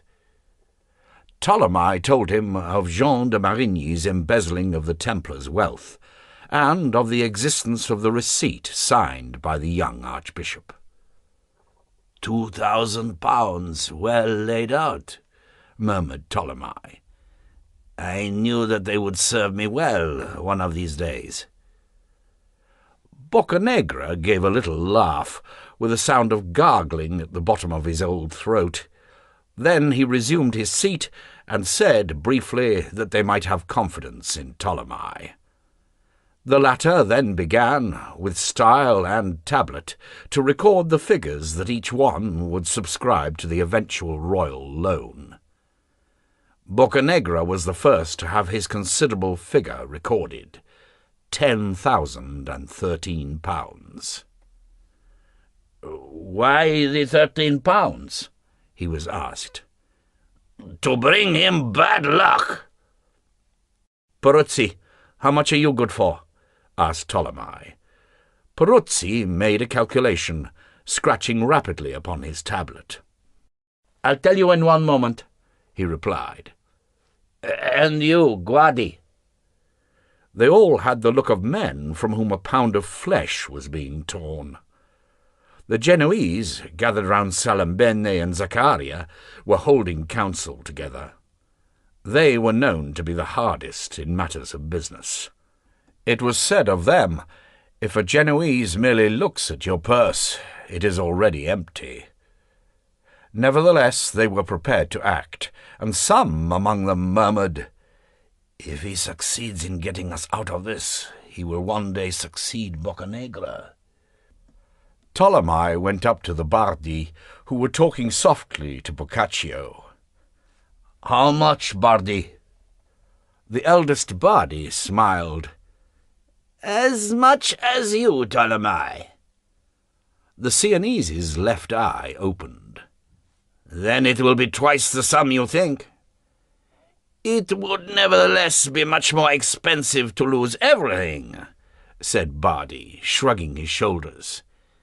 "Non è vero, Boccaccio?" The latter nodded his head, then rose to take Guccio aside. Their meeting on the road to London had given rise to a sort of intimacy between them. "Has your uncle really the means of twisting Enguerrad's neck?" Guccio put on his most serious expression and replied, "Caro Boccaccio, I've never heard my uncle announce what he was unable to perform." When the meeting came to an end, benediction was over in all the churches, and night had fallen upon Paris. The 30 bankers left Ptolemy's house by the little door which gave on to the cloister of Saint-Méry. Escorted by their servants carrying torches, they formed, in the shadowy darkness lit by the red flames, a strange procession of menaced wealth, a procession of the penitents of gold.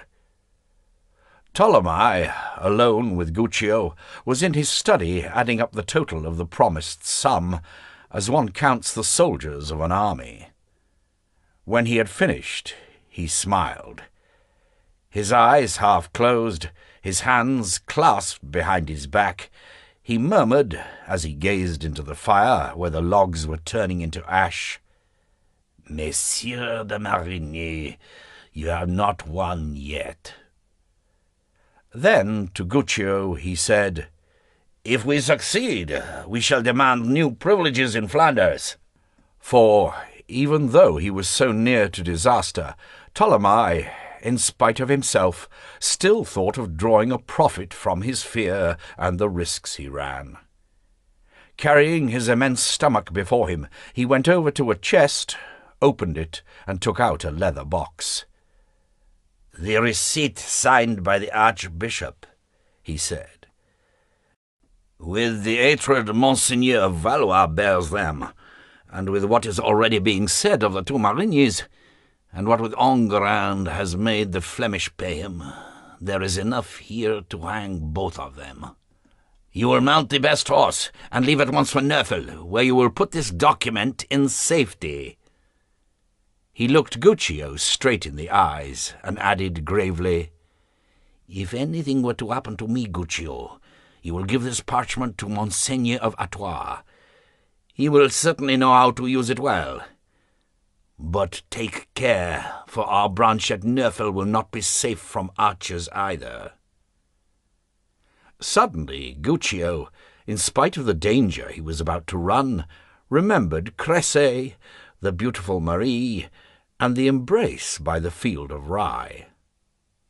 "Uncle, uncle," he said excitedly, "I have an idea. I will do as you wish. I will not go to Neufel, but to Cressy, where the squires are under an obligation to us. I was once of considerable assistance to them, and the debt they owe us is a sufficiently good excuse. Besides, I think the daughter, if things have not much changed, will not refuse me her help." "That is a good idea," said Ptolemy warmly. "You are growing up, my boy. Kindness of heart in a banker must always serve some purpose. Go ahead, then. But since you need these people's help, you must go to them with presents. Take some ells of embroidered cloth, and the lace that I received yesterday from Bruges for the women. Didn't you tell me that there are also 2 boys?" "Yes," said Guccio. They care for hunting and nothing else. Splendid! Take the 2 falcons that I got for Artois. He can wait. A proposito!" He broke off suddenly in the middle of a laugh. An idea had suddenly occurred to him. He leant over the chest once more and took out of it another parchment. "Here are Monseigneur of Artois' accounts," he went on. "He won't refuse to help you if there were to be some difficulty in the matter. But I am more certain of his support if you present your petition with one hand and his accounts with the other. And here also is the loan to King Edward. I do not know, nephew, if you will be rich with all this, but you will be in a position to do plenty of harm. Go along, then. Don't waste time now. Go and have your horse saddled." He put one hand on the young man's shoulder and concluded, "The fate of our companies is in your hands, Guccio, and don't forget that. Arm yourself and take 2 men with you. Take also this bag of 1,000 pounds. It is a weapon worth many swords." Guccio embraced his uncle with an emotion he had never felt before. There was no need this time to create an imaginary part for himself, or to imagine that he was a conspirator in flight. The part had come to him. A man is formed by the risks he runs, and Guccio was in process of growing up. Less than an hour later, with 2 escorting servants trotting at his side, he took the road to the Porte Saint-Honoré. Then Messire Spinello Tolomei put on his fur-lined cloak, because the month of October was chilly, called 2 servants with torches and daggers, and, thus protected, went to Enguerrand de Marigny's house to give battle. "Tell Monseigneur Enguerrand that the banker Tolomei wishes to see him urgently," he said to the porter. Tolomei waited for some time in a sumptuous antechamber. Royal state was kept in the coadjutor's house. "Come in, monsieur," said a secretary, opening a door. Tolomei crossed 3 large rooms and found himself face to face with Enguerrand de Marigny, who was working in his study and finishing supper at the same time. "This is an unexpected visit," said Marigny coldly, making a sign to the banker to sit down. "What is it about?" Tolomei gave a slight bow, sat down, and replied equally coldly, "An affair of state, monsieur. For some days now there have been rumours that the King's Council are preparing certain measures which relate to my business, and which, I must tell you, we find highly embarrassing. Confidence is being destroyed, buyers are rare, our creditors are demanding satisfaction, and as for those who have other business with us, debtors, for instance, they are trying to put off the due date.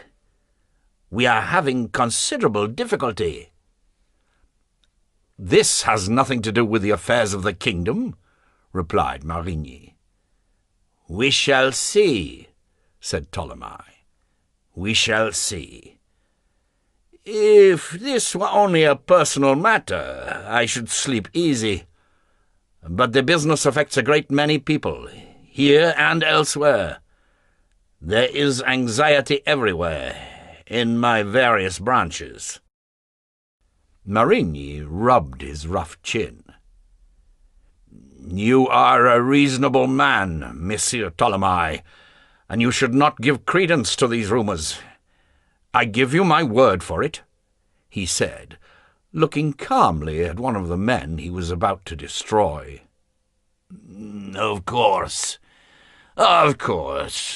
your word. But the war has cost the kingdom dear," replied Tolomei. "The revenue is perhaps not coming in as well as might be hoped, and the treasury may well be finding itself in need of new gold. What is more, we have prepared, monsieur, a plan of our own." "What is it?" Your business, I repeat, is no affair of mine." Ptolemy raised a hand as if to say, "Patience, Monsieur Coadjutor. You do not yet know all," and went on. "We desire to make some great effort to come to the assistance of our much-beloved king. We are in process of organizing ourselves to offer the Treasury a considerable loan, in which all the Lombard companies will participate, and for which we will but ask the lowest possible interest. I have come here to tell you this." Then Ptolemy leant forward towards the fire and muttered a figure so important that Marigny was taken aback. But the coadjutor immediately thought, "If they are prepared to deprive themselves of this sum, it can only mean that there is 20 times the amount to be seized." Reading as much as he did, and sitting up late, as so frequently happened, his eyes were liable to fatigue, and his eyelids were red. "This is a splendid scheme, and a worthy thought, for which I am grateful," he said after a moment of brief silence. "Nevertheless, I must tell you that I am surprised. I have heard that certain companies have been dispatching important sums of gold to Italy. This gold cannot be both there and here at the same time." Ptolemy completely shut his left eye. "You are a reasonable man, Monseigneur, and you must not give credence to rumours such as that. I give you my word," he said, ironically emphasizing his last words. "Is not the offer I am making you a proof of our good faith?" "Fortunately," the coadjutor coldly replied, "I do believe in your assurances. If that were not the case, the king would not have permitted these attacks upon the French monetary reserves, and we should have had to put a stop to them." Ptolemy did not flinch. The export of Lombard capital had begun, owing to the threat of expropriation, and it was indeed this export itself which Marigny was endeavouring to use to justify his actions. It was a vicious circle. "I think that we have said to each other all that is necessary, Monsieur Ptolemy," Marigny went on. "Certainly, Monseigneur," replied the banker, rising. "But don't forget our offer, if events should make it useful." Then, going toward the door, he suddenly said, as if he had just remembered something, "I am told, Monseigneur, your brother, the Archbishop, is in Paris at the moment?"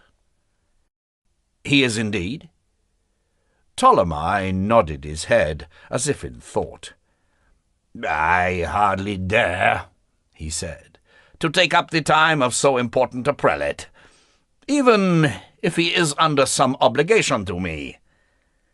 But I would be happy that he should know that I am always at his service, from today onwards, if he should so wish, and at any hour. What I have to say will be of some importance to him." "What have you to say to him?"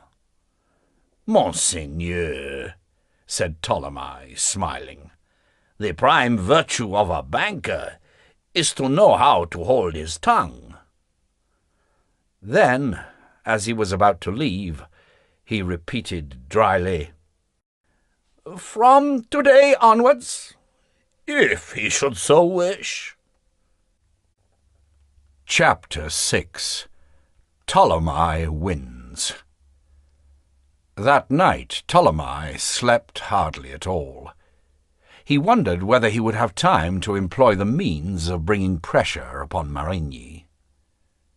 Philip the Fair's signature at the bottom of a parchment put before him by Enguerrand de Marigny would suffice to ensure the destruction of the Lombards. Would not Enguerrand hurry things forward? Had he warned his brother? Ptolemy asked himself. And has the Archbishop told him the nature of the weapon that I have in my possession? Will he not perhaps obtain the king's signature this very night, and so forestall me? Or will these two brothers come to an arrangement to have me assassinated? Ptolemy, restless in his insomnia, thought bitterly of this, his second country, which he had hoped to serve so well by his work and his money. Because he had become rich there, he was more devoted to France than to his native Tuscany. Indeed, he really loved France in his own way. Never to feel beneath his feet the cobbles of the Street of the Lombards, never to hear the bourdon of Notre Dame, never to attend another meeting at the city centre, never to smell the Seine again in the spring, all these renunciations tore at his heart. Without realizing it, he had become a true Parisian, one of those Parisians who are born far from the frontiers of France and yet have no other city. To begin trying to make a fortune again elsewhere, at my age, even if I am allowed to live to begin again. He went to sleep only with the dawn, and was almost immediately awakened by the trampling of feet in his courtyard and the sound of knocking at his door. Ptolemy thought that he was about to be arrested, and dressed as quickly as he could. A distracted servant appeared. "Monseigneur, the Archbishop asks to speak to you urgently," he said. From the ground floor could be heard a confused sound of heavy boots and pikes banging against the flagstones. "What is all the noise about?" asked Ptolemy. "Is not the Archbishop alone?" "He has 6 guards with him, signor," the servant replied. Ptolemy frowned. His expression changed to a certain hardness. "Open the shutters in my study," he said. Monseigneur Jean de Marigny was already climbing the stairs. Ptolemy waited for him, standing upon the landing. The Archbishop, slim and with a golden crucifix jiggling at his breast, immediately came to the point. "What, messieurs, does this mean? This strange message that my brother has sent me during the night?" Ptolemy raised his plump, pointed hands in a pacific gesture. "Nothing, monseigneur, that can in any way worry you, or was worth disturbing yourself for. I would have come to the bishop's palace at your convenience. Will you come into my study? I think it will be more convenient to speak of our business there." The two men went into the room in which Ptolemy normally worked. The servant was just finishing removing the inner shutters, which were ornamented with paintings. Then he put an armful of thin wood upon the embers still red in the fireplace, and soon flames were crackling upwards. Ptolemy made a sign to his servant to leave them. "You come accompanied, monseigneur," he said. "Was that necessary? Do you not trust me? Do you think that you are in danger here? I had become accustomed, I must say, to a different kind of behaviour." He tried to make his voice sound formal, but his Tuscan accent was more noticeable than usual, which was a sign of anxiety. Jean de Marigny sat down before the fire, to which he extended his ringed hands. "This man is uncertain of himself, and does not know quite how to take me," thought Ptolemy. "He arrives here with a great to-do of armed men, as if he were going to pillage the house, and now he sits there looking at his nails." "Your haste to warn me has given me some disquiet," said the Archbishop at last. "I intended to come to see you, but I would have preferred to choose the time of my visit." "But you have chosen it, messieurs. You have chosen it. What I have said to Monsieur Enguerrand is no more than a matter of politeness, believe me." The Archbishop glanced quickly at Ptolemy. The banker, apparently quite calm, fixed a single eye upon him. "Indeed, Monsieur Ptolemy, I have a service to ask of you," he said. "I am always ready to render your lordship a service," replied Ptolemy quietly. "Those objects that I confided to you?" said Jean de Marigny. "Extremely valuable objects indeed, which came from the possessions of the Templars," said Ptolemy, defining them without a change in his tone of voice. "Have they been sold?" "I do not know, monseigneur. I do not know. They have been sent out of France, as we agreed, since they could not be disposed of here. I imagine that some of them will have found a purchaser. I shall receive the advice notes at the end of the year." Ptolemy, his fat body comfortably settled, his hands clasped upon his stomach, nodded his head good-humouredly. "And the receipt I signed? Do you still need it?" said Jean de Marigny. He was hiding his fear, but he hid it badly. "Are you sure you are not cold, monseigneur? You are very white in the face," said Ptolemy, leaning forward to place a log on the fire. Then, as if he had forgotten the question put by the Archbishop, he went on, "What do you think of the matter that has been several times under discussion by the King's Council during the last week, monseigneur? Is it possible that they are intending to steal our goods, to reduce us to penury, to exile and death?" "I have no information," said the Archbishop. "These are affairs of state." Ptolemy shook his head. "Yesterday I made Monseigneur your brother a proposition which, it seems to me, he does not wholly understand. It is most unfortunate. It is said that we are about to be despoiled in the interests of the kingdom. But indeed we are offering to serve the kingdom by making an enormous loan, Monseigneur. And your brother remains silent. Has he not said a word of it to you? This is most regrettable. Very regrettable indeed." Jean de Marigny got up.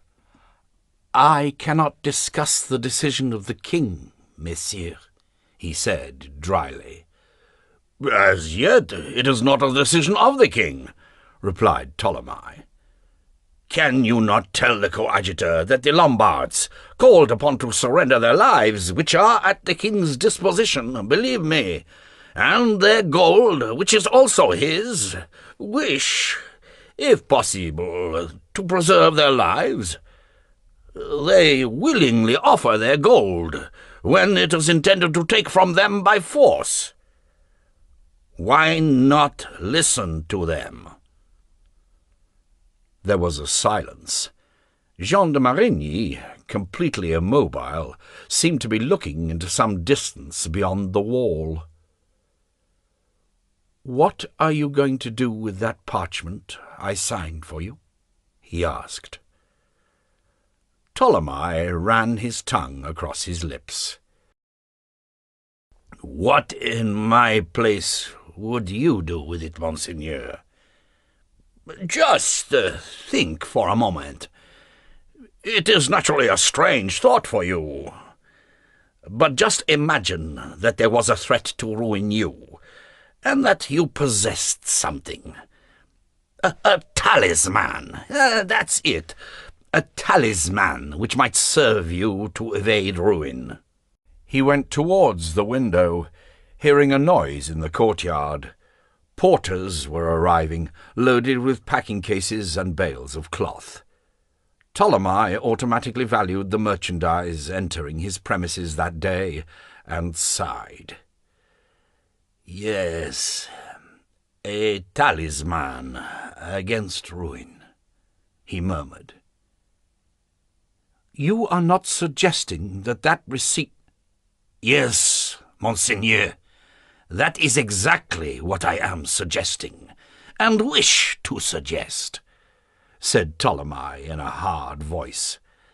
"That receipt is evidence that you have embezzled the possessions of the Templars, which were forfeit to the crown. It is evidence that you have stolen, and stolen from the king." He looked the Archbishop straight in the face. "I have done it now," he thought. "It is a question of who will flinch first." "You will be held to have been my accomplice," said Jean de Marigny. "In that case we shall swing together at Montfaucon like a couple of thieves," replied Ptolemy coldly. "But I shall not swing alone." "You are an unmitigated rascal," cried Jean de Marigny. Ptolemy shrugged his shoulders. "I am not an archbishop, Monseigneur, and it is not I who have embezzled the gold in which the Templars paraded the body of Christ. I am but a merchant, and at this moment we are making a deal, whether you like it or not. That is the basic meaning of everything we are saying. If there is no robbing the Lombards, there will be no scandal as far as you are concerned. Should I fall, Monseigneur, you will fall too, and from a greater height. And the coadjutor, who is too rich not to have made enemies, will be brought down with you." Jean de Marigny seized Ptolemy by the arm. "Give me back the receipt," he said. Ptolemy looked at the Archbishop. His lips were white. His chin, hands, indeed the whole of his body was trembling. Ptolemy gently disengaged himself from the gripping fingers. "No," he said. "I will give you back the 2,000 pounds you advanced me," said Jean de Marigny, "and you may keep all the profits of the sale." "No." 5,000. "No." 10,000. 10,000 pounds for that receipt." Ptolemy smiled. "And where will you find them? I know better than you do yourself of what your fortune consists. I should have to lend you them too." Jean de Marigny, his hands clenched, said, 10,000 pounds. I shall find them. My brother will help me." "Monseigneur, I have offered, as my contribution alone, 17,000 pounds to the royal treasury." The Archbishop realized that he must change his tactics. "And supposing I succeed in obtaining from my brother the assurance that you will be accepted from the order in council, you will be allowed to leave with all your fortune and begin again elsewhere." Ptolemy reflected for a moment. He was being made the offer of escaping by himself. Against this assurance, was it worthwhile risking a huge throw of the dice? "No, Monseigneur," he replied. "I will suffer the fate of everyone else. I do not want to begin again elsewhere, and indeed have no reason to do so. By now I have as many roots in France as you.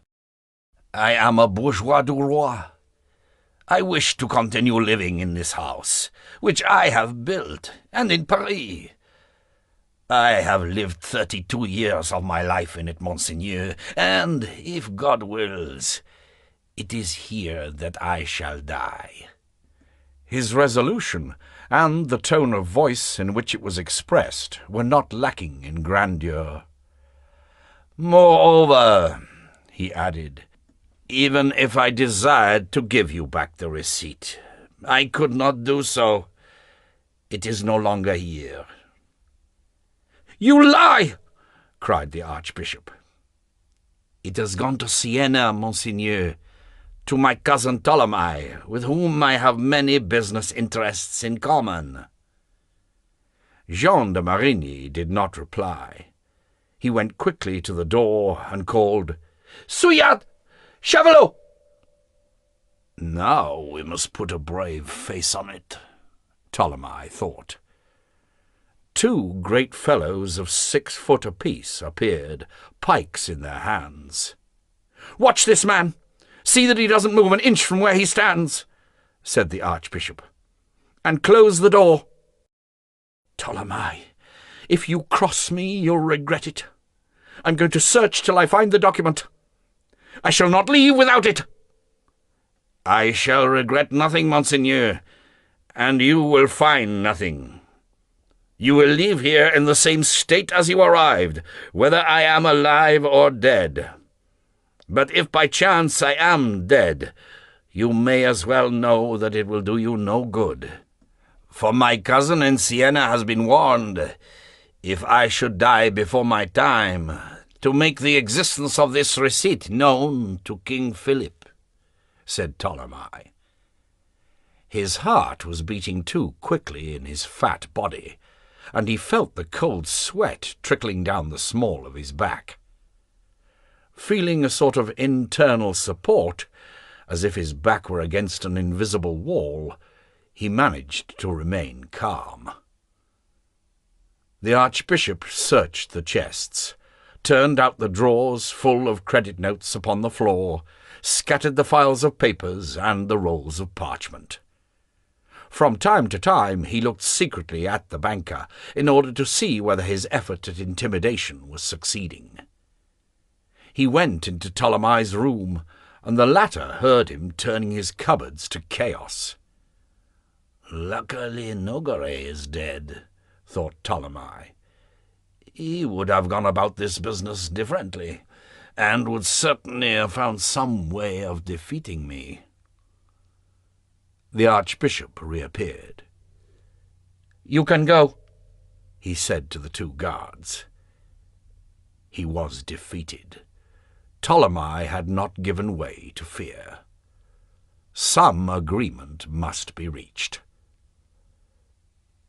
"Well, then," said Marigny.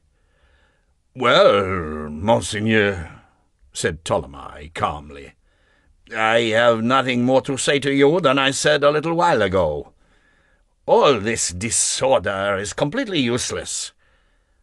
Talk to the coadjutor, and press him to accept the offer I have made, while there is yet time. Otherwise—" Without finishing his sentence, the banker went to the door and opened it. Jean de Marigny went out without another word. The scene which took place that very day between the Archbishop and his brother was terrifying. Suddenly, face to face, their personalities nakedly revealed, the 2 Marignys, who, until then, had walked in step, were now at odds. The coadjutor overwhelmed his younger brother with contemptuous reproaches, and the younger brother defended himself as best he could, but meanly. "You're a fine one, to blame me," he cried. "Where does your wealth come from? From what Jews sent to the stake? From what Templars you were burnt?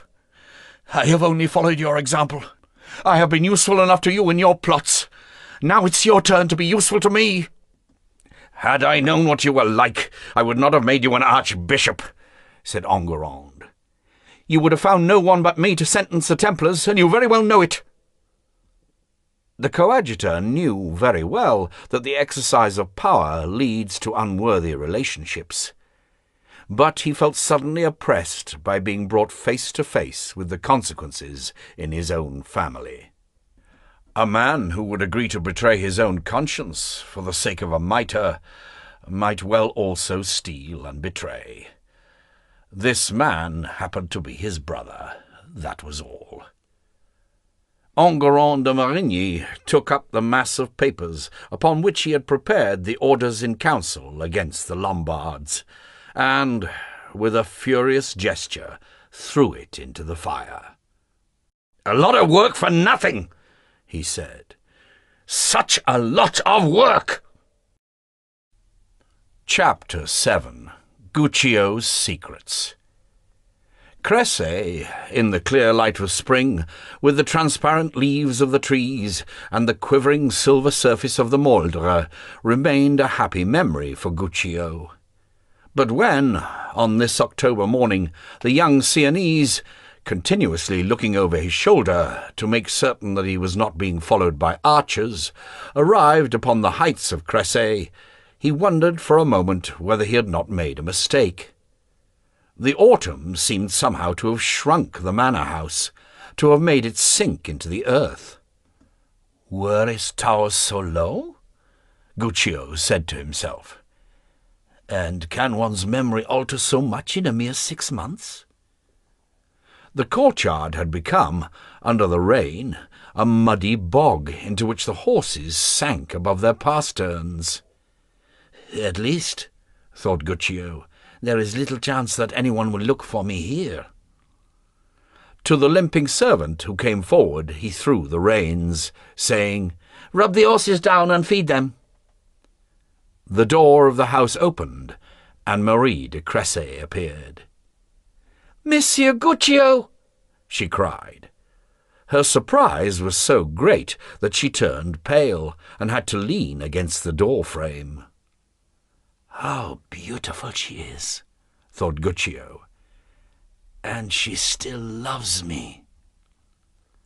The cracks in the walls disappeared, and the towers of the manor-house regained their remembered proportions. But Marie was already shouting towards the inside of the house. "Mother, Monsieur Guccio has come back!" Dame Eliabelle received the young man warmly, kissed him on both cheeks, and clasped him to her extensive bosom. The thought of Guccio had often been present to her widowed nights. She took his hand, made him sit down, and ordered wine and pasties to be brought him. Guccio accepted his welcome gratefully, and explained the reason for his coming, as he had thought it out. He had come to Neufel to put some order into the branch of the bank, which appeared to be suffering from maladministration. The clerks were not keeping proper track of the debtors. At once Dame Eliabelle grew anxious. "You gave us a whole year," she said. "Winter has come upon us after a very bad harvest, and we have not as yet—" Guccio was indefinite about this, intimating that the squires of Cressay, since they were his friends, would not be allowed to be unduly pressed. Dame Eliabelle asked Guccio to stay in the manor-house. He would, she said, find nowhere in the town where he would be more comfortable or have more society. Guccio accepted the invitation and sent for his luggage. "I have brought," he said, "some pieces of cloth and some ornaments which I hope will please you. As for Pierre and Jean, I have a couple of well-trained falcons for them, which will help them to be even more successful in hunting, if that is possible." The cloth, the ornaments, and the falcons astonished the whole household, and were received with cries of joy. Pierre and Jean, having returned from their daily hunting expedition, with that odour of earth and blood which adhered to them like a garment, asked Guccio 100 questions. This companion miraculously arrived, when they were making up their minds to the long boredom of the bad months, seemed to them more worthy of affection than even upon his first visit. One might have thought that they had known each other all their lives. "And what has happened to our friend Provost Portefeux?" asked Guccio. "He continues to steal as much as he can, but thank God no longer from us, thanks to you." Marie slipped in and out of the room, bending over the fire as she poked it, placing new straw upon the curtained pallet. She said nothing, but never stopped looking at Guccio. The latter, finding himself alone with her towards evening, took her gently by the elbows and drew her to him. "Can you see nothing in my eyes which reminds you of felicity?" he said, borrowing the phrase from a romance of chivalry he had recently read. "Oh, yes, monsieur," replied Marie in a shaken voice, her eyes opening wide. "I have never ceased from imagining you here, distant though you have been. I have forgotten nothing, and go back on nothing." He tried to think of some excuse for not having returned for 6 months and for having sent no message. To his surprise, Marie, far from reproaching him, thanked him for having returned quicker than she had expected. "You said that you would come back at the end of the year on business," she said. "I didn't expect to see you sooner. But even if you had not come at all, I should have waited for you all my life." Guccio had retained from Cressy the memory of a sweet and beautiful girl, and a certain regret for a love affair which had come to nothing. But, to be quite frank, he had thought of her but seldom during all these months. Now he found her wonderful and fascinating, grown like a plant through spring and summer. "How lucky I am," he thought. "She might have forgotten me or got married." As often happens with men of unfaithful nature, this particular young man, infatuated though he was with her, was fundamentally modest about love, because he imagined other people to be like himself. He could not believe, having seen her so little, that he had inspired so strong and rare a feeling. "Marie," he said with newly found warmth, "in order not to lie to you as men usually do, not only have I never ceased thinking of you, but nothing has altered the feelings I had for you." They stood face to face, both overcome by their feelings, and both somewhat embarrassed by their words and gestures. "The field of rye," Guccio murmured. He bent down and put his lips to Marie's, which opened like a ripe fruit. He thought this was the appropriate moment to ask her for the help he needed. "Marie," he said, "I have not come here on any business to do with the branch of our bank, nor upon any question of your family's debt. But I do not wish to, nor indeed can I, hide anything from you. It would be an offence to the love I bear you. The secret I am going to tell you is a new link which I offer you, and it is a serious one, because it affects the lives of many people, as well as my own. My uncle and powerful friends have charged me with the business of hiding in a sure place a certain document which has to do both with affairs of state and their own safety. Undoubtedly at this moment there are archers searching for me," went on Guccio, who, as usual, was beginning to boast. "There were 20 places in which I could have looked for a hiding place, but it was to you, Marie, that I came. My life from now on depends upon your silence." "No, it is upon you," Marie said, "that my life depends, my lord. I have faith only in God and in the man who first held me in his arms. My life is his."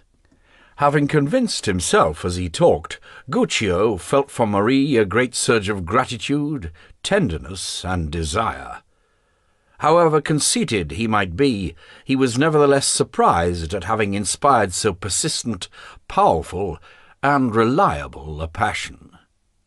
"My life is yours," the girl went on. "Your secret is mine. I shall conceal what you want concealed. I shall be silent about what you wish me to keep silent, and your secret will die with me." Tears were forming in her dark blue eyes. "Like this," thought Guccio, "she resembles those spring mornings when the sun shines and rain falls at the same time." Then, coming back to what was on his mind, he said, What I have to hide is contained in a leaden box, hardly bigger than my 2 hands. Is there anywhere here?" Marie thought for a moment. "In the chapel," she replied. "We will go there tomorrow at dawn. My brothers leave the house to hunt at first light. Tomorrow my mother will leave but a little later, since she has to shop in the town. I only hope that she will not want to take me with her.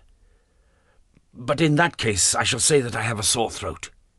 Guccio murmured his thanks, while Dame Eliabel's step could be heard outside. Upon this occasion, since Guccio was staying for a longer time, he was lodged on the first floor, in a vast, clean, but chilly room. He went to bed, his dagger within reach, and the leaden box containing the Archbishop's receipt beneath his head. He had made up his mind not to go to sleep.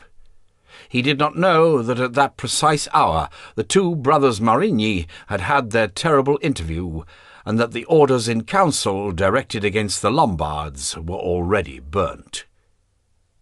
Fighting to keep his eyes open, he counted up the number of women he had already had. He was not yet 19, and the addition took but little time to make. Thought of the 2 young townswomen whom he was currently engaged in assisting to deceive their husbands, and, comparing them to Marie, came to the conclusion that they were both immoral and not particularly beautiful. He didn't know that he had fallen asleep. A sound woke him up with a start. For a moment he thought that they were coming to arrest him, and ran to the window. However, it was Pierre and Jean de Cressy, accompanied by 2 peasants, with their new falcons at their wrists, leaving the house. Then doors banged. A grey mare, weary with age, was brought for Dame Eliabel, who departed in her turn, escorted by the limping servant. Guccio put on his boots and waited. A few moments later Marie called him from the ground floor, and Guccio went down, hiding the leaden box beneath his cloak. The chapel was a small vaulted room, part of the interior of the manor house, facing east. Its walls were whitewashed. Marie lit a taper at the oil lamp burning before a statue of St. John the Evangelist, indifferently carved in wood. In the Cressy family, the Christian name of Jean was always given the eldest son. "I found the hiding place when I was a child, playing with my brothers," said Marie. "Come." She took Guccio to one side of the altar. "There, push this stone," she said, lowering the taper to light the spot. Guccio pushed the stone, but nothing moved. "No, not like that." Marie handed the taper to Guccio and leant upon the stone in a particular way that made it swivel back upon itself, opening up a hiding-place under the base of the altar. In the light of the flame, Guccio saw a skull and some pieces of bone. "Who is it?" he asked. He was superstitious, and made the sign against the evil eye behind him with his fingers. "I don't know," said Marie. "No one knows." Next to the whitened skull, Guccio deposited the leaden box, which contained the damning evidence against the most powerful prelate in France. When the stone was pushed back into place, it was impossible to tell that anyone had touched it. "Our secret is locked in the hands of God," Marie said. Guccio took her in his arms and tried to kiss her. "No, not here," she said in a frightened voice. "Not here in the chapel." They came back into the great hall, where a servant was laying the table with the bread and milk of the first meal of the day.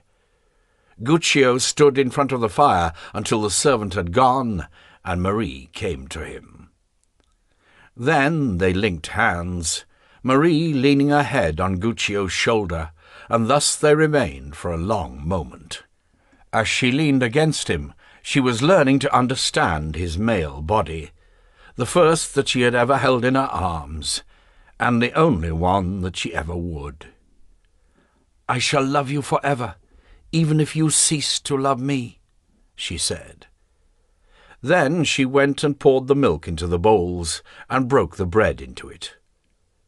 Every movement she made was implicit with happiness. Guccio thought of the chalky skull he had seen under the altar steps. 4 days went by. Guccio accompanied the two brothers hunting and was not unskilful. He made several visits to the branch at Neufville in order to justify his stay in the district. Once he met Provost Portefroux, who recognized him and saluted him with civility. This salute reassured Guccio.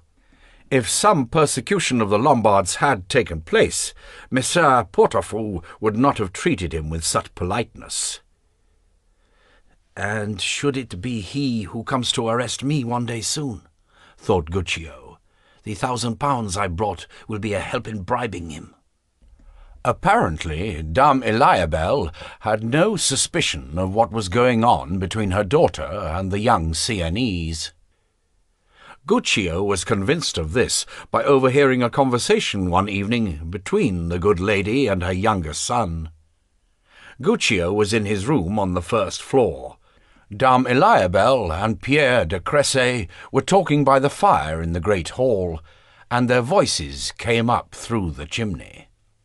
"What a pity Guccio is not of noble birth," Pierre said. "He would make a good husband for my sister. He is good-looking and well-educated, and in a desirable position in the world. I wonder if this is not something we should think about?" Dame Eliabelle did not receive the suggestion kindly. "Never!" she cried.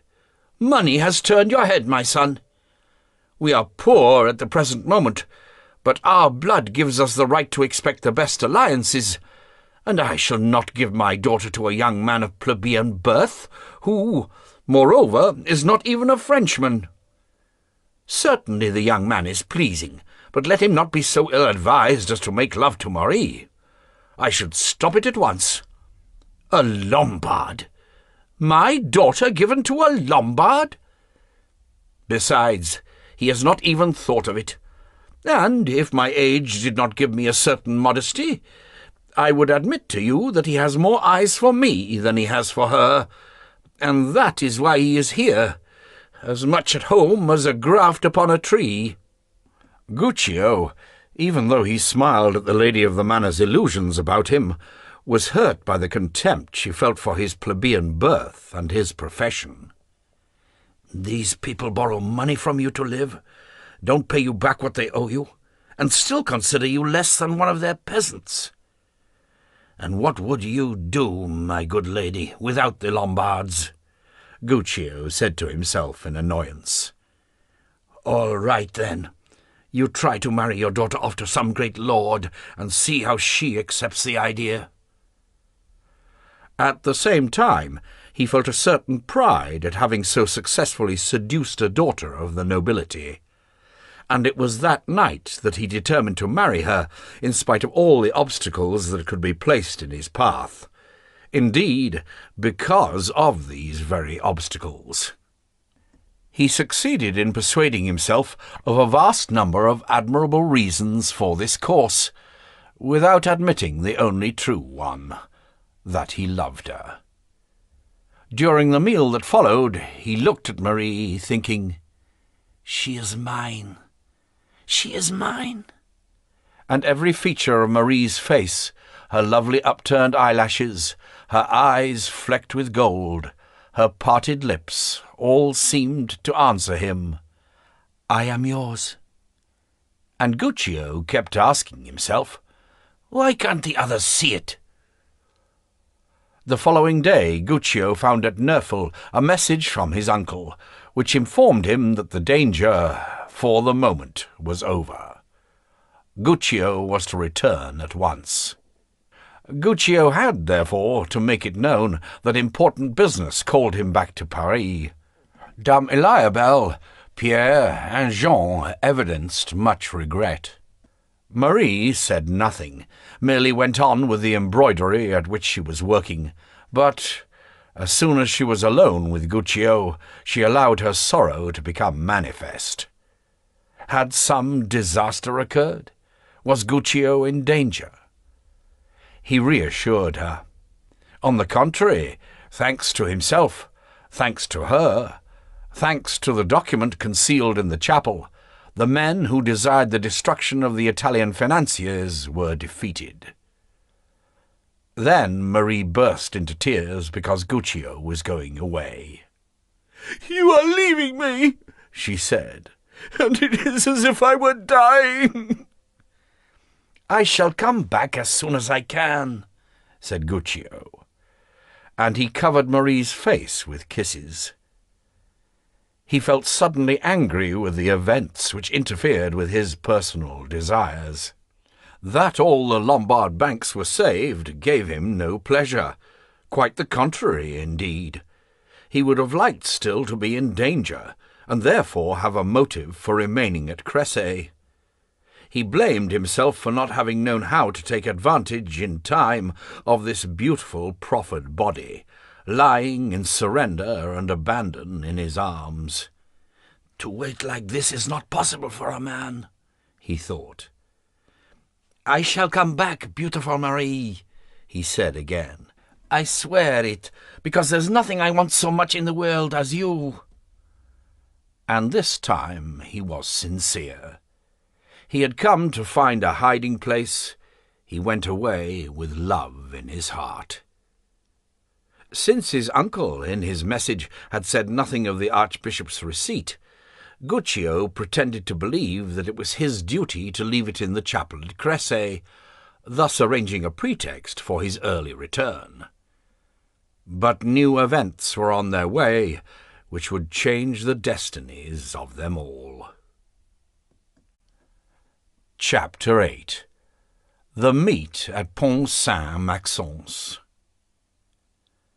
On the 4th of November, the king was due to hunt in the forest of Pont Saint-Maxence. In company with his first chamberlain, Hugues de Bouville, his private secretary, Maillard, and a few intimate friends, he had slept the night at the castle of Clermont, 6 miles from the meet. The king appeared carefree and in better humour than he had been for a long time. The affairs of the kingdom permitted him to take a holiday. The loan from the Lombards had put the treasury in funds. Winter would soon put a stop to the rebellious barons of Champagne and the townsfolk of Flanders. It had been snowing during the night, the first snow of the year, so early as to be almost without precedent. The morning frost, coming on top of it, had frozen the fine snow hard and transformed the whole countryside into an immense white sea. One was aware, with surprise, as happens once a year, that the colours of the world were reversed. There was light where normally was shadow, and the sky in full daylight was darker than the earth. Men, hounds, and horses were preceded by great puffs of misty breath, which faded in the air like clouds of thistledown. The hound, Lombard, trotted along by the king's horse. Even though he was intended for coursing hares, he also played his part in the hunting of stag and wild boar. Working on his own, he often brought the pack back onto the line. For though greyhounds are normally reputed to hunt only by eye and not by scent, this particular one, nevertheless, had a nose like a Poitevin hound. Distant and difficult as he might be with men, Philip the Fair was easy and understanding with animals. He showed them greater friendship than he did his closest relations. Having all the characteristics of the Capet family, he was a countryman, at home on the land.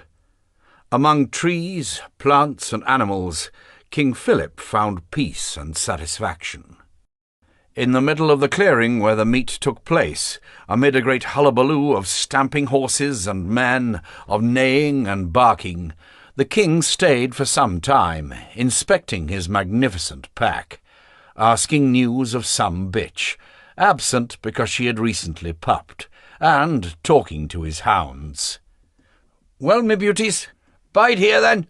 Bide here then, me beauties," he called to them.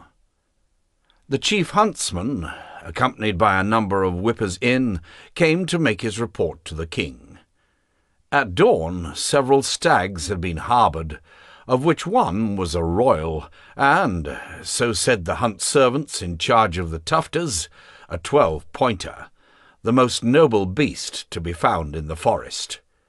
Moreover, this was a lone stag, of the kind which, unattached to a herd, goes from forest to forest, and is the stronger and braver for being on its own.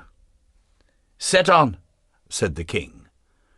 The hounds were uncoupled, led to the covert, and put on the scent, while the huntsmen spread out, taking positions where the stag might break cover. "Tally-ho! Tally-ho!" was soon heard. The stag had been viewed. Hounds were heard giving tongue, so that the forest was filled with the noise, the sound of horns, the thundering of hooves, and crashing of broken branches. Generally speaking, stags for some time circle the place where they are found, make cunning diversions within the forest itself, cover their tracks, try to find a younger stag, beside which they will run for a short time to make the hounds change line, and then return to their original lair. This particular stag surprised everyone by running straight to the north. In the face of danger, his instinct was to return to the distant forest of the Ardennes, from which, doubtless, he had originally come. The king, in considerable excitement, cutting through the wood to get well forward, came to its edge, and waited for the stag to break into the open. But nothing can be so easily lost as a hunt. You believe that you are no more than 200 yards from hounds and huntsmen, who appear to be well within earshot, and a second later you are left in total silence and solitude, amid towering trees, without clue as to where the pack, which was giving tongue so loudly, has disappeared, nor what fairy has cast a spell over your companions to make them vanish so suddenly. Moreover, on that particular day, the frosty air carried sound badly, and hounds could only hunt with difficulty, since the frozen snow was not holding scent. The king was lost, and, gazing across the wide white valley, where as far as the eye could see the fields with their low hedges, the stubbles of past harvest, the roofs of a village, and the distant undulations of a forest were all covered with the same flawless sparkling bed of snow, he was overcome with a sort of stupor. The sun had broken through, and the countryside shone beneath its rays. And the king suddenly felt a curious lassitude, a sensation of complete estrangement from the universe. He did not pay overmuch attention to it, for he was healthy and had never been let down by his physical stamina. He thought that perhaps he had become too heated with galloping. Concentrating upon whether his stag had broken cover or not, he followed the edge of the wood at a walk, gazing at the ground in order to find the animal's slot. "Surely his slot should be easy to see in the snow," he said to himself. He saw a peasant not far off. "Hello there, my man!" The peasant turned and came towards him. He was a labourer of some 50 years of age, with broad shoulders and short legs, his weather-tanned face strongly marked with wrinkles. His legs were clothed in thick canvas gaiters, and he was holding a cudgel in his right hand. He removed his cap, revealing greying hair. "Have you seen a big hunted stag?" the king asked him. The man nodded his head, replying, "'Deed I have, sire. A beast like that crossed in front of my nose no longer ago than it would take me to repeat an Ave, no more. He'd certainly been hunted for at least 2 hours. He was tired and his tongue was hanging out. He was certainly your stag. You won't have to hunt him much further, because in the state he was in, he was looking for water, and he'll only find it at the Lake of Fontaine." "Were the hounds on his line?" There were no hounds, sire, but you'll find his slot cleft wide, just about by that big white birch over there. You'll take your stag at the lake, with or without hounds." The king was astonished. "You seem to know the country and hunting," he said. The weather-beaten face broke into a smile. Small, cunning brown eyes gazed up at the king. "I know a bit about hunting in the country," said the man, "and I hope that so great a king as you are may long take his pleasure in it, as long as God wills." "So, you recognize me, do you?" The other nodded his head again and proudly said, "I'm a free man, thanks to you, sire, and no longer the serf I was born. I know my figures, and can hold a style to add with if I have to. I once saw Monseigneur Valois when he enfranchised the serfs of the county, and from your look and what I've heard about you, I knew at once that you were his brother." "Are you happy to be a free man?" "Happy? Of course I am. That's to say, it makes you feel quite different. You no longer feel like the living dead. And we chaps know very well that we owe to you the order in council that Monseigneur Valois read out to us. And we often repeat to ourselves, as our prayer here on earth, given that every human being, formed in the image of our Lord, should in general be free by natural right. It's good to hear that, when you thought that you were once and for all no more no less than an animal." "How much did you have to pay for your freedom?" £75. "And you had them?" "From the work of a lifetime, sire." "What's your name?" "Andre. Andre of the Woods, they call me, 'cause that's where I live." The king, who was not ordinarily generous, felt that he wished to give this man something. Not out of charity, but as a present. "Be a good servant of the kingdom, Andre of the Woods," he said, "and keep this as a remembrance of me." He detached his horn and handed it to the peasant. The latter took it, a fine piece of carved ivory with silver mountings, which was worth more than the man had paid for his liberty. The peasant's hands shook with pride and emotion. "Oh," he murmured, "oh, this! I shall place it under the statue of the Virgin Mary, that it may protect our house. May God preserve you, sire." The king moved away, conscious of a happiness which he had not known for many months past.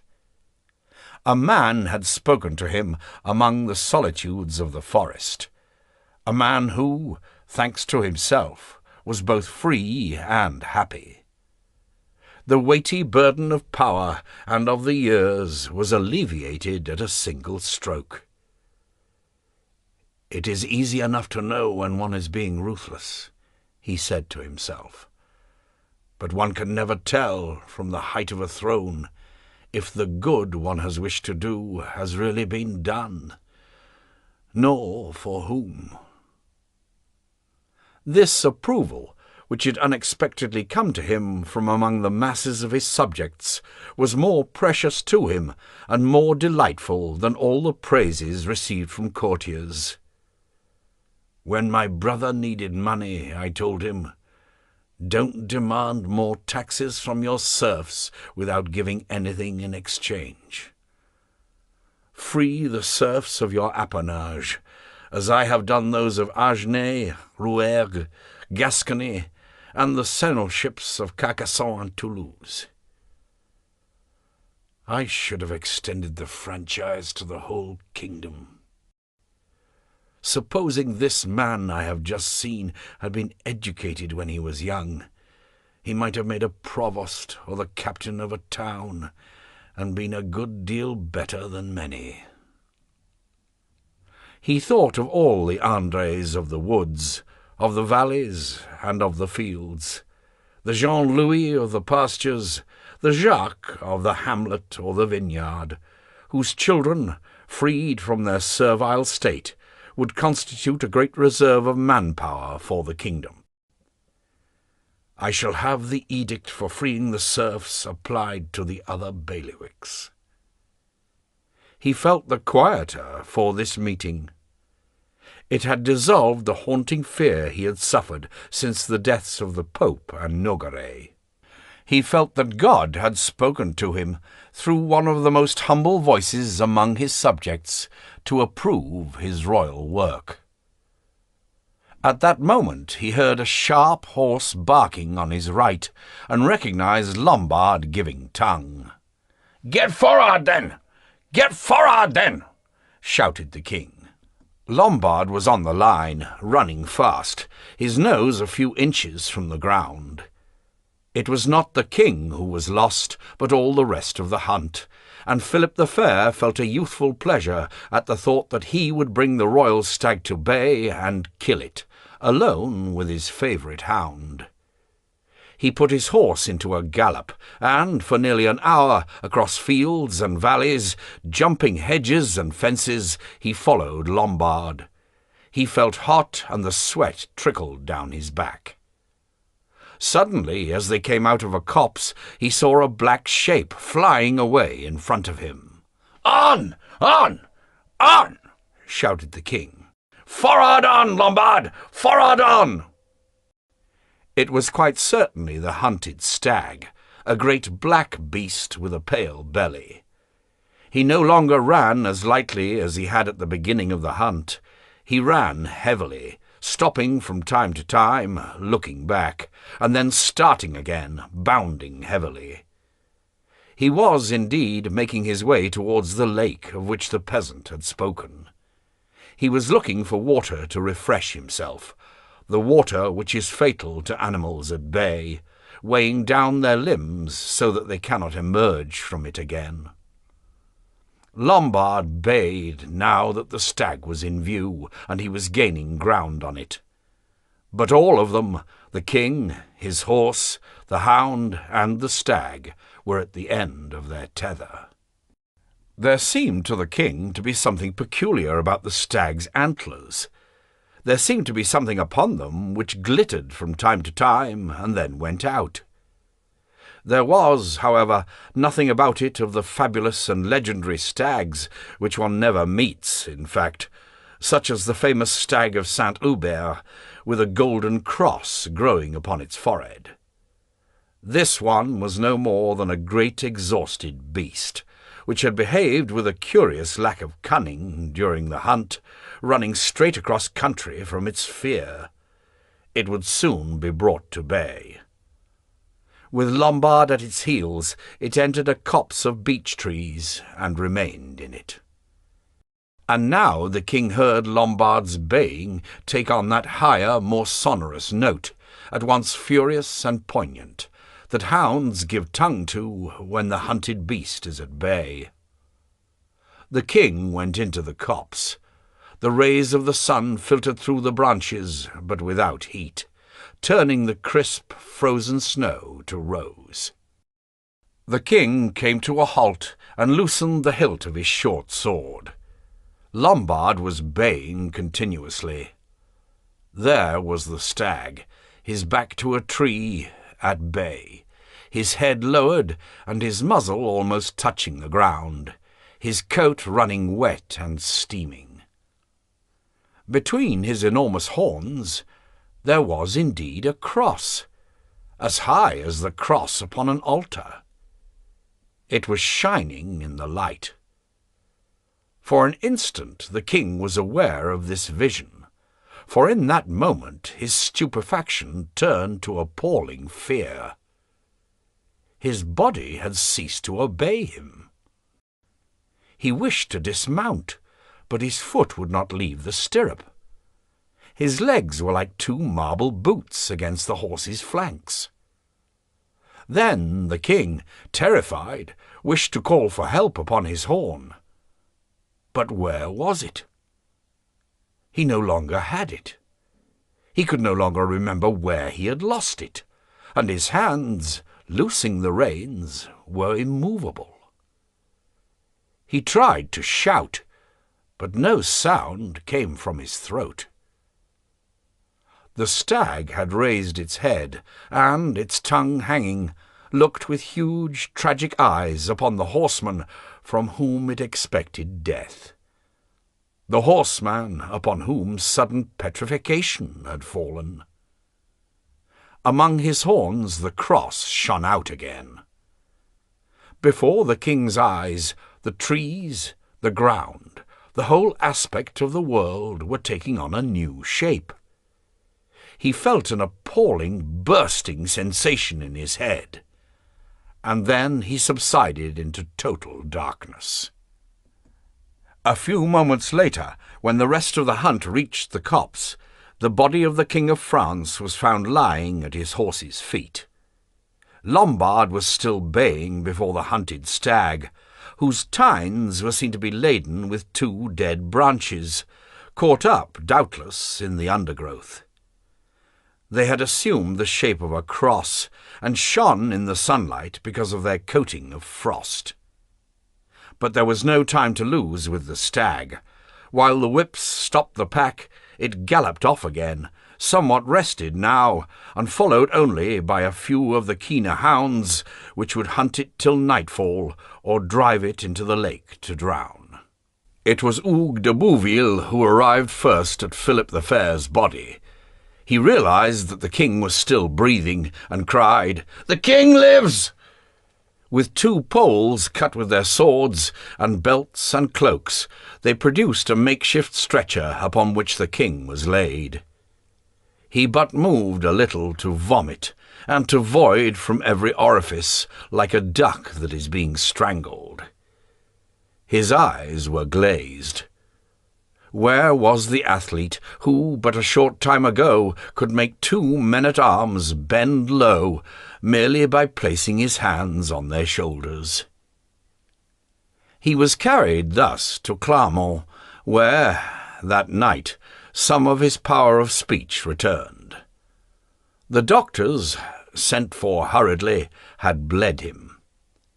To Bouville, who was watching by his bedside, his first words, painfully articulated, were, "The cross! The cross!" And Bouville, thinking the king wished to pray, went and fetched him a crucifix. Then Philip the Fair said, "I am thirsty." At dawn he stammered out that he wanted to be taken to Fontainebleau, where he had been born. The similarity between the king and Pope Clement V, who, when dying, had also wished to return to his birthplace, and had died upon the journey, was remembered. It was decided to carry the king by water, that he might be less shaken, and the following morning he was taken on board a large flat-bottomed boat, which floated down the Oise. The courtiers, the servants, and the archers of the escort followed in other boats, or on horseback along the banks. The news travelled quicker than the strange boat, and the dwellers upon the riverside gathered to see the huge fallen statue pass. The peasants took off their caps, as they did when the rogation processions passed by their fields. At each village archers went in search of braziers, which were placed upon the boat to warm the air.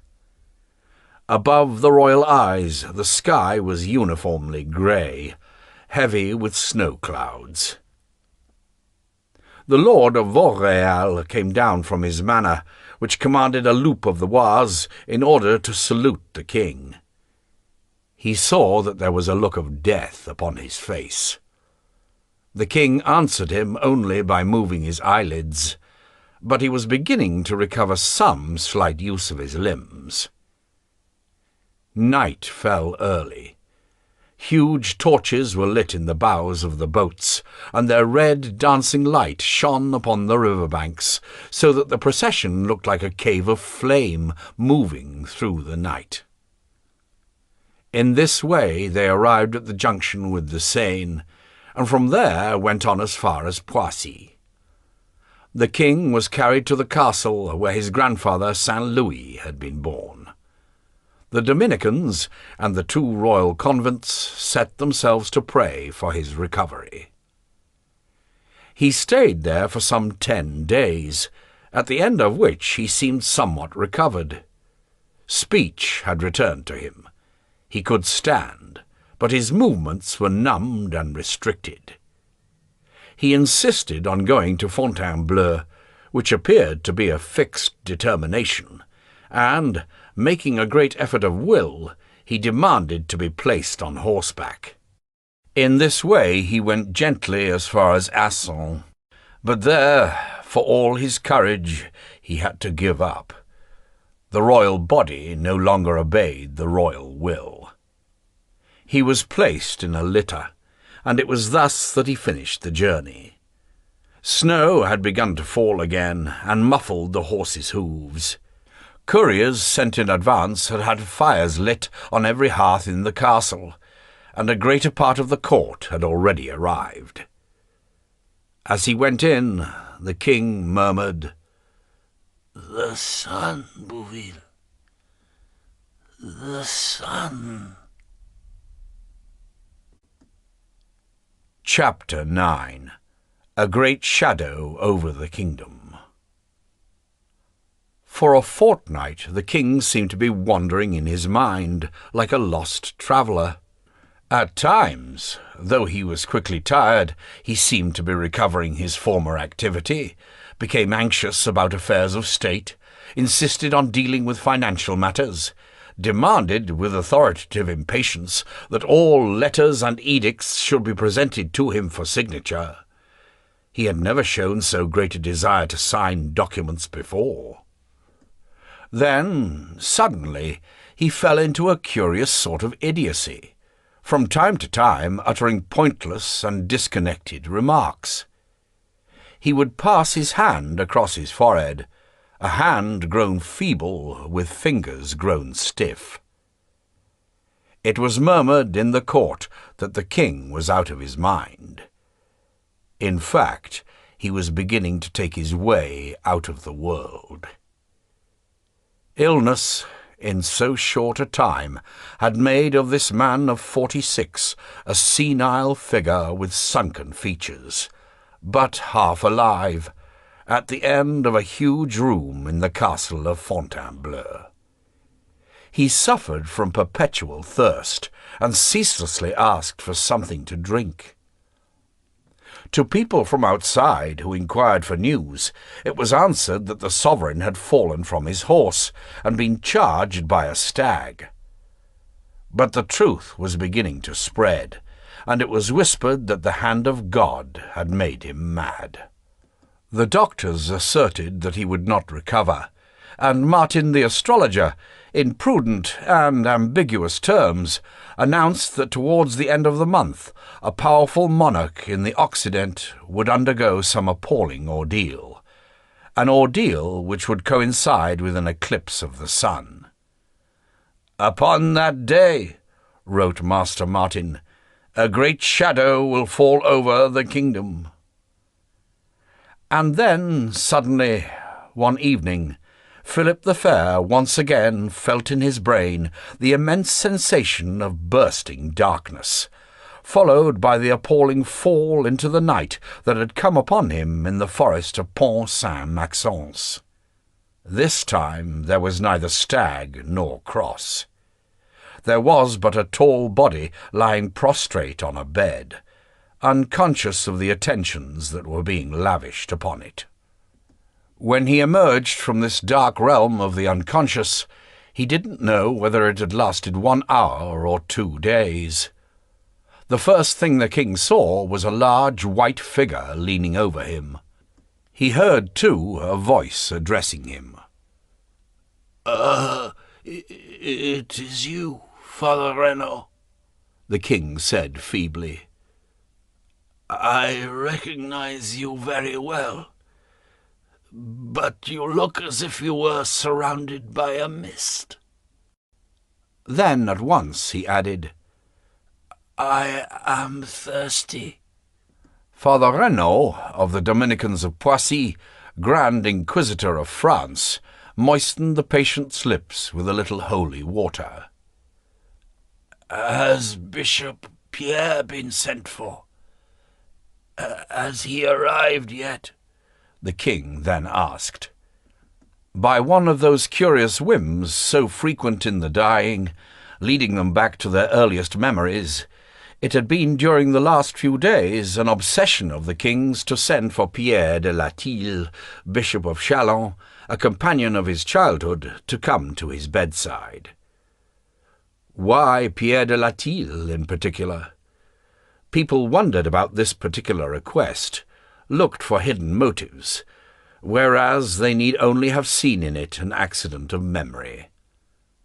And it was precisely this obsession that seized upon the king as he came out of the coma, following his second attack.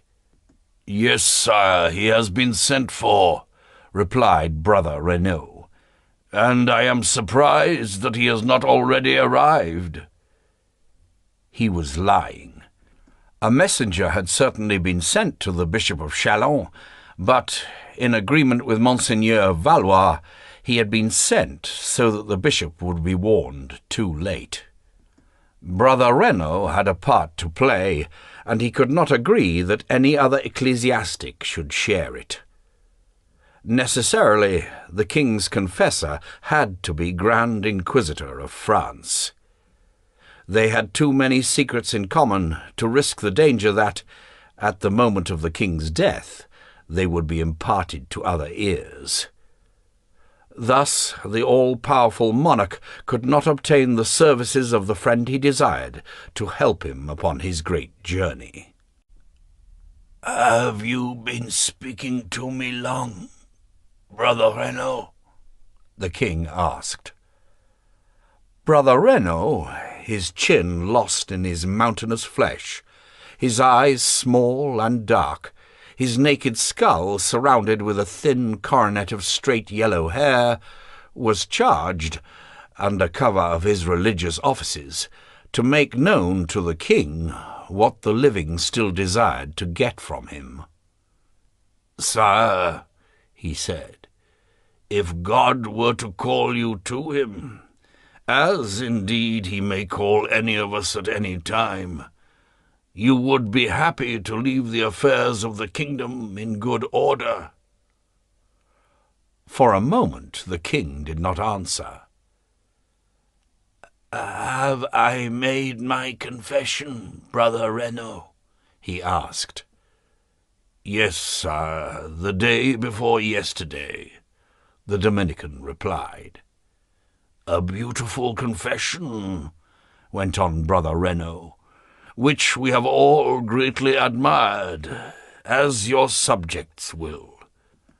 You said that you repented having laid too many taxes upon your people, and particularly upon the church, but that you had no need to implore forgiveness for those who have died as a result of your actions, because fate and justice must be given every assistance." The Grand Inquisitor had raised his voice so that those present might hear him clearly. "Did I say that?" asked the king. "Did I really say that?" He no longer knew the truth. Had he really said those words? Or was Brother Renaud inventing for him that edifying end which all great personages should make? He merely murmured, "The dead." But he no longer had the strength to argue. He knew that he was going to join them. "You must make known your last wishes, sire," continued Brother Renaud patiently. He moved a little from in front of the king's eyes, and the latter suddenly realized that the whole room was full of people. He said, "I recognize you very well, all of you gathered here." And he seemed surprised that the power of recognizing faces should still be his. They were all there about his bed, his 3 sons, his 2 brothers, and the doctors with their basins and their lancets, and the Grand Chamberlain, and Enguerrand de Marigny. The end of the room was filled with the peers of France, the great lords of the kingdom, and other people of less importance who happened to be there by hazard of their duties. There was a great whispering among the crowd. Yes, he whispered. "I recognize you very well." But he saw them through a fog. Who was that over there, leaning against the wall, whose head rose above all others? Ah, yes, that was Robert of Artois, that blunderer who had caused him so much concern. And that strong-looking woman close by, who turned up her sleeves with the gesture of a midwife. He recognized her, too. It was his cousin, the terrible Countess Mahou. The king thought of all the things he was leaving in a condition of suspense, of all the opposing interests that make up the life of a people. "The Pope has not been elected," he murmured. Other problems chased and jostled through his tired mind. The affair of the princesses had not been settled. His sons were without wives, but unable to take others. The business in Flanders had not been settled.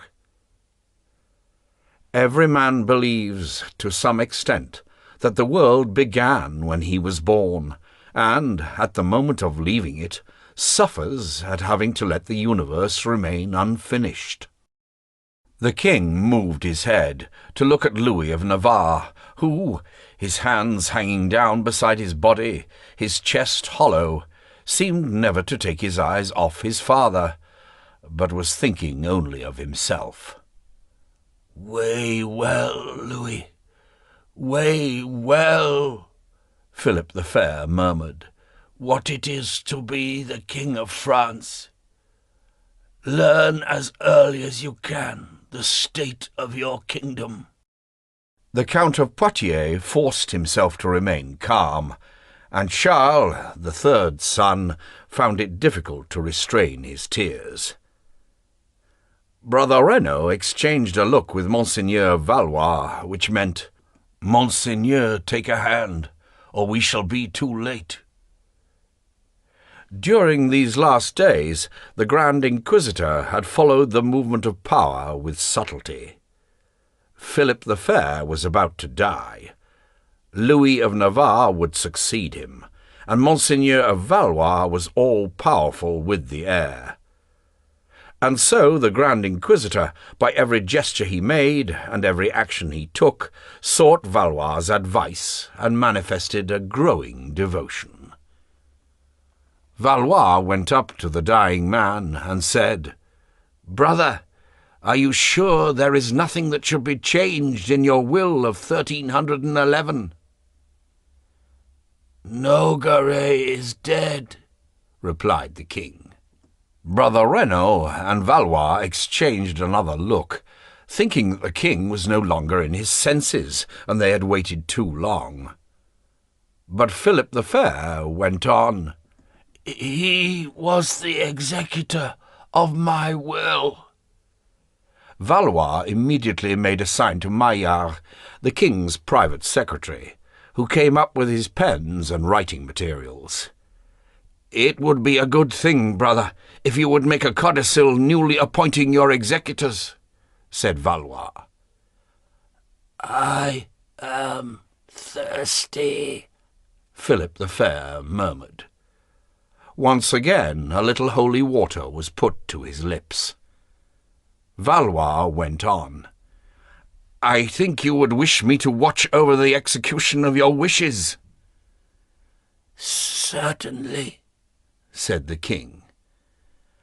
"And you too, Brother Louis," he added, turning his head towards Monseigneur of Evreux, who asked nothing, said nothing, and was thinking of death. Maillard had begun to write. The king's eyelids were still. His eyes still had the same fixity, but instead of that brilliance which had so frightened his contemporaries, his immense blue irises seemed to be covered with a dull veil. After Louis of Evreux's name, other names came to the king's lips, as his glance picked out the faces about him. He thus named a canon of Notre-Dame, Philippe le Convert, who was there to assist Brother Renaud, and Pierre de Chamilly, a friend of his eldest son's, and then again Hugues de Bouville, the Grand Chamberlain. Then Enguerrand de Marigny approached, and managed to mask the others present with his stout body. Marigny knew that, during the preceding days, Monseigneur Valois had unceasingly endeavoured to injure him in the king's enfeebled thoughts. The accusations made against him had been reported to the coadjutor. "Your illness, brother," Valois had said, "is due to all the anxieties that this bad servant has caused you. It is he who has separated you from all those who love you, and, for his own profit, has placed the kingdom in the sad state it is at present. And it is he, brother, who counselled you to burn the Grand Master of the Templars." Was Philip the Fair about to name Marigny among the executors of his will, and thus give him an ultimate gauge of his confidence? Maillard, his pen raised, waited. But Valois said at once, "I think the list is complete, brother." And he made Maillard a sign, which meant that he should close the list. Then Marigny said, "I have always served you faithfully, sire. I pray you to recommend me to your son." Between these two wills seeking to sway his mind, between Valois and Marigny, between his brother and his first minister, the king had a moment of irresolution. How everyone at this moment was thinking of his own self, and how little anyone was thinking of him. "Louis," he said tiredly, "let no harm come to Marigny, if it is proved that he has been faithful." With that, Marigny realized the accusations had borne fruit. But Marigny knew his power. He held in his hand the administration, the finances, and the army. He even had the church upon his side, save for Brother Renaud. He was sure that the government could not be carried on without him. Crossing his arms, gazing at Valois and Louis of Navarre, where they stood at the other side of the bed upon which his sovereign lay dying, he seemed to be defying the reign that was to come. "Sire, have you any other wishes?" asked Brother Renaud. At that moment, Hugues de Bouville straightened a candle, which was threatening to fall from the high candelabra of wrought iron that was already transforming the room into a lying-in state. "Why is it growing so dark?" asked the king. "Is it still night? Has day not broken?" Those present automatically turned towards the windows. Indeed, upon that day the sun was in eclipse, and there was darkness over the whole land of France. "I return to my daughter Isabella," the king suddenly said. "The ring she gave me, which carries the great ruby known as the cherry." He fell silent for a moment, then asked, "Has Pierre de Latil arrived?" As no one replied, he added, "I leave him my fine emerald." And then he went on, bequeathing golden sovereigns. "To the value of £1,000, he added each time, to a variety of churches, to Notre Dame of Boulogne, because his daughter had been married in it, to Saint-Martin-de-Tours, and to Saint-Denis. This man, who all his life had looked so carefully to his expenditure, still measured out the exact size of his gifts, as if he expected some indulgence from them. Brother Renaud leant down towards him and whispered in his ear, "Sire, do not forget our Priory of Poissy." Upon Philip the Fair's sunken face was visible an expression of annoyance. "Brother Renaud," he said, "I bequeath to your monastery the fine Bible which I have annotated in my own hand. It will be useful to you and to all the confessors of the kings of France." The Grand Inquisitor, who, from having burnt so many heretics, and having so often been an accomplice of power, expected more than this, lowered his eyes to hide his vexation.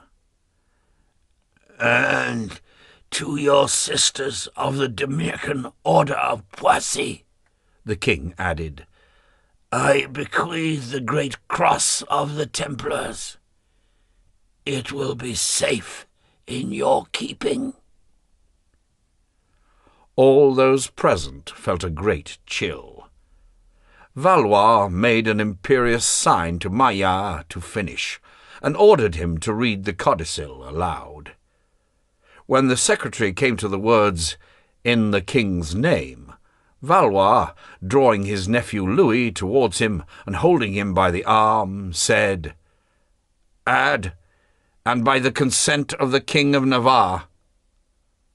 Then Philip the Fair looked at this son who was to succeed him, and knew that his own reign had come to an end at that moment.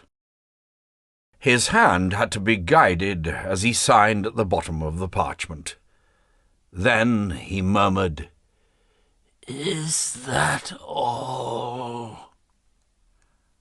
But it was not, and the last day of the King of France was not yet over. "And now, sire, you must transmit the royal miracle," said Brother Renaud. And he ordered the room to be cleared, so that the king might transmit to his son, according to the prescribed rites, the mysterious power of curing the king's evil. With his head fallen back, Philip the Fair groaned, "Brother Renaud, see what the world is worth.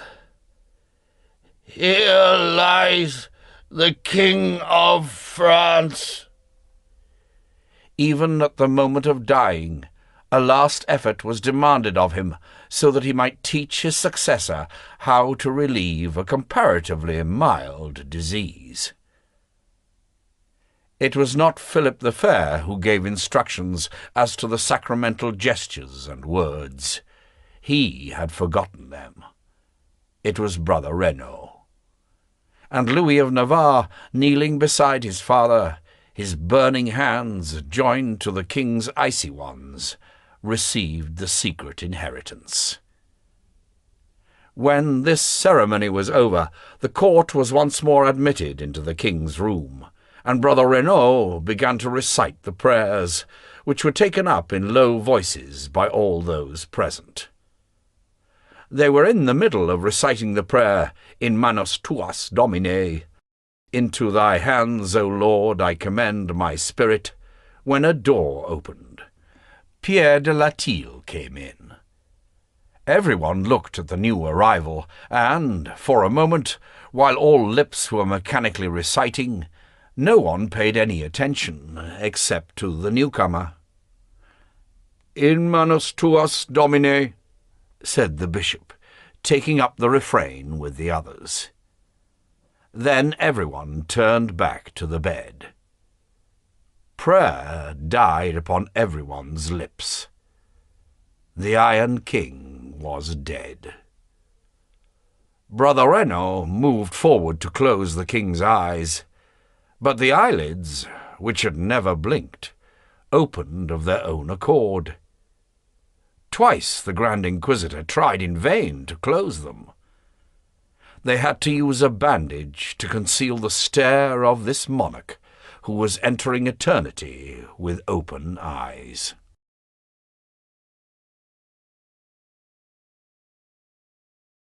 That was The Iron King, by Maurice Druon, read by Peter Joyce, produced by Assembled Stories for Harper Audio. Audible hopes you've enjoyed this program.